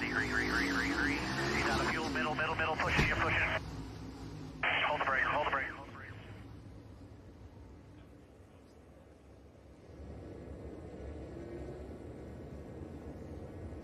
Yeah, I mean, what can you do? You said it, right? Everybody has to try to go. The 5 does a nice job of moving right to not get wrecked.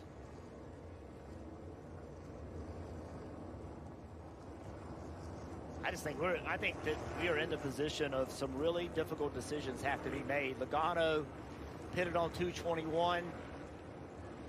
Can he afford to run out of fuel here? So many. Getting ready for the restart again. LaJoie in that second row. Logano And Chase Briscoe making up row 1. Looks like the 9's out of fuel. He falls back. They're side by side for the lead.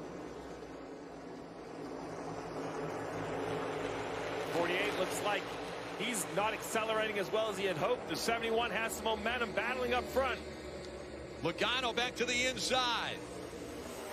Chase Briscoe fighting on the outside. Logano drifts up the racetrack. He takes Briscoe all the way up out of the groove. If Briscoe gets to him. White flag here by 2, yellow's out, crap, stay fuel. One more time, we're going to try overtime. They didn't get to the white flag, and you see the 4. Such a tough day for Josh Berry. Was sideways into the wall and then down, and it didn't look like he was able to refire. No, and that's a pretty caution. And it's a heavy impact. I mean, look, I know we want to get the race finished, and I understand all that, but in the end, NASCAR has an obligation. Back in the gas they go. Both get away clean. Great restart for Logano. Now it's about hitting your marks. You don't have to defend. Just make lap time. And do you have enough fuel? Tyler Reddick making the move on the high side all the way up to 4th. Down the backstretch. Here comes Briscoe. Logano on the bottom. Briscoe drifting back. Here comes Reddick. He is flying. He is going to get to the 22. 1 to go. White flag in the air. Next flag ends the race. Reddick to the high side. Logano drifts up. Logano looking for a win in 2024. Reddick, one more chance. Through 3 and 4 for the final time. He goes up the racetrack. Logano goes up to block. Off turn 4. Logano is going to win in Nashville. We're out of gas. We did it. Yeah! Yeah!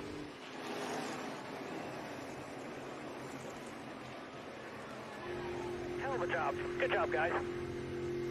Yeah! Nice job saving there, bud. The gamble paid off. It's unbelievable. Not just a perseverance, not just checkered flag for Joey Logano, and it was a crazy finish again. We see the 99 go up, clip the 19.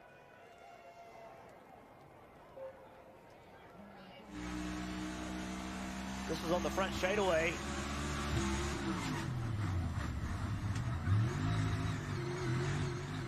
he gets right back in the gas. And then he said he had just enough fuel. It stumbled when he crossed the finish line. And the team celebrates again. 15 and 13 now straight years for Joey Logano. Wants to go. He's driver's right as they work down Lakeshore Drive for the first time. The battle for the lead by 2 or 3 car lengths. Here's SVG out of line. He'll go to the right side of Larson for the lead. Normally he goes to the inside out of 5. He's going to test the limits and use the outside. Larson trying to protect corner entry in 6, and he'll do that. SVG goes wide. Now we'll cut it on corner exit. Trying to get the run. Larson throws the block. Here comes SVG back to the bottom. What a great move. He saw Larson was in trouble. Contact right there. Larson giving him no space whatsoever. He kind of gets momentum to driver's left, gets the preferred line through turn 1. Kyle Larson, though, doesn't concede, chases it in there side by side. These two are putting an absolute show on for the fans, because then Larson goes, I'm going to cross you over, try to work drivers outside in turn 2. Eventually had to give up the position. But what a race between the two. And then right here, you see the respect between Shane Van Gisbergen and Kyle Larson. A good job of that as they turn right on the Lakeshore Drive, racing for the lead and spots on back. Austin Hill is out in front, and for the final turn, he'll come back on the front stretch. And Austin Hill in stage number 2, after leading, this will be his 5th lap. He gets the stage win. Into the restart zone they go, and back into the gas they go. Down the front stretch, Austin Hill, Jesse Love. And a fight for second is building now. Here they come back into 1, side by side. Austin Hill forcing the point there in the 21, the car on the right-hand side, trying to reclaim the lead over Jesse Love, his teammate. He has got a mere full of the 19 of Gibbs as they go into one. Oh, we got a wreck over here. Got a wreck. Turn 12. Josh Malicki is stopped. The 14 car of Castro, big trouble. The hood up. Yeah, Parker Retzlaff has a hood up on the front stretch, and the caution comes out. So another restart. Advantage SVG. He's going to start a little bit closer to the front now. Yeah, see, it's just a stack up. Yeah, can't tell what caused it, but they all stack up. Into the restart zone now. And back into the gas on the brakes, but then back into the gas again on the front stretch. Love with the advantage, but here comes that 19. Ty Gibbs to the back bumper. Can he outbrake him? No, Jesse Love's going to have the advantage in one. Oh, but Gibbs is all over him, coming into the corner. Hard on the brakes, though. Love is away with the lead. Here's Jesse Love trying to pull away from a side-by-side battle. Ty Gibbs in the 19, going to squeeze down to the inside, make that Austin Hill, squeezing inside of Gibbs to take second. The Joe Gibbs Racing car spun around in the back of the field at the exit of turn number 2 as the back group tries to weave their way through there. Looks like we'll stay green. Got Preston Hardis stopped as well on the bottom of your screen. Leaders through 4 and 5. It's RCR up front with the 2 and 21, Jesse Love and Austin Hill. Looked like that was AJ Allmendinger that was 3 wide on the bottom, made contact with a whole bunch of cars. Ended up being the worst for the 9 of Brandon Joes, being on the outside. Sheldon Creed in the 18. Here's Creed. He'll take a look again. Mayer will beat him to the punch, and Kyle Larson is back in the mix. This is a race for about 5th, 6th, 7th, and 8th. All those cars right there. Kligerman runs in the 6th spot. Creed is 5th. We go yellow here, and we're going to have another restart. Leland Honeyman buried into the turn 1 tires. Windshield deep right there below you, Bagman. Looks like right front locked up, turn low, flat. Right front tire is flat. 42 along for the ride on the flat tire. He's going to be aggressive. There'll be 3 laps of racing to go from the streets of Chicago.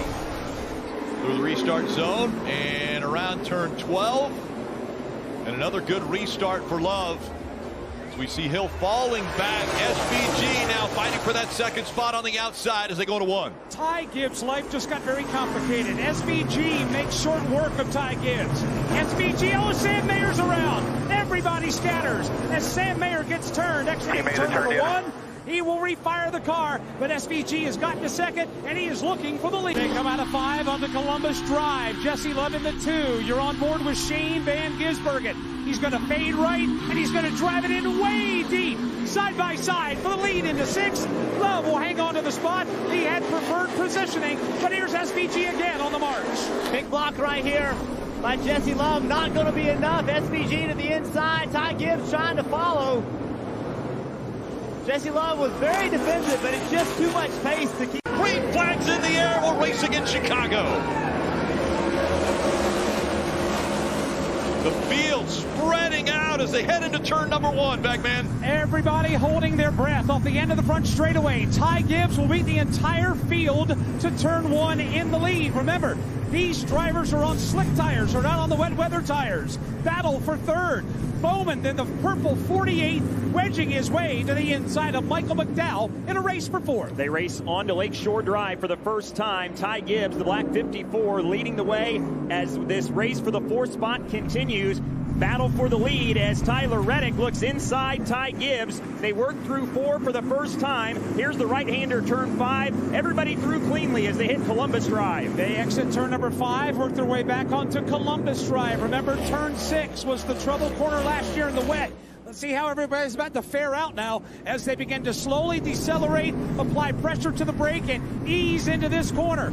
Everybody's gotten a memo so far. Nobody coming in hot. Nobody slamming into the tire barrier. 2 and 3 wide racing down the hill to turn 7. Gibbs out front by just under a second over Tyler Reddick, Shane Van Gisbergen, Kyle Larson, and Christopher Bell in the top 5.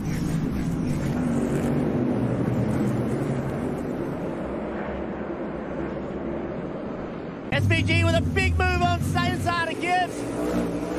The 16. Christopher Bell trying to go with him. Yep, now trying to drag race that 19 of Gibbs, 54 of Gibbs as they go onto the front stretch. Now they try to go around Ryan Preece in the 41, and it's Shane Van Gisbergen who's able to take the lead. Here comes Christopher Bell in the 20. Christopher Bell out of nowhere now is going to challenge his teammate for second. Joey Logano blocking the way. Joey in that yellow and red 22. He's a lap car. All of these cars that are passing him are on the lead. Shane Van Gisbergen, the leader. Christopher Bell, though, keeping him on it. You get a look at him there out of the back of Van Gisbergen as Corey LaJoie is around over on the backside of the course. Right now he is in turn number 5, facing the wrong way as Corey LaJoie gets turned around before he has an opportunity to make his way onto Columbus Drive. So it's going to be Shane Van Gisbergen. He will win stage 1. It ends under caution because of the spin by the 7 of LaJoie, as well as the rain coming out and keeping us under yellow. But these will be live pit stops. Slow stops will cost positions. Let's see what happens what everybody chooses to do for adjustments. Dave. In a football game or maybe even a rugby match, they can change cleats at halftime if they don't like what the field has done and the weather has changed things. These pit crews cannot. They're in their tennis shoes that they plan to be in, so they've got to be very careful. As well, the front 3 and the rest of the field are on those slicks that they were on. So very gingerly, Shane Van Gisbergen brings the field to pit road. You see the 3 pit stops happening there. Let's head up pit road to Marty. Dave, the big debate on the 5 radio for Kyle Larson. Were they going to pull a tear off or not? As you see Christopher Bell leave his pit stall, they decide not to pull the tear off because that's the only layer of Rain-X they have on the windshield. Larson wanted to leave it, and the 5 team with a pretty quick stop. I believe Larson gained a couple of spots here going to those wet weather tires. You see SVG lost 3, and we're going to have a problem here. We've got a bottleneck coming off of pit road, a little bit of contact, and we're back to racing now on the wet tires and the wet streets of Chicago.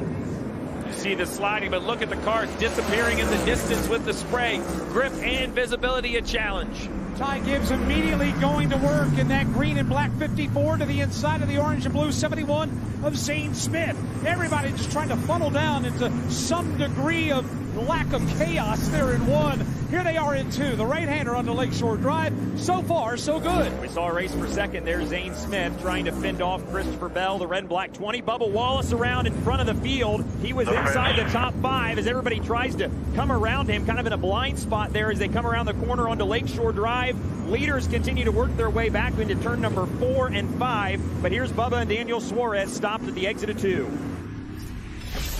You'll see it here as they work down into turn number 2. Bubba on the outside in the 23. Just contact there from Bowman. Bubba kind of gassed it up to try to get out of everybody's way, and Suarez collected. Baggy, they're headed to you. Now here they come into turn 6. Here they come. Ty Gibbs tiptoeing his way. This is the battle for 3rd. Larson, Zane Smith. Oh, and Chase Briscoe. He'll nail the tire barrier in 6. He gets turned around, and he just shellacks that tire barrier. Nobody else collected, but a hard contact for Chase Briscoe, and he's able to drive away. But he gave that tire barrier one heck of a lick. I thought there was some contact from the 14 when he was sliding. Let's take a look on board and see just how much damage to the 16. I think he hit right side. I think this car is really wrecked. Junked? Yeah, the right side of this has heavy, heavy damage. The absolute favorite coming in. So you're going to be on board right here, and you're going to see he's going to get hit from behind and straight into the barrier. Briscoe hits the 16 of Shane Van Gisbergen, and that was a big, big hit. I would be shocked if the 16 can continue. And so this is how it happened. Shane Van Gisbergen on the left, you see, and Chase Briscoe coming in and just clips the back of that car. Yeah, so you can see it's not even enough to really spin him around. What it did is just increase his speed. So as Shane was into the corner at what he thought was an appropriate speed, you watch, he thinks he's going to make the corner. And he just, I mean, there's nothing you could do at that point. There's just no runoff. So pit road is not open, but what they're going to do, because there are puddles and standing water around this course, they're bringing the field onto pit road. They're going to stop them. They're going to red flag this race so that the air tundras can come out and blow off any of the standing water or the puddles that are on the course. Of course, Steve, you mentioned it earlier. Those of us that have been on the roads and you've driven before, you know there's hydroplaning. When you have standing water, that's, even with rain tires or wet weather tires, you still have that possibility. And now the good news is, you see in this shot right here, it doesn't look like the rain's coming down very heavily. So I believe that the You know, air tundras can blow it off relatively quickly. We're also here at single file restarts. Anything to get back racing, I'm on board with, because crowd is here. It looks good. I'm ready to see some racing. And again, it's a single file restart. Green flag is back in the air. Ty Gibbs leading them down Columbus Drive into turn 1. Here's Ty Gibbs. He'll take the reins. He'll scamper out in front by about a car length or two. That's Christopher Bell in the 20. Kyle Larson in the 5. They're already side by side. Zane Smith kicks the back end wide right there.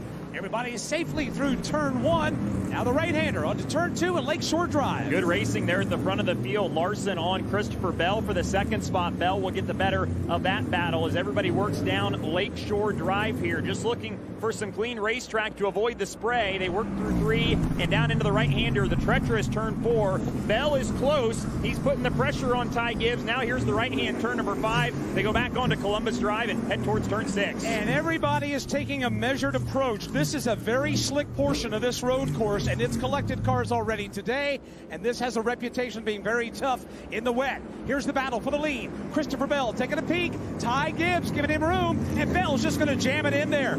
Couple of Toyotas, couple of teammates side by side for the lead. Now they'll go drivers right up against the wall, and then Christopher Bell will angle his car in. Larson, oh, Larson's in hot. Oh, he'll go windshield deep. Kyle Larson locks it down and slams into the tire barrier while racing for second here in turn 6. Very hard contact for Kyle Larson in turn 6. Caution has come out. He's trying to get unlocked from that tire barrier, but to no avail. Looked like he was going to shorten that car up as hard as he was going in there. Yeah, that's one of the hardest hits we've seen in turn 6.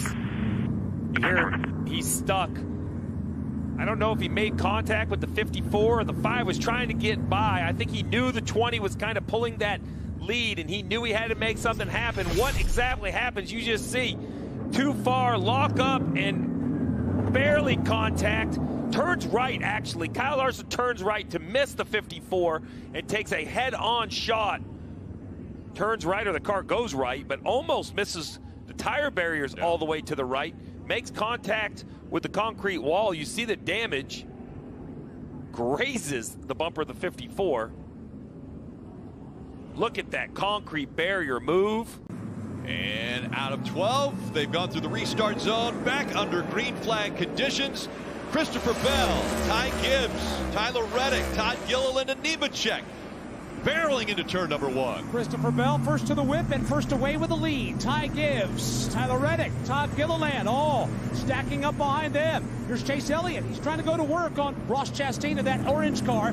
Chastain now will make the hard right. Now you've got Elliott and A.J. Allmendinger racing for a spot. Chastain goes to 6. That's the race for 7th. You see out the front of Alex Bowman's car, A.J. Allmendinger there in the 13. He'll dispose of Chase Elliott and go to the 7th spot as they all work through 3. This is the race into turn number 4. Alex Bowman, Hendrick Motorsports teammates to the inside here of Chase Elliott. That's the race for the 8th spot. Here's the race into turn number 5 now. Give that spot to Bowman as they hit Columbus Drive. Alex Bowman now will clear Chase Elliott. What a great view. Car in the wall in turn number 4. It is the 4 car. Josh Berry went hard into the tire barrier. Everybody's going to scoot by in here for now. You also got Chase Briscoe off over here as well. So 2 Stewart Haas cars able to drive away from the scene, but they both go long and off in turn 4.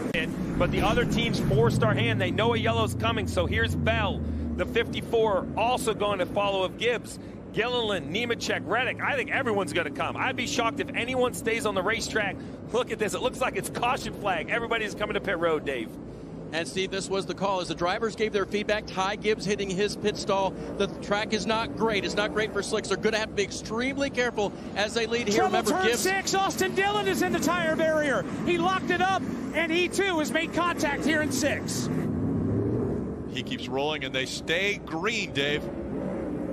And there's Christopher Bell. He's got his 4, and he's going. Joey Hand, and he'll do it in turn 1. Matter of fact, he'll walk away by about 3 car lengths. Everybody now. Trouble in turn number 1. 1 car around, it's Chase Briscoe. Second time today, he has found the tire barrier.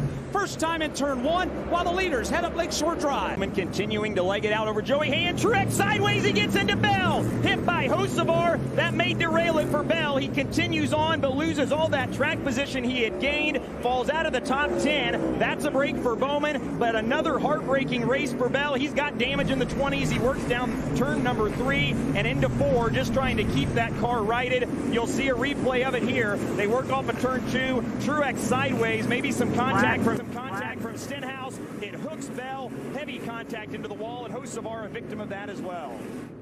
Now it's Gibbs that could be the one in position here. Yeah, you see right there, just 2 wide, 2 rows. The 6 and 19 gets together. The 19 catches his teammate in the 20. This was off from, I believe, turn 12, the 42 with a big shot to the side of the car. On the bottom right, though, you see the 48 of Bowman. Now 5 car lengths in front of you, Burton. Stenhouse, it hooks Bell. Heavy contact into the wall, and Hocevar a victim of that as well. Good battle further back in the pack. Ty Gibbs right now pressuring Brad Keselowski. That's the race for third. Oh, they make contact. 3 wide. What a move by Reddick to pass them both. Physical racing for third. Ty Gibbs trying to get going. Now we got Denny Hamlin in the tires. Austin Hill there as well. That's on the entry to turn number 1. Hamlin will get away. Hill trying to still get refired. It looks like he'll do so. Headed to turn number 5 as the leaders work through this set of corners over here. 1 lap to go, presented by Greta One Bank. Is there enough time? Reddick is the faster car. He is catching Alex Bowman. And Tyler Reddick's sails are in the wind. He'll cut the left. He's got time to do it. Question is, does he have enough time? 1.7 seconds behind the race leader. Tyler Reddick trying to shut down the separation and trying to score the win today in Chicago. That gap is shrinking. You can see it visually. Reddick is starting to close. Bowman has been strong down here through 3, 4, and 5, but it's drying out in turn 4. That plays to the advantage of that car, Tyler Reddick. Bowman through 4 out of 5. Here comes Tyler Reddick. He hits the wall. That may be all the gap Bowman needs. He's in the wall as they work to 6. Tyler Reddick gave it all he had coming through turns 4 and 5. He's given up too many car lengths now to be a factor as Alex Bowman, for the final time through turn number 6, drives away.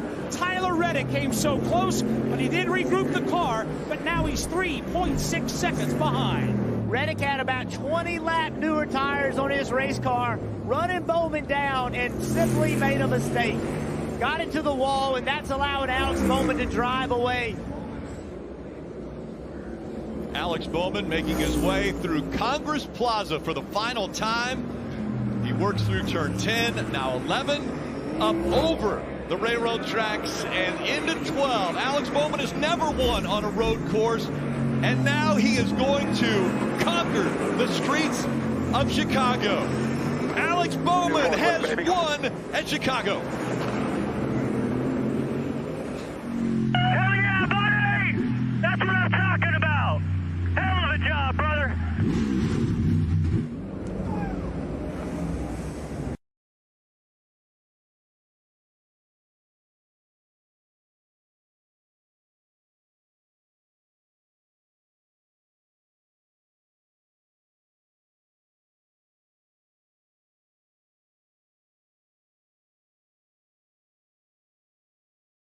Race where we would see, that kind of a situation. Oh my goodness, Larson spinning down after the red.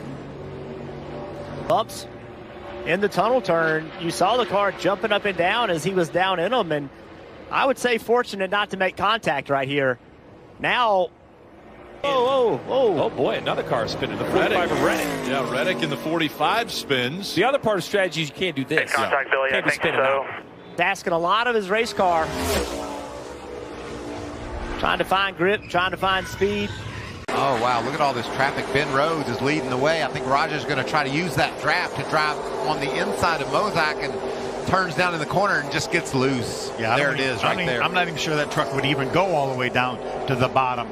Tried to get to the bottom, wasn't able to do it. Does a nice job of minimizing any damage. They were battling inside the top 10 for ninth when it all went wrong right there.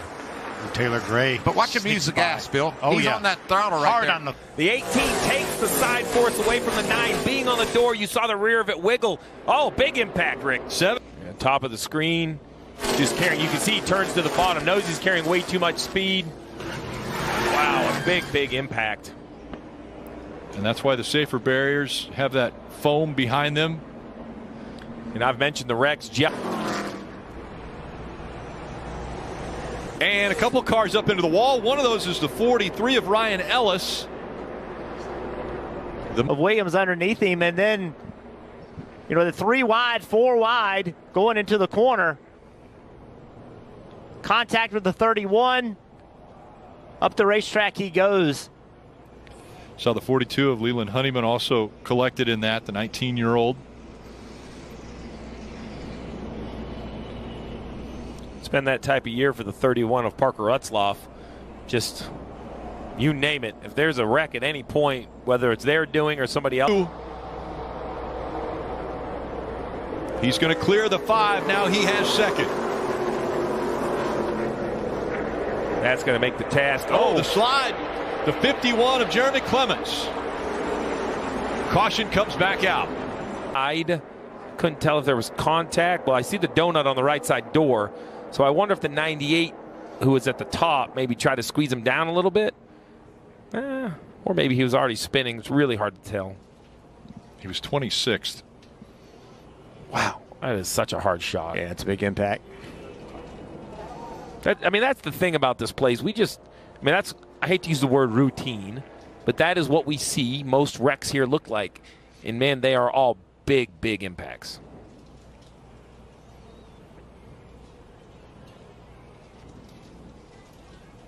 Lap older tires is making a difference. Now, look, not undrivable. Oh, as we see SVG go around. He was running 10th. Let's see what happens. Wow. Oh, boy. Yeah, that kind of speaks for itself. I don't know if there was something happened prior to that, but you can see right here, there's, Shane is in the corner. He's not catching the guy in front of him. He's not also falling back from him, and Sam Mayer just... Remember, these shocks have mechanical stops in them. You won't be able to see that in this situation. It won't create smokes like Bubba Wallace did right there. Right, it would actually just feel rough for the racetrack. Wow, big hit for Noah Gragson. And it looks as though he backed into the wall. And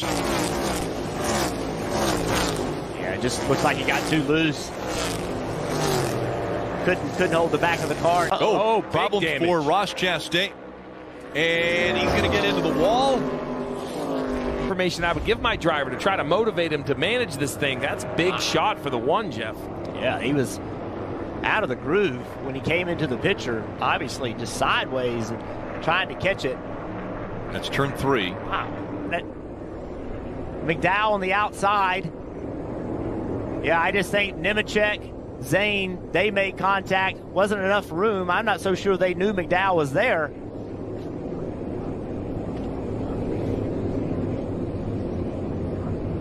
Yeah, just Nemechek up the racetrack into Zane, and Zane into McDowell, and those two got the worst of it. That's a contact with the inside wall.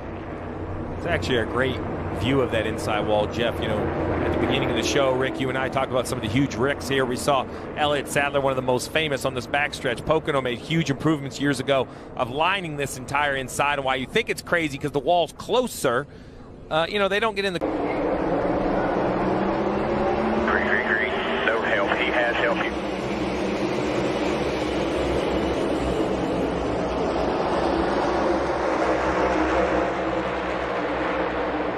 Big run by some of those cars in the back and around into the field. The 8 of Kyle Busch was the one who went down and came back up. Harrison Burton sliding down. It's very close there. Track. Then a block from LaJoie. LaJoie gets into him. Kyle Busch blocked him, and LaJoie just ran into him, to be honest with you. I'm not saying he meant to do it, but either a misjudgment. See right there, big block. Then he goes, and then LaJoie trying to get back on the racetrack. That yellow line.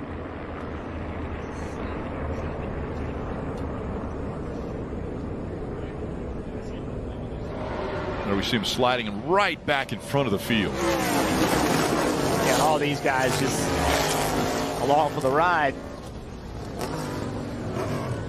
He misjudged it, gets into Kyle Busch. There's the block.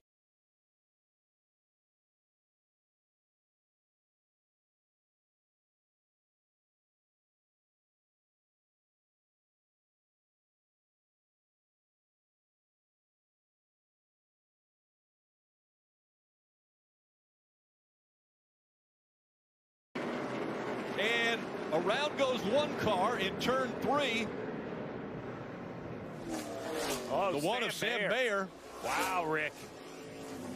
That's the 8 of Sammy Smith I saw going around as well. Damage, yeah, on the right-hand side of your screen, the 8. 2 Junior Motorsports cars involved. 15 of Josh Berry. I think the window net came down on that 15 car. A lot of damage there for the 8 of Sammy Smith. Yeah, sure enough, the window net is down, and so Josh Berry's going to climb out. He was going to be doing double duty this weekend. No luck for Josh in this 15. They had issues last week early as well.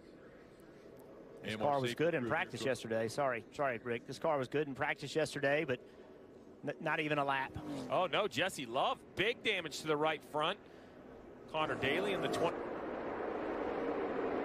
That's AJ in the 16 that went to the outside of the 1. Yeah, and almost like the 1 just came around on him. Like, I didn't see any contact.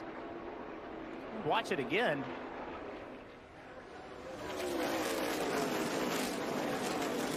Yeah, it's very funny. Like, the 16 jumps to his outside, but physical space on the racetrack, I thought there was 3 distinct lanes. What was interesting to me about that, now they're just along for the ride. Chandler Smith with big contact. All these guys behind him, just nowhere to go. Look at A.J. Allmendinger, how slow they got in front of him. There was contact right there. Right front fender into the door of the 16. But very interesting how quickly Allmendinger was going around. And I think, here you go, right along SVG.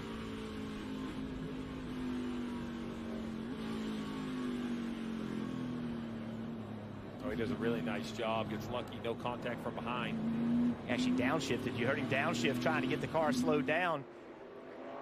So what I don't understand, I saw the contact, but to your point, Jeff, I just can't believe the 16 has that amount of like gain of speed. Like, he was driving past the 1. I don't know if the 1 was out of the gas or was just trying to settle in, but. And there's no grip up there at all, so AJ didn't want to be there. It's almost like he had to go there or he's going to run into the back of the 1. First caution out in Indianapolis.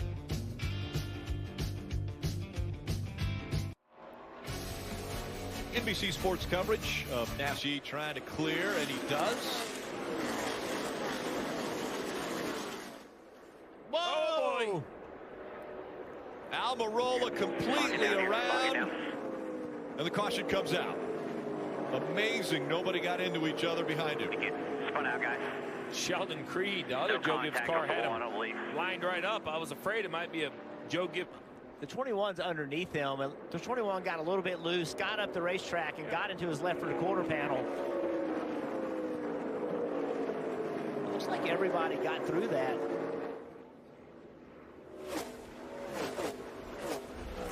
If you could have a lazy spin at 145 miles an hour, it seems like that's what this was.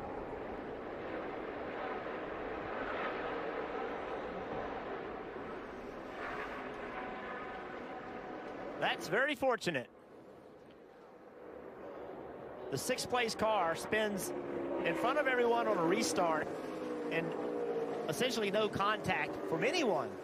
That is a little bit of luck. A little bit of a graze right there on the left rear quarter panel. I don't think any damage whatsoever, though. Not along with SVG.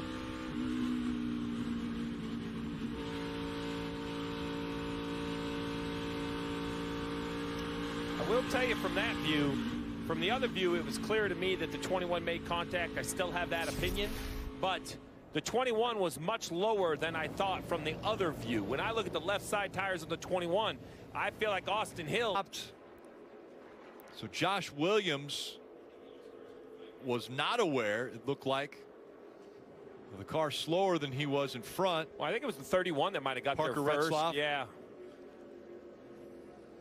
Good to see Parker Retzlaff climbing out. You see the damage to the front and rear bumper, and then you mentioned Josh Williams' car. And multiple. Hey, Jeff, so the 10, we've seen this, right? Just tight or loose. I can't tell what he's struggling, but runs the 5 all the way to the wall. Yeah, and then it 10's all the way on the bottom. And now the damage on this 5 car of Alfredo way up the racetrack. He cannot turn, right? So now we're on the exit of the corner. He's really slow. Contact now down the racetrack in front of. Yeah, Parker Retzloff doesn't see him. Yeah, he was following another car. I didn't see that in the original view. So Parker Retzloff is tucked up tight behind another car. Here we go. It's a black car on the row. The 28. Oh, man. The 28 zigs and the 31 then sees the 5. You don't know what kind of damage Alfredo has. It's easy to say, hey, what are you doing? He should have stayed up against the wall, not come down the racetrack, but clearly some kind of damage where he's not in complete control of his car. You know, when you have an incident, you want to just stay in a lane so everybody knows where you're going. But Alfredo's a good race car driver. He doesn't do silly things. He just could not control his race car, couldn't keep it up there. And I didn't understand why the 31 didn't see him originally, but now it's clear. You know, the 31 is right behind the 28, trying to push him. A big hit from Alfredo on the inside wall. Yeah, I hadn't seen that until that view. That was a big hit. Wow. It was just an unfortunate series of events here with a lot of impacts. Yeah. Big impacts. Sends him into that inside wall. The 11 got into the back of the 31 after that contact was made.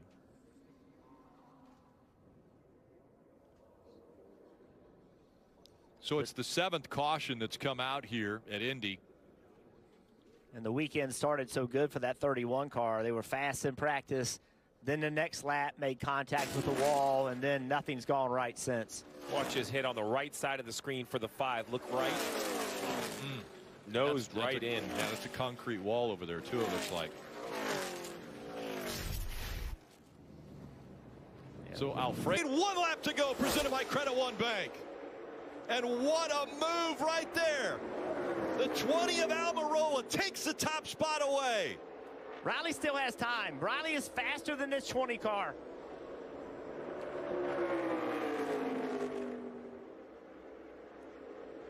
Oh, yeah, he's going to be there.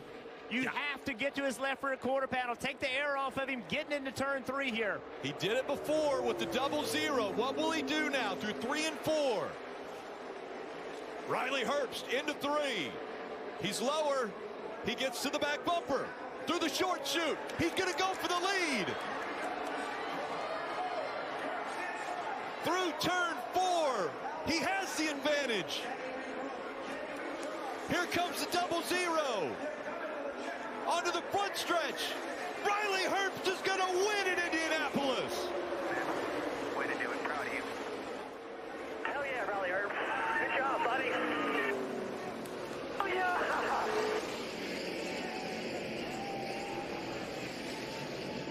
Boys, come on.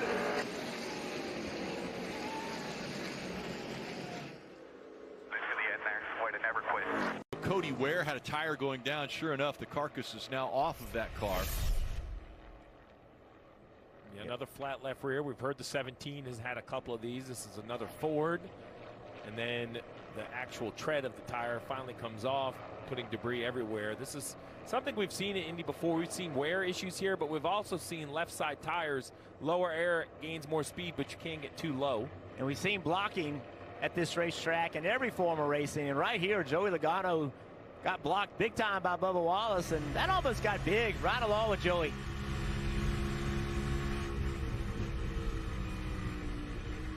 Well, it's a good thing he lifted. Yeah. The good thing he came out of the gas. It was going to get ugly.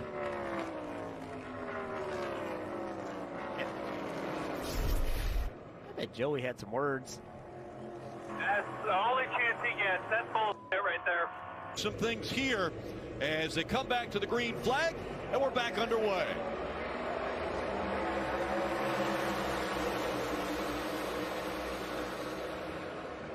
See, Chase Elliott got out of line there in that 3rd line as Kyle Busch. Steve, you said the goal was to get out in front and go as hard as you can until you have to come to pit road. We heard Denny Hamlin. No, I'm sorry. It was Chase Elliott in his interview said, well, you just want to be the front of your strategy. Oh, man, big wreck. Oh, and hit again. Oh, that's the 24 of William Byron. A.J. Allmendinger, the 16, involved as well.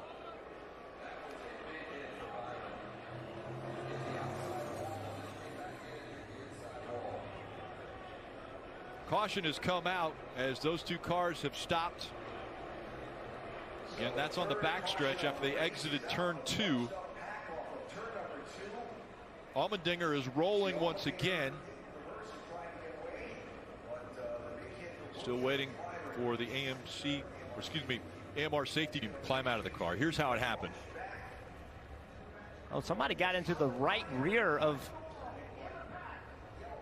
Looked like the 22 potentially of Logano behind him. It looked like there was 2 or cars 12, maybe. 2 cars or 3 cars 3 wide. Let's take a look right here. You see, oh, you're going to see it right here, the 21, 41, and 24. So the 41, if we back that up and watch that one more time, the 41 is trying to get 3 wide between the 21 and the 24, trying to make it 3 wide. I don't believe Harrison Burton or William Byron knew that they were 3 wide. This will be a great look right here. Oh, they're hitting each other there. So he's in his right rear quarter panel. You're right. It was just everybody, 3 cars. Here you go. Here's a great shot of it, Steve. So stop it right there. Stop it right there. So the 14 car, they are touching those 2 cars, the 24 and the 14. They're hitting each other there. And still contact, and here comes the 41, and he makes contact. It's just those 3 cars trying to go in the same spot, but it started with the 14 of Briscoe and Byron making contact. They were pushing and shoving, and the 21 of Harrison was exiting the corner like he was 2 wide. He doesn't know that the 41's in there. So, I mean, this is what happens when everybody tries to fill that hole. But, Jeff, to your point, on board makes a difference. Let's see what happens to the 14, why he loses pace.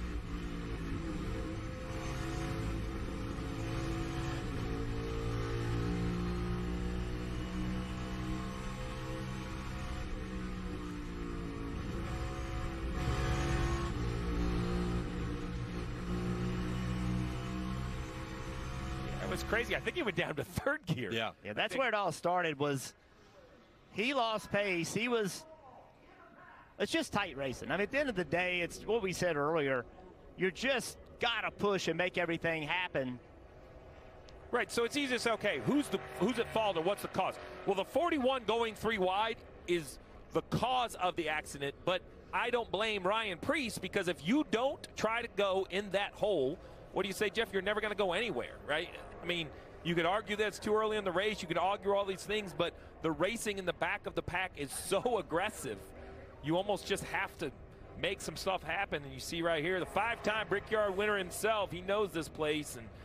And you see his frustration, and he sees it as like, why is this happening back here? But these restarts, if you watch 20th to 36 on every restart, I can't believe we ever have green flag racing. I can't believe they make it back around.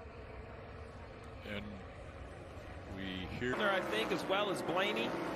That's the idea. So if you're good on fuel, we saw smoke on the 19. And the 19 into the wall. It looked like the left rear tire went down. Contact with Larson. Oh, and another wreck behind him. The 4. Josh Berry gets into the wall. That's just a chain reaction. It's so difficult to see at this racetrack in front when things start happening. Everybody's single file. It's just very difficult to know what's going on. It looked to me like the left rear tire blew. We saw that little bit of smoke for the 19. And they make contact. It was 3 wide for a moment. Chastain tries to roll behind them, and the contact's there. With Larson, I don't know. I think the 1 car all the way back that hit him on the straightaway, I believe the 19 now has a tire going down. Unless that's the contact with the 5. I don't know, because there was contact with the 1 earlier. Yeah, I think that this wreck is because of the contact with the 5. It's never good when we have to dissect which contact caused the wreck. Yeah, see, he's in there, and he's got good pace. He's able to keep pace, and then there's contact here. Right there is contact.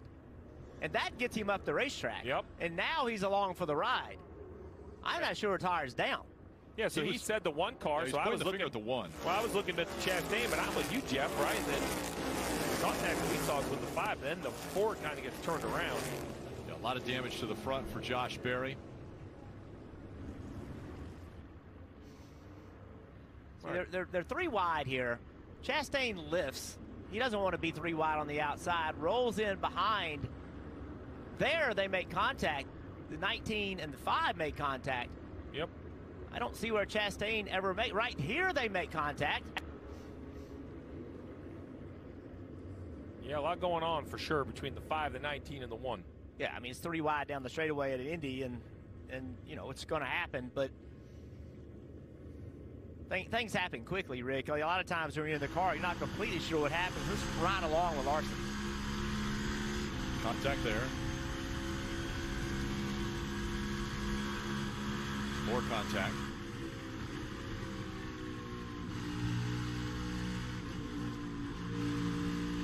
Yep. You're riding along with Kyle Busch.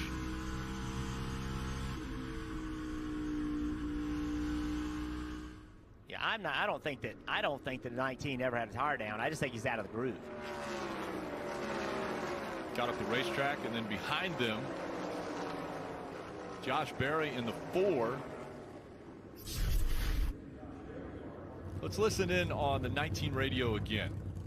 On the 5, I was just trying to hold on to it with the 1 car there.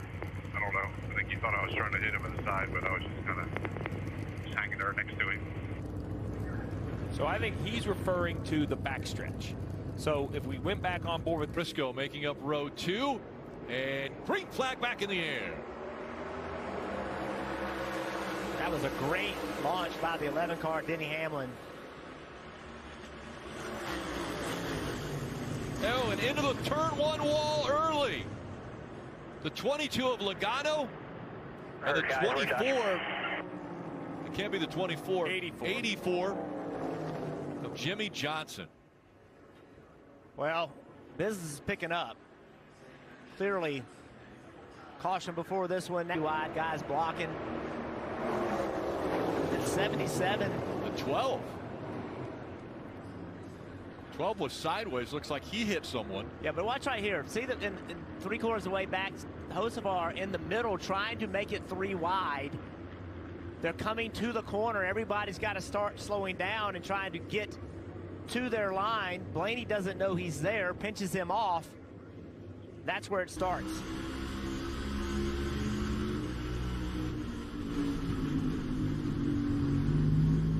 That was Austin Dillon's view, vantage point.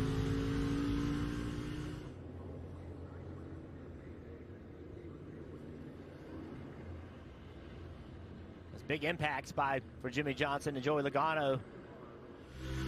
Here's Joey Logano's ride. Just listen.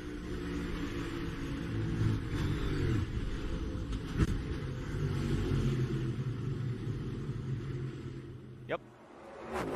It happens before you know it in many cases, and that's what happened there. Joey's pointed the wrong direction before he even knew why or what happened. It's frustrating. You're trying to, this race means so much, and just a victim of someone of at 102. They last pitted at 107. Tyler Reddick following down pit road, and a caution, Rick, maybe on the racetrack. Martin Truex Jr. Martin Truex Jr. up toward the wall, and the 9 was on pit road already, so when pit road closes, he's already there. He can do his stop. Yeah, and he shouldn't lose his lap now because the rest of the field has slowed down. The 45 of Tyler Reddick, same situation. So you just have to be scored to the pit outline or the start-finish line, depending on where you're pitting. I think both of those cars are past the start-finish line, so the pit outline will be what matters. There's the 9. He scored. That'll be the lead lap for him. 45 of Tyler Reddick is also ended up rubbing the left rear and cutting it.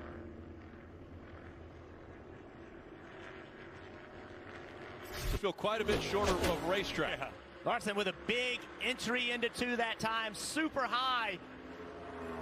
Gained some momentum. He's not going to be able to make the move here, but can he force Blaney into a mistake? Right there, that's what he's doing. He's not really thinking he can pass him. He's just wanting Blaney to be looking in the mirror to distract him.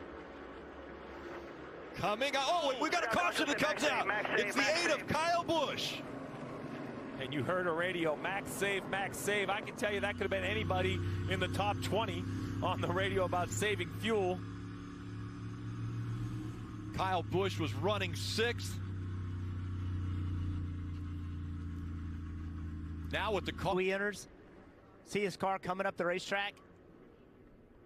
His entry was so low because of the block that he wasn't able to make the corner. And that's what I kept talking about Blaney. What he was able to do is enter that low and still stay on the bottom. See, up the racetrack. Yeah. It's just such an early entry. But that shows you how good of a job the 12 is doing. Exactly. Because he's entering that low and it's working out. Exactly. Happened just behind the leaders. And now, 2 laps of racing at Indy. Who else is going to run out?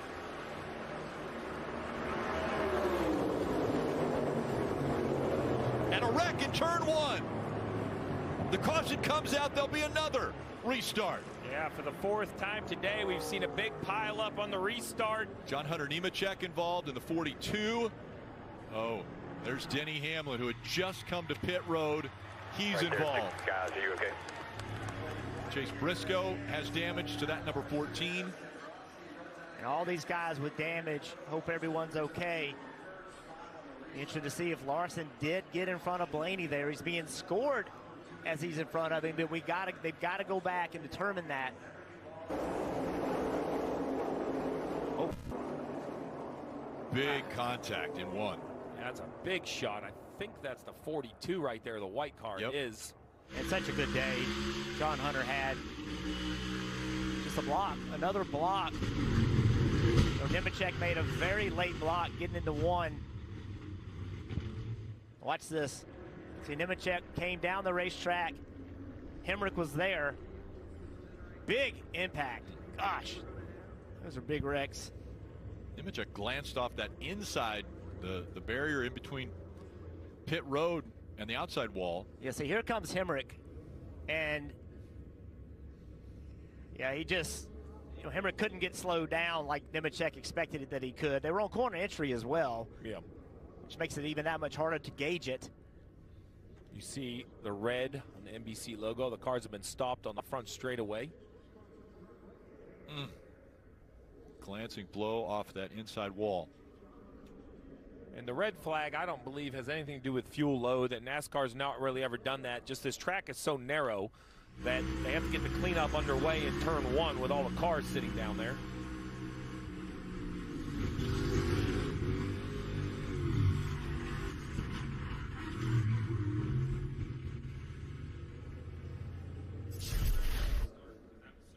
Great launch for Larson.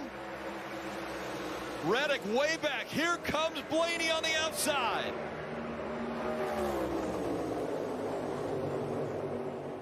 Larson easily by Blaney. And you see Blaney wiggling. Does he have enough fuel? Now can Larson hold off Reddick? Oh! Spinner on the back stretch. And is he going to make contact? He does with the inside wall. We'll see if he continues to roll. They stay green if that car will continue to roll. Well, he's trying to roll. That's Ryan Preece, and he is trying to roll, but he's got a flat right rear tire. Out of 4, will they see the white flag? Larson in front, Reddick running second. One more time around.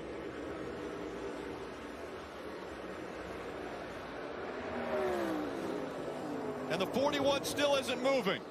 I don't see any way NASCAR lets them race by this. And there's the caution. Larson's going to do it. Larson is going to win the Brickyard 400. We get back to the line. Preece started to roll. He couldn't continue. The caution comes out after they had received the white flag. And Kyle Larson gets his 27th career victory. And it comes with another crown jewel win. The Brickyard 400.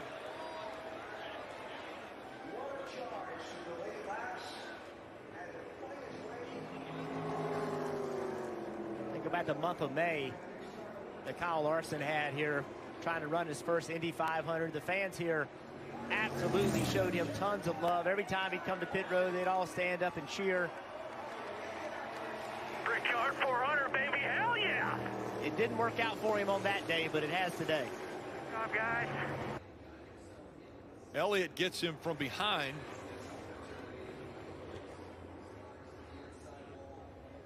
Just grazed that inside wall, but I think the rear tire's going down. did not enable him to keep going. Caution is out here at Richmond Raceway for the first time, where Matt Mills went hard into the outside turn 3 wall. He brings it down pit road. I've been watching Matt. He really had a pretty solid truck. Right front. Yeah, without it, either broke something or cut down the right front, Michael. You're exactly right. I think he had a flat right front. Yeah. Took him into the outside wall. Solid run here a year ago, too. Top 5 for Mills, so this is disappointing.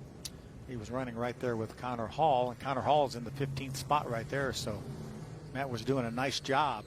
Now what do you do, Phil? I said we were going to... So you know how difficult it is to enter a corner like that and just survive. He prospered by doing so. Crafton's going around. Caution comes out for the 3rd time tonight. Does he touches the wall right at the end? Well, we have the same scenario, Phil. Yeah. Late caution in this stage. I think they all pit again. By the time we get the field collected, it'll be about 10. That'll mess this truck up too badly. Looks like he just tried to dive in the corner and maybe got loose on entry. Is that what you see, Phil? That's what it looks like. Trying to get inside of Honeycutt, I think. And so he keeps his truck away from Honeycutt. Yeah, Honeycutt gave him room. He had room down on the bottom. He probably had been working him for a number of laps and thought he had a good shot at maybe getting. All right, Christian Eckes on the inside. Grant Enfinger on the outside. Lane Riggs just heard from his crew chief right there in the 38 truck with a big push to Grant Enfinger. They're fanning out. Is that the 11 of Corey Heim trying to make it 3 wide? Ooh, there wasn't quite enough room. There was a little bit of contact between he and the 43 of Daniel Dye. Man, Daniel took a chance there by squeezing down on Corey that hard, but both of them got away with it, and Corey wound up with a spot. Oh, they're wrecking behind him. Dean Thompson, the 5 truck, goes around. Collects the 46, Thad Moffitt, the 88 of Matt Crafton involved. Is that Keith McGee? Thad Moffitt needs to get off the road. He's losing a lot of fluid there. Oil pressure and had to stop. Watch the 25 truck, right side of your screen, that white truck. Way down low is Ty Dillon, and he gets hit by Chase Purdy, and that knocks him into the back of Dean Thompson, and around Dean goes. Well, I don't know how some of these drivers missed that. Stefan did a really nice job in that 75 truck to avoid that. Matt Crafton sneaks through as well. Watch this mess back there. Right in front of those guys. See the 45 truck right there just gets through. I don't think he got a scratch on him. Caden Honeycutt. Matt Crafton did a great job. He actually stopped. This is from Tanner Gray's onboard. Low. Turn down. Great job by the spotter. Low. Turn down.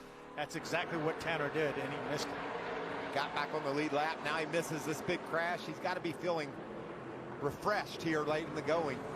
See, Jake Garcia cuts hard low as well. Ruth with a really solid season. 8 top 10s. By the way, this is his home track. Grew up in Washington, D.C., not too far up the road. And the caution is out. Once again, Wallace Allen with trouble, but he gets it rolling. The break for Stephen Parsons. I mentioned earlier he was running. Pit road penalty earlier. There's a replay of the most recent incident. There's a 33. Wallace Allen just misses the 88. He had the back tires fired up, trying to keep it pointed in the right direction. Did a nice job of keeping it out of that inside wall. We're under caution. Oh, Stefan and the 45 of Honeycutt get together. Don't know if maybe they got down on the corner side by side, and they were racing for the 16th position, I think.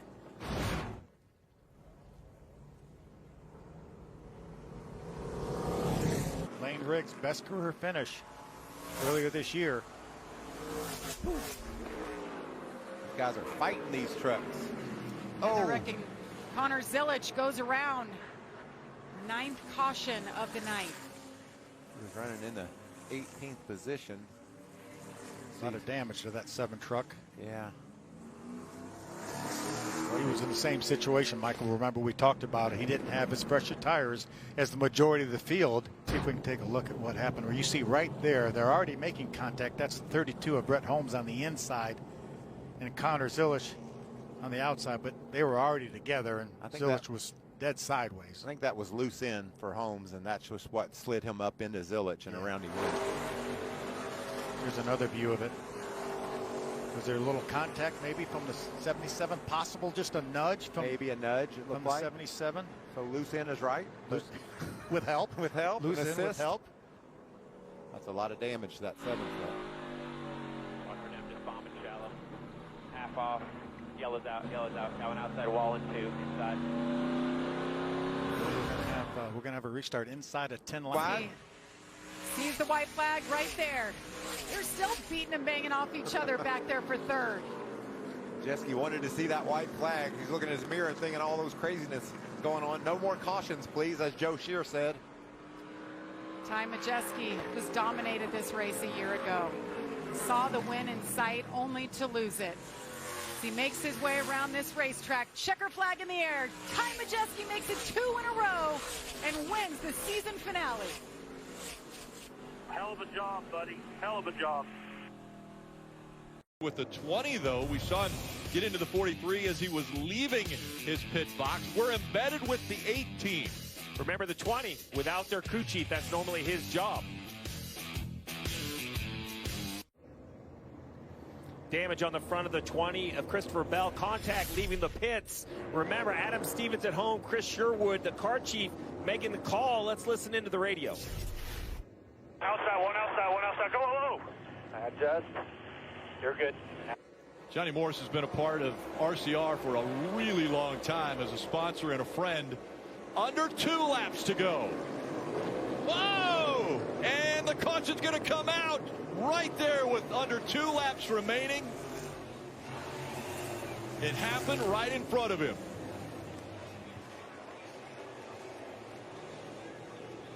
They've got a set of the option tires.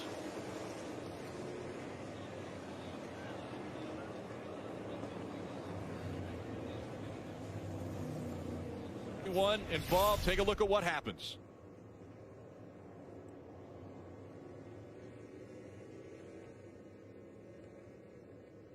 The 47 clearly to the inside of the 41. The 41 comes down like the 47's not there.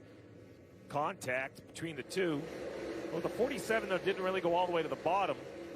Not sure exactly, but they ran out of real estate. RC's reaction. He's on the radio right. Overtime presented by Credit One Bank. Back up through the gears they go, and it doesn't look like a great restart for Dylan. Logano on the outside. They fan out. They're 4 wide entering turn 1. Logano with a great restart. Logano clears him down the backstretch. Can Dylan fight back? He's had a great car all weekend long. One more time around for Logano. The white flag's in the air. If Dylan gets to him, there will be contact. He can't do it in 1 and 2. Logano looks back. He has a car length now. Joey Logano through 3 and 4 for the final time. There's the contact. He does get to him. The 11 on the inside. He gets into the wall. Dylan's going to win it at the line.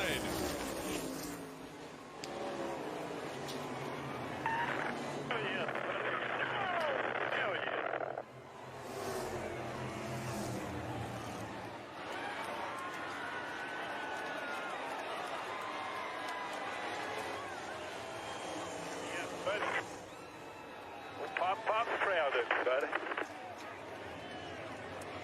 Man, I am so proud of you, dude.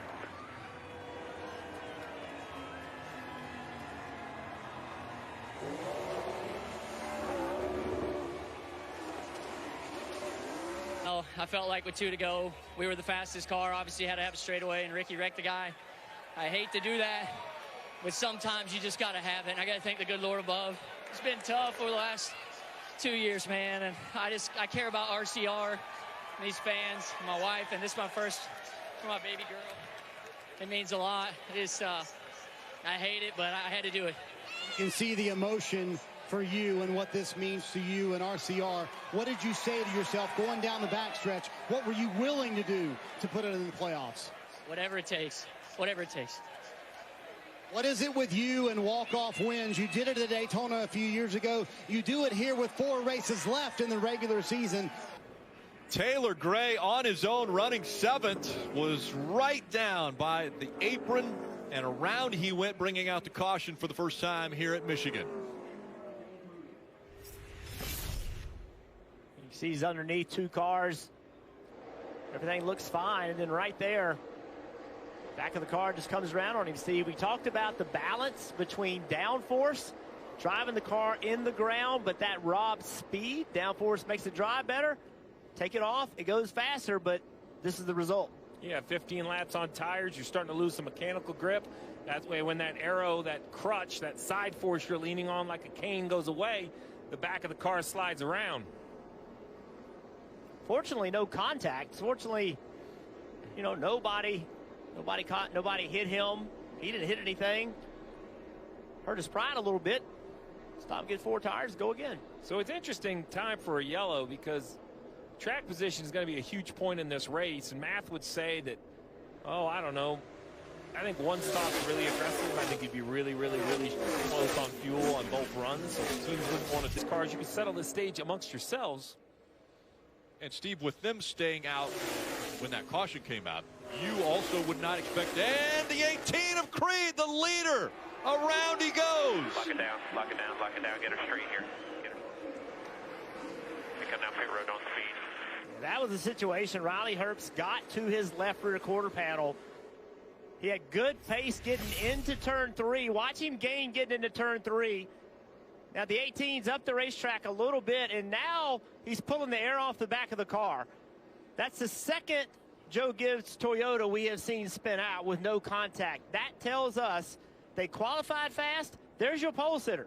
He has low downforce in that car. The minute that Riley Herbst put his front bumper at his rear bumper, around he went, all the downforce left the car. And now with low downforce and no track position, it's an uphill battle for the 18. So when they pit and change tires, they might want to make some adjustments, knowing they're going to have to work through traffic.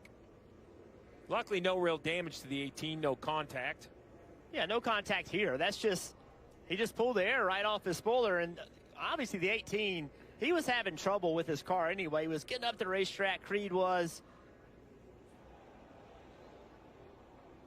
Sideways he goes. He slides onto pit road. Off of turn 2. He gets so slow. Yeah, the 98 just going to pop out of line and kind of easily go by the 30. Oh, contact made into the wall hard. Did not clear Sieg and got into the wall with the right front. The 9 of Brandon Jones is sideways. Oh, and a little contact there as well. The 1 of Sam Mayer caught up in this. The 98 was trying to get back up the Herbst. Take another look. Sieg had been having trouble off turn 2. He did again. Herbst got a big run. Tries to get back in front of him and just completely misjudges it. Yeah, just simply not clear. Wants to come up, try to open that entry into turn 3. He has so much momentum here, he thinks he's clear. He's trying to cover that outside, and the 39 had to lift. The 9 got into him. To your point, Jeff, I think that he's passing the 39 with such pace that he thinks he's going to easily go by him. And at the same time, the 9 kind of gets to the 39's bumper and surges the 39 forward, which changes the pace of overtaking. It's kind of like passing someone at the interstate, not checking your blind spot. That person's decided to speed up. You're changing lanes. They're still on your bumper. Man.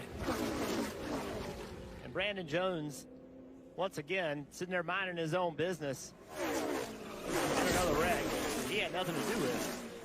And then late, you mentioned the 00. He comes into the picture as well. Trying to find the 1. So there's the 9 spinning. All right, there's the 1. He gets in the grass, then into the 9. And then still sliding, still sliding. Oh, man, so frustrated for the 00 to be so late into the accident. Good sign here. He's going to need every one of them.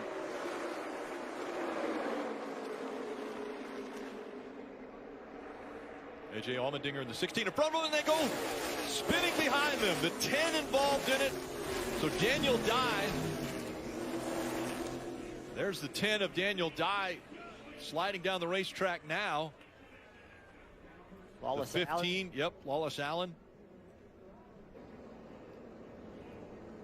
There's the 15, 3 wide on the bottom. Yeah, there you go. Lewis chases it up, catches the 27 and the 10. Jeb kind of gets it going. No, he ends up spinning around in the grass. The 10, Daniel Dye doing nothing wrong. 3 wide top. 15 just gets loose. Bad air situation. You see him chasing the back and then goes up the hill. Sees part for the 97 and the 44 to get through. Racing for about 16th position there. And Jeff, you know, you talk about this a lot over the last 10 years of covering this series. I think we've had to learn that, you know, this is not the Cup Series. It's Xfinity Series. It's a feeder series. We see a lot of Cup stars come down and run this series, but it's for the younger drivers to learn. And when you see that mistake right there of Lawless Allen in the 15, where else do you get to experience this, right? 2 Mile, Michigan, not a lot of testing. That's not going to be learned in the simulator. You have to come out and get in these positions to fill that memory bank of experience. And it was just, you know, 15 coming around a little bit. Watch this ride along with Jeffrey Earnhardt. See what he's got to deal with. Did a good job. Yeah, Lawless, his most.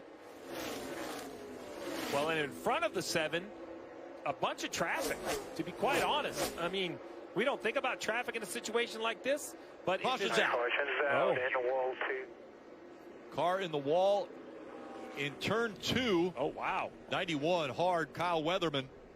And Kyle's trying to climb out of that car quickly. We blew a right front and hit a freaking ton, Mario. Really good to see Kyle get out. You see the heavy damage. We heard the spotter talk about a right front tire going down. You see right here the 91 toward the bottom, and there it is.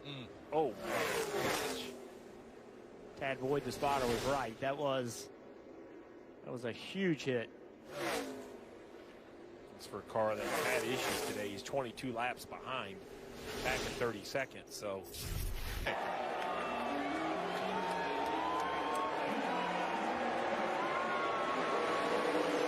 Stacked up the first 4 rows.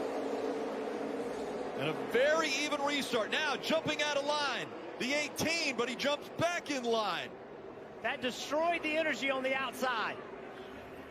But here comes the 7. Allgaier trying to get by the 8. He stays high and he'll clear him down the backstretch. The 18 stays back there. He's getting a shove from the 20 of Nemechek. Those 3 are going to try to surge ahead. Here comes the 30 on the inside. He'll start to fall back. A big gap now between Allgaier and the rest of the field.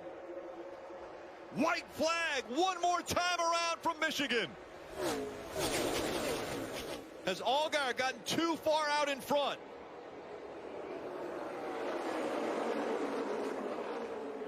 Creed to the bottom of the racetrack. He still has a little bit of help with Nemechek.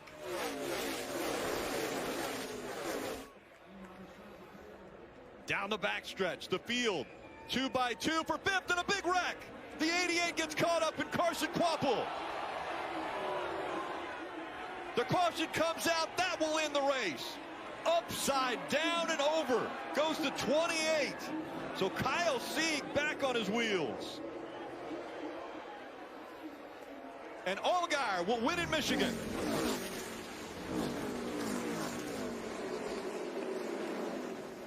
The winter net is down for Kyle Sieg as you see him taking the steering wheel off and about to climb out. That would have been an interesting battle through 3 and 4. But let's take another look at why this caution came out. Yeah, 3 wide down the back straightaway. Like somebody got in the right rear of Kvapil, and that just piled everybody up. Sieg upside down into the wall. Wow, and a long slide all the way down to the grass and then flipped back over. Fortunately ends up on its wheels.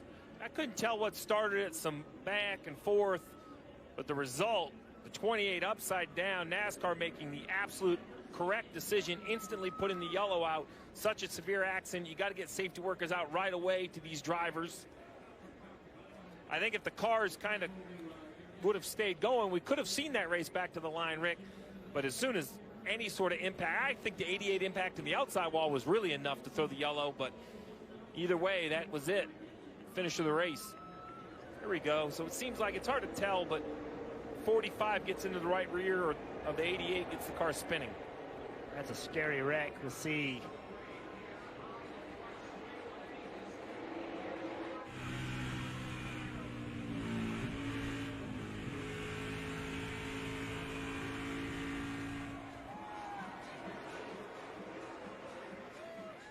Over 3,000-pound cars flying through the air is never a good sight.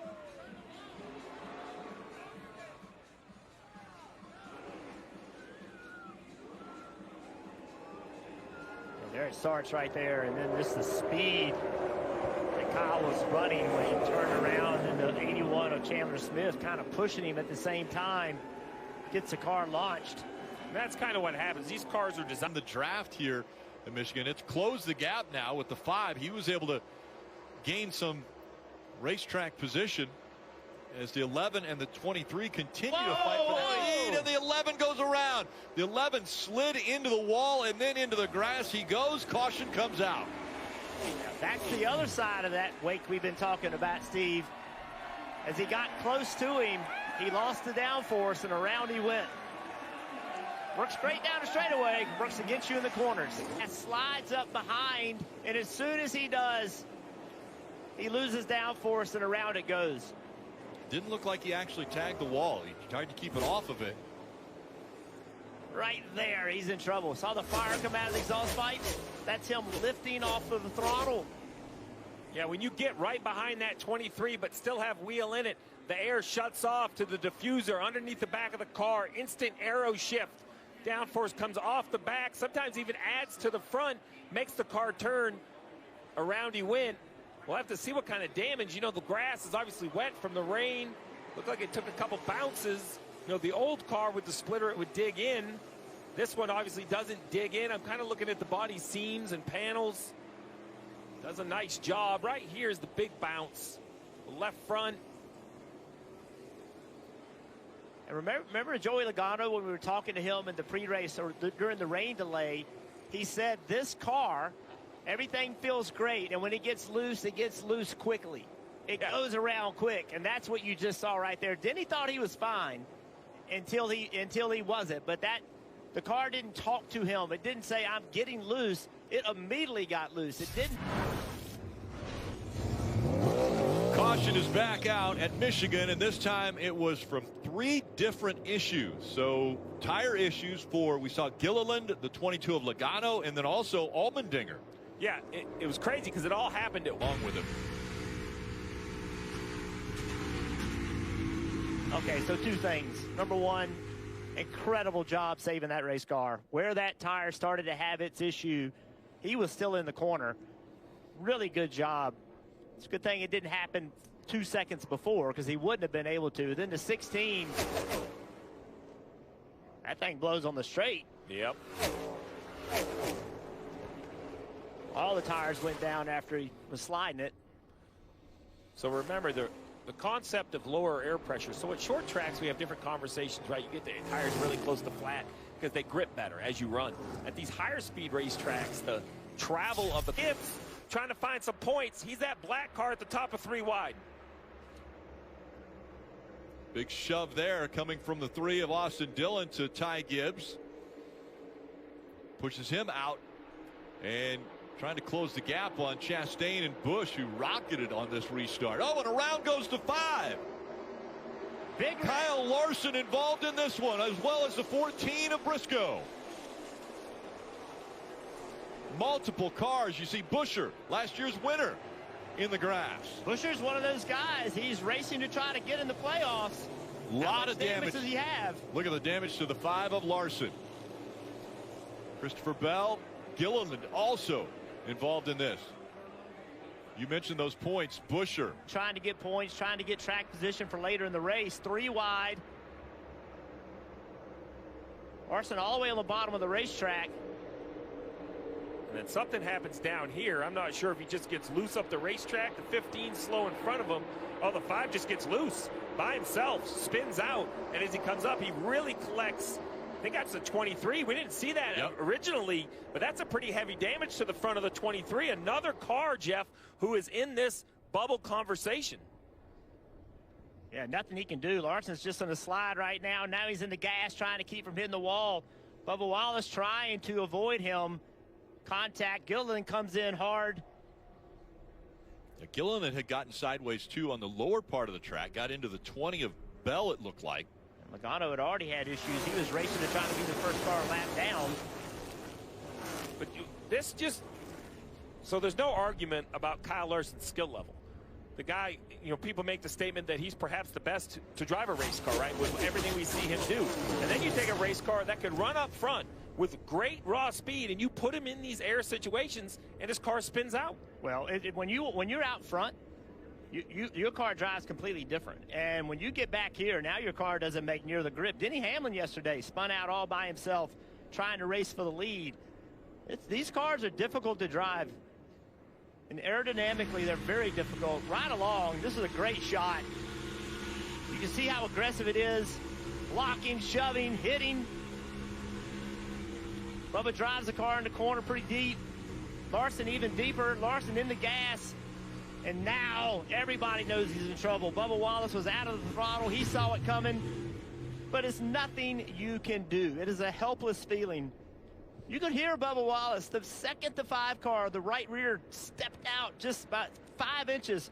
Bubba Wallace no longer was committed to the throttle because he knew something was going to happen. Parker. Right, he's already been on pit road. Booty Barker doing a great job of constructing the team exactly what to do in terms of trying to fix the damage. They assessed the toe. They felt like that was fine, but he definitely has damage in the left. Corey LaJoie bringing out the caution. He was just upside down. Rolled back over onto his tires once he hit the grass. Great sign right there when you see the window net come down. But oh, what a wild ride Corey LaJoie just had. Slid forever on the roof down the backstretch. Then the grass got him tumbling again. You see the damage to the roof of the race car.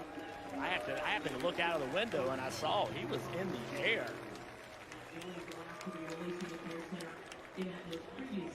See the AMR safety crew immediately to Corey as he climbs out of that race car.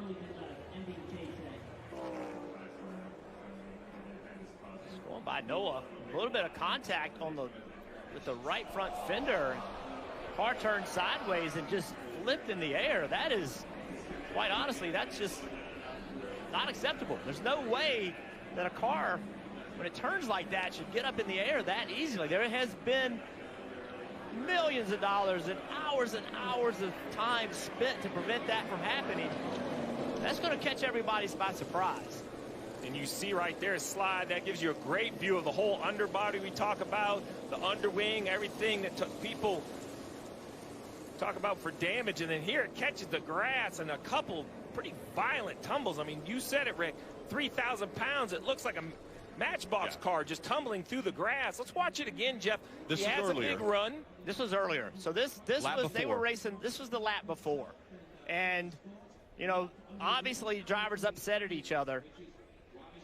But, you know, right here, I just feel like, yeah, he's just turning, right? And I can't tell from this shot if Noah comes down or not. But either way, this car to get in the air like that is shocking. And Steve, you've shown us over and over when those flaps open up, that's supposed to help keep these cars on the ground. We saw the flaps open up there, but that thing immediately got upside down.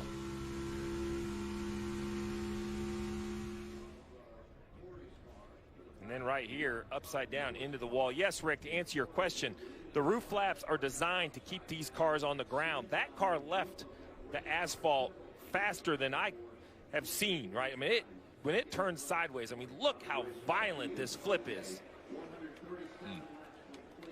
Wow.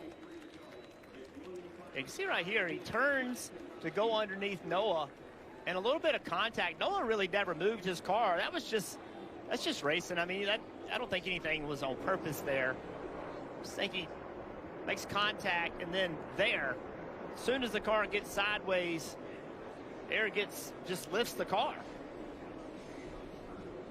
And again, to give you, well, let's hear from Dave first. On pit road now is, you know, Toyota's come in and just done a great job at Joe Gibbs Racing, a great partner to this team as well. Whoa, we got a problem. The 19 slow off turn 4. I can't tell if it's a tire. Caution has come out. There'll be a restart. He got up in the wall. He seems to be back up to speed. Under 6 laps to go, and a caution comes out. Tough position. An amazing car all weekend.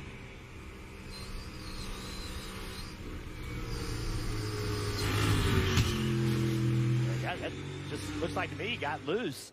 We've seen that a lot today. He chased it up the racetrack and ran out of racetrack. Big hit to the right rear. Not sure that car is not damaged. Yeah, I think the right rear toe link has got to have damage. The right rear tail. Tyler Reddick has to be scratching his head going, what is going on this season? This is the 5th race already this year where Reddick was leading when a caution inside. It is overtime, presented by Credit One Bank.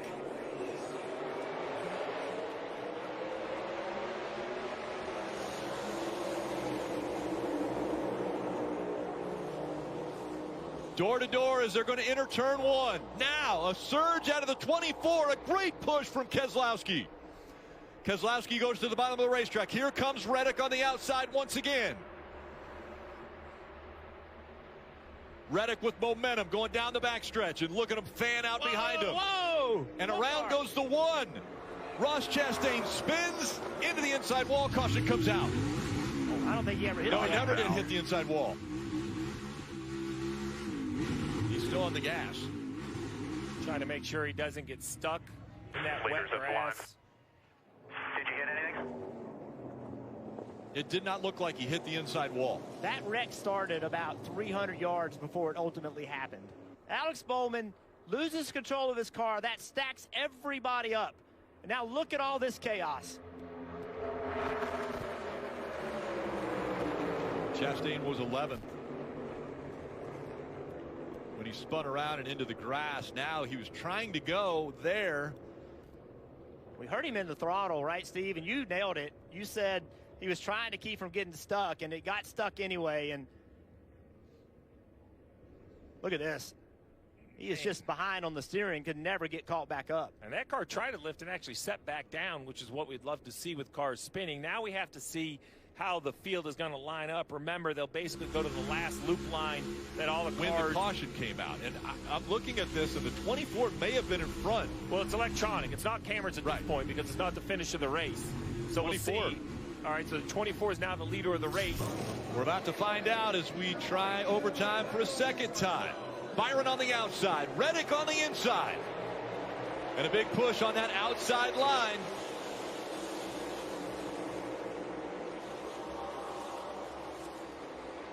And now Gibbs, a big shove as the 6 checked up. That pulled a lot of them back.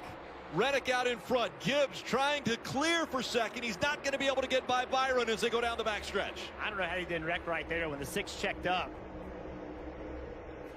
Kyle Busch trying to move up to 4th. Now, William Byron has closed into the back bumper of that 45 as they come up on 1 lap to go in Michigan. One more time around. Reddick out front. Byron, he's going to look to the outside. 3 car lengths separate the top 2 as they go through 2. Slow on the racetrack, the 9 and the 12. They're backing up. Up front. 1 more set of turns. Reddick with a 3 car length advantage now. Pulling away as he comes out of 4. Tyler Reddick is going to win again. This time it's in Michigan. Hell yeah, Tyler. Bottom to start. Listen to Daniel. Ooh, caution. Uh-oh. All right, remember I said flippers? Get your flippers ready. Yeah, this is the opportunity. We're going to see, I think, some of our a couple of our leaders possibly come to pit road? I think so too. The guys that really aren't that concerned about points.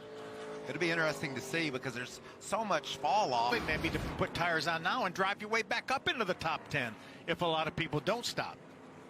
21 is Jason Alexander. Got away from him, popped the wall ever so slightly, but enough to produce our first caution of the day. Yeah, comfortably in the window that these teams would be able to make it to the end of the second stage if they stop early before the end of this first stage.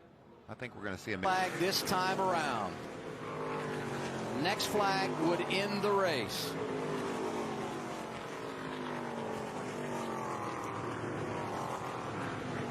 I feel really good right now about what's left, but mainly about what he's accomplished so far. Wow, what a great drive for Lane Riggs. First race of the postseason in 2024. And we're going to have a playoff spoiler. Here he comes. Off the turn 4, Lane Riggs, a winner for the first time in his career. He gets it done at Milwaukee. Well, we'll have to follow up on that 21 starting to the back. Can be no big deal, Rick, or can be a huge deal if you have an accident early.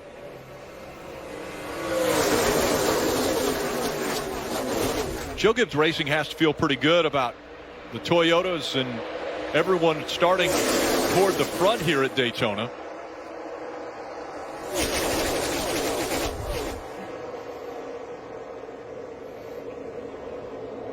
As they race 2 by 2. Dave, an update on that 21? Yeah, Rick, the team just informed me, and that was a scramble right there, that they were actually going to the back anyway after qualifying. The 51 there's a big Clements crash, is around. Also, the 21 caught up in it, Austin Hill. After starting in the back now, he was involved in this incident. We saw the 51. Clements was sideways. There were about 4 or 5 cars that had contact here. Rick, they had to change a steering pump and a steering box. That's what sent him to the back at the beginning of this race. And Ellis also involved. Take a look. Lawless Allen in the 15. The 28 was slow, and everyone checked up from behind Kyle Sieg. Yeah, Gustine's in the 15 car. The 51 gets stacked up, gets pushed to the apron, and at that point, the whole bottom line stacks up. But the wreck is really the 51, right? The 26 pushes the 51 down on the bottom. You're going to see him right here. Gets down on the apron, and now everybody starts to check up, and that's kind of a chain reaction. The wreck behind is a reaction to the 51 wrecking. The 51 sideways, and that quick. It gets bottled up here at Daytona. Yeah, that's so disappointing. On lap 1, the aggressiveness, it just isn't necessary. On lap 1 to be pushing that hard into turn 3. It's a long race. And this race has a history of a lot of cautions. So you have to go into the race understanding that.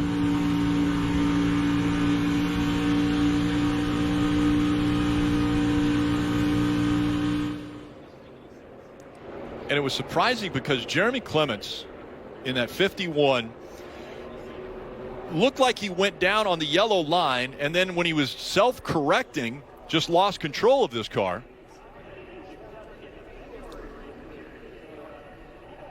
Oh, look at this damage. Ryan Ellis. So disappointing. We talk about track position, how important it is. So look at this big shot. So the 51 car, he's right behind Allgaier. The 26 of Earnhardt's pushing him. Now the 51 is in the back of the 7. And now he's just out of control. So it all started because, in my eyes, Jeffrey Earnhardt does not know that Jeremy Clements is up against the rear bumper of Allgaier. And he's trying to push him and ends up just pushing him into this wreck. And the 35, Akinori Ogata, came in at a much higher pace than everyone else. Same thing, obviously not understanding that they were stacking up. He gets to the back of the 15, Gus Dean, and then goes up. Going the wrong way. There's the momentum on that outside line, and Ryan Truex moves out. So he does not give a push to the 98 of Herbst. Kligerman drifts up the track. Creed gets right up to the back bumper. Coming up on 1 to go and into the wall. One car, the one of Sam Mayer, spins on the apron. And the caution's going to come out before the end of the stage. It looked like the 5 of Anthony Alfredo may have got into the wall, sure enough. Alfredo, you're going to see him back right there. Looks like a big wiggle, was getting a push, maybe lost the back of the race car, off the nose of the one, then the one loses control himself, goes for a big slide, ends up saving it. Yeah, you see right there, the one is, I'm sorry, the two. Jesse Love, those cars look so similar. The 2 of Jesse Love was just to the inside, the left rear quarter of Alfredo. And here, this will be a great view. Yeah, up the racetrack, contact, and then behind them, I think Sam Mayer saw it happening and responded. Watch Sam. He's like, oh, they're going to wreck. And he does something and loses control of his car. Never actually spun the thing out, but lost a lot of track position. Them have won. John Hunter Nemechek has won twice behind the wheel of that 20. Ryan Truex has already won. He won at Dover earlier this year. How about the 5 of Alfredo? We saw him make contact with the, oh no, the 9 going around. Brandon Jones in the concrete, the asphalt there, and does he stay up the wall? He will, and he's trying to stay out of the grass. You're rolling here. You get back to the apron here. Brandon Jones is very thankful that all that's fresh pavement.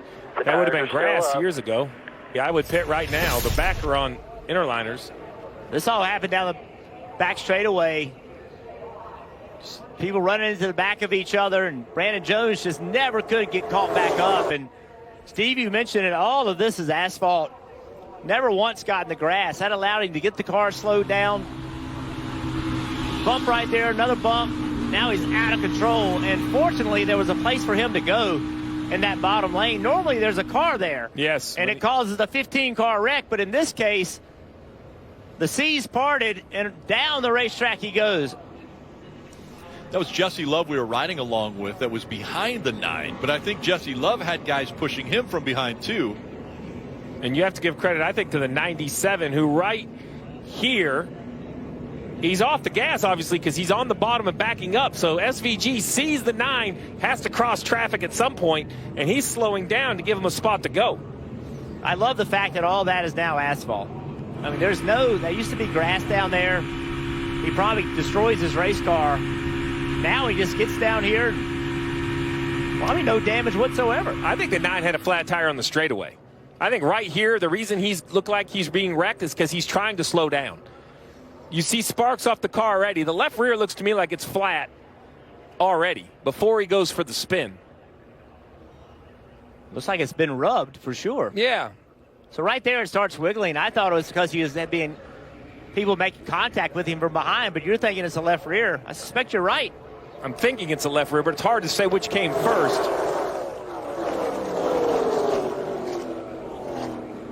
So Jones brings out the 4th caution of the night. We're going to take another look at it.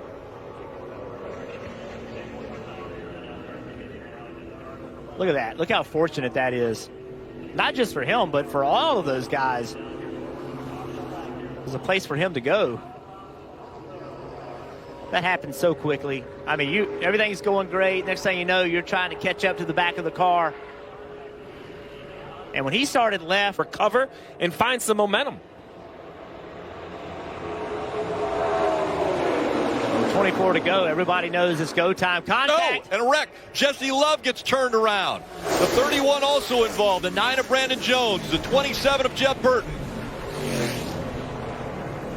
And a lot of steel gets messed up here in turn 1. Jesse Love, pretty sure I saw him in this wreck. Cole Custer also, yeah, we're on board with him. Yeah. Just going to see right here. It kind of gets stacked up in the back.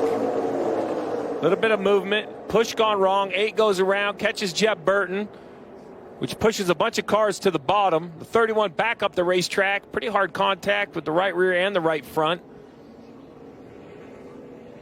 Saw the 00 Cole Custer involved. Well, there you have it. Basically, Jeb Burton offset to the right rear quarter of the 9 barely, and then the 8. Then the 8 gets taken 3 wide, which ends up being 4 wide. That was a great replay. Here's Jesse Love across the racetrack.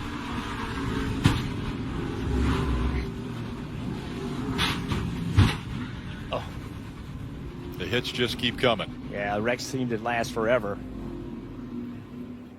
That was Cole Custer that he pulled right up behind. And remember, this is about 190 miles per hour.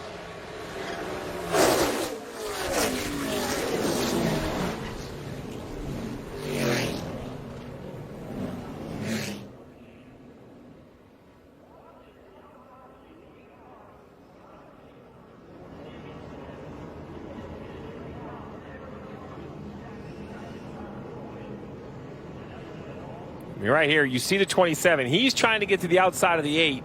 The 8's top 3 wide with the 81, and there's just not enough room for the 8 to come up. And I can't say from this angle what's behind the 27, right? There might be someone right behind him. Jeb might not want to be that far up. Well, here you go. He has a little gap back. So basically what's happening is the 27 and the 81 are splitting the 8. The 8 comes up to the right, catches the front bumper of the 27, and that's where the wreck starts. Yeah, so how much damage does Sammy Smith have? You see contact with the wall, but did anybody else hit him?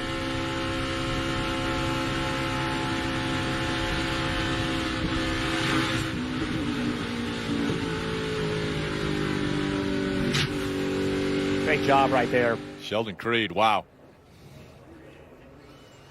And I'm not so sure the 00 ends up getting any damage here. I think he just ends up having to stop. He got into the side of the 38.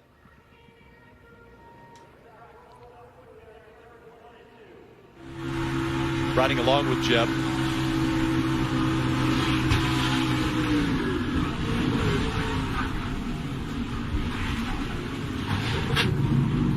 Everybody knows, right? You're inside 25 to go. They're all looking for some real estate. When you get stacked 2 and 3 wide, you have to almost create a different line to try to move through. Heavy damage on the 8, right front not turning. Slower cars in front of this pack. We'll see if they get out of the way.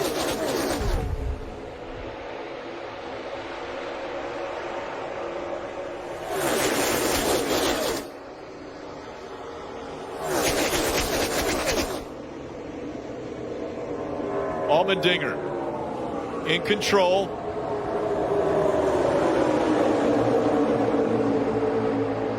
Outside line with a little momentum. Oh, it is. The big one's going to happen. The 5 of Alfredo was involved. Jeffrey Earnhardt in the 26 is caught up in this. Once again, Jeremy Clements in the 51.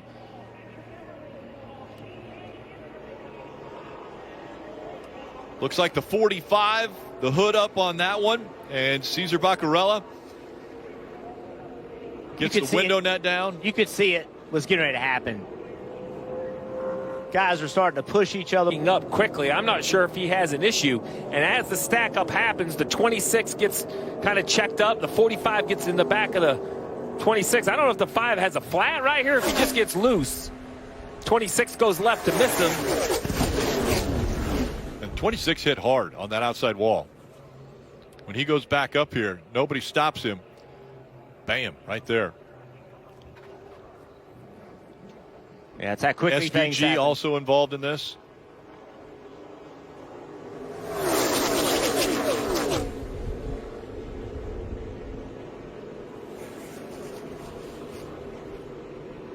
Anthony Alfredo, a few minutes ago, was thinking he had a chance to win this race, and now his night's over. Got tagged in the back by the 26.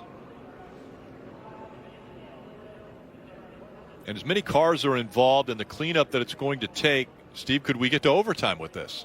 Well, we absolutely could. It's 4 to go right here. We haven't heard anything from NASCAR about stopping them, and it looks to me that it's going to take at least 3 or 4 laps to get this cleaned up. So we're going to be going to overtime. And, you know, we said fuel wasn't an issue because they can go over 40 laps, but I think they should still be okay. It comes down to where they're doing their homework under yellow, right? We've had 14 laps of yellow, so if the drivers were shutting the car off and team. They make up that front row. It is overtime. Presented by Credit One Bank. 2 laps from Daytona.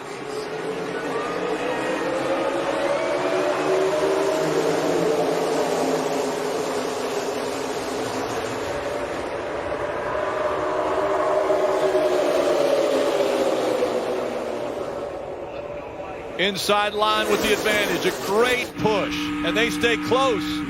Allgaier shoving Riley Herbst.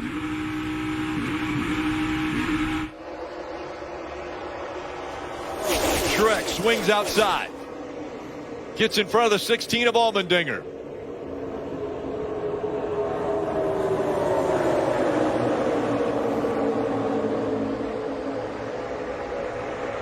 Once they get the white flag, the next flag ends the race.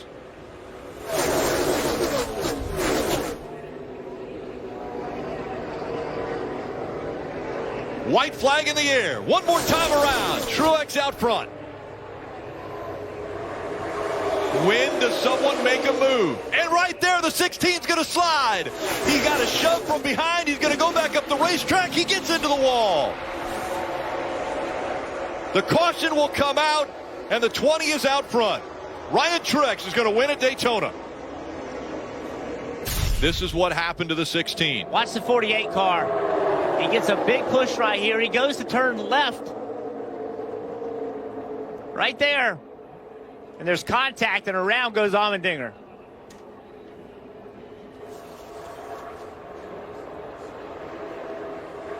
Big push from behind to the 48. And I'm not so sure that Parker wanted to be there as much as he was being forced there from behind.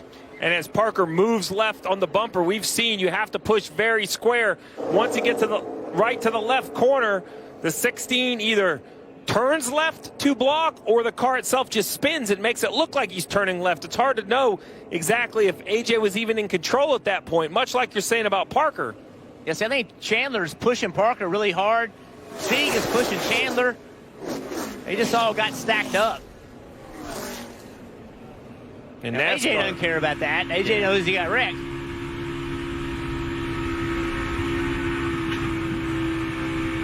Yeah, as soon as AJ started coming up the racetrack, NASCAR had to throw that caution. There were cars coming from behind him.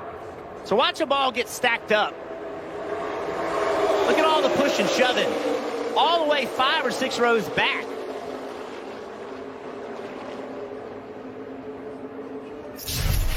Wrong side of the pit wall, because it was a pretty scary moment in his Coca-Cola Zero Chevrolet. Take a look at this. This is the 99 returning to pit road after his original pit stop.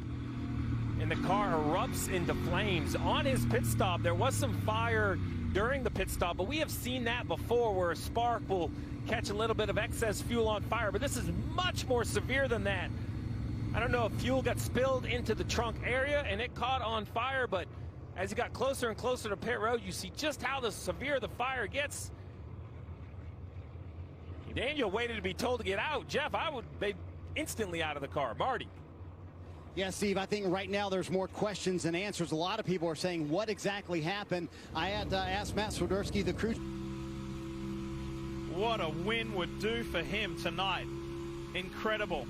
And he fits into that category. Oh, and here we go. Chastain's involved. Noah Gragson, Eric Jones, Kyle Larson. Such a calm point in the race. It was too wide or single file, and all of a sudden chaos. We're still rolling. We're still rolling, but we got damage. Bring it right. Look at Noah Gragson. Bowman's involved. Truex gets going again. Ty Gibbs in the 54. And Corey LaJoie, who was having such a great run. He's stuck. All the tires are down. Hamlin. Now an accident early. Let's see what happens, Jeff. Oh, Noah. No, I don't know if Noah's getting pushed and lost control. Then he goes to the left. That's what it looked like to me. He just immediately shot to the left. Here you go. Being a big push by from Corey right here. Shoves him to the left. He has to correct it. Then he comes back across the racetrack in front of Corey.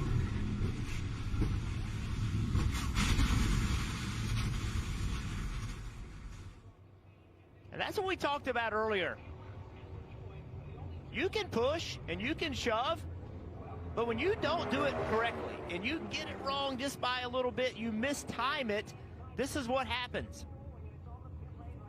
Here you go. Watch the 7, the 10, the 1. The 10 is against the 1. The 7 starts pushing him. There's nowhere for the 10 to go.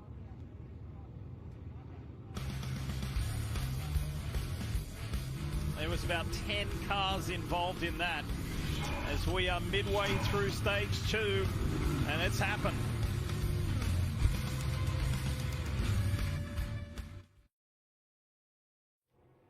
Ended prematurely for Corlig Racing's Shane Van Gisbergen.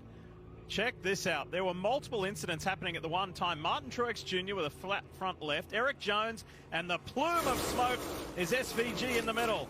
Yeah, there's a lot going on.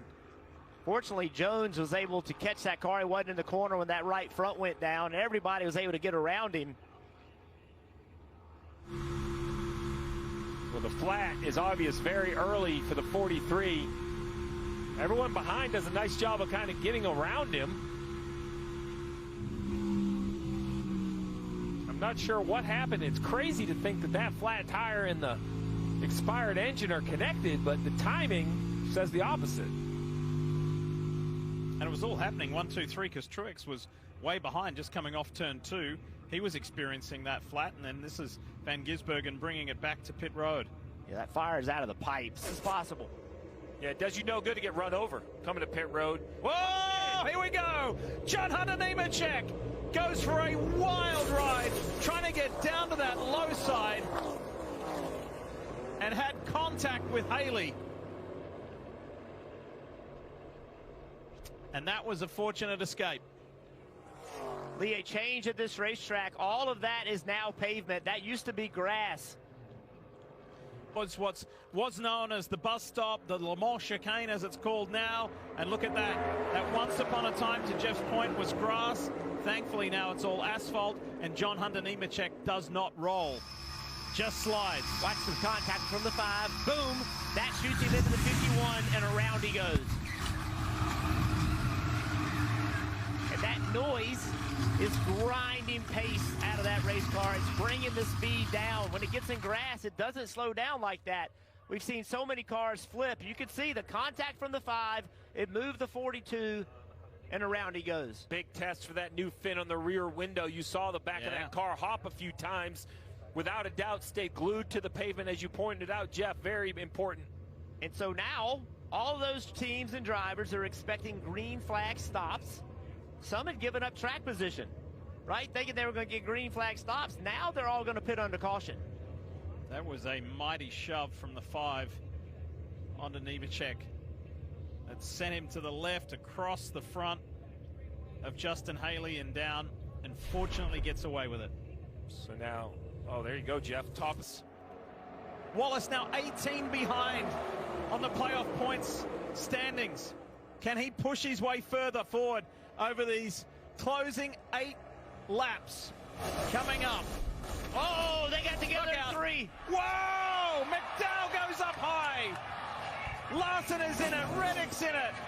Logano, Wallace, Haley. That all started in turn 3. Cindric tried to lift to prevent it from happening, but he did not lift quick enough. It's the second big one of the night. Larson will be left waiting and wanting that top 5 again. McDowell went for a wild ride. Let's have a listen to it. From Barry. Tries to get to the outside, lifts right there, and still contact. And then, look at this. Whoa.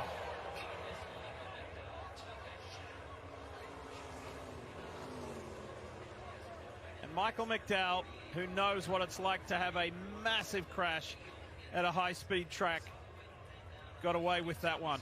See the fire come out of the pipes of the 2 car? He was being pushed by the 4. He knew he had too much speed. He was doing all he could to prevent it, but it just could not get it slowed down.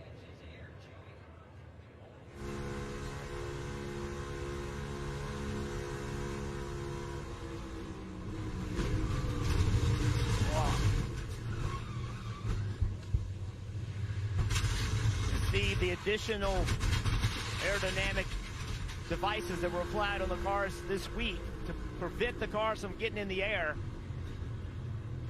Absolutely. It's impossible to know exactly what part or piece, but clearly the 34 was on his way upside down and came back onto its tires. The work by NASCAR. Look at this right here. Nowhere to go. Nothing to do. Go for Ricky That Stenhouse. extra work by NASCAR helping. This is the concern, right? When you're hit with another car, when the 22 makes contact, the 34 instantly goes in the air. And if this car continues to tumble, it's the 22, 23 down the line, but it comes back, I say onto the tire, onto the wall actually, and then makes contact with the tires. You see Bubba Wallace in it, the 45 of Reddick in it. Both 2311 cars. It's the view from Kyle Busch.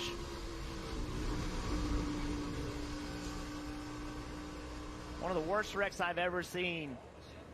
Ricky Craven at Talladega. Spun, car got in the air, and he went into the catch fence. This car of McDowell's comes back down and gets into the wall. And there are cars qualified brilliantly yesterday, all in the top 6 positions. And he's in with a chance to win at Daytona. But look at the eagerness of Kyle Busch on the inside in the 8 in the Cheddar's car. Harrison Burton for Wood Brothers. If he can do it, that'd be the legendary organization's 100th win. That'd be a magical night. Who's going to try to make it 3 wide? Whoa! Whoa! Berry's gone, and he goes up and over. Huge hit for Josh Berry.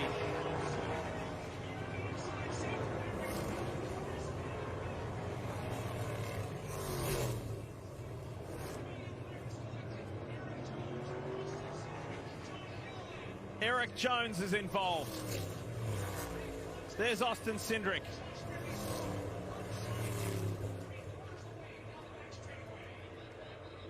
That was wild. Watch this car, how quickly, when it gets spun, contact. The 2 is getting pushed, and as soon as that car was pushing him, got turned around and went. This is what scared me, because Josh is hanging on his belts. He's not in his seat. He's hanging on his belts and has that frontal impact. Everything that went right for the 34 to set his car back on the wheels didn't go right for Josh Berry. And I'm with you, Jeff. The flip is the first concern, but then the hit into the wall when gravity is pulling you out of the seat is just different. Multi-point harness is trying to hold your hips and your lower body tight into that seat. But as you run all day, the heat, the sweat, everything kind of loosens up a little bit. You have to keep tugging on those belts. It was so great for Josh to get out. And again, that speaks to the structural integrity. Here's the view from Austin Dillon. Oh. Massive hit with Gilliland. Austin thought he was going to miss it, and then Gilliland came from nowhere. See, here's the push from behind, and then it moved the 2 car up. And again, pushing gone wrong. What a violent hit. See, right there, there's the push. They all stacked up, the 8, the 20.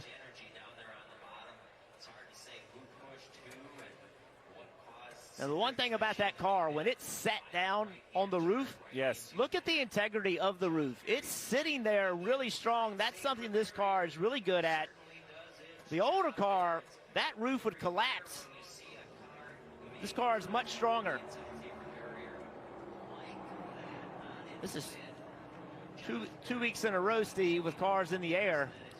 Yeah, a change was made. Obviously, more work to be done. At these speeds, the cars, here we go. This is on board with Barry. Have a listen.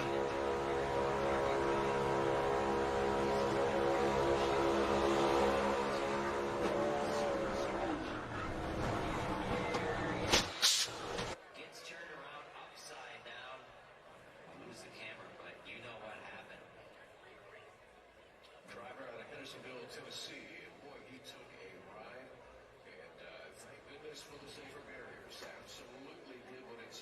Just that ping-ponging that was happening further back, Zane Smith. This is, we talk about it all the time.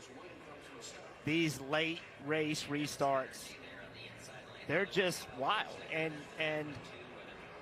you know that it's a great chance you're going to be in a wreck. Jimmy Johnson called it. He said there's going to be another caution because he's been in them. I've been in them. Dale Jarrett's been in them. It's almost expected. You almost are like, I know I'm going to be in a wreck. For two cars in particular at the front, one of them being the 8, the other the 21 of Harrison Burton, the path opened up. Watch this. And there's the Dex imaging machine of the Wood Brothers 21. So the 8 and the 21 got clear passage. Watch this. Straight through. Christopher Bell also lucky. Todd Gilliland was not. Parker Retzlaff got through. He had an open passage as well after a tough night last night in the Xfinity race. He may just get an amazing result here in this Cup race. You mentioned Corey LaJoie last week. This role is so eerily similar. This is a little different because the 2 is still making contact to the 4, but almost the exact same, turn. It looks the same, right? Car turns left, slides for a bit. As I was saying, this car slides up. When it starts to slide sideways for a long time, that's when it's most susceptible. And obviously, even with the updates. Being at the front of this field. 1 to go here in Daytona. Nemechek made it 3 wide in that second lane, that second line, and that has killed the momentum. You've got to go back a long, long way for Kyle Busch. 2008, the last time he won here at Daytona. And now he is tantalizingly close to that victory. But here comes Harrison Burton for the Wood Brothers. He's being pushed by Parker Retzlaff. And the 23-year-old from Huntersville, North Carolina, is at the front of this field and may race his way into the playoffs. Busch goes low. Burton blocks. He gets back up. Comes to the line. Jeff, your little boy, has done it. Harrison Burton wins in Daytona. Uh-oh, the leader. And Mayer's slow. Like the track bar broke or something because something ain't right. It's smoking. Whoa! Mayer around. Still green as he spins but stays on the apron. And he's going to try to get to pit road. It looks like the left rear tire is down. Kim. Yeah, that's what Kevin Hamlin, the spotter. Battle right here. Let's see what happens to the 1. This is entering turn 3. Just loose. The back of the car comes around. It has all the makings of like a flat left rear tire. This is what Bell saw. Yeah, right now Bell's avoiding the wreck. He just look all the way out of the gas. He can see what's happening. And this was impressive. He spins and puts her in gear and keeps going. And here Sammy Smith gets into the wall. Yeah, little Darlington stripe. Not even sure that one counts here. Well, he's running 6. Only 4 laps to go in this stage. The turn 2, he does, and Creed is leading now at Darlington. Allmendinger looks to the inside of the 20. But now Bell picking up the momentum as he exits 4. 1 into the wall, and that brings the caution out. That's the 91. And so now we have Kyle Weatherman that gets behind the wall, but a lot of damage to the right side in the caution. Entering turn 3. Car just never turns. He said something was broke. Certainly something happens. See the car drop? It dropped and then it just went straight. So as you mentioned, Steve, 4 cautions already early in this race, just starting that second stage. His career, he's got a second place finish here. He was in 22. Now 5 laps to go. 16 slow. This is exactly what Oh, big damage to the right front. We have the 16 slowing the racetrack. We have traffic in front of Bell. Let's see what's happened to the 16. He and Custer have been racing a lot. Custer into the wall, got him slowed down. Allmendinger didn't judge it correctly. It's overtime, presented by Credit One Bank.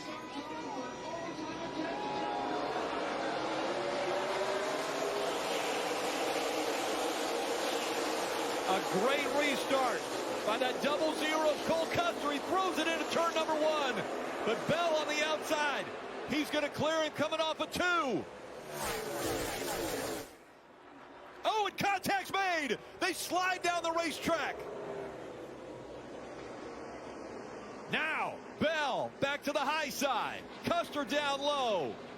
Creed still in striking position. White flag goes in the air one more time around. Bell with a 1 car length advantage.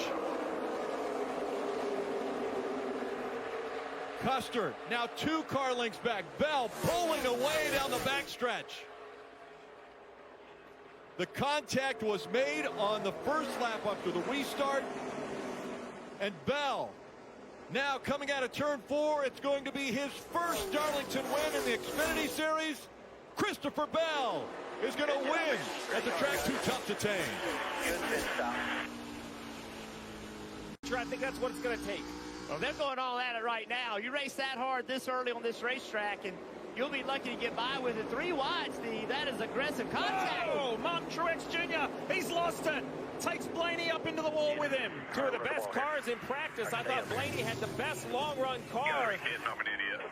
And here you heard him. I'm an idiot. Truex says he knows he made a mistake only 2 laps into the race. Truex 58 above the cut line. Mathematically not a guarantee, but I thought everything was going to be easy. This is an uphill battle already. That is a huge moment in this race and perhaps in the year. How much damage does Truex car have? It hurts Ryan Blaney from the standpoint of potential stage. This was what neither driver wanted. Truex just simply got into the corner too hard for the amount of grip that he had. That's part of this, though. Lap 3, he doesn't really know. It chases the car up the racetrack, makes contact with William Byron, overcorrects the car. Big damage to Blaney. He wrecks himself because he knew the option 2 was to wreck the 24. That's not Truex's style at all. He didn't want his mistake to affect the 24. Unfortunately, taking himself out got Blaney. That's one of those wrecks. Look at, as we ride along, he just got up the racetrack. That's one of those wrecks on lap 3 at Darlington. Do you really want to be 3 wide getting into turn 1? This is something that 15 years ago we never would do. Right. The drivers have gotten more and more aggressive in how they approach turn 1. Chris Buescher sneaking by. Look, Martin Truex Jr. is one of our sport's best, period. Just a little too much aggression early in the race. Everybody talks about racing the racetrack 25 times. Martin Truex Jr. has run Darlington. He knows what this racetrack holds, and yet a mistake like this. Incident, and it is Spire Motorsports' Carson Hocevar, who started on the front row earlier today, losing control of the 77 all by himself. He was underneath Eric Jones. Not sure if anything happened before they got to turn 3, but just underneath him, and he loses it. So slick, getting to the end of this tire run, and rear grip just goes away. And unfortunate, couldn't be worse timing for the one of Ross Chastain, who had just entered pit road. I thought those tires more than needed or more than required. You will pay the penalty. Yes, you will. Oh, contact on the second. Oh! He gets into Todd Gilliland. They ran out of real estate on the exit of 2. It started with the 38 sliding up, pushing the 17 into the wall. Lucky for the 17 to avoid this. Let's have a look at what happened to the front row motorsports driver. Yeah, Gilliland underneath Buescher, trying to make the pass, gets up the racetrack, squeezes Buescher a little bit. Buescher back down into him. Listen.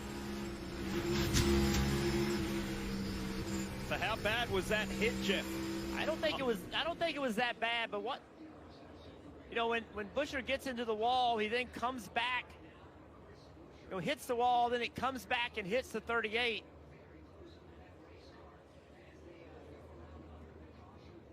It's going to be interesting to see what damage there is. Now, the good news for Buescher is he's 15th, only 5 cars behind. Briscoe figured something out in 3 and 4 that time. Let's see if he can do it again. Caution's out. Oh, and it's for Carson Hocevar again. Significant damage on the front right. And for the likes of Kyle Busch and Christopher Bell, this brings everybody closer together. And for what we just saw with 3 lap pressure tires, I think there is no conversation for anyone on pit road. Yeah. But to make the pressure. Go back and look at Carson Hocevar again. Problems in, he had a right front. Something happened with the right front, and I think Gilliland may have got into him as well. Todd Gilliland was in the wrong spot at the wrong time, unfortunately, and that was a pretty wild ride for Carson Hocevar. So Kyle Petty said it earlier. This is a team sport. And just not as effective to get as high up the order as Denny was. And look at this, 3 wide. Wow, we got a caution. Multi-car incident. Ty Gibbs, Josh Berry, Bubba Wallace, it's over. Wallace's playoff hopes. Buescher's trying to dodge the carnage. William Byron's car is torn apart. And Noah Gragson in it as well.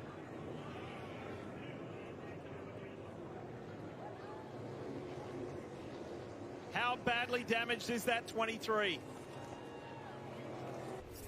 Watch this. How did it unfold? Josh Berry pushing his way through the middle of Denny Hamlin and Ty Gibbs. Keep watching it.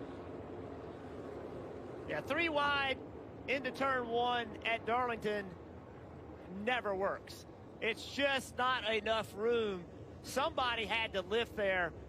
Josh Berry extremely aggressive, shooting the middle here. And it's just too wide through there, Steve, is difficult. And now they just all stack into each other. And Bubba Wallace was doing a really nice job, some front-end contact, but then Noah Gragson nowhere to go. He was the one that made the heavy contact to the back of the 23. So you see right here, flames out the pipes. He's on the brakes, some front-end contact, but I don't think this was enough to kind of end it. Right? You're going to see him run into the 24. I mean, it's not great, but then right there, the big shot by the 10. It looks so easy in slow motion what you could do different. Let's ride on board.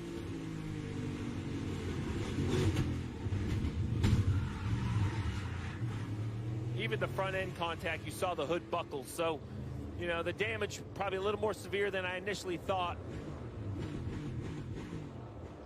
And while we've been consumed with where Bubba Wallace has been and Chris Buescher for that final spot, what changed the whole complexion of it was Chase Briscoe. And he hits the wall! Briscoe hits the wall! There is nothing between these two at the end of 500 miles. 1 lap to go, presented by Credit One Bank. Can Briscoe hang on? Or has Kyle Busch got something? Both guys are going to break a very long winless streak. But who will it be? Kyle Busch throwing everything at Chase Briscoe he can. It's a win, and you're in. And the 29-year-old from Mitchell, Indiana, Chase Briscoe, wins the Southern 500 and is going to the playoffs. 2 weeks in a row, we have been treated. Coming out of the 1 of Sam Mayer, there has been some contact with the wall as the back bumper is completely off and now bursts into flames. Caution is out. Yellow's out. This fire right here, you have to wonder, see some damage on the front as well. Is there more to this story? Was it an engine that expired, which made him get into the wall? Did he get into his own oil? It's rare that you see that much fire just from hitting the fence on the right side, or did it pull an oil line or something off, some sort of accelerant? Sam quickly gets out of the car. Not wasting any time. It almost looks the crew there to assist Mayer. That was the reason. Yeah, I wondered if it was an engine. I just think it had to be some sort of oil or something after contact, because that's just a wreck on the racetrack. Yeah, just not clear. Got into the wall. Kevin Hamlin, we heard on the radio, saying that one's on me. So we didn't get to hear the radio, but from that, it sounds like Kevin Hamlin is saying that one's on me. So he must have been telling Sam there was room up. There was absolutely not space for a car. The 19 of Gray was in the gas and not letting him up. Yeah, watch this as it carries on. The fire came into the cockpit for just a moment, and there's temperature sensors that actually, once it gets to a certain temperature, it activates the fire extinguisher. And I think that's what that is right there, Steve, in the trunk. It's putting it out. But that's just, again, we've heard spotters take the blame for calling someone clear, and they're not clear. But there's only one driver. The driver's got to make this call, and that's just how it is. Kevin Hamlin's one of the best spotters in the business, but only one guy's going to the infield care center, and that's the driver. Driver's got to be responsible for it. And again, I think just this right here, you see the fire extinguishes, but you see it in the car there for just a moment. Yeah, obviously, I mentioned an accelerant. You know, when the right front hits, something happens, right? An oil line or some sort of fluid has to be leaking, and then the fire gets put out. A scary moment right there when you see that fireball. Makes you wonder it's like a rear end line or something. Yeah, exactly. Like something has come off. There's some sort of lubricant that's caught on fire. And then you mentioned the temperature sensor, much like think about a sprinkler system in commercial building. It's the same idea concept-wise, right? It tells that there's a fire, and it puts the extinguisher system out there, and right there. Fire. That was really fast and definitely the best car I've ever had here. So we're going to have a lot of fun with this the rest of the year, and keep on digging. Up into the wall, and when we get a caution, it's SVG. Sure enough, the caution comes out. He's going to make the hard left-hand turn to get onto pit road. And that's going to put Ryan where they need. Let's see what happens to the 97.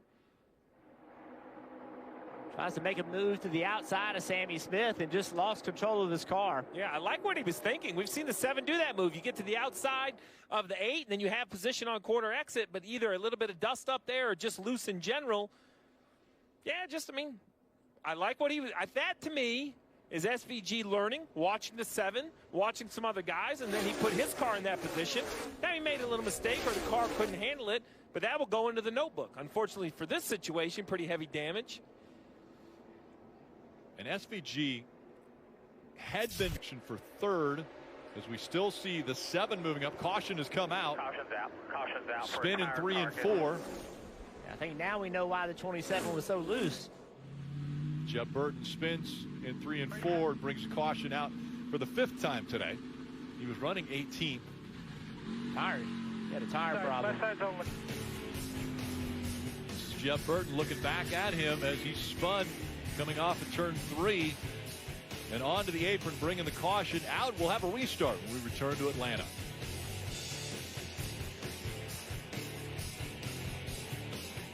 He fills the hole. Nope, he's still working on it. But right here, look at this push. Whoa, they wreck it. Problem for the 7. He's going to get into the wall. They wreck in turn 3. Cole Custer, Herbst, Ryan Sieg all involved as well. The 19 of Taylor Gray and the 7 of Allgaier. 39 of Sieg down the track as well with a ton of damage. Good, he blew a tire. We just side drafted and got together. We heard the radio. Somebody said they side drafted and got together. Remember, Sieg was just outside the top 12. And such a fast race car here in his home state. It's a bumper cover on the roof. Big push coming from the 19. Yeah, I don't know. It's like the 7 of Allgaier was trying to stay against the 00 of Custer to side draft him or something. Contact there. We heard somebody say something about a tire down. I don't know if. Let's ride along.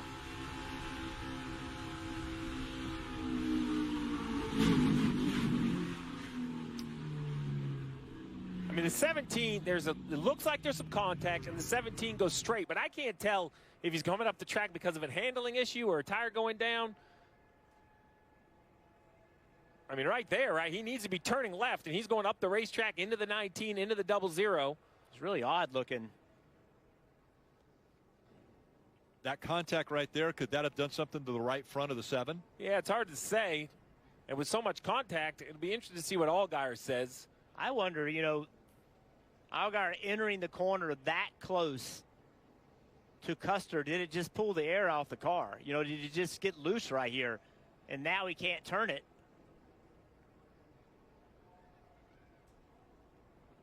That's just, it's just cars really in close proximity to each other. Right along with Austin Hill.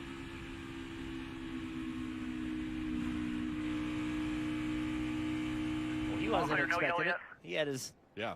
So watch the 19 here.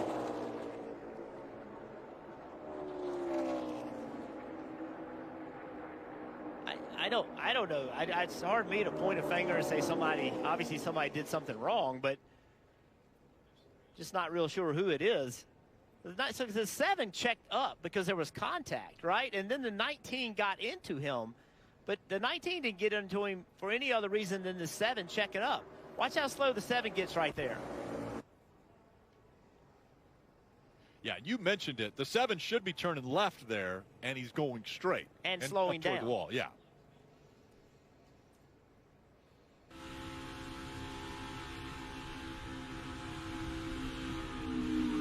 A lot of contact right there.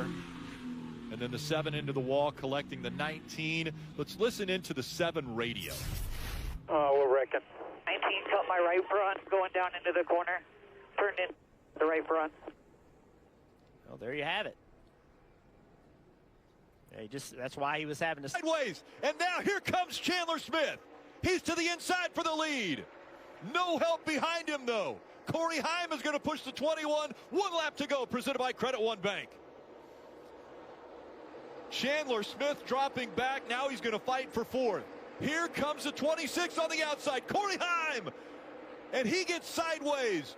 Parker Kligerman with a run. A.J. Allmendinger, fresher tires, also coming into the picture.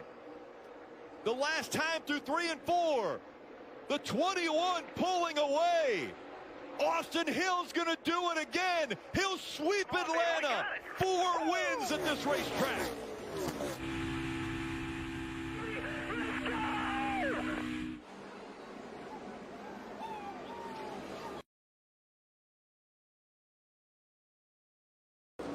That's very clear information about what... Whoa! That's a huge one for Larson. That car just snapped on him and went straight into the wall. Hold on to it, hold on. Yeah, I don't know if I blew a tire or what.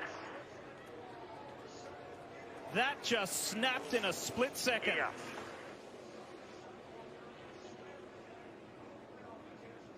You heard Kyle on the radio, so I don't know if I blew a tire or what. Cliff Daniels has a look of concern on his face, and understandably so. That was purely violent. And thankfully, Kyle is out. Everything looks normal. Back end comes around, and then it went to the right. Now, it appears to me...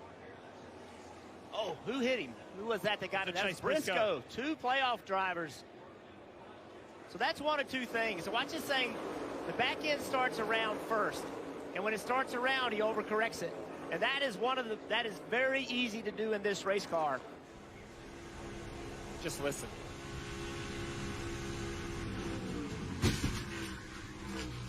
Oh.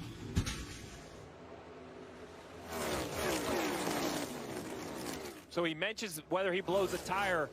I was wondering right front, but right there, it's clear it gets loose. Kyle Larson knows that as well. So I wonder if he's wondering if the right rear tire started to go down, which is what made the car loose. Kyle obviously has a clear understanding that it was the back first, and then it turns right. And then this big hit by the 14. You mentioned it, Diff. So good to see Kyle Larson out of the race car. That is an absolute gigantic impact, both with the front and then a secondary hit in the rear. And the Darlington winner, Chase Briscoe. Oh, we got a big crash. And it's John Hunter Nemechek. Down the back stretch. fourth caution of the day flies. We're only just getting into a rhythm in stage 3. Yeah, I'm good. Heavy damage on the 42. The 21 of Harrison Burton on the bottom. Harrison starts up the racetrack, but before that happened, John Hunter gets loose. It just comes around on him. Contact in the wall. His day is done. Very fortunate to slide right across in traffic. I think that was the 51 of Haley, perhaps, trying to recover from that penalty. It's a big impact right there. That shows you, we keep talking about the drivability of the race cars, and that shows you he was up there all by himself, and it just simply came around on him. Here's the Toyota onboard of Denny Hamlin. Saw it all unfold right in front of him. So unfortunately, it's not a championship run. We've got an issue here. Blaney, and then Truex is involved. 2 playoff drivers. Remember, I was telling you about all the playoff drivers who had issues. Add 2 more to it. I think it's fortunate that that's all that happened in that. That could have been huge. Burton up high. Noah Gragson's in there. Yeah, that's behind the accident. That's Shane Van Gisbergen in the wall, and Haley. Yeah, that's behind the accident. They were all slowing down. Here's the accident. The 12 of Blaney, the 17 of Buescher side by side. Oh, the 17 gets loose, comes right up the racetrack, catches the 12 of Blaney right in the left rear. The 12 comes down and catches the 19. A little bit like we saw with Kyle Larson, where when he got loose, he overcorrected. And honestly, he got saved by that car being on the outside of him. If he hadn't hit that car, he would have. Watch this. So Blaney's on the outside, gets loose. That slowed him down and made it so the back of the car hit the wall. That was a fortunate break for Buescher. Blaney was riding along. Watch this. He thinks everything's fine, and then all of a sudden. Not fortunate for him. Yes. But, you know, and Truex behind it. He got caught up in it. One of the big winners in this is, look down to the left, Suarez. He avoids it, ducks through down on that low side. Shoom. Yeah, the 20 zooms on by. 20 of Bell as well, to your point, Diff, right? Look at the 12 right here. Look at the 20 of Christopher Bell. They're banging in front of him, and he kind of sneaks by. How was that? Logano as well. Yeah. How was that not a bigger wreck? I mean, that was very fortunate. That wasn't a big one that took out about 10 or 12 cars. Yeah, I think Chris Buescher has the most damage, although he was the cause of the accident. Take a look from Logano. He's going to sneak by on the flat. Watch this. And bang, he gets back in the gas. Buescher's driven his car to the garage, so his day is done. That's a big contact right there with Truex. You have to wonder if there's any damage on the right front. He hit him square in the wheel, it looked like. It's not the question for me is there any damage? Owen Suarez.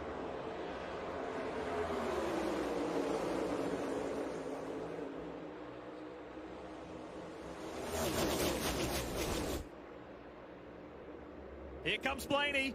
Boom. Big hit. Chastain's helping his teammate. And there's a caution. Caution is out. And it's Noah Gragson. We're going to go into a little bit of overtime here in Atlanta. Almost got there, Jeff. It just. And instead it went to 3 wide for the lead. As you see what happens, there's a stack up.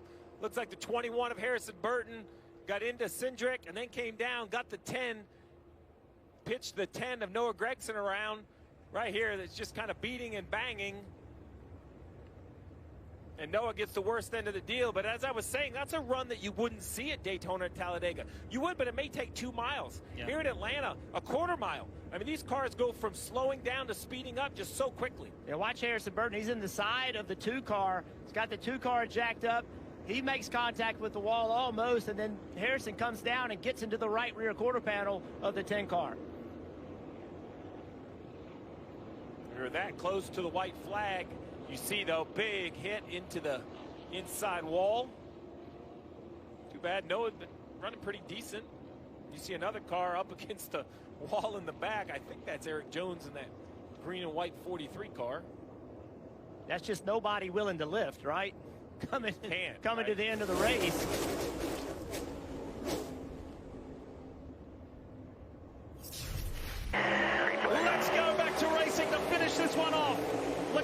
Suarez. How big is that push from Blaney for his Team Penske teammate? And then the Trackhouse boys are working together. Chastain is pushing Suarez. Don't take your eyes off the 20 of Christopher Bell either. First of the Hendrick Chevys is the 48 of Alex Bowman. Logano ahead. Suarez fighting back. Here they come to the white flag. Logano gets another little shove from Ryan Blaney. And the two Penske's clear Suarez. But Daniel's not giving up. It's Joey Logano clearly out in front. But is there a late run? Remember how this finished. Chastain into the wall, but he's able to keep it going. Has Suarez got something special like he did in February? They're crashing into the wall. Porsche comes out of the checker. They're flying everywhere, and Hamlin is involved. Joey Logano prevails in this first playoff race. That's how we start the playoff, boys! Yeah! His crew chief, Paul Wolf, told us he's a big-time, big-pressure racer, and he delivers.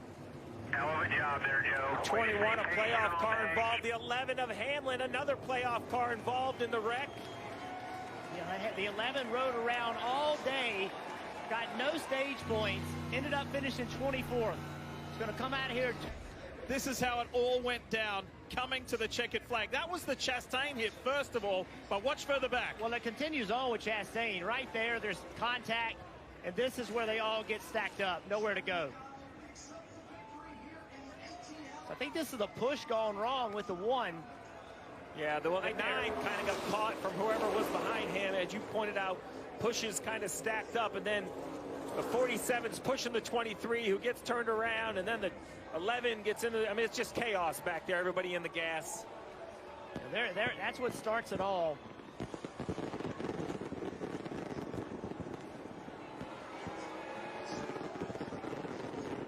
Wow.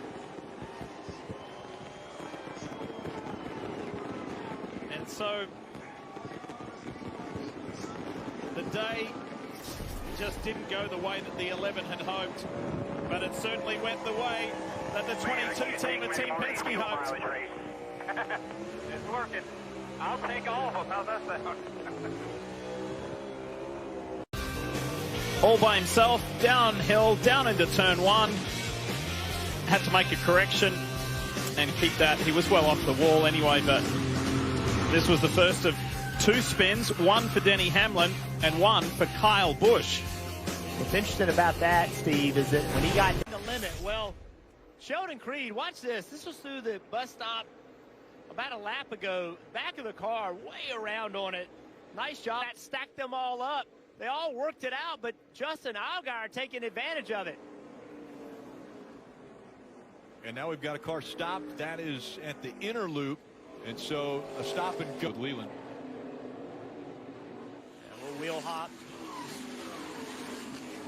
Get it slowed down. Right rear tire down, maybe? The right rear did look flat. Yeah. He was trying to turn in right here. Yeah, you see the right rear completely missing, just a wheel. Sorry. So now Connor Zilic up into the 3rd spot. Everyone chasing, and we've got a few cars around. The 87 back into the gravel pit. That's Mike Skeen. And this will bring out a caution. I think Allgaier is stuck. I don't believe there's any way he can get out. Yes, Allgaier is stuck in the gravel pit there in turn 6. And without being able to move, NASCAR is going to have to throw the caution on this. Take another look at what happened here. Top of the screen, you see the 7 backwards and the 87 chasing him off. I can't tell if there's contact or what exactly happened. Yeah, Mike Skeen in the 87. See what he's able to do. He's able to keep his car rolling. That's the only way you stay out of getting stuck, and you got to chase this grass, get over there. But Allgaier in there sideways, he's done. They'll have to pull him out. Here it is, a battle for position. It's hard to know what happened before that, but clearly side by side on corner entry, both heavy braking.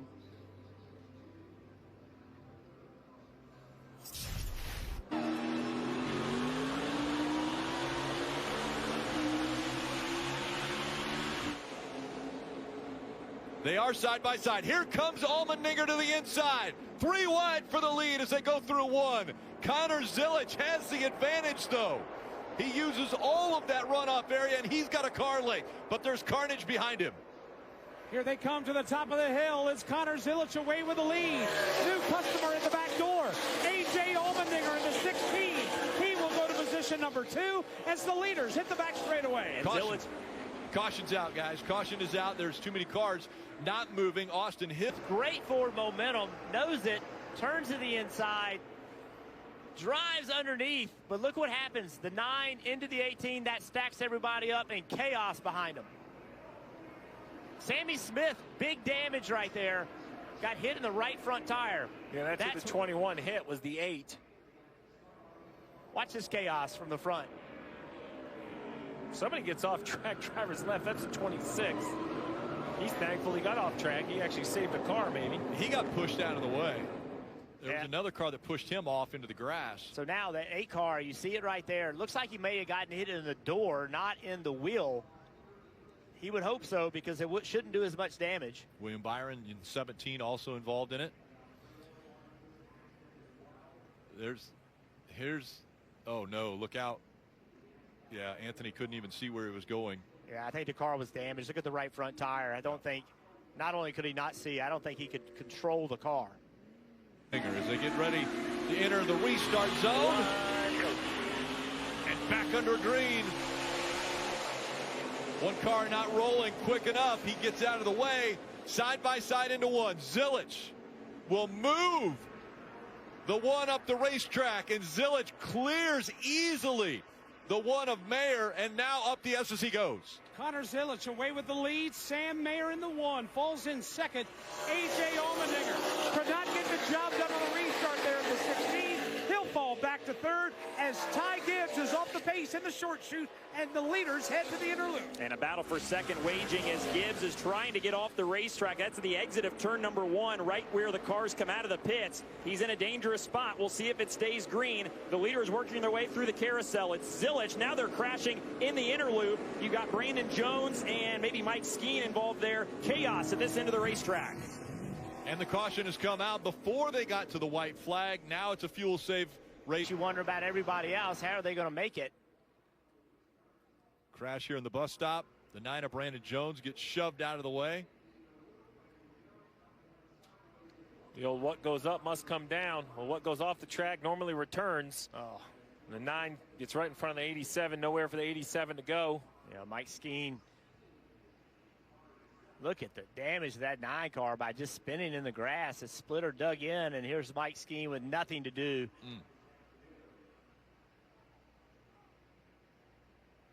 And the 1 team of Mayer reacting.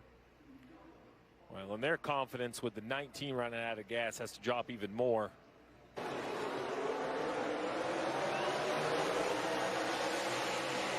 So far up through the gears, everybody inside the top 10 has been able to make it into turn 1. Side by side for the lead. Zilic up the racetrack. A wreck in the back, but off of the track. 3 wide for second.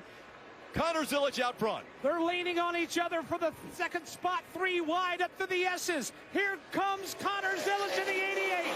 He'll grab the lead. Shane Van Gisbergen in the 97 to the outside of A.J. Allmendinger in the 16. Mayer weaving his car back and forth. He may be out of fuel. Here's Colleague Racing teammates battling for the second spot into the bus stop. Van Gisbergen with the preferred line there. Allmendinger with the crossover. He goes now back to the outside. That's driver's left as Allgaier's in the wall. Back in the bus stop. Meanwhile, this battle for position up front continues. SVG trying to hang on to the second spot, and he does somehow. Chandler Smith aggressively in the 81 trying to get up there and fight for that second spot. The 88 of Zilic trying to get to the white flag. The next flag that would come out after the white would end the race. Do they have enough fuel to go all the way around again? 3 wide now for second. The 97, and they wreck coming off of the turn. The white flag is out. Connor Zilic. Does he have enough fuel to get all the way back around? That's the only question for the leader. The question is, who will be second if he doesn't, Bag? Here they come. Final time up the hill through the S's. It is chaos from second on back. Connor Zilic is leading everybody by a country mile. Sheldon Creed will get through for second. Here's the rugby sprung from third on back as the leaders hit the back straightaway for the final time. And that was big for Creed to get to second. He is plenty good on fuel. Meanwhile, Herbst gets turned in front of the back half of the top 10. Another car slams into the wall. They are wrecking hard on the back straightaway as everybody piles in. Caution flag is out. And this is great for Connor Zilic because caution comes out. He's got to reduce his speed to a cautious pace, but he does have to get all the way back around. Even if he ran out of fuel right now, that doesn't guarantee a win. He does have to get all the way back around. And you're seeing right here, Sheldon Creed's trying to go by him, but he can't. You can't pass him as long as the 88 runs a reasonable speed, and I believe he's doing just that. It's downhill from this point of the track, Rick. The 88 should be able to coast it home. You did a hell of a job today, buddy. I'm so proud of you. This was what the effort went into. Thank you, all you guys. 88 group, y'all been awesome the whole time. The 18-year-old Connor Zilic is going to win in his first start at the Glen. Let's go! Look at what brought the caution out. Yeah, this is the restart. 00 going around. And I got to tell you, I can't believe there wasn't a caution before. The battle for third, fourth, fifth, sixth, it was wild. Here was the 7 of Allgaier spinning in the bus stop. Hey, look at this. Out of 6, as they were coming to the white flag here, the one of Mayer back around. He got it refired and going again.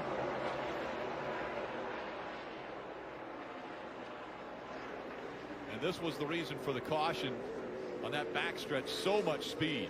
Yeah, Sieg with a big hit right there. That was a big impact. Oh, there it is.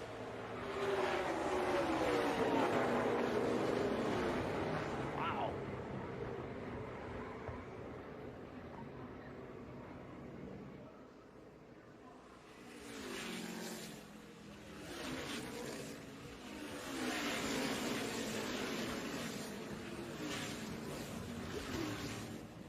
Somebody involved back there. Playoffs, let's go here at the Glen. Good start from Chastain, but Shane Van Gisbergen right behind him. Truex coming on the outside with Bowman as well. Great start, Chastain. Ross Chastain away with the lead, but he can't get too far away. Here's Truex. Truex in the 19 is going to look to his inside in 2. Can't get the job done. 3, now 4-car breakaway up front. They're side by side for 5th. That is Austin Cindric in that orange 2-car. Right now racing side by side as they lead turn 4. Daniel Suarez right there as well at the back of that duo. Now Austin Cindric peeks out of line on Cindric. This is a race for position just inside the top 5 as they work into the bus stop for the first time. Cindric, the outside lane, that's not preferred through that portion of the bus stop, but is preferred here. Give that spot to Cindric. Now they wreck. Christopher Bell out of the bus stop. Several other cars involved. Looks like Kyle Busch is in there as well as a few others. Everybody should be able to drive away, but the Busch car is going backwards, headed down the bus stop. And Denny Hamlin involved in that as well. Jeff, he's coming your way. Yeah, and Denny the car Hamlin doesn't look good. Yeah, Denny Hamlin's coming my way. Kyle Busch, you can see the damage on his car. Left rear quarter. It's the bus stop. We heard him call it live. Too wide up front, but they got through there clean. Back here a little bit further, you see a little tire lock up, a little bit of smoke. And then right there, kind of all on his own, the 8 gets spun around, and they pile in. Such a fast area of the racetrack. I thought that the 12 got through clean right there. A little bit of contact. It was interesting because he's down here at the bottom of the screen. I'm not sure what happened. Let's take another look at it. Corey LaJoie in the 7. Watch on the outside too. Kyle Larson got extremely lucky. That's the moment where Busch gets turned. Christopher Bell, look at him go sideways and around. What I don't understand is what happens to Blaney. Right, he's right here in the middle, just kind of going out of sight. We see the damage to the 11. Oh, this is on board Ty Gibbs. Oh, I said on his own. That might have been an exaggeration. I do believe the 7 got a little contact with the 8. Got him turned around there. Here's the view from Hamlin.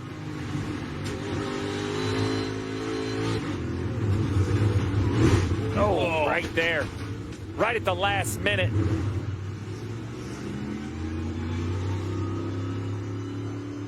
So was that a late hit there from Montoya on Blaney, or had the damage already been done? I still haven't really seen what happened. Look at Chris Pusher got through. I really haven't seen a good view of what happened to Blaney. I think we kind of see the cause.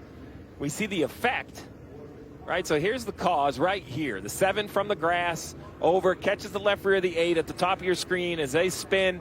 Everybody comes in. Now, right side of the screen, the yellow and white car into Brad Keselowski. Maybe it broke something in the left front. There was heavy contact with Brad, and then it looks like Blaney just goes straight. Yeah. So that contact with the driver of the 6 must have been what damaged. Well, here you go. On board, Blaney.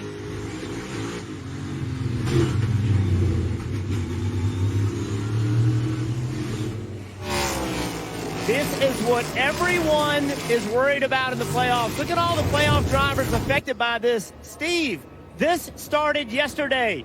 You had to unload, have speed, qualify better than you did, and if you were able to execute on that, you are ahead of this wreck. Yeah, this is one of those that you can label it as bad luck, but if you qualified in the top 10, you kind of created better luck. It looked like Bell got away kind of unscathed.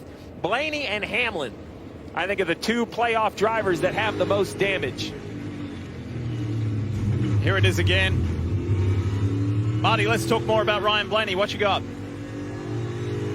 So Ryan did not... 22 of Joey Logano. They're coming towards you. Logano goes to the inside and tags Allmendinger. Yeah, I think whatever happened before the 22 caught him, because I see a little bit of movement in the back of the car. Really an absolute spectacular drive. Calm at the front, 3 wide further back.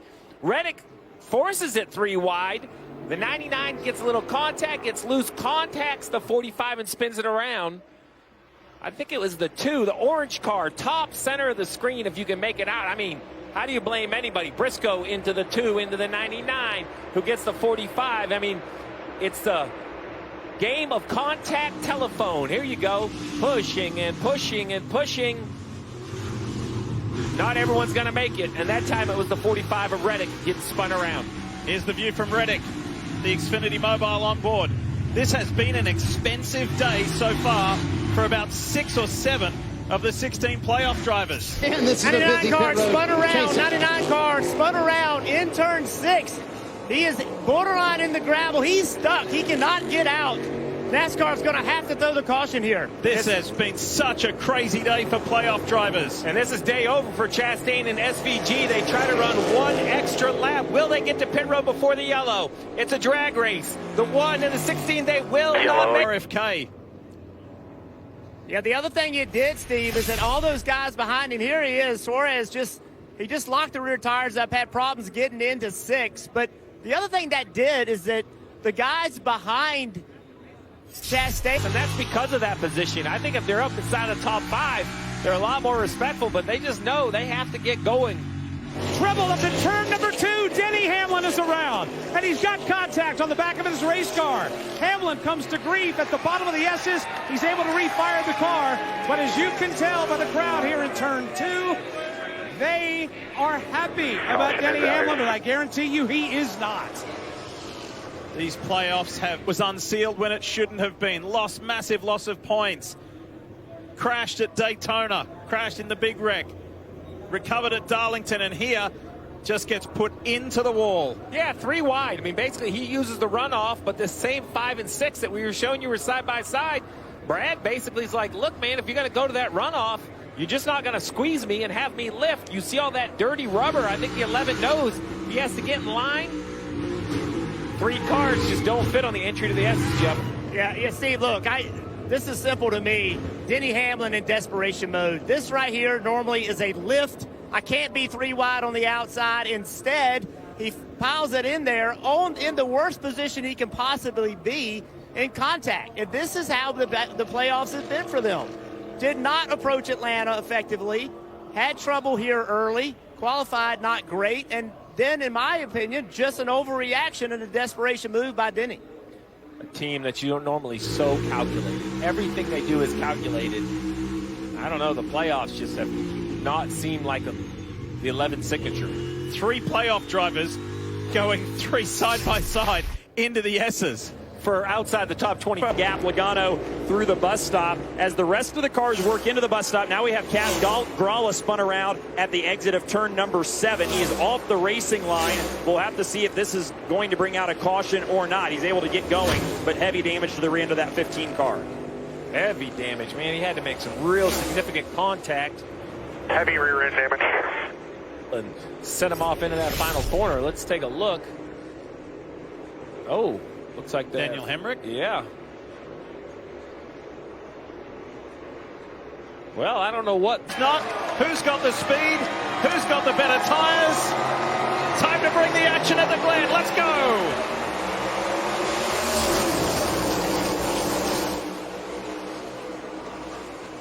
Chris Buescher with an excellent placement of his car, but it opens up that inside line back here to SVG. SVG had an open lane, but he wasn't close enough to capitalize. Instead, it's Chris Buescher. He'll punch his way through to the lead. Hocevar now second. SVG is third. They're going to stack them up double wide for fourth. A couple of white and blue cars there at the top of your screen. Chastain and Briscoe, and there's trouble further back. William Byron gets launched up onto the retaining wall. Brad Keselowski's involved. Everybody else will find their way through, but William Byron up and in the air with Keselowski pinned underneath. My goodness. The defending race winner, William Byron, playoff driver, William Byron, playoff driver, Brad Keselowski. The craziness at the Glen continues. We posed the question right at the beginning of the day. Would this be a wild card? Let's take a look at what happened. There it is, the orange and blue car side by side with Logano. Oh, Logano kind of gets into the 6 or vice versa, but either way, man, what a hit for the 24. It was super tight. That is such a funnel through there. It is way tighter than it appears on television. And there was nothing between it. Here's the view from Tyler Reddick. Look up ahead. Very, very fortunate for the 24. The double height of the Armco there, the extra third layer, not just a normal 2-height Armco, but a triple height Armco. You see all the way at the top of it. That gets very, very scary if he gets above that Armco into the catch fence. Fortunately, not the case. It's so hard to tell, we see the beating and banging. I don't know who's in the appropriate lane. It's so, you said, narrow and S's. Yeah. It's just a funnel, right? It's just a tunnel up there. And by the way, that section is blind when you're coming up there and coming around to the right. And William had just gone to the left of Logano. Logano kind of got hung up a little bit on Brad Keselowski. And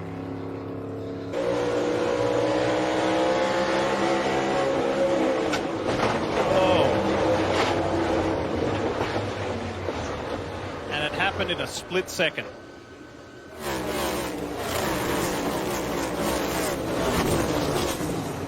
Almost got a second camera. Yep. Green. Van Gisbergen gave Buescher a little bit of a bump, and it's hurt him because they open up that gap. He's going to have to go deep on the brakes. He's got Chastain on his outside.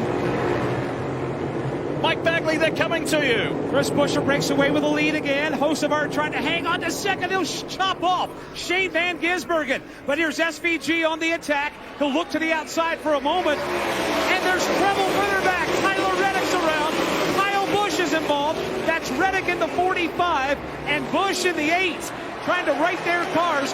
Trouble mid-pack on back as everybody in front of them was able to escape. We're going to overtime. Towards the back of the pack. How did it unfold? How can you tell? I know. 4 wide, total chaos.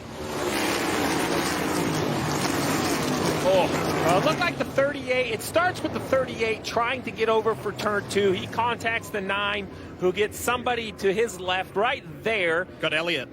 Yeah, Elliott, who gets Barry, and then they stack up. Truex, pretty hard damage into the wall. We'll see if the 19 has to come to the attention of the crew, and Reddick finally gets turned around on the nose of the 8. Haley was behind Martin Truex. Here's another view. Tyler Reddick.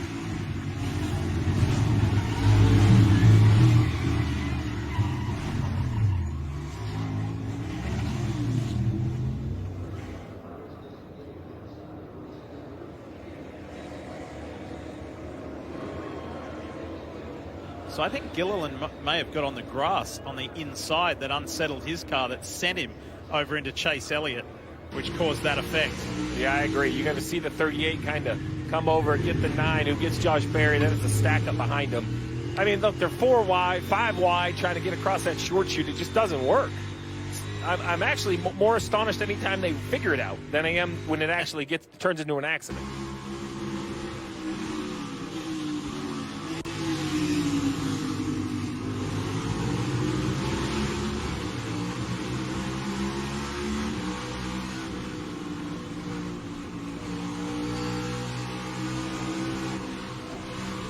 So that was the view from Kyle Larson's HendrickCars.com Chevy. You saw him get a little shove there.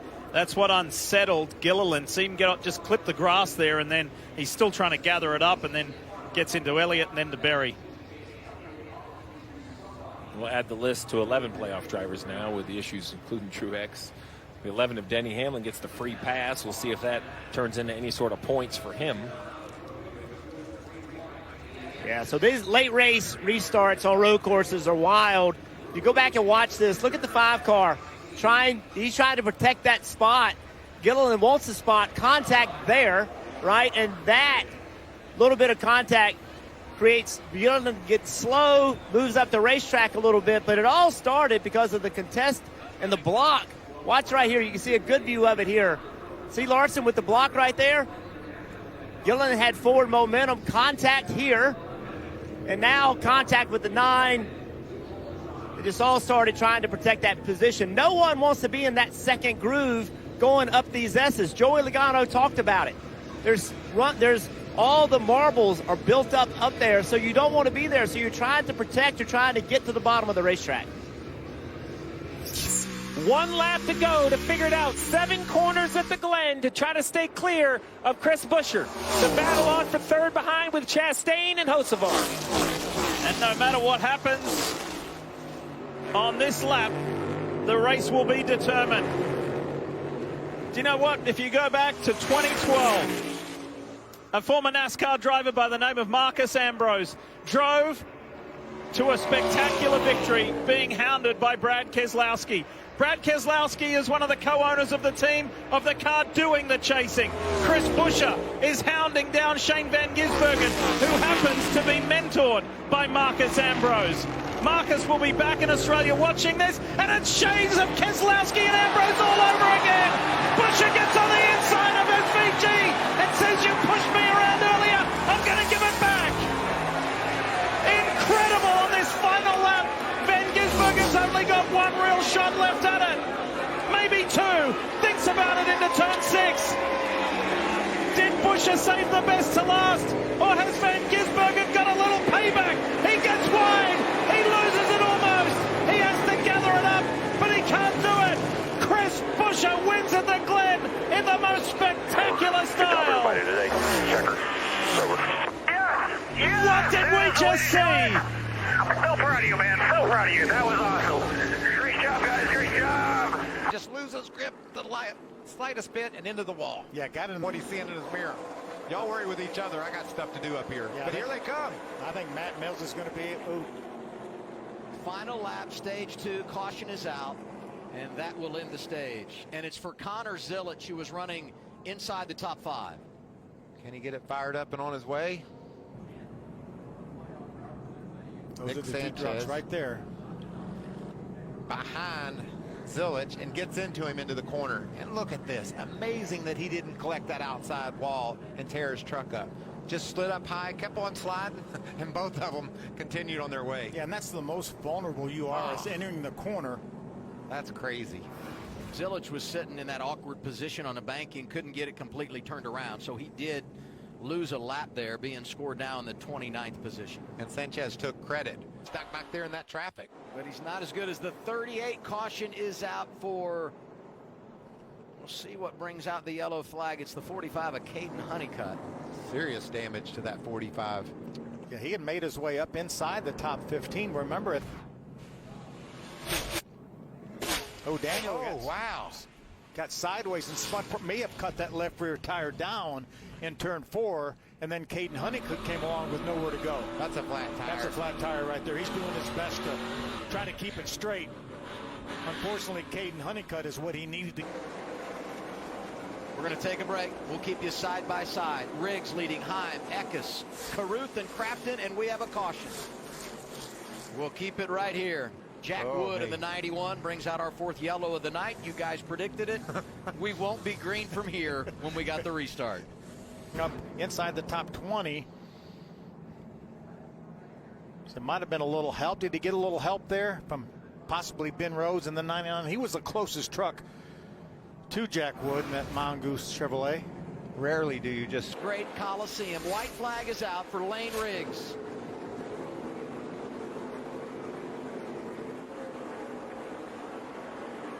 Lane Riggs is on an absolute heater. He goes back to back and wins it at Bristol.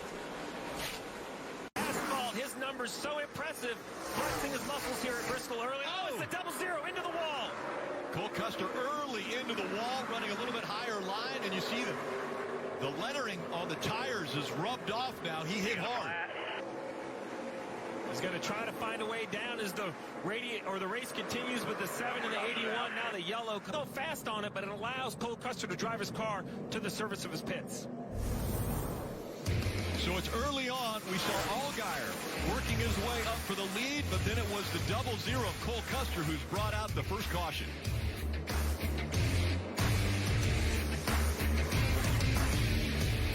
Next, CW Sports Weekend continues as San Jose State battles. And this is another part-time Earnhardt in the field. Jeffrey just limited starts, and we go yellow.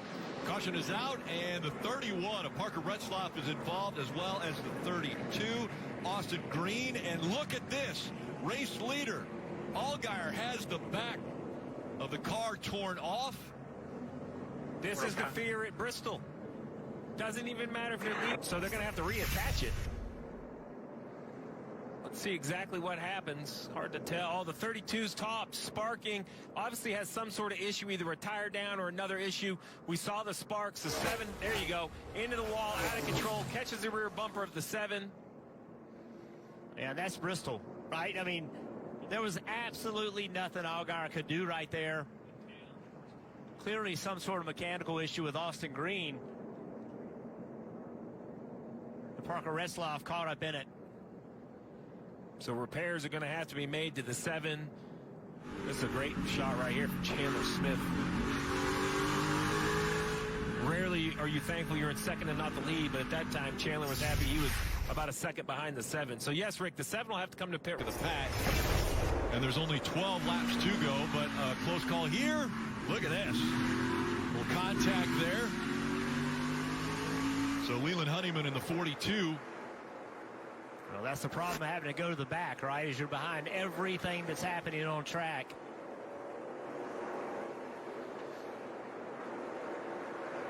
That was a product there of the 07 of Greg Van Alst, who went up the racetrack, slowed down. The 42 had to avoid.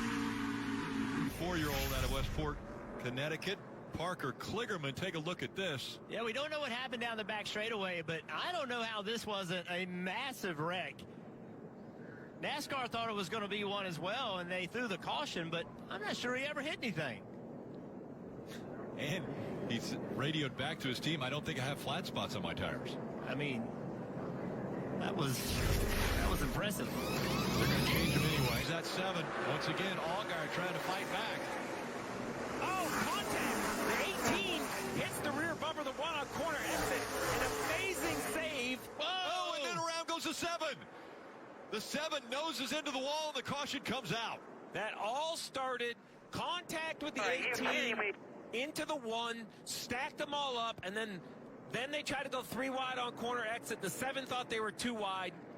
The replay really is about a lap. The sparks underneath the 7. Here's that replay. So right here, the 18 catches the 1 on corner entry. The 1 is loose. Now he's gaining it. He has no speed. The 18 thinks he's going to go 3 wide middle, and the 7 thinks he's 2 wide bottom. There you go.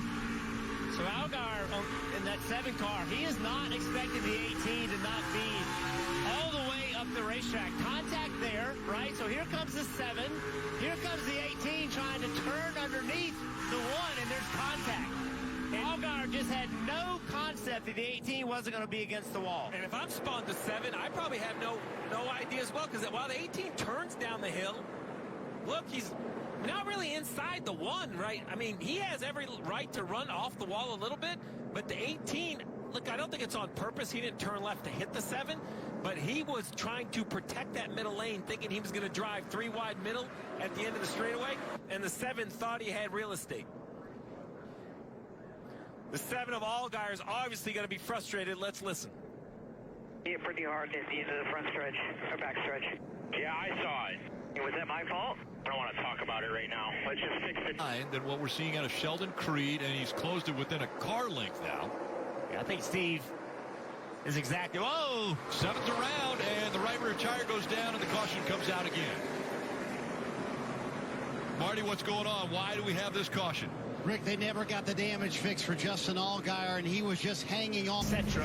With a broken car, you just have to take the time to fix it correctly. And you see just out of control. Finally, the right rear tire goes down. I don't know. I think it was soft, and then that last big explosion you see is probably the inner liner. So Allgaier came in with a 43-point advantage over Cole Custer for that regular season championship, as Marty mentioned. On 1 lap to go, presented by Credit One Bank. White flag this time.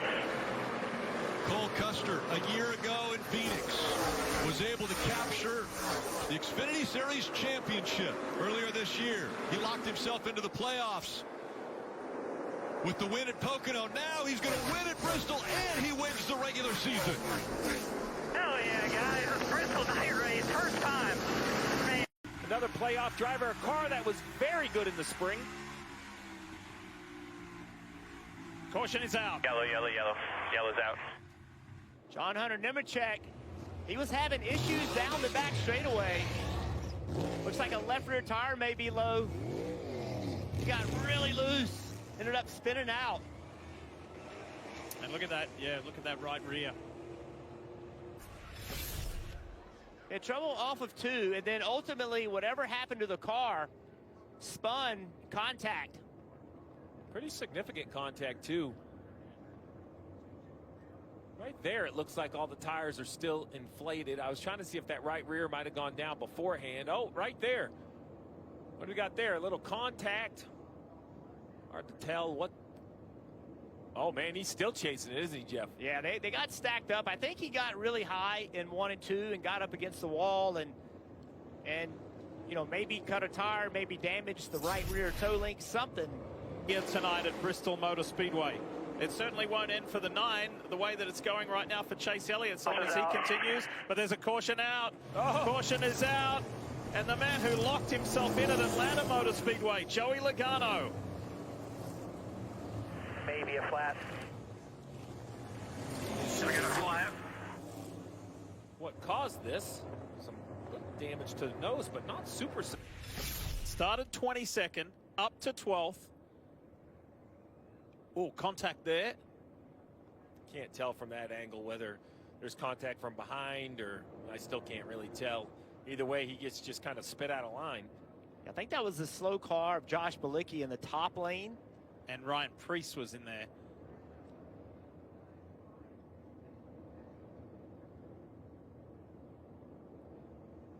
So how bad is this race car, Steve? It's really hard. The guy on the bottom is all the way on the bottom. Briscoe's not doing that. He is running the middle of the racetrack. I think some of that has to do with caution. Caution. Got one out, sir. Caution is out, and it's the 7 of Corey LaJoie. Having such a good night. He was running in 11th, qualified in the top 10. Might be right front totally. This is his final drive for Spire Motorsports before transitioning to Rick Ware Racing for next week's race. Let's show you how it went down for LaJoie. Kind of in the middle there. Oh, man. Josh Berry. Contact with Josh Berry. From that angle, it's hard to tell. I mean, definite contact, but I can't really tell. It's late in the corner to know who's climbing, who's going. I'm sure there's way more to it than that. Probably starts even earlier. Here we're going to see it. He gets loose. Yep. He gets loose and loses momentum. See right there, he's loose.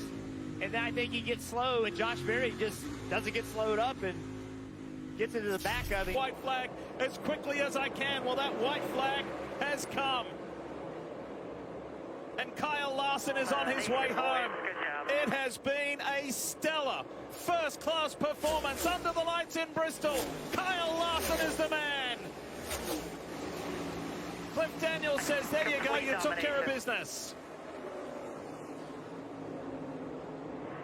That's fun.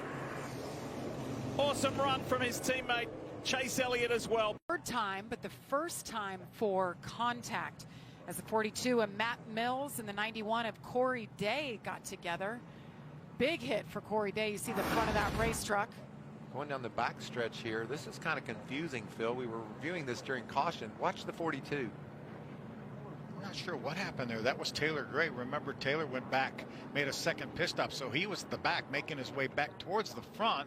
That's a huge hit for Corey Day. Corey Day and Matt Mills were battling for position as well. But what happened there? I'm not sure why that truck all of a sudden turned right like it did. See if we can take a look from Grant Infinger's on board. We saw him move to the inside, and I'm just not sure what caused that truck to veer right as hard as it did. That's hard down. That is not a position. Butterbean is being shown one lap down in the 22nd position. Ty Majeski in turn one. 5 laps to go. The 33, Lawless Allen. See if it keeps the debris off the racetrack. He's down on the apron. He's doing all he can do to stay out of the racing line, off the racing surface. He makes it to pit road. Rhodes is out of gas. Oh, so is Majeski. Majeski's out of gas. Majeski's out. He drops low on the racetrack. The white flag is out. The 11 of Corey Heim. Here he comes. Goes around Ty Majeski. Final lap from Kansas. Wow. Told you had enough time to get there. Wasn't even close. You nailed it, Michael. The white flag comes out. Not enough fuel to make it to the finish. The 11 of Corey Heim started in the back, worked his way forward, dominated the race, and he gets the win at his favorite racetrack, Kansas Speedway. Oh, me, what a race, huh? Up, so I think there's some contact right here. The 16 of Allmendinger right on his left rear. Oh, pretty hard contact. For these Xfinity cars, think about the entire right side kind of like a sail. And when the car turns left, that sail leans on like a crutch. And now it spins and brings out the caution. Yeah, the damage is worse. So obviously some more contact on the 8. As I was saying, that right rear quarter panel, you lean on it like a crutch. And when it gets damaged, you just don't have the grip around the corners. Completed laps. This caution coming out on lap 7. Here you go. This is the second problem he had. Just got really loose, and around the car goes. No damage as far as additional to the car, but sliding on these tires, he's flat spotted them. He'll have to come in and put a new set on. So a tough start for the 8, Sammy Smith, one of the playoff drivers. He was the last one in on points, fought his way into the playoffs, and now race 1 and 7 laps in, he brings out the first caution. Start zone, and back up through the gears they go.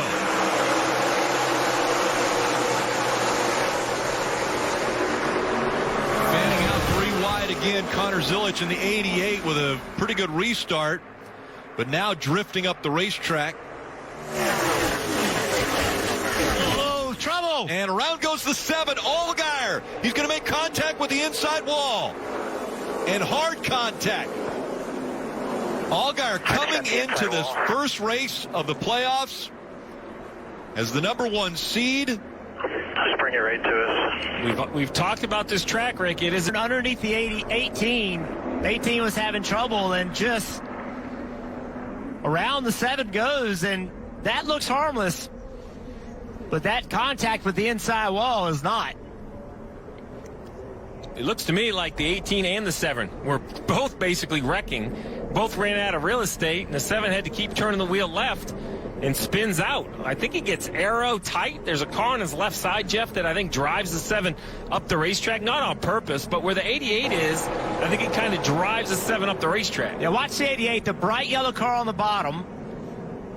Right there, he loses the bottom. That kind of stacked him up behind, and then the 18 of Creed just gets loose. Yeah. Yeah, I think Zilich, while it did affect the whole thing, I don't think he's a cause of any of it. I think it's the 18 just getting loose, which then gets the 7 to check up. He's in a really tough spot right here. That's right. It's just simply aggressive restarts and a little bit of contact, and as soon as that gets made, it shoves the left front of the 7 down to the inside, and there it is. Big damage. This racetrack, everybody talks about just want to get out of the first round. It's easier said than done because of things like this at this racetrack. It's just aggressive restarts. But, you know, I'll add that this is not the speed we expected out of the 7. While you can't prevent wrecks or guarantee avoiding wrecks, they happen less from first, second, third, fourth. When you get back there, 8th, 9th, 10th, you're stacked up. Sam Mayer is going to win stage 2. Second stage win of 2024. The 98 goes around. Did he have some help from the 21? Oh, there was definite contact. I couldn't tell who changed lanes and who's at fault, but there was definite contact between the 21 and the 98. And that cost him stage points. 18's coming. I think the 98 doesn't go up to leave a lane for the 18. No, he was sliding. Yeah. Even as the 21 got to the back bumper. Herbst was loose. He slides through the grass and doesn't gain any stage points.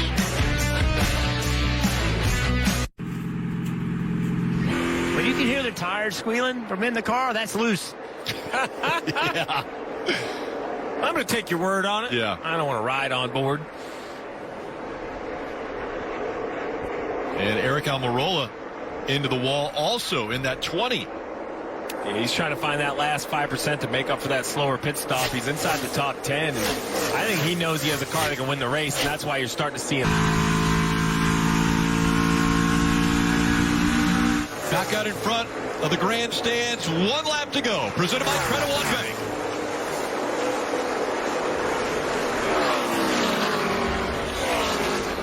Eric Almirola.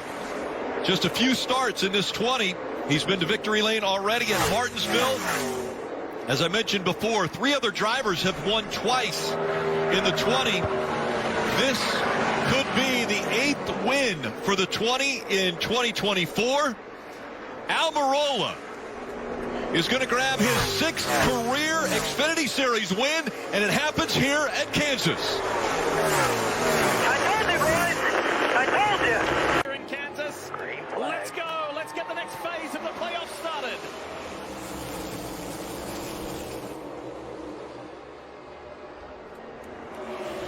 Briscoe looking for an early inside move on Blaney. Couldn't quite get it done.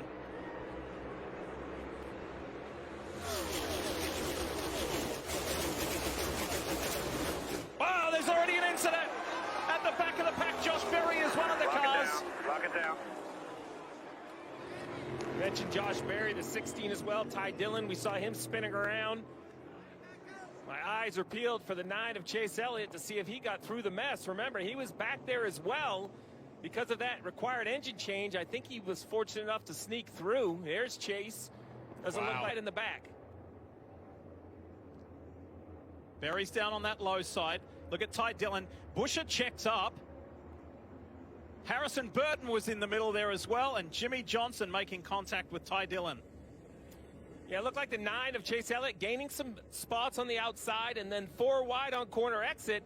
It's just narrow. It seems like hard to tell from that angle, but the 21 was to the right of the 16. Then you had the 16, and there was a car to the left, and it looked like they converged onto the 16. If you look in front of them, they get slow. Right in front of this. Kind of checked everybody up.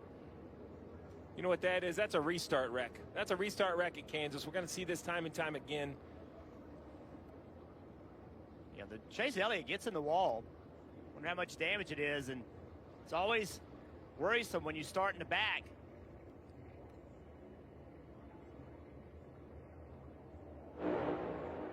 Keep an eye on that 9. 4 wide. Elliott goes around the outside, and this is where things start to go sideways. See, Busher slows down there. Not sure if the 16 got into the side of the 21 or the 21 came down, but either way, contact. Here he goes. This would be a great shot. Yeah, I'm not sure the cause. Well, we know the cause, and it's contact between the 16, the 21, and the 4. And either way, this is the result. 84 Jimmy Johnson, as mentioned before, had some damage. Whew, that's exciting for the 9. Lap 1. Yeah, the right side. Yeah. Just a moment ago, so far goal accomplished for Christopher Bell on the pole, trying to, for the first ever time. Oh, the Marty, we've got 5 issues. is in the wall. We'll check my on that. goodness. Remember what happened in Atlanta? The 5 crashed out in spectacular style in the first race of the playoffs. A whole bunch of them coming down. Now the number 1 seed, Kyle Larson, who dominated last weekend in Bristol, has issues. First race of a new round. Carson Hocevar right behind. Kyle goes up high, but something's already happened. That rear right. He had a tire down. Right rear tire went down. You can see it sparking, hitting the racetrack, Steve. You see the right rear tire. You see the dust. What that is the vertical strakes, the carbon fiber off the diffuser. Right rear tire goes flat, drops the back of the car. The diffuser hits the ground. Listen. You can hear the tire pop. You can hear the flat tire hitting the wheel well. Actually, pretty fortunate he was running the top because he kind of half spins and the wall catches him. I'm sure there's slight damage, but if he's running the bottom of the racetrack, that's probably day over for the 5 car. That is exactly right, Steve. Watch right here. When the tire fails, the car sets down, the right rear comes around, touches the wall, right front comes and touches the wall. If he is in the middle of the racetrack or on the bottom, that car spins and for them because some of that stuff is very difficult to fix will they ever get that speed back. How about Eric Jones? Up high, too high, in the wall, and he was forced to come to pit road. Speed that we were kind of expecting all the way back in Atlanta. He had those plug wire issues. They addressed those, but then he chose strategically to run at the back of the pack. Caution is out. Eric Jones again. We saw him early in the race, got in the wall and had to pit. Lost it off of 4. Just turned on it. Well, there you go. He said he just lost it, and now it's stuck in the grass. It just came around on him, and he's all by himself, and that is certainly what happened. Well, remember, Jones didn't get to run this race in the spring. He was coming off that huge wreck at Talladega where he broke his back. So we're going to Talladega next week. It's just a reminder of how dangerous this is. Look at that car. It just digs in the grass, and then it just can't get out. They have to come and pull him out. It's been an eventful day for Eric. Replay runs. We've got a caution on the racetrack. Daniel Hemrick had gotten slow in the middle of 1 and 2.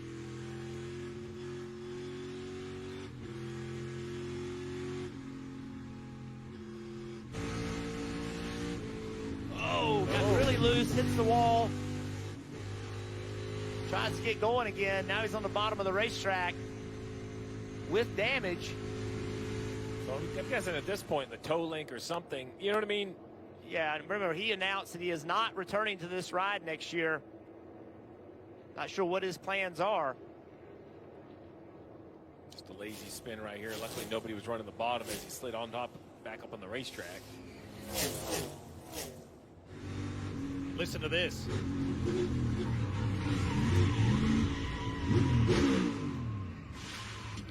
Well, that was a bad break for them, but a good break for Kyle Larson. Back in the lead lap for the 5. Let's have a listen. Slow 1, go. Rolling good. Push to you now. On you. Gap half behind. Room in front. Half behind. Half behind. Half behind. Being shoved towards you. Half in line. Higher. Half higher. Bowman shooting middle by 1. Middle's closer. Middle's closer. Half inside. Inside. Top of 3. Keep Truex for a push. 2 wide. 2 wide. 2 wide. 2 wide. 2 wide. 2 wide. Still there. Still inside. 1 inside. 1 inside. 1. Big issue here, Justin Haley, John Hunter Nemechek. Looks very similar to the first wreck of the day. Sure does. Stack up off turn 2, and these two cars got spit out of line. We can see the racing at the front. We'll have to go back and take a look at what happens. Harrison, let's see what happens here. Top of the screen, 3 wide. That yellow roof in the middle, all the way back. Man. Whoa.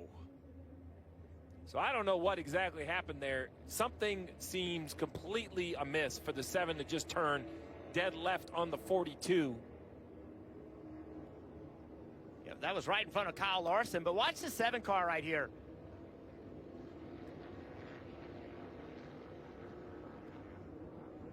Just hangs a left. I'm not so sure that, I mean, look at the 42, how high up in the air he got. I wonder if there's a mechanical issue or something.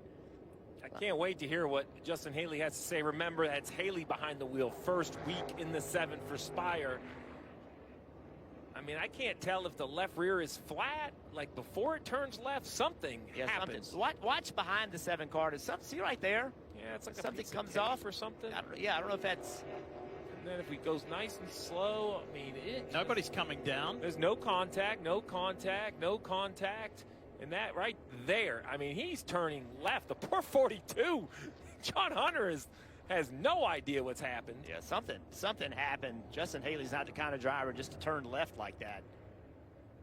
There's either some complete miscommunication between spotter and driver or a mechanical issue. NASCAR has confirmed it's 21 of Harrison. But it just wasn't there. Contact with Chastain down the backstretch, heading to 3. So starting last and just carefully, methodically, he's got his way up. But the 2, Austin Cindric, one of the playoff drivers, in trouble. Both right side tires are flat. Running in 13th place. First stage, he got stage points, finished 7th. Inside of Kyle Busch. Oh, just breaks loose. And contact here. Let's see some damage on the right front. That was contact. Yeah, it was odd. I couldn't tell if right there. Oh yeah.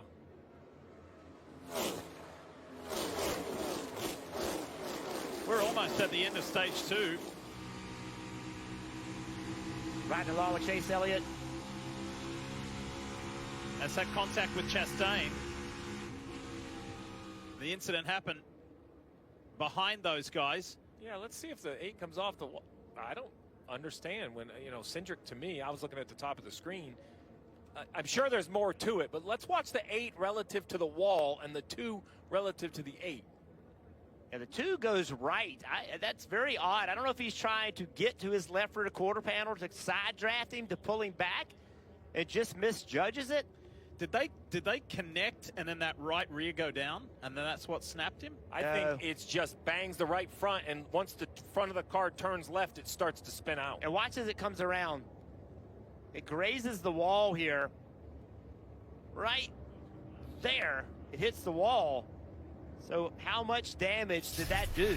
Well, you see right there the color from the wall, a little bit of damage to the splitter. Fine. Briscoe gives him the top, but now Briscoe up to the top. No, he doesn't. Oh, he pitches him off. Whoa, in the wall! Busch is gone! It's over for Kyle Busch. A day that looked like a dream run and maybe a victory run has come to an end. Controversial as well with racing with the 14. Very, very tight racing for a car that was trying to stay on the top. Kyle Busch, good forward momentum. Here comes Briscoe up the racetrack.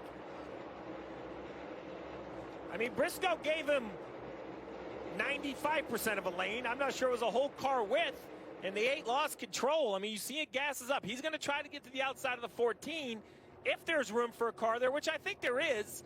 It's by like a few inches. Yeah, it's a few inches, and the problem was that Kyle Busch couldn't be patient in that situation because of the fact Chastain being right behind him. He thinks Briscoe's giving him the top, and he's not. And the way Briscoe entered turn 1, I would have thought. William Byron sitting center of track. Bowman and Byron, the Hendrick teammates, have had a really good day today, and Byron goes, there's a big crash. Car Hocevar is in it. Yet another incident shortly after a restart. The Spire Motorsports Chevy driver has had a good day up to that point. What happened to the rookie? High side, Briscoe's down below. Gets hit by Gilliland. Yeah, he had trouble. He had to lift off the gas, and Gilliland just didn't get slowed down.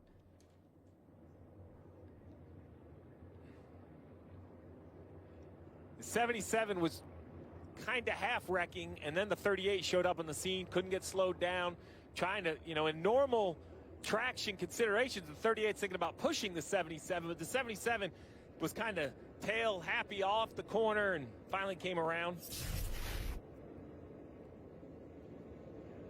You mentioned a second. They're coming to the white flag. 1 lap to go here in Kansas, presented by Credit One Bank.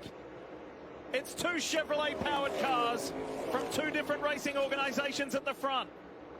1 non-playoff driver, 1 playoff driver. Who wants this more? If William Byron stays where he is, he's still going to leave Kansas as the top-seeded driver as he takes a shot on the low line on Ross Chastain.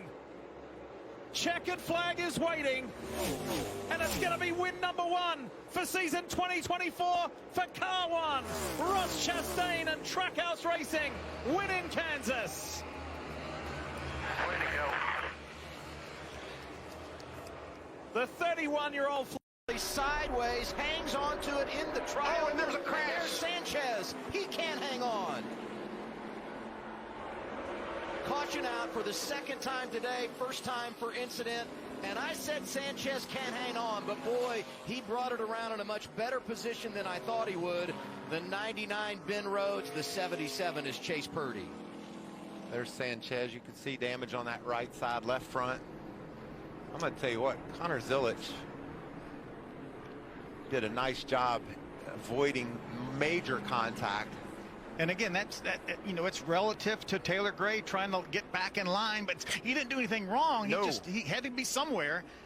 And it just disrupted things at the front of that pack. And we saw how on the edge of control everyone was anyway. He just tries to squeeze down. Is that Stephen Parsons in the Bob Sales truck? Squeeze down in front of Stephen. They got by with that, but that just tells you how disruptive things were. And as we go up toward the front of the battle, you can see Sanchez and Zilich squeezing together. Johnny Saunders squeezes through on the outside with Ben Rhodes and Chase Purdy into the wall. I just feel like if you watch. There's another view of Matt Mills and Stephan getting together. Nice save by Matt Mills after that contact. Zilich just gets into the back of the 2. But watch them both just slide along. Guys slipping by on the outside. I believe those trucks are both repairable, and we know how important this draft is. They could get right back in this game, but I think that's a mistake by Zilich. A little bit more closing run than I think he thought he had on Sanchez, and he put him right into the Brandon Baker. Michael, he may have been pushed by the 19 of Christian Eckes. Let's see what Daniel Dye saw. Look at this. Had a truck go down through the grass with a nice save. Brett Holmes in the 32 right there. Boy, Enfinger was really fortunate as well. I mean, Zilich and Sanchez started that mess, and I believe they can repair those trucks. We'll see. A little bit more damage on that left side. A lot of things going on in pit road. Watch that white truck right there. Norm Benning, he gets turned around. Stephen Parsons coming out of his box. It looked like Stephan was coming out of his pit box and got into Norm as he. They have crashed again. Our 2nd crash of the day brings out our 3rd caution and some big players involved. Yeah, you can see here coming through the tri-oval, that's Stephen Parsons we're highlighting. He's pushing hard, Jake Garcia, and Jake has to back off the gas right there when Christian Eckes pulls up, and Stephan with nowhere to go. He was right on his bumper, and here they all go crashing. See Tanner Gray into it, Matt Mills. Connor Zilich back there, right side of your screen. Here comes playoff driver Taylor Gray and Tyler Ankrum. All these trucks spinning. I think our 2 playoff guys here didn't have any damage to speak of. Yeah, Jake Garcia had no choice but to back off the throttle when Eckes pulled up in front of him, and again, Stefan had no time to react. Look at the 17 of Gray spinning in the dirt, but getting through there. I think he's going to be fine. Let's go on board with Lane Riggs and see what he sees. This is going to be a hard wreck. Bam.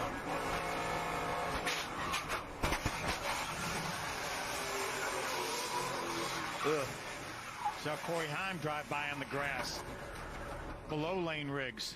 Makes my bones hurt just listening to it after all these years. There's the contact from the 15 into the back of Stefan, and Stefan into the back of Jake. Yeah, they were making up good ground till Eckes pulled out in front of him. Watch Corey Heim drive by on the inside. Looked like Ankrum got down in the grass. He spun in the grass. I don't think there was any contact with the 18 of Ankrum. Let's watch this black truck of Brett Holmes. Look at the job he does. He's up high in the middle of the crash. Down low, barely gets through. I'm telling you, I think Ankrum's going to be okay, guys. I don't think there's any damage. I think it's the same for Gray, Phil. I think both of those trucks are going to be able to patch them up and go again. It all started when Eckes pulled to the outside. Grant Enfinger actually pulled to the outside right in front of Eckes as well. Those split-second decisions they make. Wow. Hunter Zilich with down here with Jake Garcia. Jake, you were making some moves towards the front. What happened in that one? Yeah, you know, just the push gone wrong there.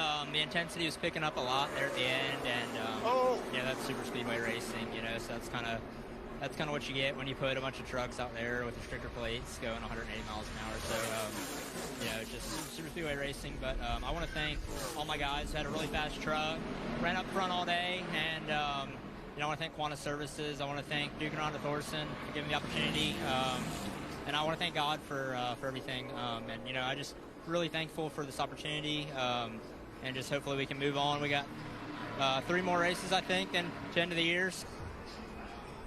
Talk about a push gone wrong or a block that was applied a little bit late. Let's see if we can see what happens here. I think a push by Eckes. Yeah, I think Eckes got into the back of Sanchez. And look at that slide. Oh, Keith McGee barely slipped by the 2 of Sanchez and into another competitor.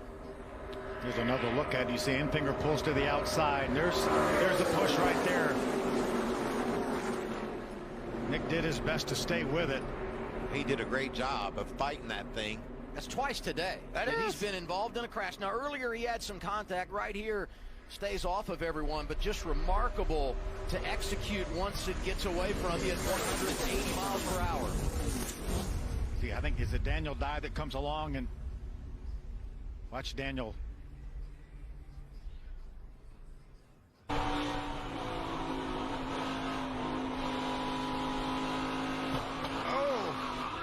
Oh, there was definitely contact. Turned him sideways into the grass, and he just kept with it. Great job. Great job by Daniel Dye. Thank you for bringing us these great pictures, Daniel. Pretty hard contact from the 28 truck right there of Keith McGee into Mason Maggio. Look at the front of that truck. Nick Sanchez radio. Been using up all my lives here. Holy do anything wrong there, Derek. 1 lap to go. The next flag will end the race.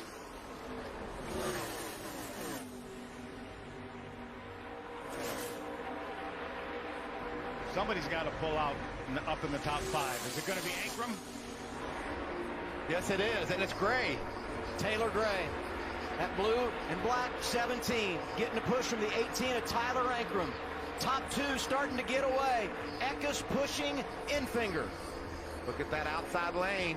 Daniel Dye trying to get engaged with Ankrum. Here comes Lawless Allen. Lawless Allen, black 33. Enfinger trying to block. Taylor Gray goes outside. Lots of momentum there. Final time through the tri-oval. Ankrum goes around. They're crashing behind Grant Enfinger, who has won for a 2nd time in his career at Talladega Superspeedway.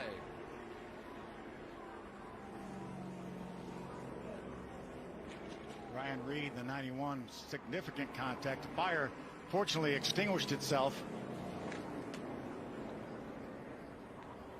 Grant Enfinger gets his second win at his home track, and with that, he's going back to all the pushing and shoving, and you knew how aggressive it was going to be. And you could see Daniel Dye at the top of the screen there pushing the 18. And right there, the 18 just runs out of places to go into the back of the 17, and Danny pushed him around. But Daniel can't see what's happening ahead of him. That's just Talladega.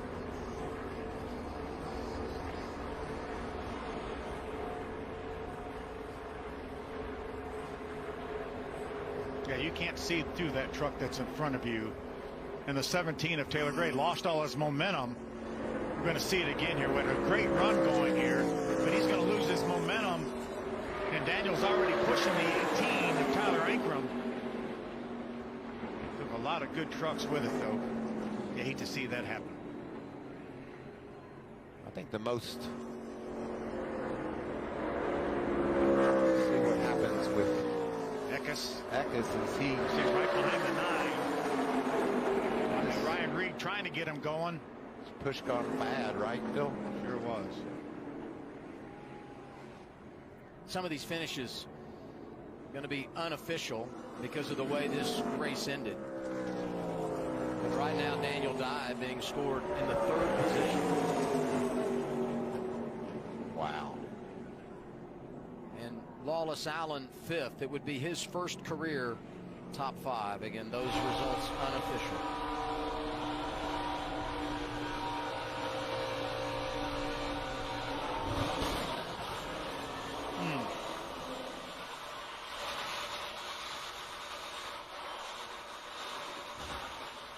See Daniel hands off the wheel, making sure he doesn't injure his wrists.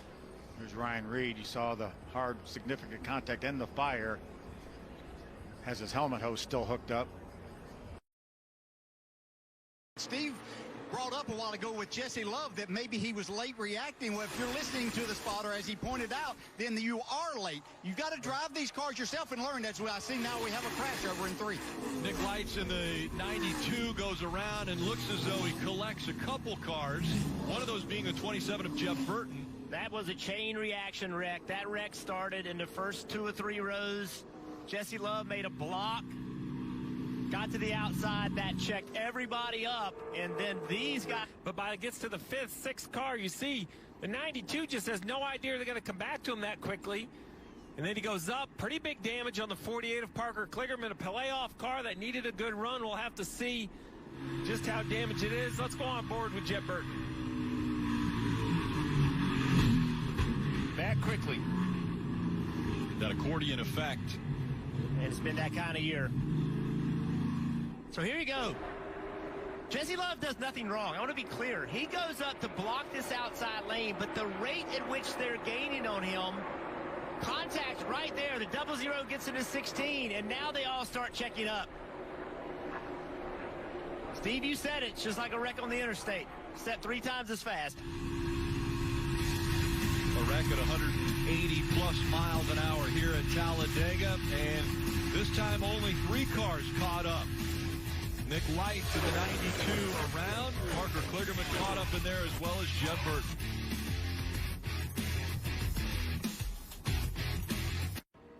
CW Sports coverage of the NASCAR Xfinity Series is brought. Shift into high gear with your chance to win an all-access Daytona 500 experience. Scan the QR code or visit NASCAR.com, and we've got a crash on the track.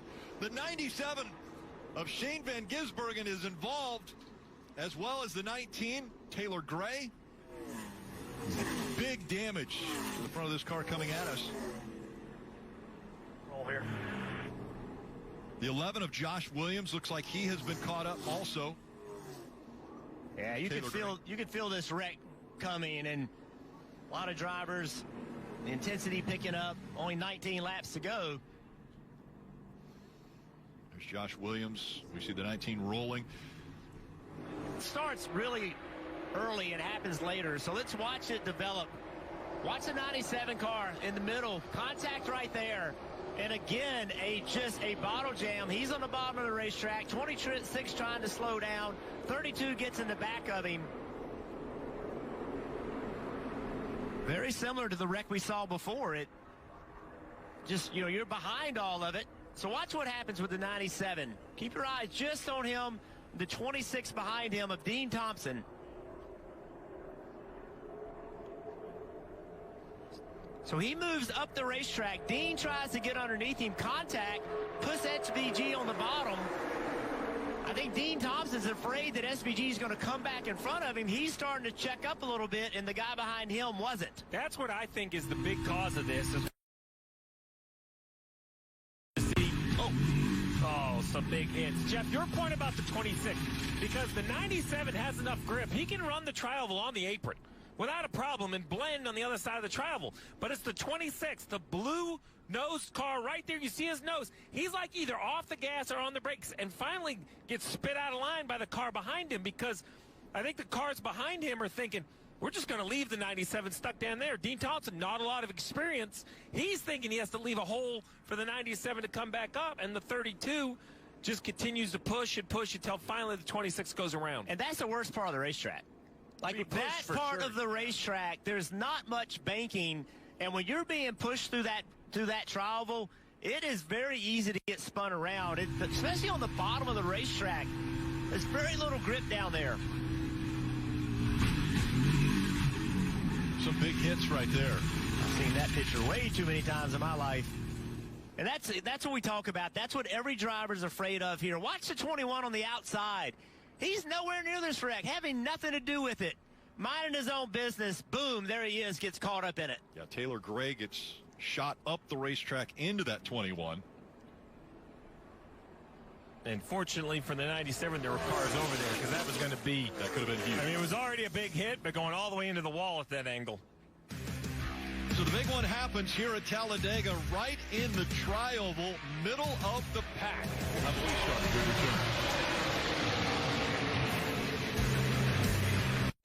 Left side's less banking than the right side's. That is the worst the car will drive all day. Taking a push there is never a good thing. And then that shoots the 97 up the racetrack. Steve, as you mentioned, a couple cars up there, luckily. Otherwise, SVG would have taken a head-on collision with that outside wall. Kim, how about the 26?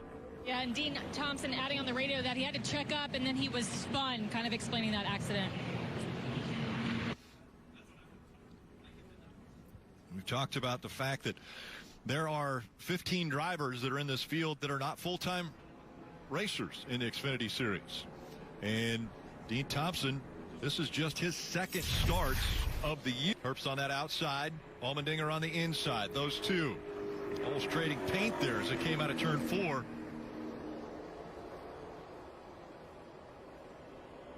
The 20 looks like he's going to make it back to pit road, so not going to bring out a caution as long as no debris comes off the car. Herbst out in front, and the caution now comes out. Debris, lane off the bottom. Backstretch, lane off the bottom. Lane off the bottom on the backstretch, which is where they're headed right now. As soon as they drop the green flag on that restart, here's all the debris coming off the race car.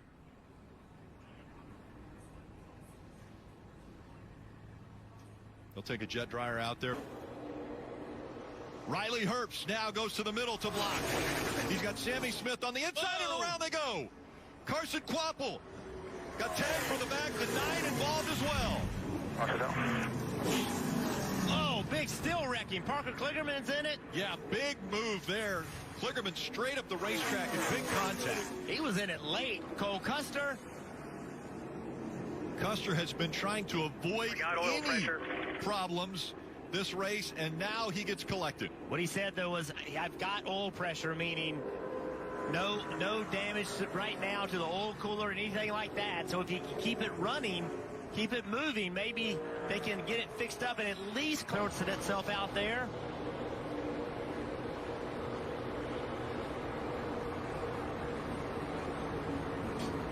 Couldn't really tell if it was just a push gone wrong or the 88 just got loose, but the 88 of Carson Kvapil gets turned left, and then just a mess. Welcome to Speedway Racing.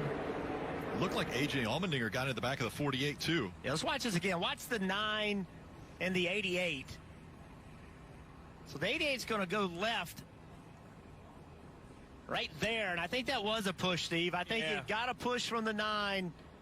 And when he did, it just kind of shot him to the left into the door, and then all of this happened, and now red flag is out. Allgaier could not have a bad race here. And then he gets collected. Yeah, watch that 88.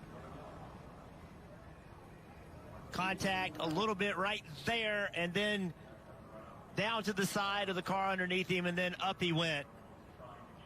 It's the wreck we see over and over at Daytona and Talladega.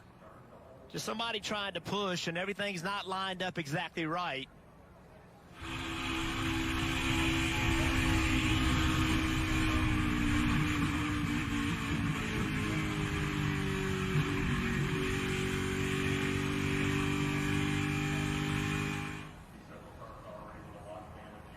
We were riding along with the 18 of Sheldon Creed there. Yeah, let's look further back in the pack how some of these guys got in this wreck. You know, they're all a lot of them dive to the bottom and they think they're okay. Look at Parker Kligerman. He's like, I'm good. Until he got collected. Tagged the back of that car. It shot straight up the racetrack. Yeah, we talk about it all day, the trial oval. Cars just don't drive good through there. But this is on the straight. Big hit by Brandon Jones. Gosh. Oh. Unfortunately, the 5, Anthony Alfredo, he's done a good job all day.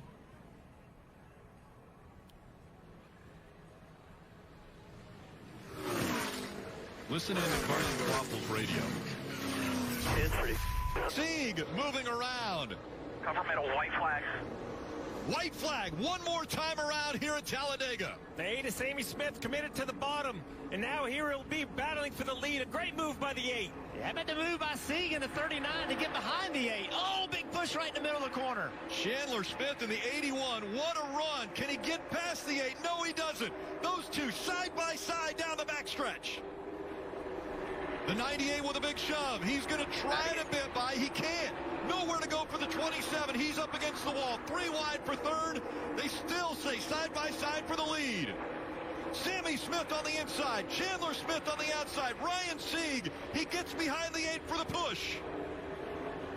Coming up on the tri-oval. Remember, the start-finish line is past the tri-oval. The 8 of Sammy Smith out in front.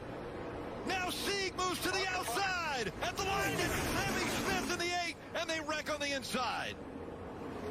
Sammy Smith came in 12th in the standings. He wins his way into the next round of the playoffs. What do you have to do to make the next round? Win. And he made it happen. And seeing there. And DJ, it's hard to say one win validates his move from Joe Gibbs Racing to Junior Motorsports, but you've been in this situation. What can one win like this do for confidence? Oh, you never know what it's going to do here. I mean, has been pointed out, and they were talking about it in the booth, the one place that he had won before this is at Phoenix. If he can figure out start in the Yellowwood 500, however, we have come to a slower pace. The first caution of the day, and it involves Trackhouse Racing's Daniel Suarez, the driver who had to serve a penalty, do a pass through, and then the pack caught him, Jeff. He did, Pat. He did. The pack caught him, and instead of just going to the top or the bottom, he decided to try to go to the middle. He was trying to catch the pack so that he didn't lose it, so he didn't get lapped again. But watch right here. Everybody's getting by him. He tries to move up, and when he does, there's the 78. A BJ McLeod, and he ends up spinning himself out. That is an overreaction. Like, if that was too much being afraid of getting lapped twice. Had he gotten to the back of this pack, Steve, with as big of a turbulence I believe he could have stayed on to the back and just stayed one lap down. That's totally on Daniel Suarez, 100%. BJ McLeod had no option right there. We talked about embracing the chaos. This is fighting the chaos. Daniel didn't do anything wrong to have to come down pit road. That's a team situation. So as a race car driver, you just have to play the hand you're dealt. We're going to see huge accidents. They're going to affect cars all day long. You just have to pick either the bottom or the top. Being kind of pulled into the pack, middle 3, is just a place you cannot be. William Byron won the lottery. He was the first car. He got a front row view of this. Watch, the Tootsie Chevrolet is about to go right and then aggressively left, and it happens right in front of William Byron and A.J. Allmendinger. That was so close. That's purely the pressure of the playoffs, Jeff. I believe if this is a spring race, the 99 doesn't try this move. Yeah, and again, just to recap what he's trying to do, he wants to get in the draft so he doesn't get lapped twice. He's afraid if he goes to the back, not have the energy, summer pitting. That's going to get it back to 2 wide. So now is a... Oh, no! Martin Truex Jr. spun around on pit entry. He's going to back up. No damage, but now they're going to have to change tires on the 19, I would imagine, after that long slide.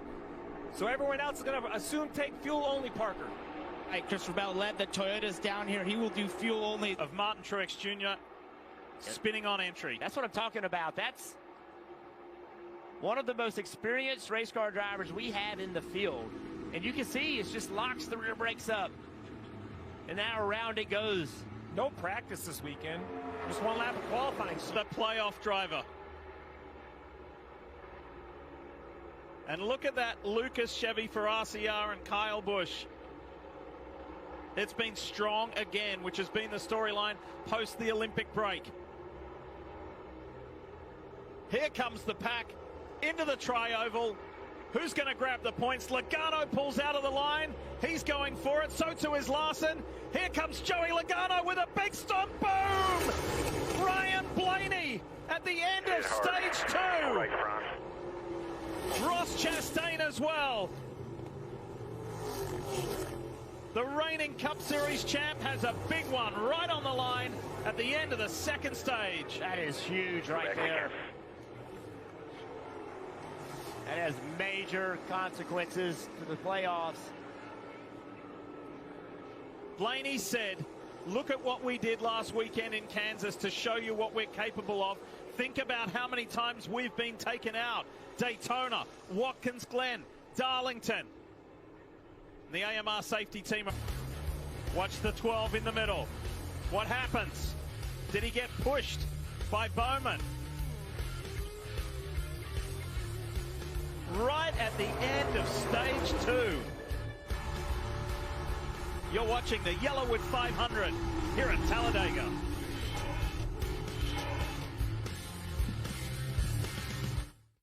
The stage. Yeah, Bowman with just a push trying to get to the start-finish line to get the best finish.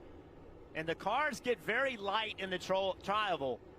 There's not as much banking there. The cars aren't planted in the racetrack, and a little bit of push, it gets just gets Blaney out of control. And a huge impact for both the 12 of Blaney, the 1 of Chastain. Watch this and listen.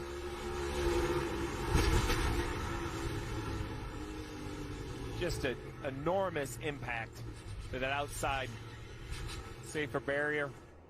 And watch behind this, the 22 and the 11, both playoff drivers. 22 impact, 11 also. Parker. Right, and the 22 did get some damage. Going to try to get around him. Todd's going to probably stay right to the bottom. This late in the race, there's no need in playing games with this. This is what happened to A.J. Allmendinger earlier. And look at that. Look at the speed of the pack. Here we go. Cindric's gone. So too is Logano. Harrison Burton's in there. LaJoy. The whole field. My goodness. Something stacked everybody up on the front 2 rows. The pushes got... Something happened and slowed them down. Look at this mess. With 5 to go, we got this far. Logano's in it. As a car... Logano went pretty early. Here's Gilliland trying to get back to it. It was Austin Cindric that was going down the backstretch facing the wrong way. LaJoy went off track. Now he rejoins. Here's an interesting way to return to pit lane. Reddick after the disappointment of Kansas. Bowman, a great run in the playoffs. He gets back to pit road to the service of his crew. The rest of this mess has to be untangled. So, 2 of the key playoff players who got through that, Kyle Larson and William Byron. Now who can get rolling? That's right. I knew something happened at the front to get everybody stacked up. Watch the bottom row. Right there. The 2 got so far out in front of the 6, and then with all the pushing and shoving, when he got to the 2 car, he was going so fast. Right here, boom, and around he goes.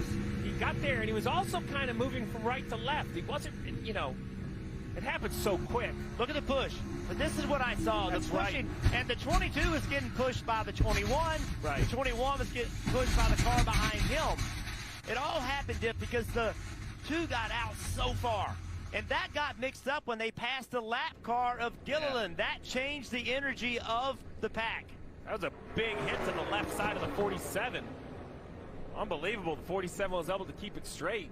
If we watch that again, watch this 2 car right here. Gets pushed, bang, right off the 47. Stenhouse is able to keep it straight. Look at the 9, Chase Elliott, big impact. What are you talking about? A big wreck with big ramifications for the playoffs. I mean, Austin Cindric's essentially leading this race, and if he wins it, he's advancing to the next round, and here he is, crashed. Kyle Larson and Kyle Busch, they sail through. Here's the view from the 47. Oh, wow. Logano's car, you saw it hop up in the air.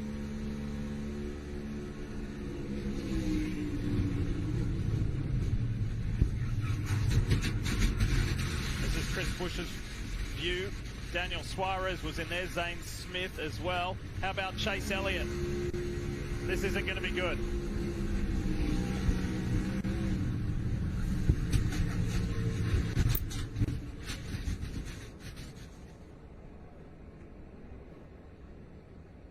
Look at all of these race cars, and I'm going to tell you, one driver that's not even in this. Matter of fact, he's been done for a while. Ryan Blaney. That was a massive, potentially huge deal for him. Remember, he was crashed. He was out of this race. And all of these cars are going to have poor finishes. That is going to be a big help to Ryan Blaney. Tyler Reddick's view.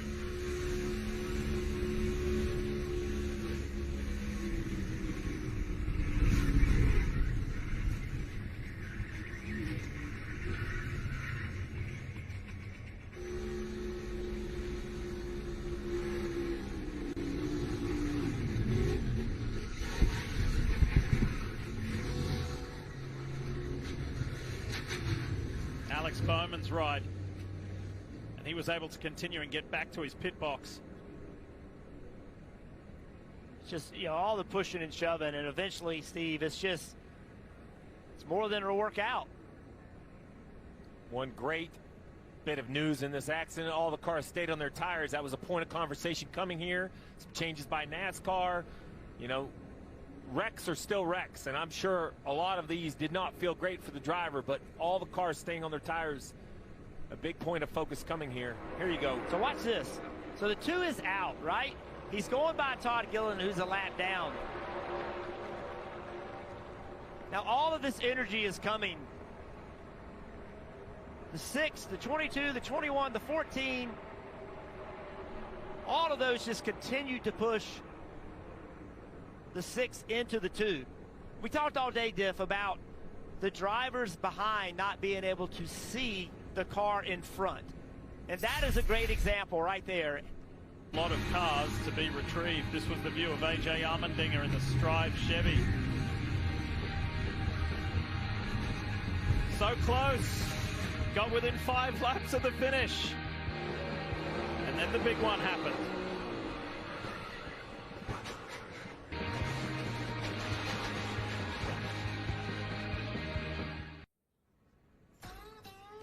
No, the top after the big one happened. That's Austin Cindric. That was the beginning of it all, and teammate Joey Logano in there, Ryan Preece, Chase Elliott, Harrison Burton, Chase Briscoe, John Hunter Nemechek, Noah Gragson. The list goes on.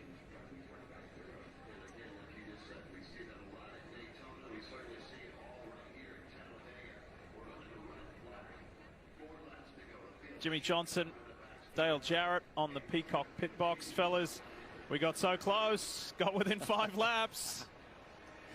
Yeah, we've both been there, I think, probably. Yeah. You going along, doing everything that... White flag out.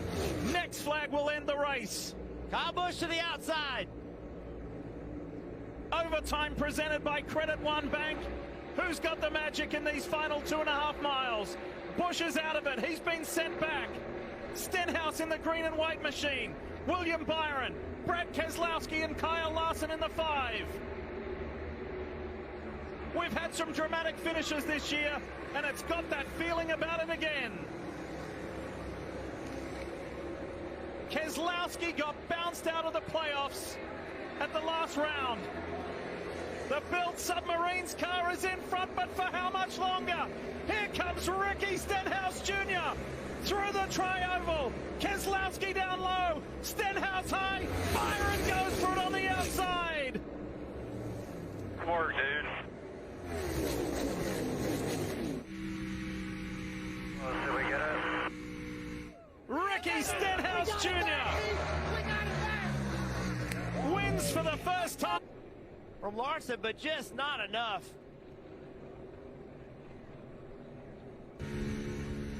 This is the run to the line for Keselowski.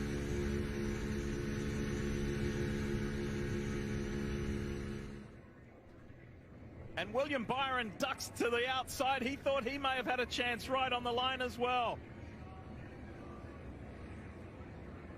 Look at this for a finish. At the end of a very dramatic day here at Talladega. Yeah, so watch this right here. Kyle Larson pushes Brad Keselowski, pushes him to the lead. At this point, Brad has a decision to make. What am I going to do? Am I going to block or not? He puts no defense to the 47, gives the 47 a clear path. I thought he was going to get by with it here. I thought his patience was going to pay off, but it just simply doesn't. Not enough push from Larson to get him back in the lead. Well, remember the spring. It was a block between McDowell and Keselowski that caused the big wreck and eliminated both. I don't... 2 cars. Now the next lap he goes in. Now it's the 11 of Williams. And the 18 kind of slid up, so easily past him. 2 more cars. There was that issue with Ed Jones in the 26 spinning out LeBay. Yeah, restarts, it's just so aggressive. Mayer now a 3-car length advantage, 4-car length advantage on Balicki. Oh, and we got a pile up right before the start-finish line. Caution's out. That's Sheldon Riley Creed. Herbst is in Riley there. Herbst, is Sheldon Creed in there also? Yes, I see 2 playoff cars stuck in this. The 98 drives away with damage. Sheldon Creed, he's with a big damage on the hood of the 8. Work out at all. 98 next to the 5 of Alfredo, the end of the curbing. The 98 hits the curb. Alfredo turns right because he's trying to make the corner. Basically, the 98 squeezed the 5 to the left. The 5 has decided that he's going to force his way back on the racetrack, and they have an accident. Yeah, just so tight, narrow through there. Yeah, I understand what the 98's doing, and I complimented someone earlier that was the right way to make the pass, but the 5 is just refusing to miss the corner. And when he turns left, this is what happens. Yeah, Riley needed to give him a little more space right there. Had he done it, he still would have had the preferred position. And then they just pile in. Oh, and the 18 was reasonably stopped until the 15 came on the scene. Loved it. So watch right here. The 18 is kind of stopped. They just keep coming into the screen. Remember, this is, we talk a lot about the new section of the racetrack in 6 and 7, but this front... It's got to come down to 1 or 2 points. Dave. Rick, one of my favorite things caution's out, Dave. Hold on one second. We'll hold that thought. We've got the caution out because the 35 is into the tire barrier. That's Thomas Annunziata. Yeah, that is turn 1. How many times have we seen cautions in turn 1? Yeah. It will eat race. Or do you come and get tires? Will they help you enough? Right here. Oh, man. Wow. Big shot for the 35. Thank goodness for that barrier. Yeah. A safer barrier, and then on the leading edge of the safer barrier is the tire pack. Great design for the tire. And still with the advantage. Coming up on the final lap. Oh, no. Way deep into the tire barrier.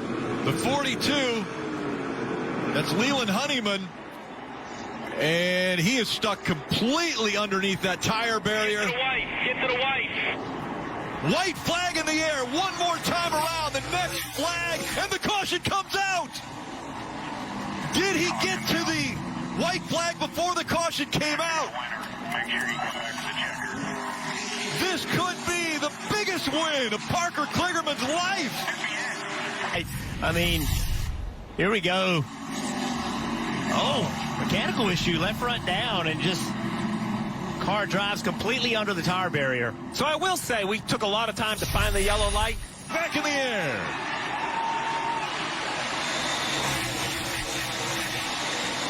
Advantage Sam Mayer right now.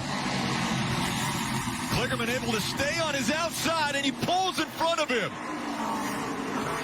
Now as they come into turn 3. Kligerman with the advantage, but Sam Mayer closing the door.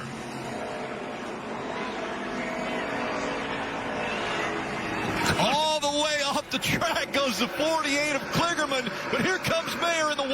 What a great job by Parker Kligerman. Now what do you do? Heading into 7, do you block the left side, or do you give the one car the left side of the racetrack? The one goes to the outside. He blocks that inside. The one tried to go to the outside. A crossover move. Here comes Mayer on the inside. Can he get into third gear? That's been the problem. Looks like a clean shift this time for the one car. Oh, tire roll on the 48. Yeah, the left front is smoking for the 48. Here comes the 16 now. Mayer in front.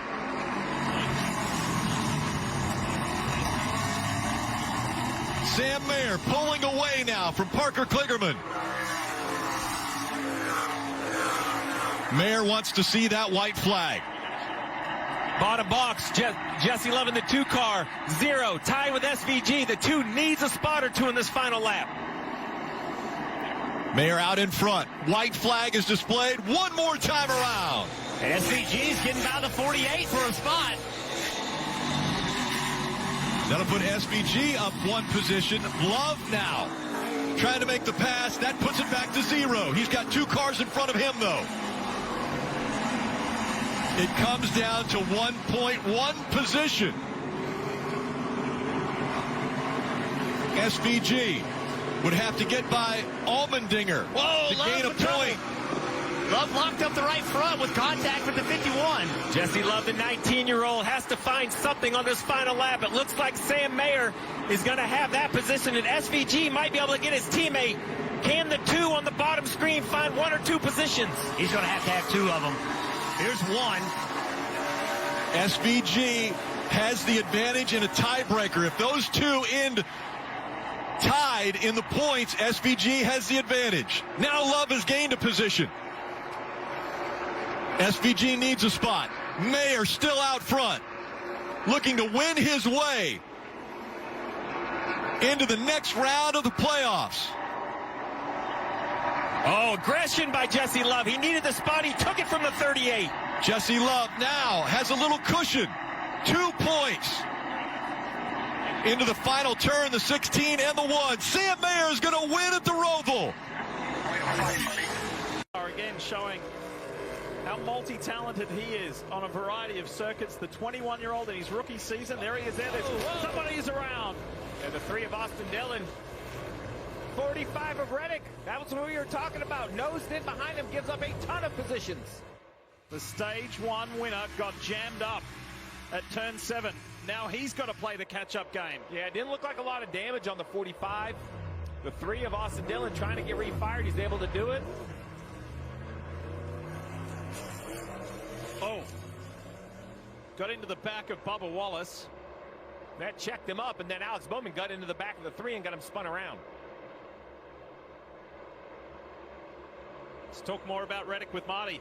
The damage does not look bad for Tyler Reddick, but he said he thinks he might have a flat right rear tire. Also, maybe the right rear toe link, he said, might be broken as well. So Reddick's going to come down pit road. They're going to assess the damage, Steve. That looked fairly innocuous, the contact for Tyler Reddick, but it looks like there's more damage specifically on the right rear of the car for the regular season champion.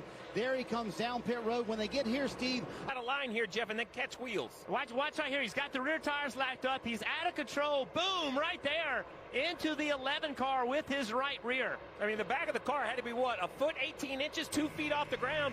Oh, this is going to be just so violent. Listen to this onboard. That was an endo like on a motocross bike. And you have to wonder if there's damage on the 11 car as well. You see, he was just in there. The 3 was spun out. I'm not so sure that he even knew the 3 was spun out. He did, yeah. Now he's on the brakes. The rear tires are locked up. He's out of control. Big contact. Look at the left rear of the 3 car. I mean, the 11 car. How much damage does he have? Oh. Chris Buescher did a nice job up ahead, by the way. Jeff, now we watch the 23 and the 99. Yeah, a lot of contact right here. And if you see the 23 car gave the 99 nowhere to go. And so NASCAR will let you not self-impose the penalty. They will give you a lap, and they will make the call. So in this situation, when you go in there side by side, Suarez is better off continuing. Look at the left, clear, inside. Uh-oh. Chastain's around again. His teammate misses him. But John Hunter Nemechek did not, nor his Legacy Motor Club teammate. It's been that kind of year for Legacy. Here's what went down. Oh, he got tagged. Chastain got tagged by Keselowski. Bowman gets a little squirrely. And there are the 2 Toyotas of Nemechek and Jones. And I think I got it both, because it looks like damage to the right front of the 43 and damage to the nose. Right there. He's got the rear tires locked up, super loose. There it is, riding along. This has been his move all day. Oh, you can hear it sliding the rear tires. That's like slicing one off the tee. It hits a tree and comes back into the middle of the fairway. Listen, the last time, the only time he's won here at the Roval, interestingly enough, was the year that he became a NASCAR Cup Series champion. Is that an omen for Kyle Larson and the HendrickCars.com Chevy team? Everybody here at the track has been raving about the weather this week. It has been just beautiful. And on a sunny fall afternoon, this California kid has just been dominant. He made up 4 positions on the opening couple of laps, and that was an omen. But for the second time in his career, Kyle Larson wins at the Roval. Rear tires were part of conversation. I don't know if you ran over something, but when we go to these intermediate tracks, we have seen rear tires can be abused. Let's take a look at what happens, Jeff. Yeah, watch the left rear right here. Yep, flat. Driver's side impact.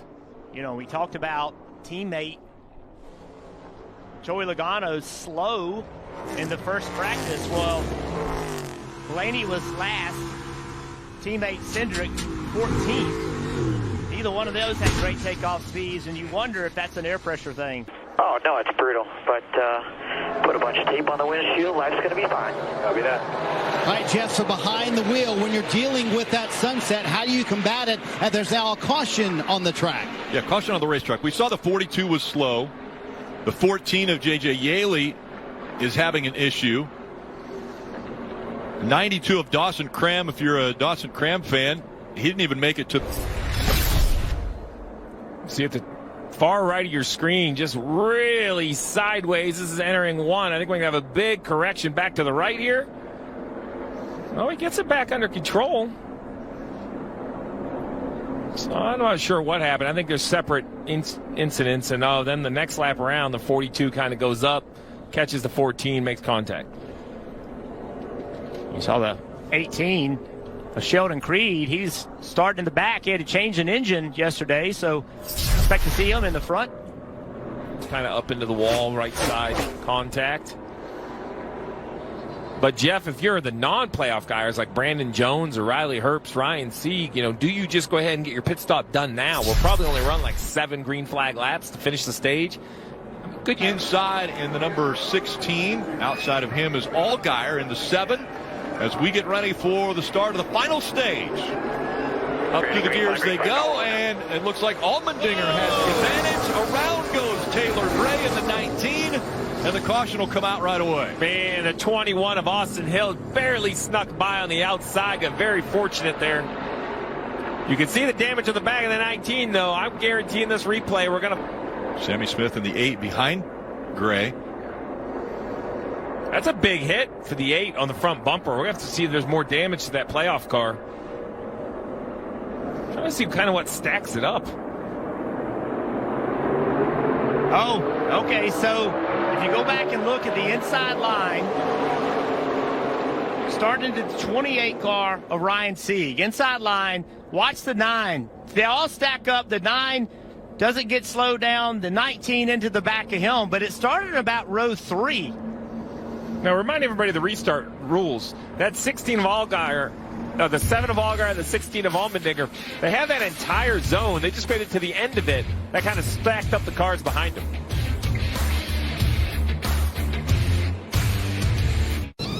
This track is the one I'm most worried about. We got a spinner on the front stretch here. Sorry about that, Marty, but the 39 Kyle Sieg has spun through the grass and brought out the caution.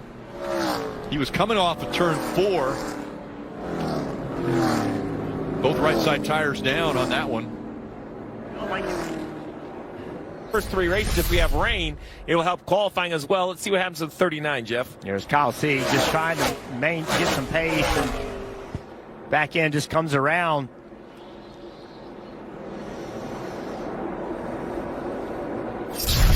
So you had mentioned it. 4-2, 1 lap to go, presented by Credit One Bank. He'll have 1 shot at it.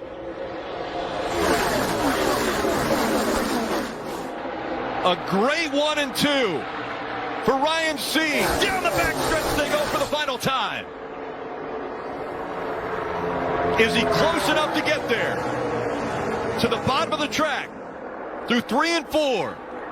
Allmendinger. He's got the advantage. Allmendinger will not be denied. He'll win in Vegas. Even here at Las Vegas, removing equipment on the green flag cycle, and now he's 2 laps down to the field. Big crash. Car around into the wall. Big crash. Caution's out. It's Austin Dillon. It was getting into turn 3.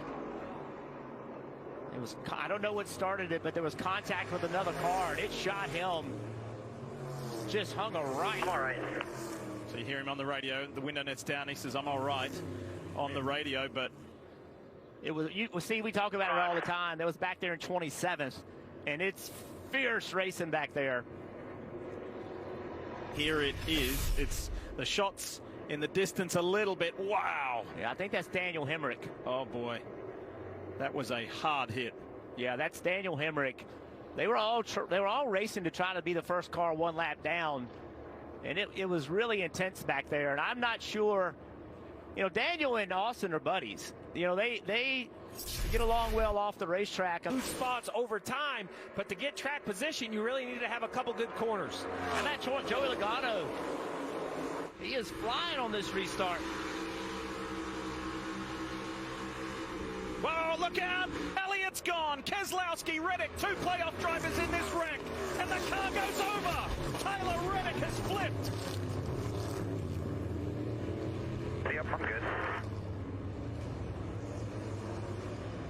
My goodness, what was the catalyst? How did that start? Restarts. They are so aggressive. You've got to get spots when you can. How about Reddick flips and drives the thing back to pit road? That has the issue. Let's check it out, Diff. So Reddick is up high. We'll look at the 45, the Jumpman car. There, there's contact. Contact maybe with Truex and Elliott. That was the spark. It is. Truex and Elliott side by side. I don't know if it's contact or just aero tight, but the 9 of Elliott up the racetrack, not meaning to, catches the 45. Around goes the 45, and as the 45 gets in here, he hops onto the quarter mile and gets upside down. Crazy looking accident for Tyler Reddick in the 45.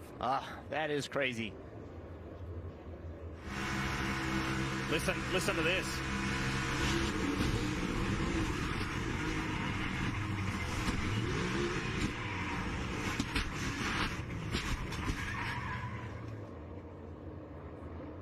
Yeah, contact. It just looks like to me Truex is up the racetrack. Then the 45 goes over that. Yeah, the quarter-mile track. Yeah, the quarter-mile track, and when he hits that, it just rolls it. And then he drove it back to the pit stall. The left front upright, I believe, is broken on the 45, so he's done, which you would imagine after a wreck like this. You see Brad Keselowski in it. Chase Elliott's view. You hear him out of the gas, right? So either contact, aero tight combination. Chase Elliott knows he's in trouble. But at 170 miles an hour, you know, you're going to cover a tremendous amount of distance. And you see him up the racetrack, 45 trying to go by. You ask why the 45's there, because if you don't fill those holes, you will never move forward in these races. And it just runs out of real estate, exit of turn 4. Something crazy going on behind this is the 12 car. I looked up, and he was spinning out off of turn 4 after the caution. And then wow, what's happening? I don't know. He's rolling. And he's going for it. That's the second time we've seen in the last 6 or 7 laps. And now his teammate goes by him. And there's a crash. It is him. Ty Gibbs. We were talking about him just scraping the wall, just scuffing the wall. What's happened to the 54 this time? Huge break for Kyle Larson, who was just in front of him. Finally, something good. There you go, Larson. Hey! You know, there's still a lot of racing ahead. Some timely yellows. We'll see what Larson can make of it. Let's see what happened to Ty Gibbs. Oh, it's loose. No contact, though.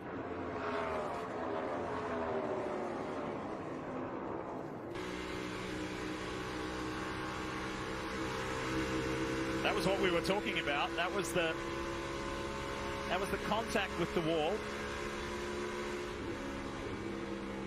He's just digging hard. We kept showing it. He's going for all he's got out of the playoffs. You see the fire come out of the pipes. He knew he was in trouble. He lifted out of the gas. See right there? But it's too late. What I loved is the fire come out of the pipes. You heard Denny lift. Because he was like, I see something. Something over there is happening, and I don't want a part of it. Good job keeping it off the wall. Yeah. That just show, I mean, that's how you have to drive these race cars. The Pennzoil Ford for Team Penske. White flag, one more. One more to go. 1 lap left, presented by Credit One Bank. Bell is clear. Does he have a shot? It's going to be tough. Logano is in view. This has been the fastest car over the last 30 plus laps. Been the fastest car all day, as a matter of fact. And now Bell's there, but it may be just too much to do. Too close to the line. Can you believe what you are seeing? Joey Logano is the last into the round of 8. Joey Logano wins Las Vegas. He's going to Phoenix.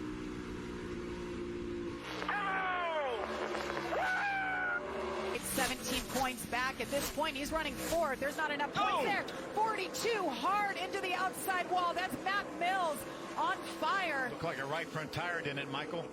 I don't know. Was there contact before that? I think the six. May have been some contact from the 66, but I thought I saw out of the corner of my eye contact. I saw the 66 was in close proximity to Matt Mills, but hard contact for Matt. Yeah, you're right. Big contact. There he is, getting out good. Good to see him. Hold my breath until that happens. If there was some contact here. Oh, yeah. Oh, without a doubt, the 66 gets into the backbone, turns him sideways. And again, on these older tires, even though we don't have that many laps since we restarted, it's hard to just change directions on these trucks. Another look at it there. This is the first caution for contact today. But all those guys scrambling behind them.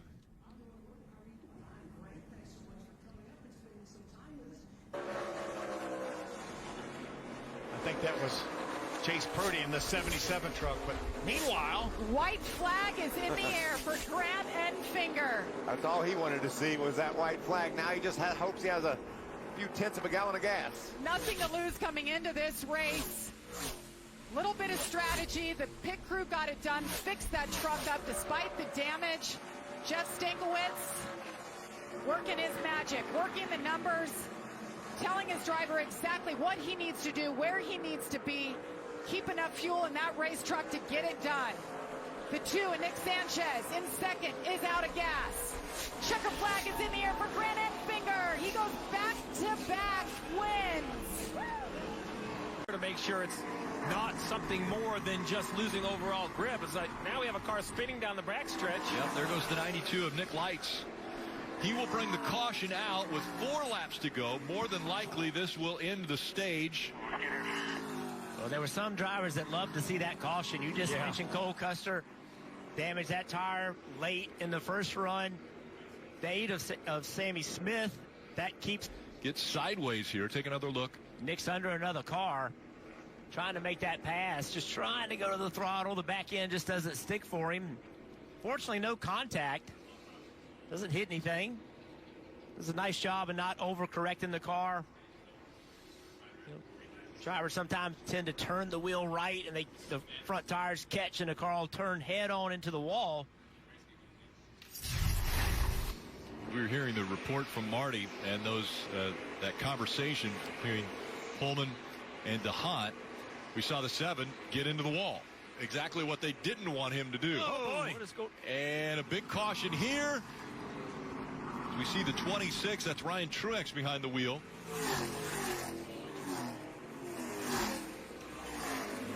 He has spun from 13th.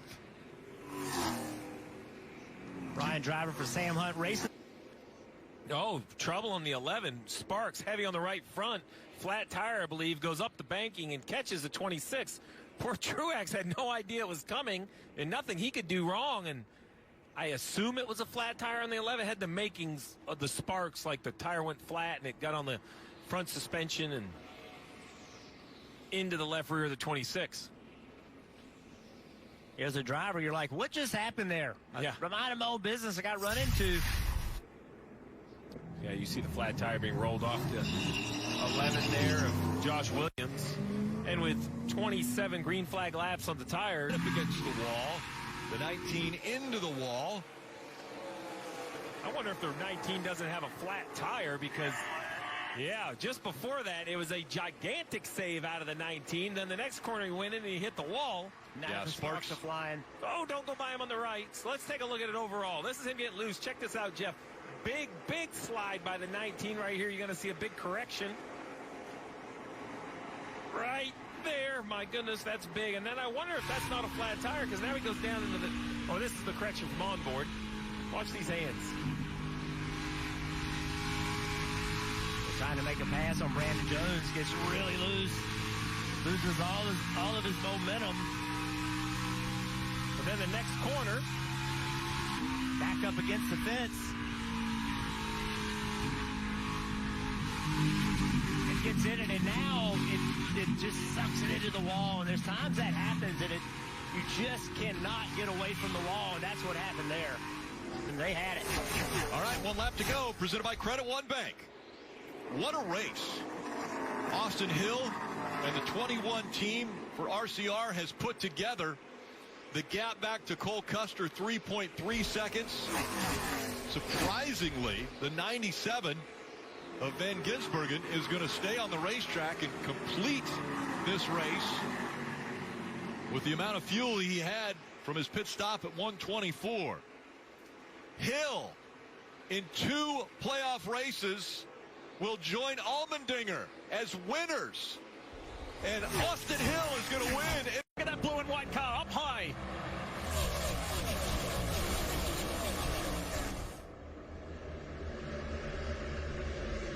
Reddick, Bell, Larson, Hamlin, and then Haley goes around. Lap 1 crash. Can everybody miss him? Justin Haley got his best qualifying of the year in the top 10 for his new team, Spire Motorsports, and he's gone around on the opening lap. And amazing, I didn't see contact from any other cars once he started spinning. We talked about race 7 on the outside, goes to the bottom, contact with the 47.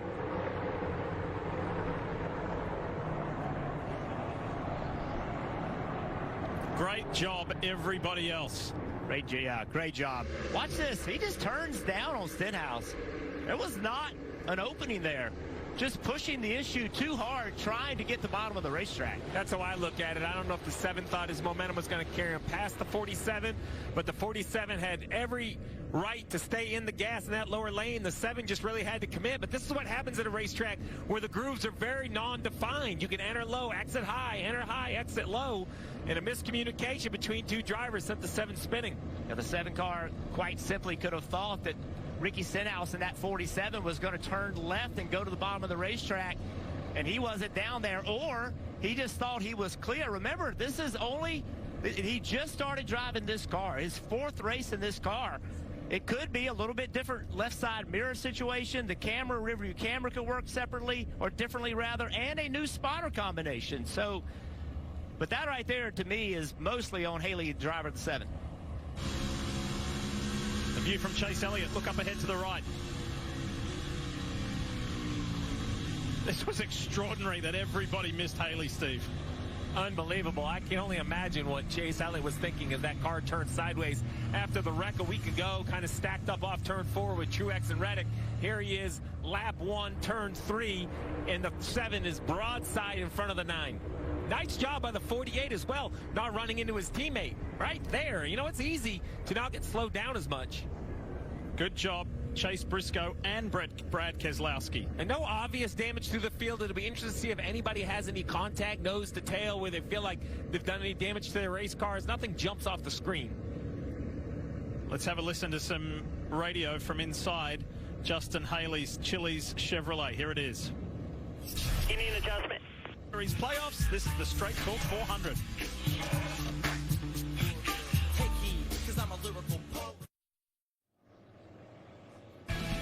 Under caution for the 2nd time today, and the reason why is that car on your screen, the 5 of Kyle Larson, and here's what went down, or what went up.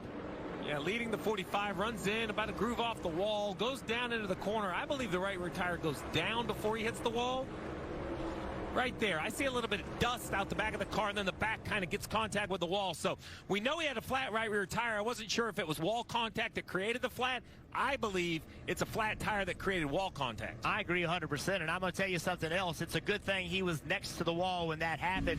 If he's 6 or 7 car widths away from the wall, it's Atlanta, and that tire blows, then he goes up and hits the wall big. Instead, he's already up against it. It kind of goes up there and kisses the wall. Should not be big damage there. Interestingly enough, why we are under caution. Watch this. Ty Gibbs, Justin Haley.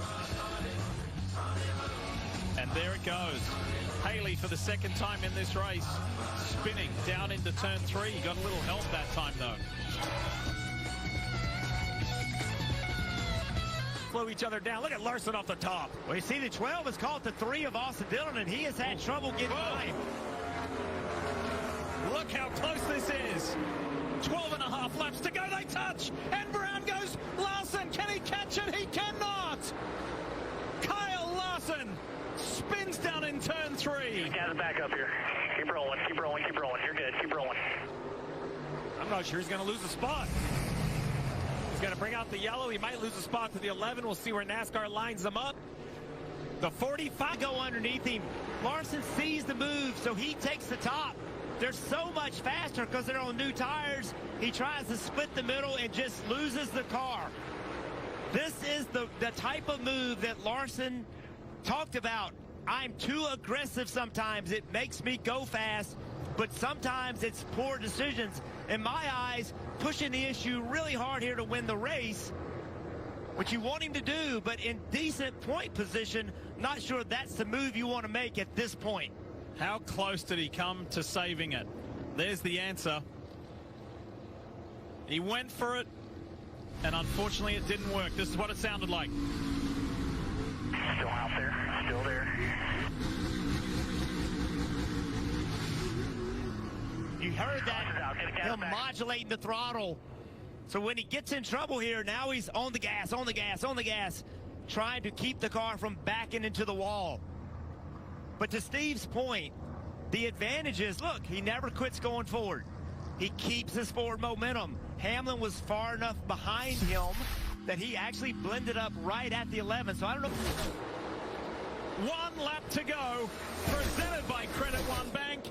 Less than 1.5 miles from here. Now Reddick on the low side.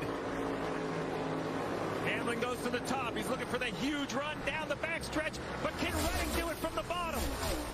This championship this year has given us some of the most incredible closing moments. You pick this one. Blaney, Reddick, or Hamlin. Reddick is not done with yet. Tyler Reddick just drives all the way around Ryan Blaney. Can you believe what you've just seen? Reddick's going to Phoenix. Tyler Reddick wins the Straight Talk 400. Ooh, problems for Raja. We're hearing that Raja got into the wall. He's just trying to feel out. He knows he's on the final lap of this stage, and Eckes is going to, gosh, come awfully close to submitting his way. And we didn't see him for years and years and years at Martinsville, so it's special to get to do this. It's a big night. It's a playoff elimination night, and the caution is out for Caden Honeycutt. Well, that could change things. You see some contact with the outside wall for the 45 truck, Caden Honeycutt. He stopped just between turns 1 and 2. Now he's rolling again. He was 13th at that time. Like it went in, maybe nothing happened to Caden Honeycutt. You can see some sparks, and he's down on the bottom, up into the wall. Yeah. He lost a right front tire like we speculated. Yeah, I'm exactly right. Tough break for Caden Honeycutt. Running just outside. Well, he's going to be able to get by Sanchez, I think. He's still showing about 3 seconds behind. Oh, and there's that caution flag. Brett Moffitt, a lot of damage to the left rear in the 81 at Corey Day. Tanner Gray was involved as well. That's the break that Taylor Gray needed. I'm telling you, Phil, Taylor Gray is desperate. Check out right here. That's Dean Thompson, the 5 truck behind the 15 of Tanner Gray. Whoa, that's just a situation where he's just going to dump him. Probably mad about the block. Looked like Tanner Gray was down the racetrack some, and Johnny Sauter was an innocent victim of that. A lot of damage.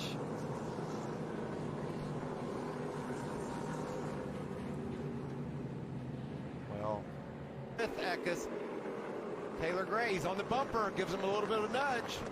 11 laps to go. Caution. Caution is out again. Turn 2. Johnny Sauter.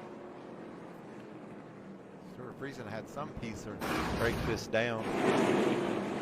9 gets hit by the 77. He knocks into the 52 of Friesen, and then, like we said, somehow back there, Johnny Sauter gets involved.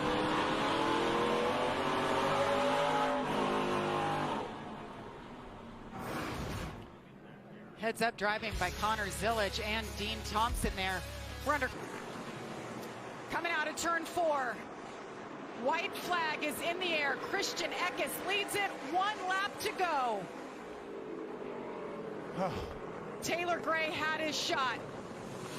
And he got a shot in the back that knocked him out of the way. Christian Eckes wasn't afraid to be aggressive right back. It has been his night.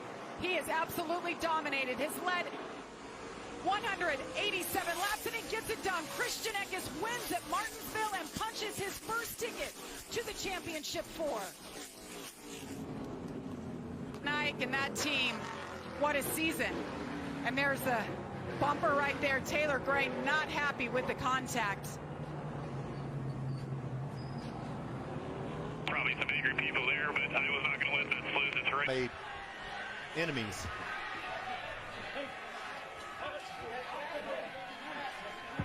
The team trying to protect their driver.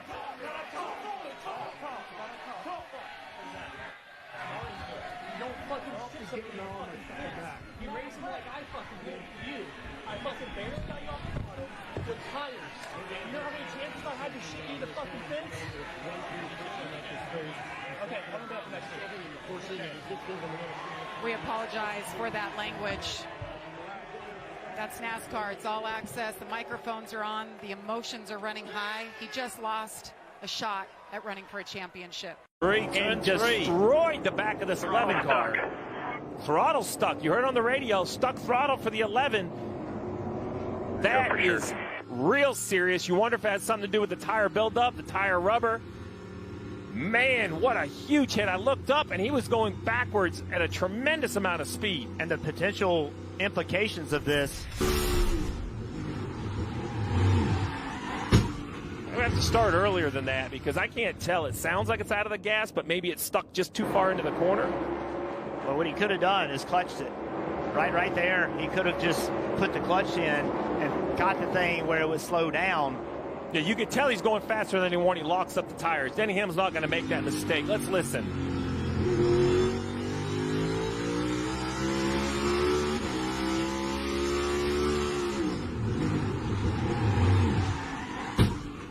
So, you know, it doesn't sound like it's stuck wide open, but obviously something carried him into the corner with way more speed than he was looking for, Jeff. And look, that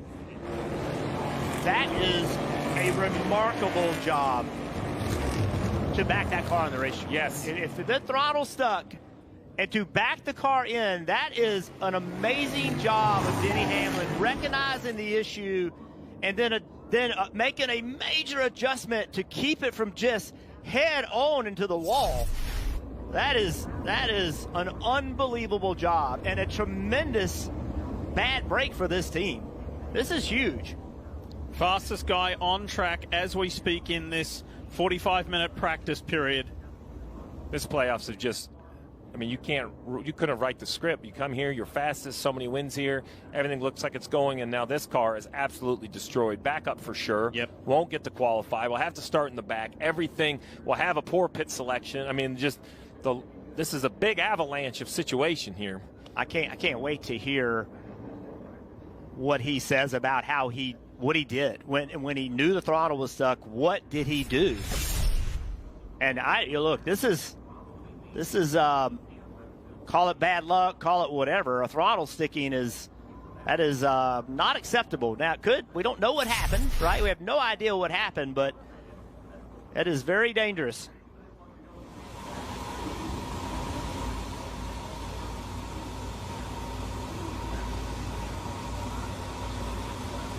Denny Hamlin and this team kind of had their backs against the wall a little bit in this playoffs. They kind of survived through some of the rounds, but at the Roval, I thought Denny stepped up and had one of his best races and then brought some speed to the other races. And then look at here, right? Yes. I mean, yes. Have a listen.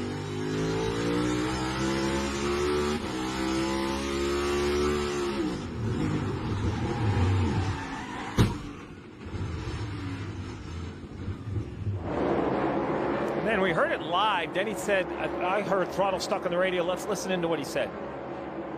Throttle stuck. Throttle stuck. It's going to be a backup for sure. Said twice. So like I said, you can see the frustration, So when we're on board, right, it's not still at high RPM like the throttle's completely stuck wide open, not mechanically coming back. But these drivers are driving to the absolute limit of the grip. So if that throttle is just in a delay, right, Jeff, if you lift and it doesn't follow your foot up, if it's not an instant deceleration and onto the brakes, that's it. That's too many miles an hour into the corner. You could see it with the left front lockup, and then Denny, whatever he does behind the wheel, Jeff, to your point, an absolute fantastic job getting the car spun around instead of hitting with the right side and not going all the way around and hitting with the left side. Think about the swings in emotion and fortune. A week ago at Homestead Miami Speedway, Jeff, he was this close. He was leading in those closing stages of the race. Ultimately finished third and had a chance to lock himself into that championship four. And now the 11 team is on the back foot, being forced to go to a backup car. Hi, I'm Parker Kligerman. For more access like this from Pit Road, be sure to click and subscribe to the Motorsports on NBC YouTube channel. Very flat racetracks. So instinctively, you see three-wide battle right here. Riley Herbst in that 98 car getting underneath. Oh, problem on the 16. Yeah, AJ Allmendinger looked like he had the right front go down. We saw a lot of smoke. And the caution comes out for the first time. 12 laps in.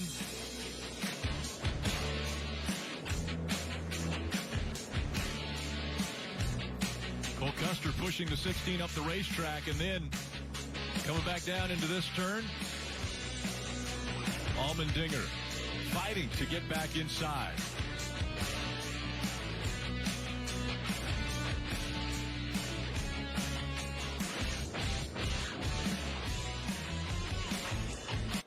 aggressive. Cole had moved AJ out of the way. AJ returned the favor. Contact right there. That's where the right front damage comes. That's where the right front is cut. Gets in the corner. The car doesn't turn. Contact. See, just drives really deep into the corner and just gets in the left rear quarter panel of Myatt. See, coming from the back, being pretty aggressive right there.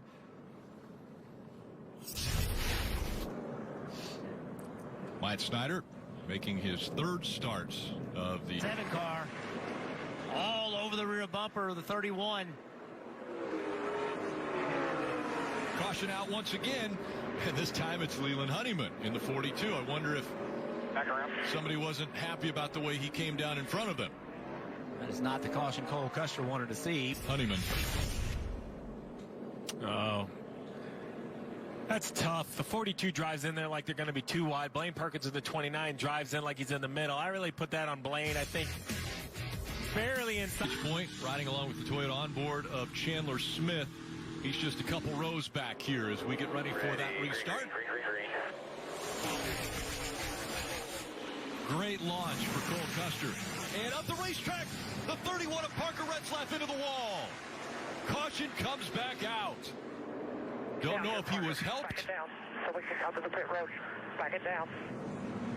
I can't back it. Or if a tire went down, but he went straight into the wall. No, I think there's some disagreement. A little slow to go. I mean, the one is just into the back of the 31 trying to push him. The 31's trying to get checked up to keep from wrecking, and then the car behind the one is in the where to make speed but decisions. And big wreck, big spin. Thought there was going to be big contact there in front of those cars, but fortunately everybody got by it. This is the 50s cars. It's just another disagreement on real estate in the middle of the corner.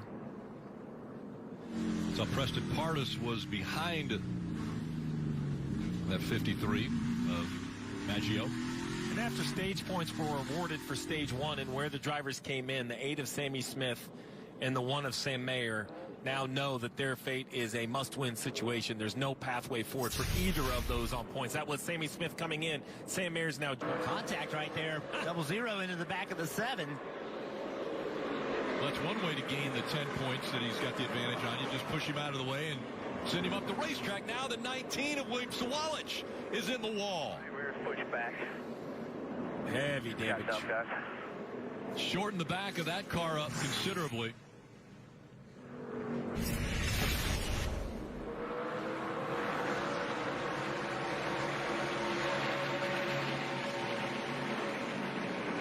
Looks like he locked the front, maybe locked the left front up a little bit and checked up a little bit more. That's not the left front. Could that have been some wheel hop there? I don't think so. It's odd that looking. smoke came out quick. Very odd looking. Maybe the smoke's off the 5 car of Alfredo. That was very. I've never come here watching my friend or as crew chief for Justin Allgaier without it being a gut-wrenching situation. I'd just like to come here one time and be locked in as the caution comes out.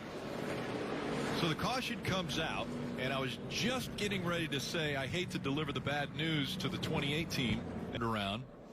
Yes, he and Kyle Sieg racing for position. Earning 24th. Car goes around quickly on corner entry. That's why. Contact. So damage to the back of Preston Pardus. Here you go. Left front locks up on Sieg's car. Car doesn't turn with the left front not turning. And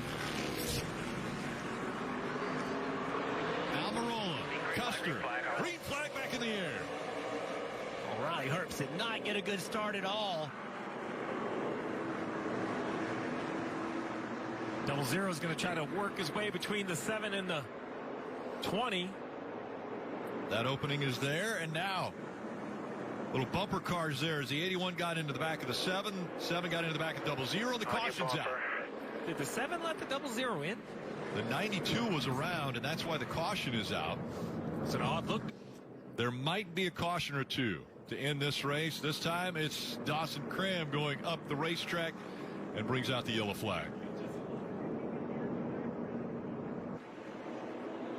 Just at some point, caution's out. Back it down.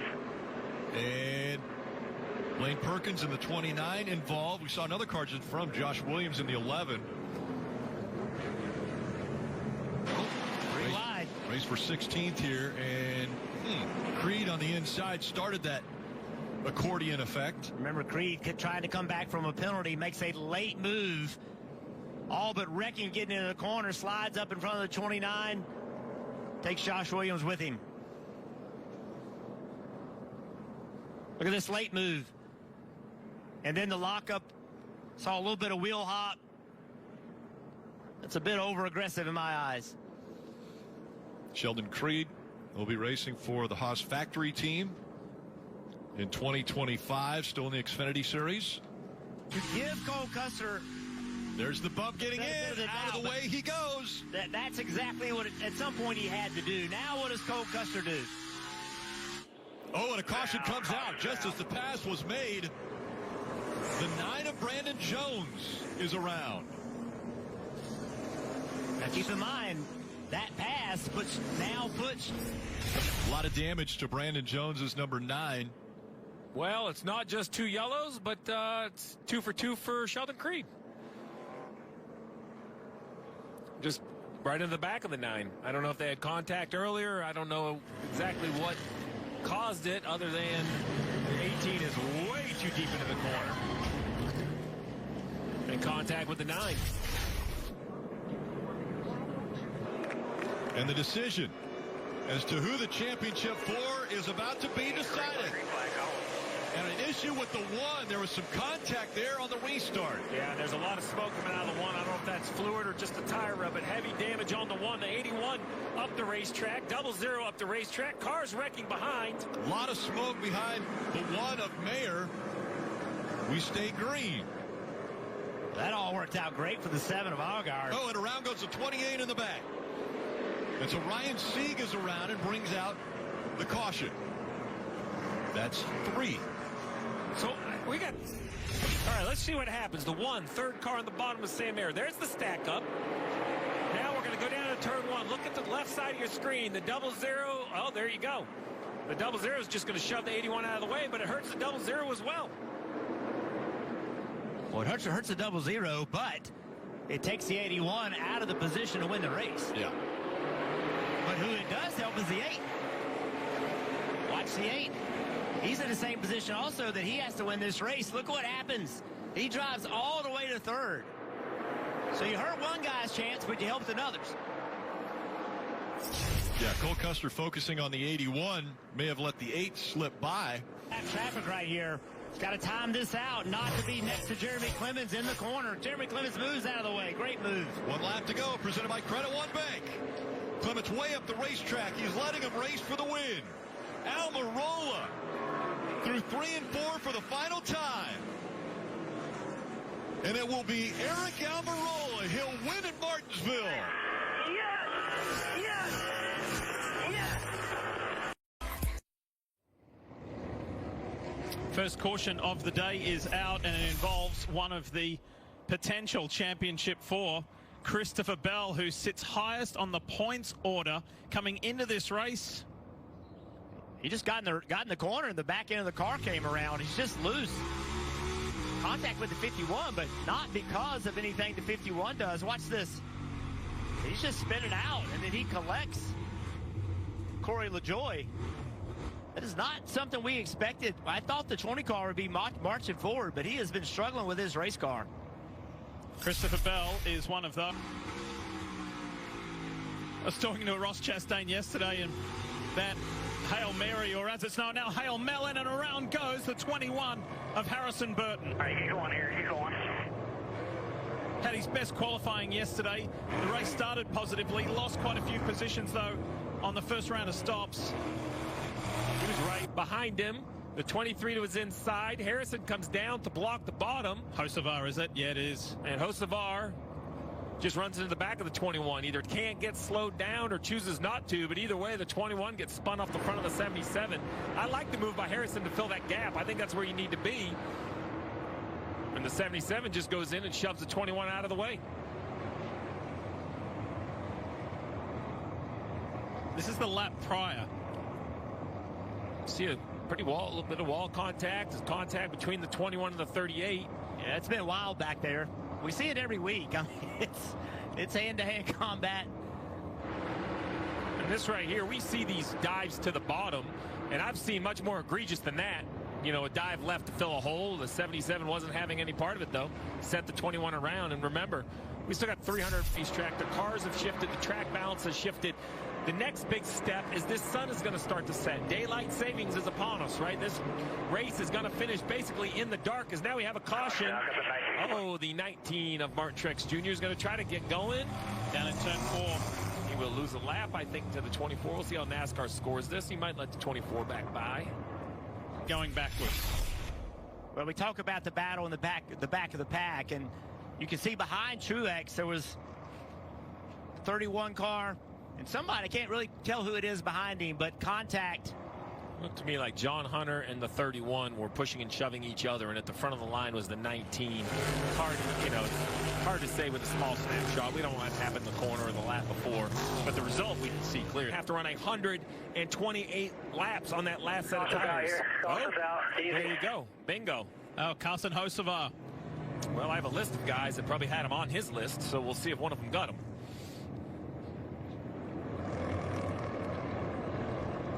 Big break for Elliott with 46 laps on his tires. Let's see what happened to the Spire Motorsports driver. Alex Bowman. Yep.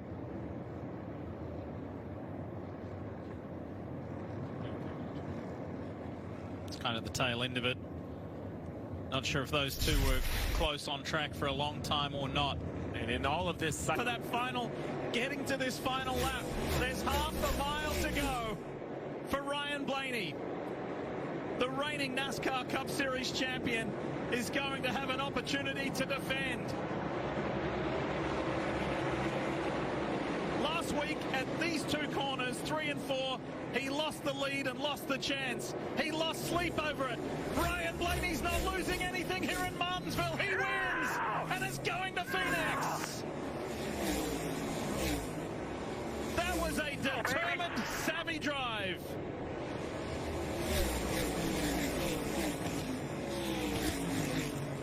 And look at that, right at the end, Christopher Bell drives his way in as well. Right at the very end. Look at Adam Stevens. I think the 20 past the 23 coming in the line for the 1 point that he needed. This is it. Watch this, the 23 and the 20. He went for it, almost lost control, hits the wall, drives off the wall, sort of Ross Chastain-esque. Going to be a lot of conversation in the NASCAR tower about the entire finish of this race. Lead lap right now, and the caution's out. First caution of the night. Right in front of our leaders. Time nearly taken out. It's Frankie Muniz in the 27. That got my...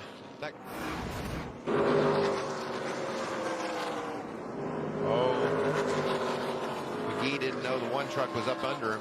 Or excuse me, Muniz. And did you see that by Corey Heim? Wow, by the narrowest of margins. That radio had to be something for Corey, trying to dodge the slower vehicle. He thought about going low and decided at the last second he better go high. It looked even worse when we look back. What we need to do, if we're not good enough this run, what we need to do is this next pit stop is our last one. Chances are it won't be, but I think we got a plan on it. Second caution of the night, trouble for the 91 of Jack Wood. Hard contact with the outside safer barrier for Jack. They're scored in the 27th position. Jack competed earlier. Catch what happens here down on the bottom of the racetrack. It's on the inside of 3 wide. That's Bailey Curry in the middle of 41. Oh, nice job by Daniel Dye avoiding that 91 spinning truck. See Bailey Curry probably down off the racetrack as well. Bailey went a bit lower than Jack was anticipating, and when you miss not sure what someone's going to do, you're already committed. I think it just took them by surprise. So fast on the short run. Sanchez is inside, right behind him. Second in the championship chase right now, Christian Eckes. Look at Corey Heim. Way down low. Sanchez trying to jump out to the race lead. How about Majeski going to fight back on the outside off of turn 2. Whoa, into the wall. Connor Mozak into the wall. And there it goes around Tyler Ankrum. Ankrum in the 18, William Sawalich out of shape. And this can happen a lot at this racetrack. Contact on restarts. 27 to Frankie Muniz. A lot of, see if we can tell why. I think Mozak just ran out of room trying to go on the high side of Eckes, battling up in the top 5. Yeah, I think Stefan just caught a piece of the 18 of Tyler Ankrum. Look at Matt Crafton, the veteran, the crafty veteran slipping through that mess. There you see how Mozak just ran out of racetrack. Pretty hard hit for Sawalich here. Boom, into the inside wall. I think that's why Stefan moved down the racetrack, to give Sawalich room, and again just clip the 18 of Ankrum.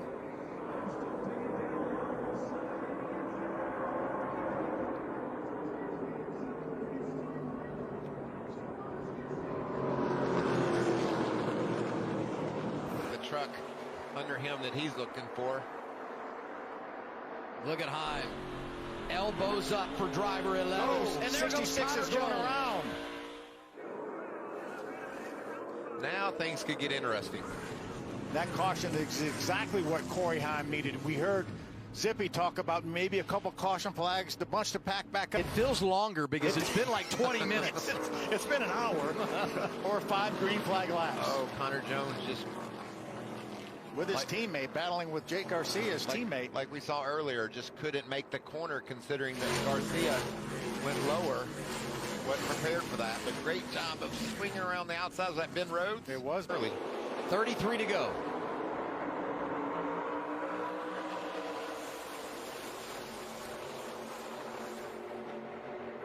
Goes Corey Heim.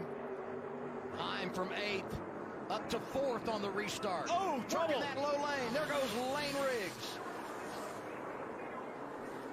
Caution number 5. Nathan Bird in the 0-2. Make it caution 6. 6th yellow flag of the night here at Phoenix. Guys, you look at our ticker, left side of the screen, Corey Heim, 8th to 3rd. See if we can see what happened with the 38. Taylor Gray with a lot of pressure up the middle. Look at Corey Heim, that red truck on the inside. Is there going to be contact here? Oh, he just slid up into the side of Sanchez. He needed a little bit more room. We've seen that 2 or 3 times tonight. It's just hard to tuck that thing down on the low side when you don't have the arrow pushing down on your truck like you're used to. It's fun to watch Corey Heim there, though, go from 8th to 3rd. Whoa. Nice job around the top there. Couldn't see who that was. There's another look at it. Tanner Gray in the 15. Look at that. He just barely slips by. This ought to be fun.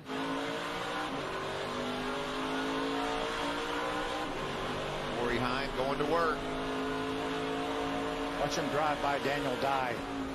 Down way off the racetrack. And here it is. 1 to go for Ty Majeski. I love how you set up what he's accomplished, Adam, in this sport, how hard he's worked for this opportunity, and how deserving of a champion Ty Majeski is going to be. Off of turn 2 with a huge advantage. What a night for Ty Majeski. He dominates in Phoenix. Ty Majeski is your 2024 Craftsman Truck Series champion.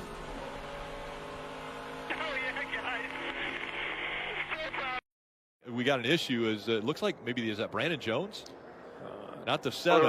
I think the yellow. Oh, Allgaier has had. Allgaier too. Killed. I'm killed. If somebody. Oh boy. Brandon Jones. Oh, man. So on the radio, they said that somebody blew up. Like maybe there was oil on the racetrack, but we have Almirola, who's in the Owners' Championship, junked. It is destroyed. The 9 of Jones. The 7, I think, has damage as well. We're going to have to get a look at 20's this. got damage. No, the 20's destroyed. Are we talking about all the positives of practice? Well, this is the negative. This is anytime you're on a racetrack, anything can happen. You can see oil on the racetrack right there, or some type of fluid. Yeah, that's all fluid right there that they obviously went down into. And oh, yeah, the right side of the Sorry, 7. guys. So sorry. That's heavy damage on both the right front and the right rear wheel, so potential big suspension damage here.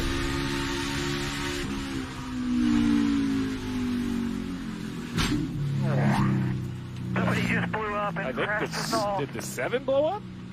I mean, it looked like it was smoke. I couldn't tell if it was tire smoke. From that view, I can't really tell what it was. On that view, you can see, I don't know if that's a left front well, line, there's a the car. 48, the 48 of Parker Kligerman is slow. There you go. Because there's cars in front of the 7 that get into the wall also. So someone lays the oil down. Who is it? Oh, right here. I can't tell. That? I can't tell, but you can look at the fluid, right? Oh, look at this. Just. You know what? They just didn't know it was going to be that way. So the smoke I saw from the back of the 7 was it was actual tire smoke. He had the left front locked up. So the reason you're seeing that anger out of Allgaier, and you just saw the little connection there between him and Jim Pullman. 3 weeks ago, Jim Pullman told Allgaier, "We will win Phoenix." He had already started working on the car. He had already figured out what he needed to do. He was confident that he had that car ready to win this race this weekend. And now that car could be destroyed to the point where they'll have to go to a backup. We'll see. Well, and Eric Almirola the same way. He's battling for the Owners' Championship. His car looked even worse than this car. See, this is where Jim Pullman is good. He's going to get back with Allgaier. Let's watch again. This is. Oh, you see all the liquid on the camera. So lucky. That right there was the 19 we were on board with. Yes, Wallace. This is running along with Allgaier. Look behind. You can see the shiny. See the shiny on the racetrack? Well, look at Brandon Jones. Here comes Almirola. Look. And all the plans that you made as a team, they're gone. So this is the car that blew up, the 44 Brennan Poole. You see the fluid going down on the racetrack. And Brendan obviously he's not doing anything wrong. He's down on the apron now. He's trying to get out of the way. And then the other cars come on at speed. Justin Allgaier, 14th season, trying to win his first championship. Coming into this weekend, felt really good about their opportunity. So now the decision, do you need a backup or not? Justin Allgaier, who was involved as well. Justin, it had to be agonizing as you went into turn 3 and knew you had no grip. Yeah, I mean, it's just frustrating, especially when you get to a format like we have right now where it's a single race playoff for the championship, and not really much we can do right now. Obviously, this practice session, there's still 30 minutes left, but we crashed, 15 minutes in at the most. So as the board shows, I mean, our car was really, really fast. Really, really proud of everybody at Junior Motorsports. Jim Pullman in the 7 team. Our brand fresh drive culture Camaro was really good, and it's arguably the best car I've ever had at this racetrack. So this one's going to hurt, but we worked really hard on our backup car this week just because of this scenario, and I know that the race shop has done an amazing job of preparing race cars, so we're going to go fix a backup car and go be ready for the races this coming tomorrow, I guess, and go after it. Your good friend and crew chief gave you a bear hug. I know that helps a little. How do you mentally get back into this? Just motivation, man. This was the same spot as last spring that I was in the wall, so it's pretty disappointing. But the peaks don't come without the valleys, and I know what kind of a race team we have, and I know everybody back at Junior Motorsports is standing behind us, and I think the frustrating part is just. I don't know what happened. I mean, obviously, I know an engine expired, but just wrong spot to have an engine expire, I guess, or I don't even know if they got off the racetrack, at that point where we all started crashing, but I don't know. We'll see. Hi, I'm Parker Kligerman. For more access like this from Pit Road, be sure to click and subscribe to the Motorsports on NBC YouTube channel. be a Haas factory team. But as of right now, we've got an issue with the 45. The back completely off of that of Stephen Parsons. And the 14 also involved. So now Greg Van Alst has stopped up against the wall, and the caution has come out. All right, Steve, with 29 laps to go, you mentioned earlier that extra set of tires. Any need to use those now? No, I think at this point, you know, you run the first two stages very straightforward. Just stay on the race. 5 looks a little free coming up. And 5 into the wall. 5 gets into the wall. Oh, and then contact with Stefan down on the flat. I don't know if he thought the 45 ran him into the wall. It was hard to tell from that angle. But definitely an odd spot to see contact. Yeah, and certainly. And then behind. Yeah, Greg Van Alst in the 14 there. Not sure how that happened. Yeah, I'm not sure either. Yeah, so that right there, I think NASCAR is going to take a look at. You know, certainly contact the 45 into the side of the 5 in the wall, and then, you know, coming down the racetrack to get in the right rear quarter panel of Stefan. The championship in a late race restart, you cannot give him the top. Again, only 14 laps remaining. Stage 2 is Chandler Smith in the 81 slides. And will the caution come out? Get a spin around, get going. It does. Caution. Running 7th. So another restart coming up.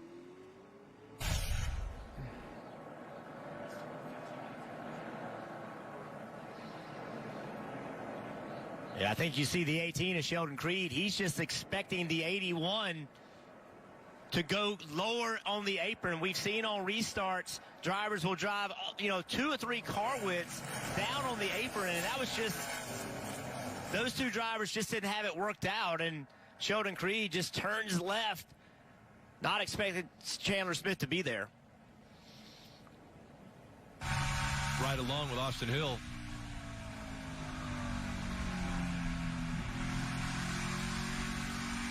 That's the best way to pass, guys.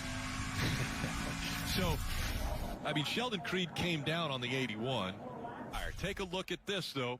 Anthony Alfredo, a big hit for the 5. Yeah, this is a big hit. Looks like the right front goes down, and that is a big impact. Look at it from this angle. Oh, that is hard hit. It narrowed that car up. And that is exactly what this team needed. Right, we said it wasn't over. The championship 4, but here comes the 0-0 again.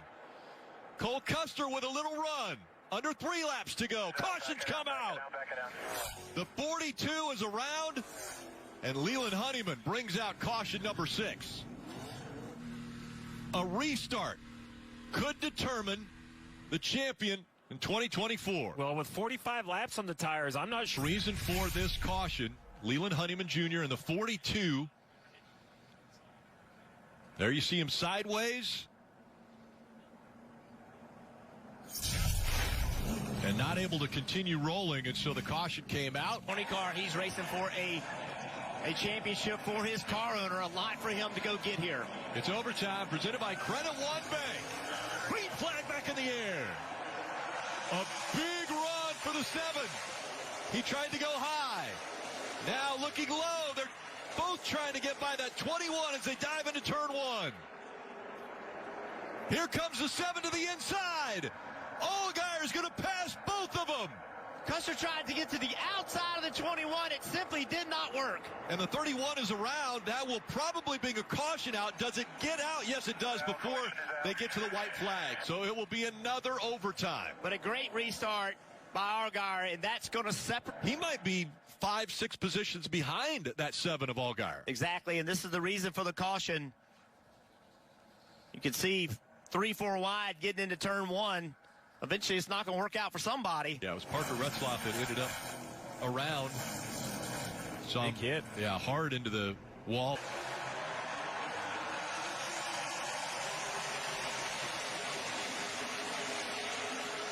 The nose in front for Allgaier. Contact made. Here comes the 21 on the inside. The 21 up the racetrack. Again, contact made. Allgaier out in front. Riley Herbst running second. Take the white now. You can hear it in his voice. Eddie DeHaan, the spotter for the 7. get to that white flag. The next flag that comes out will determine the race. Allgaier was out front in the spring race here, but a problem sent him into the wall. Here comes the 98 of Riley Herbst. He'll be fighting for the win. Right with you, though, trying to get left side. For the final time down the backstretch, here comes Riley Herbst racing for the win. But it will be the most decorated driver in the field. Justin Allgaier is the NASCAR Xfinity Series champion. Austin Cindric can't push his way through the middle there as well. Logano. Elliott dove down low in that familiar blue and yellow Napa machine. Oh. Somebody's in the wall. The 54 of Ty Gibbs. He had an issue in the middle of 3 and 4. I couldn't tell what it was. Then it looked like a mechanical issue that continued down the front straightaway. Then in the middle of the dogleg, a hard right turn. Heavy damage to the 54. That was a massive impact. So it starts right here. This is in the middle of 3 and 4. They're 3 and almost 4 wide. The 54 is up. You see him slipping and sliding. I don't know if he has a tire down or breaks a toe link, but then right there, the car gets sideways. He corrects and gets into the wall. Ty Gibbs is a very, very talented race car driver. I find this shocking to think there's not a mechanical issue. There's no way at that point in the racetrack that is purely driver error. Something had to be wrong with the 54. You see the flex of the safer barrier? Oh boy, that was a hard hit. Man. Fortunately, at the last second, he was able to get the car turned to the left a little bit. Watch this. As the car turns to the right, it looks like it's heading at that really, really bad angle, but he's able to get it turned left to get more of a side impact. That is a massive hit. Massive hit. Scary for the drivers behind. Wow. It's the end of his beginning, and that was a very stable Joey Logano and not face. What happened here with the pace car? It has hit the barrels on pit entry. So the pace car turning in late. Oh, my goodness. Was there a contact with the 9? Oh, my goodness. What has happened? They're going to have to fix the end of these barrels, the barrels at the end of the wall. Those are there for safety in case the car were to impact the end of the wall. Yeah, he was not going to make it.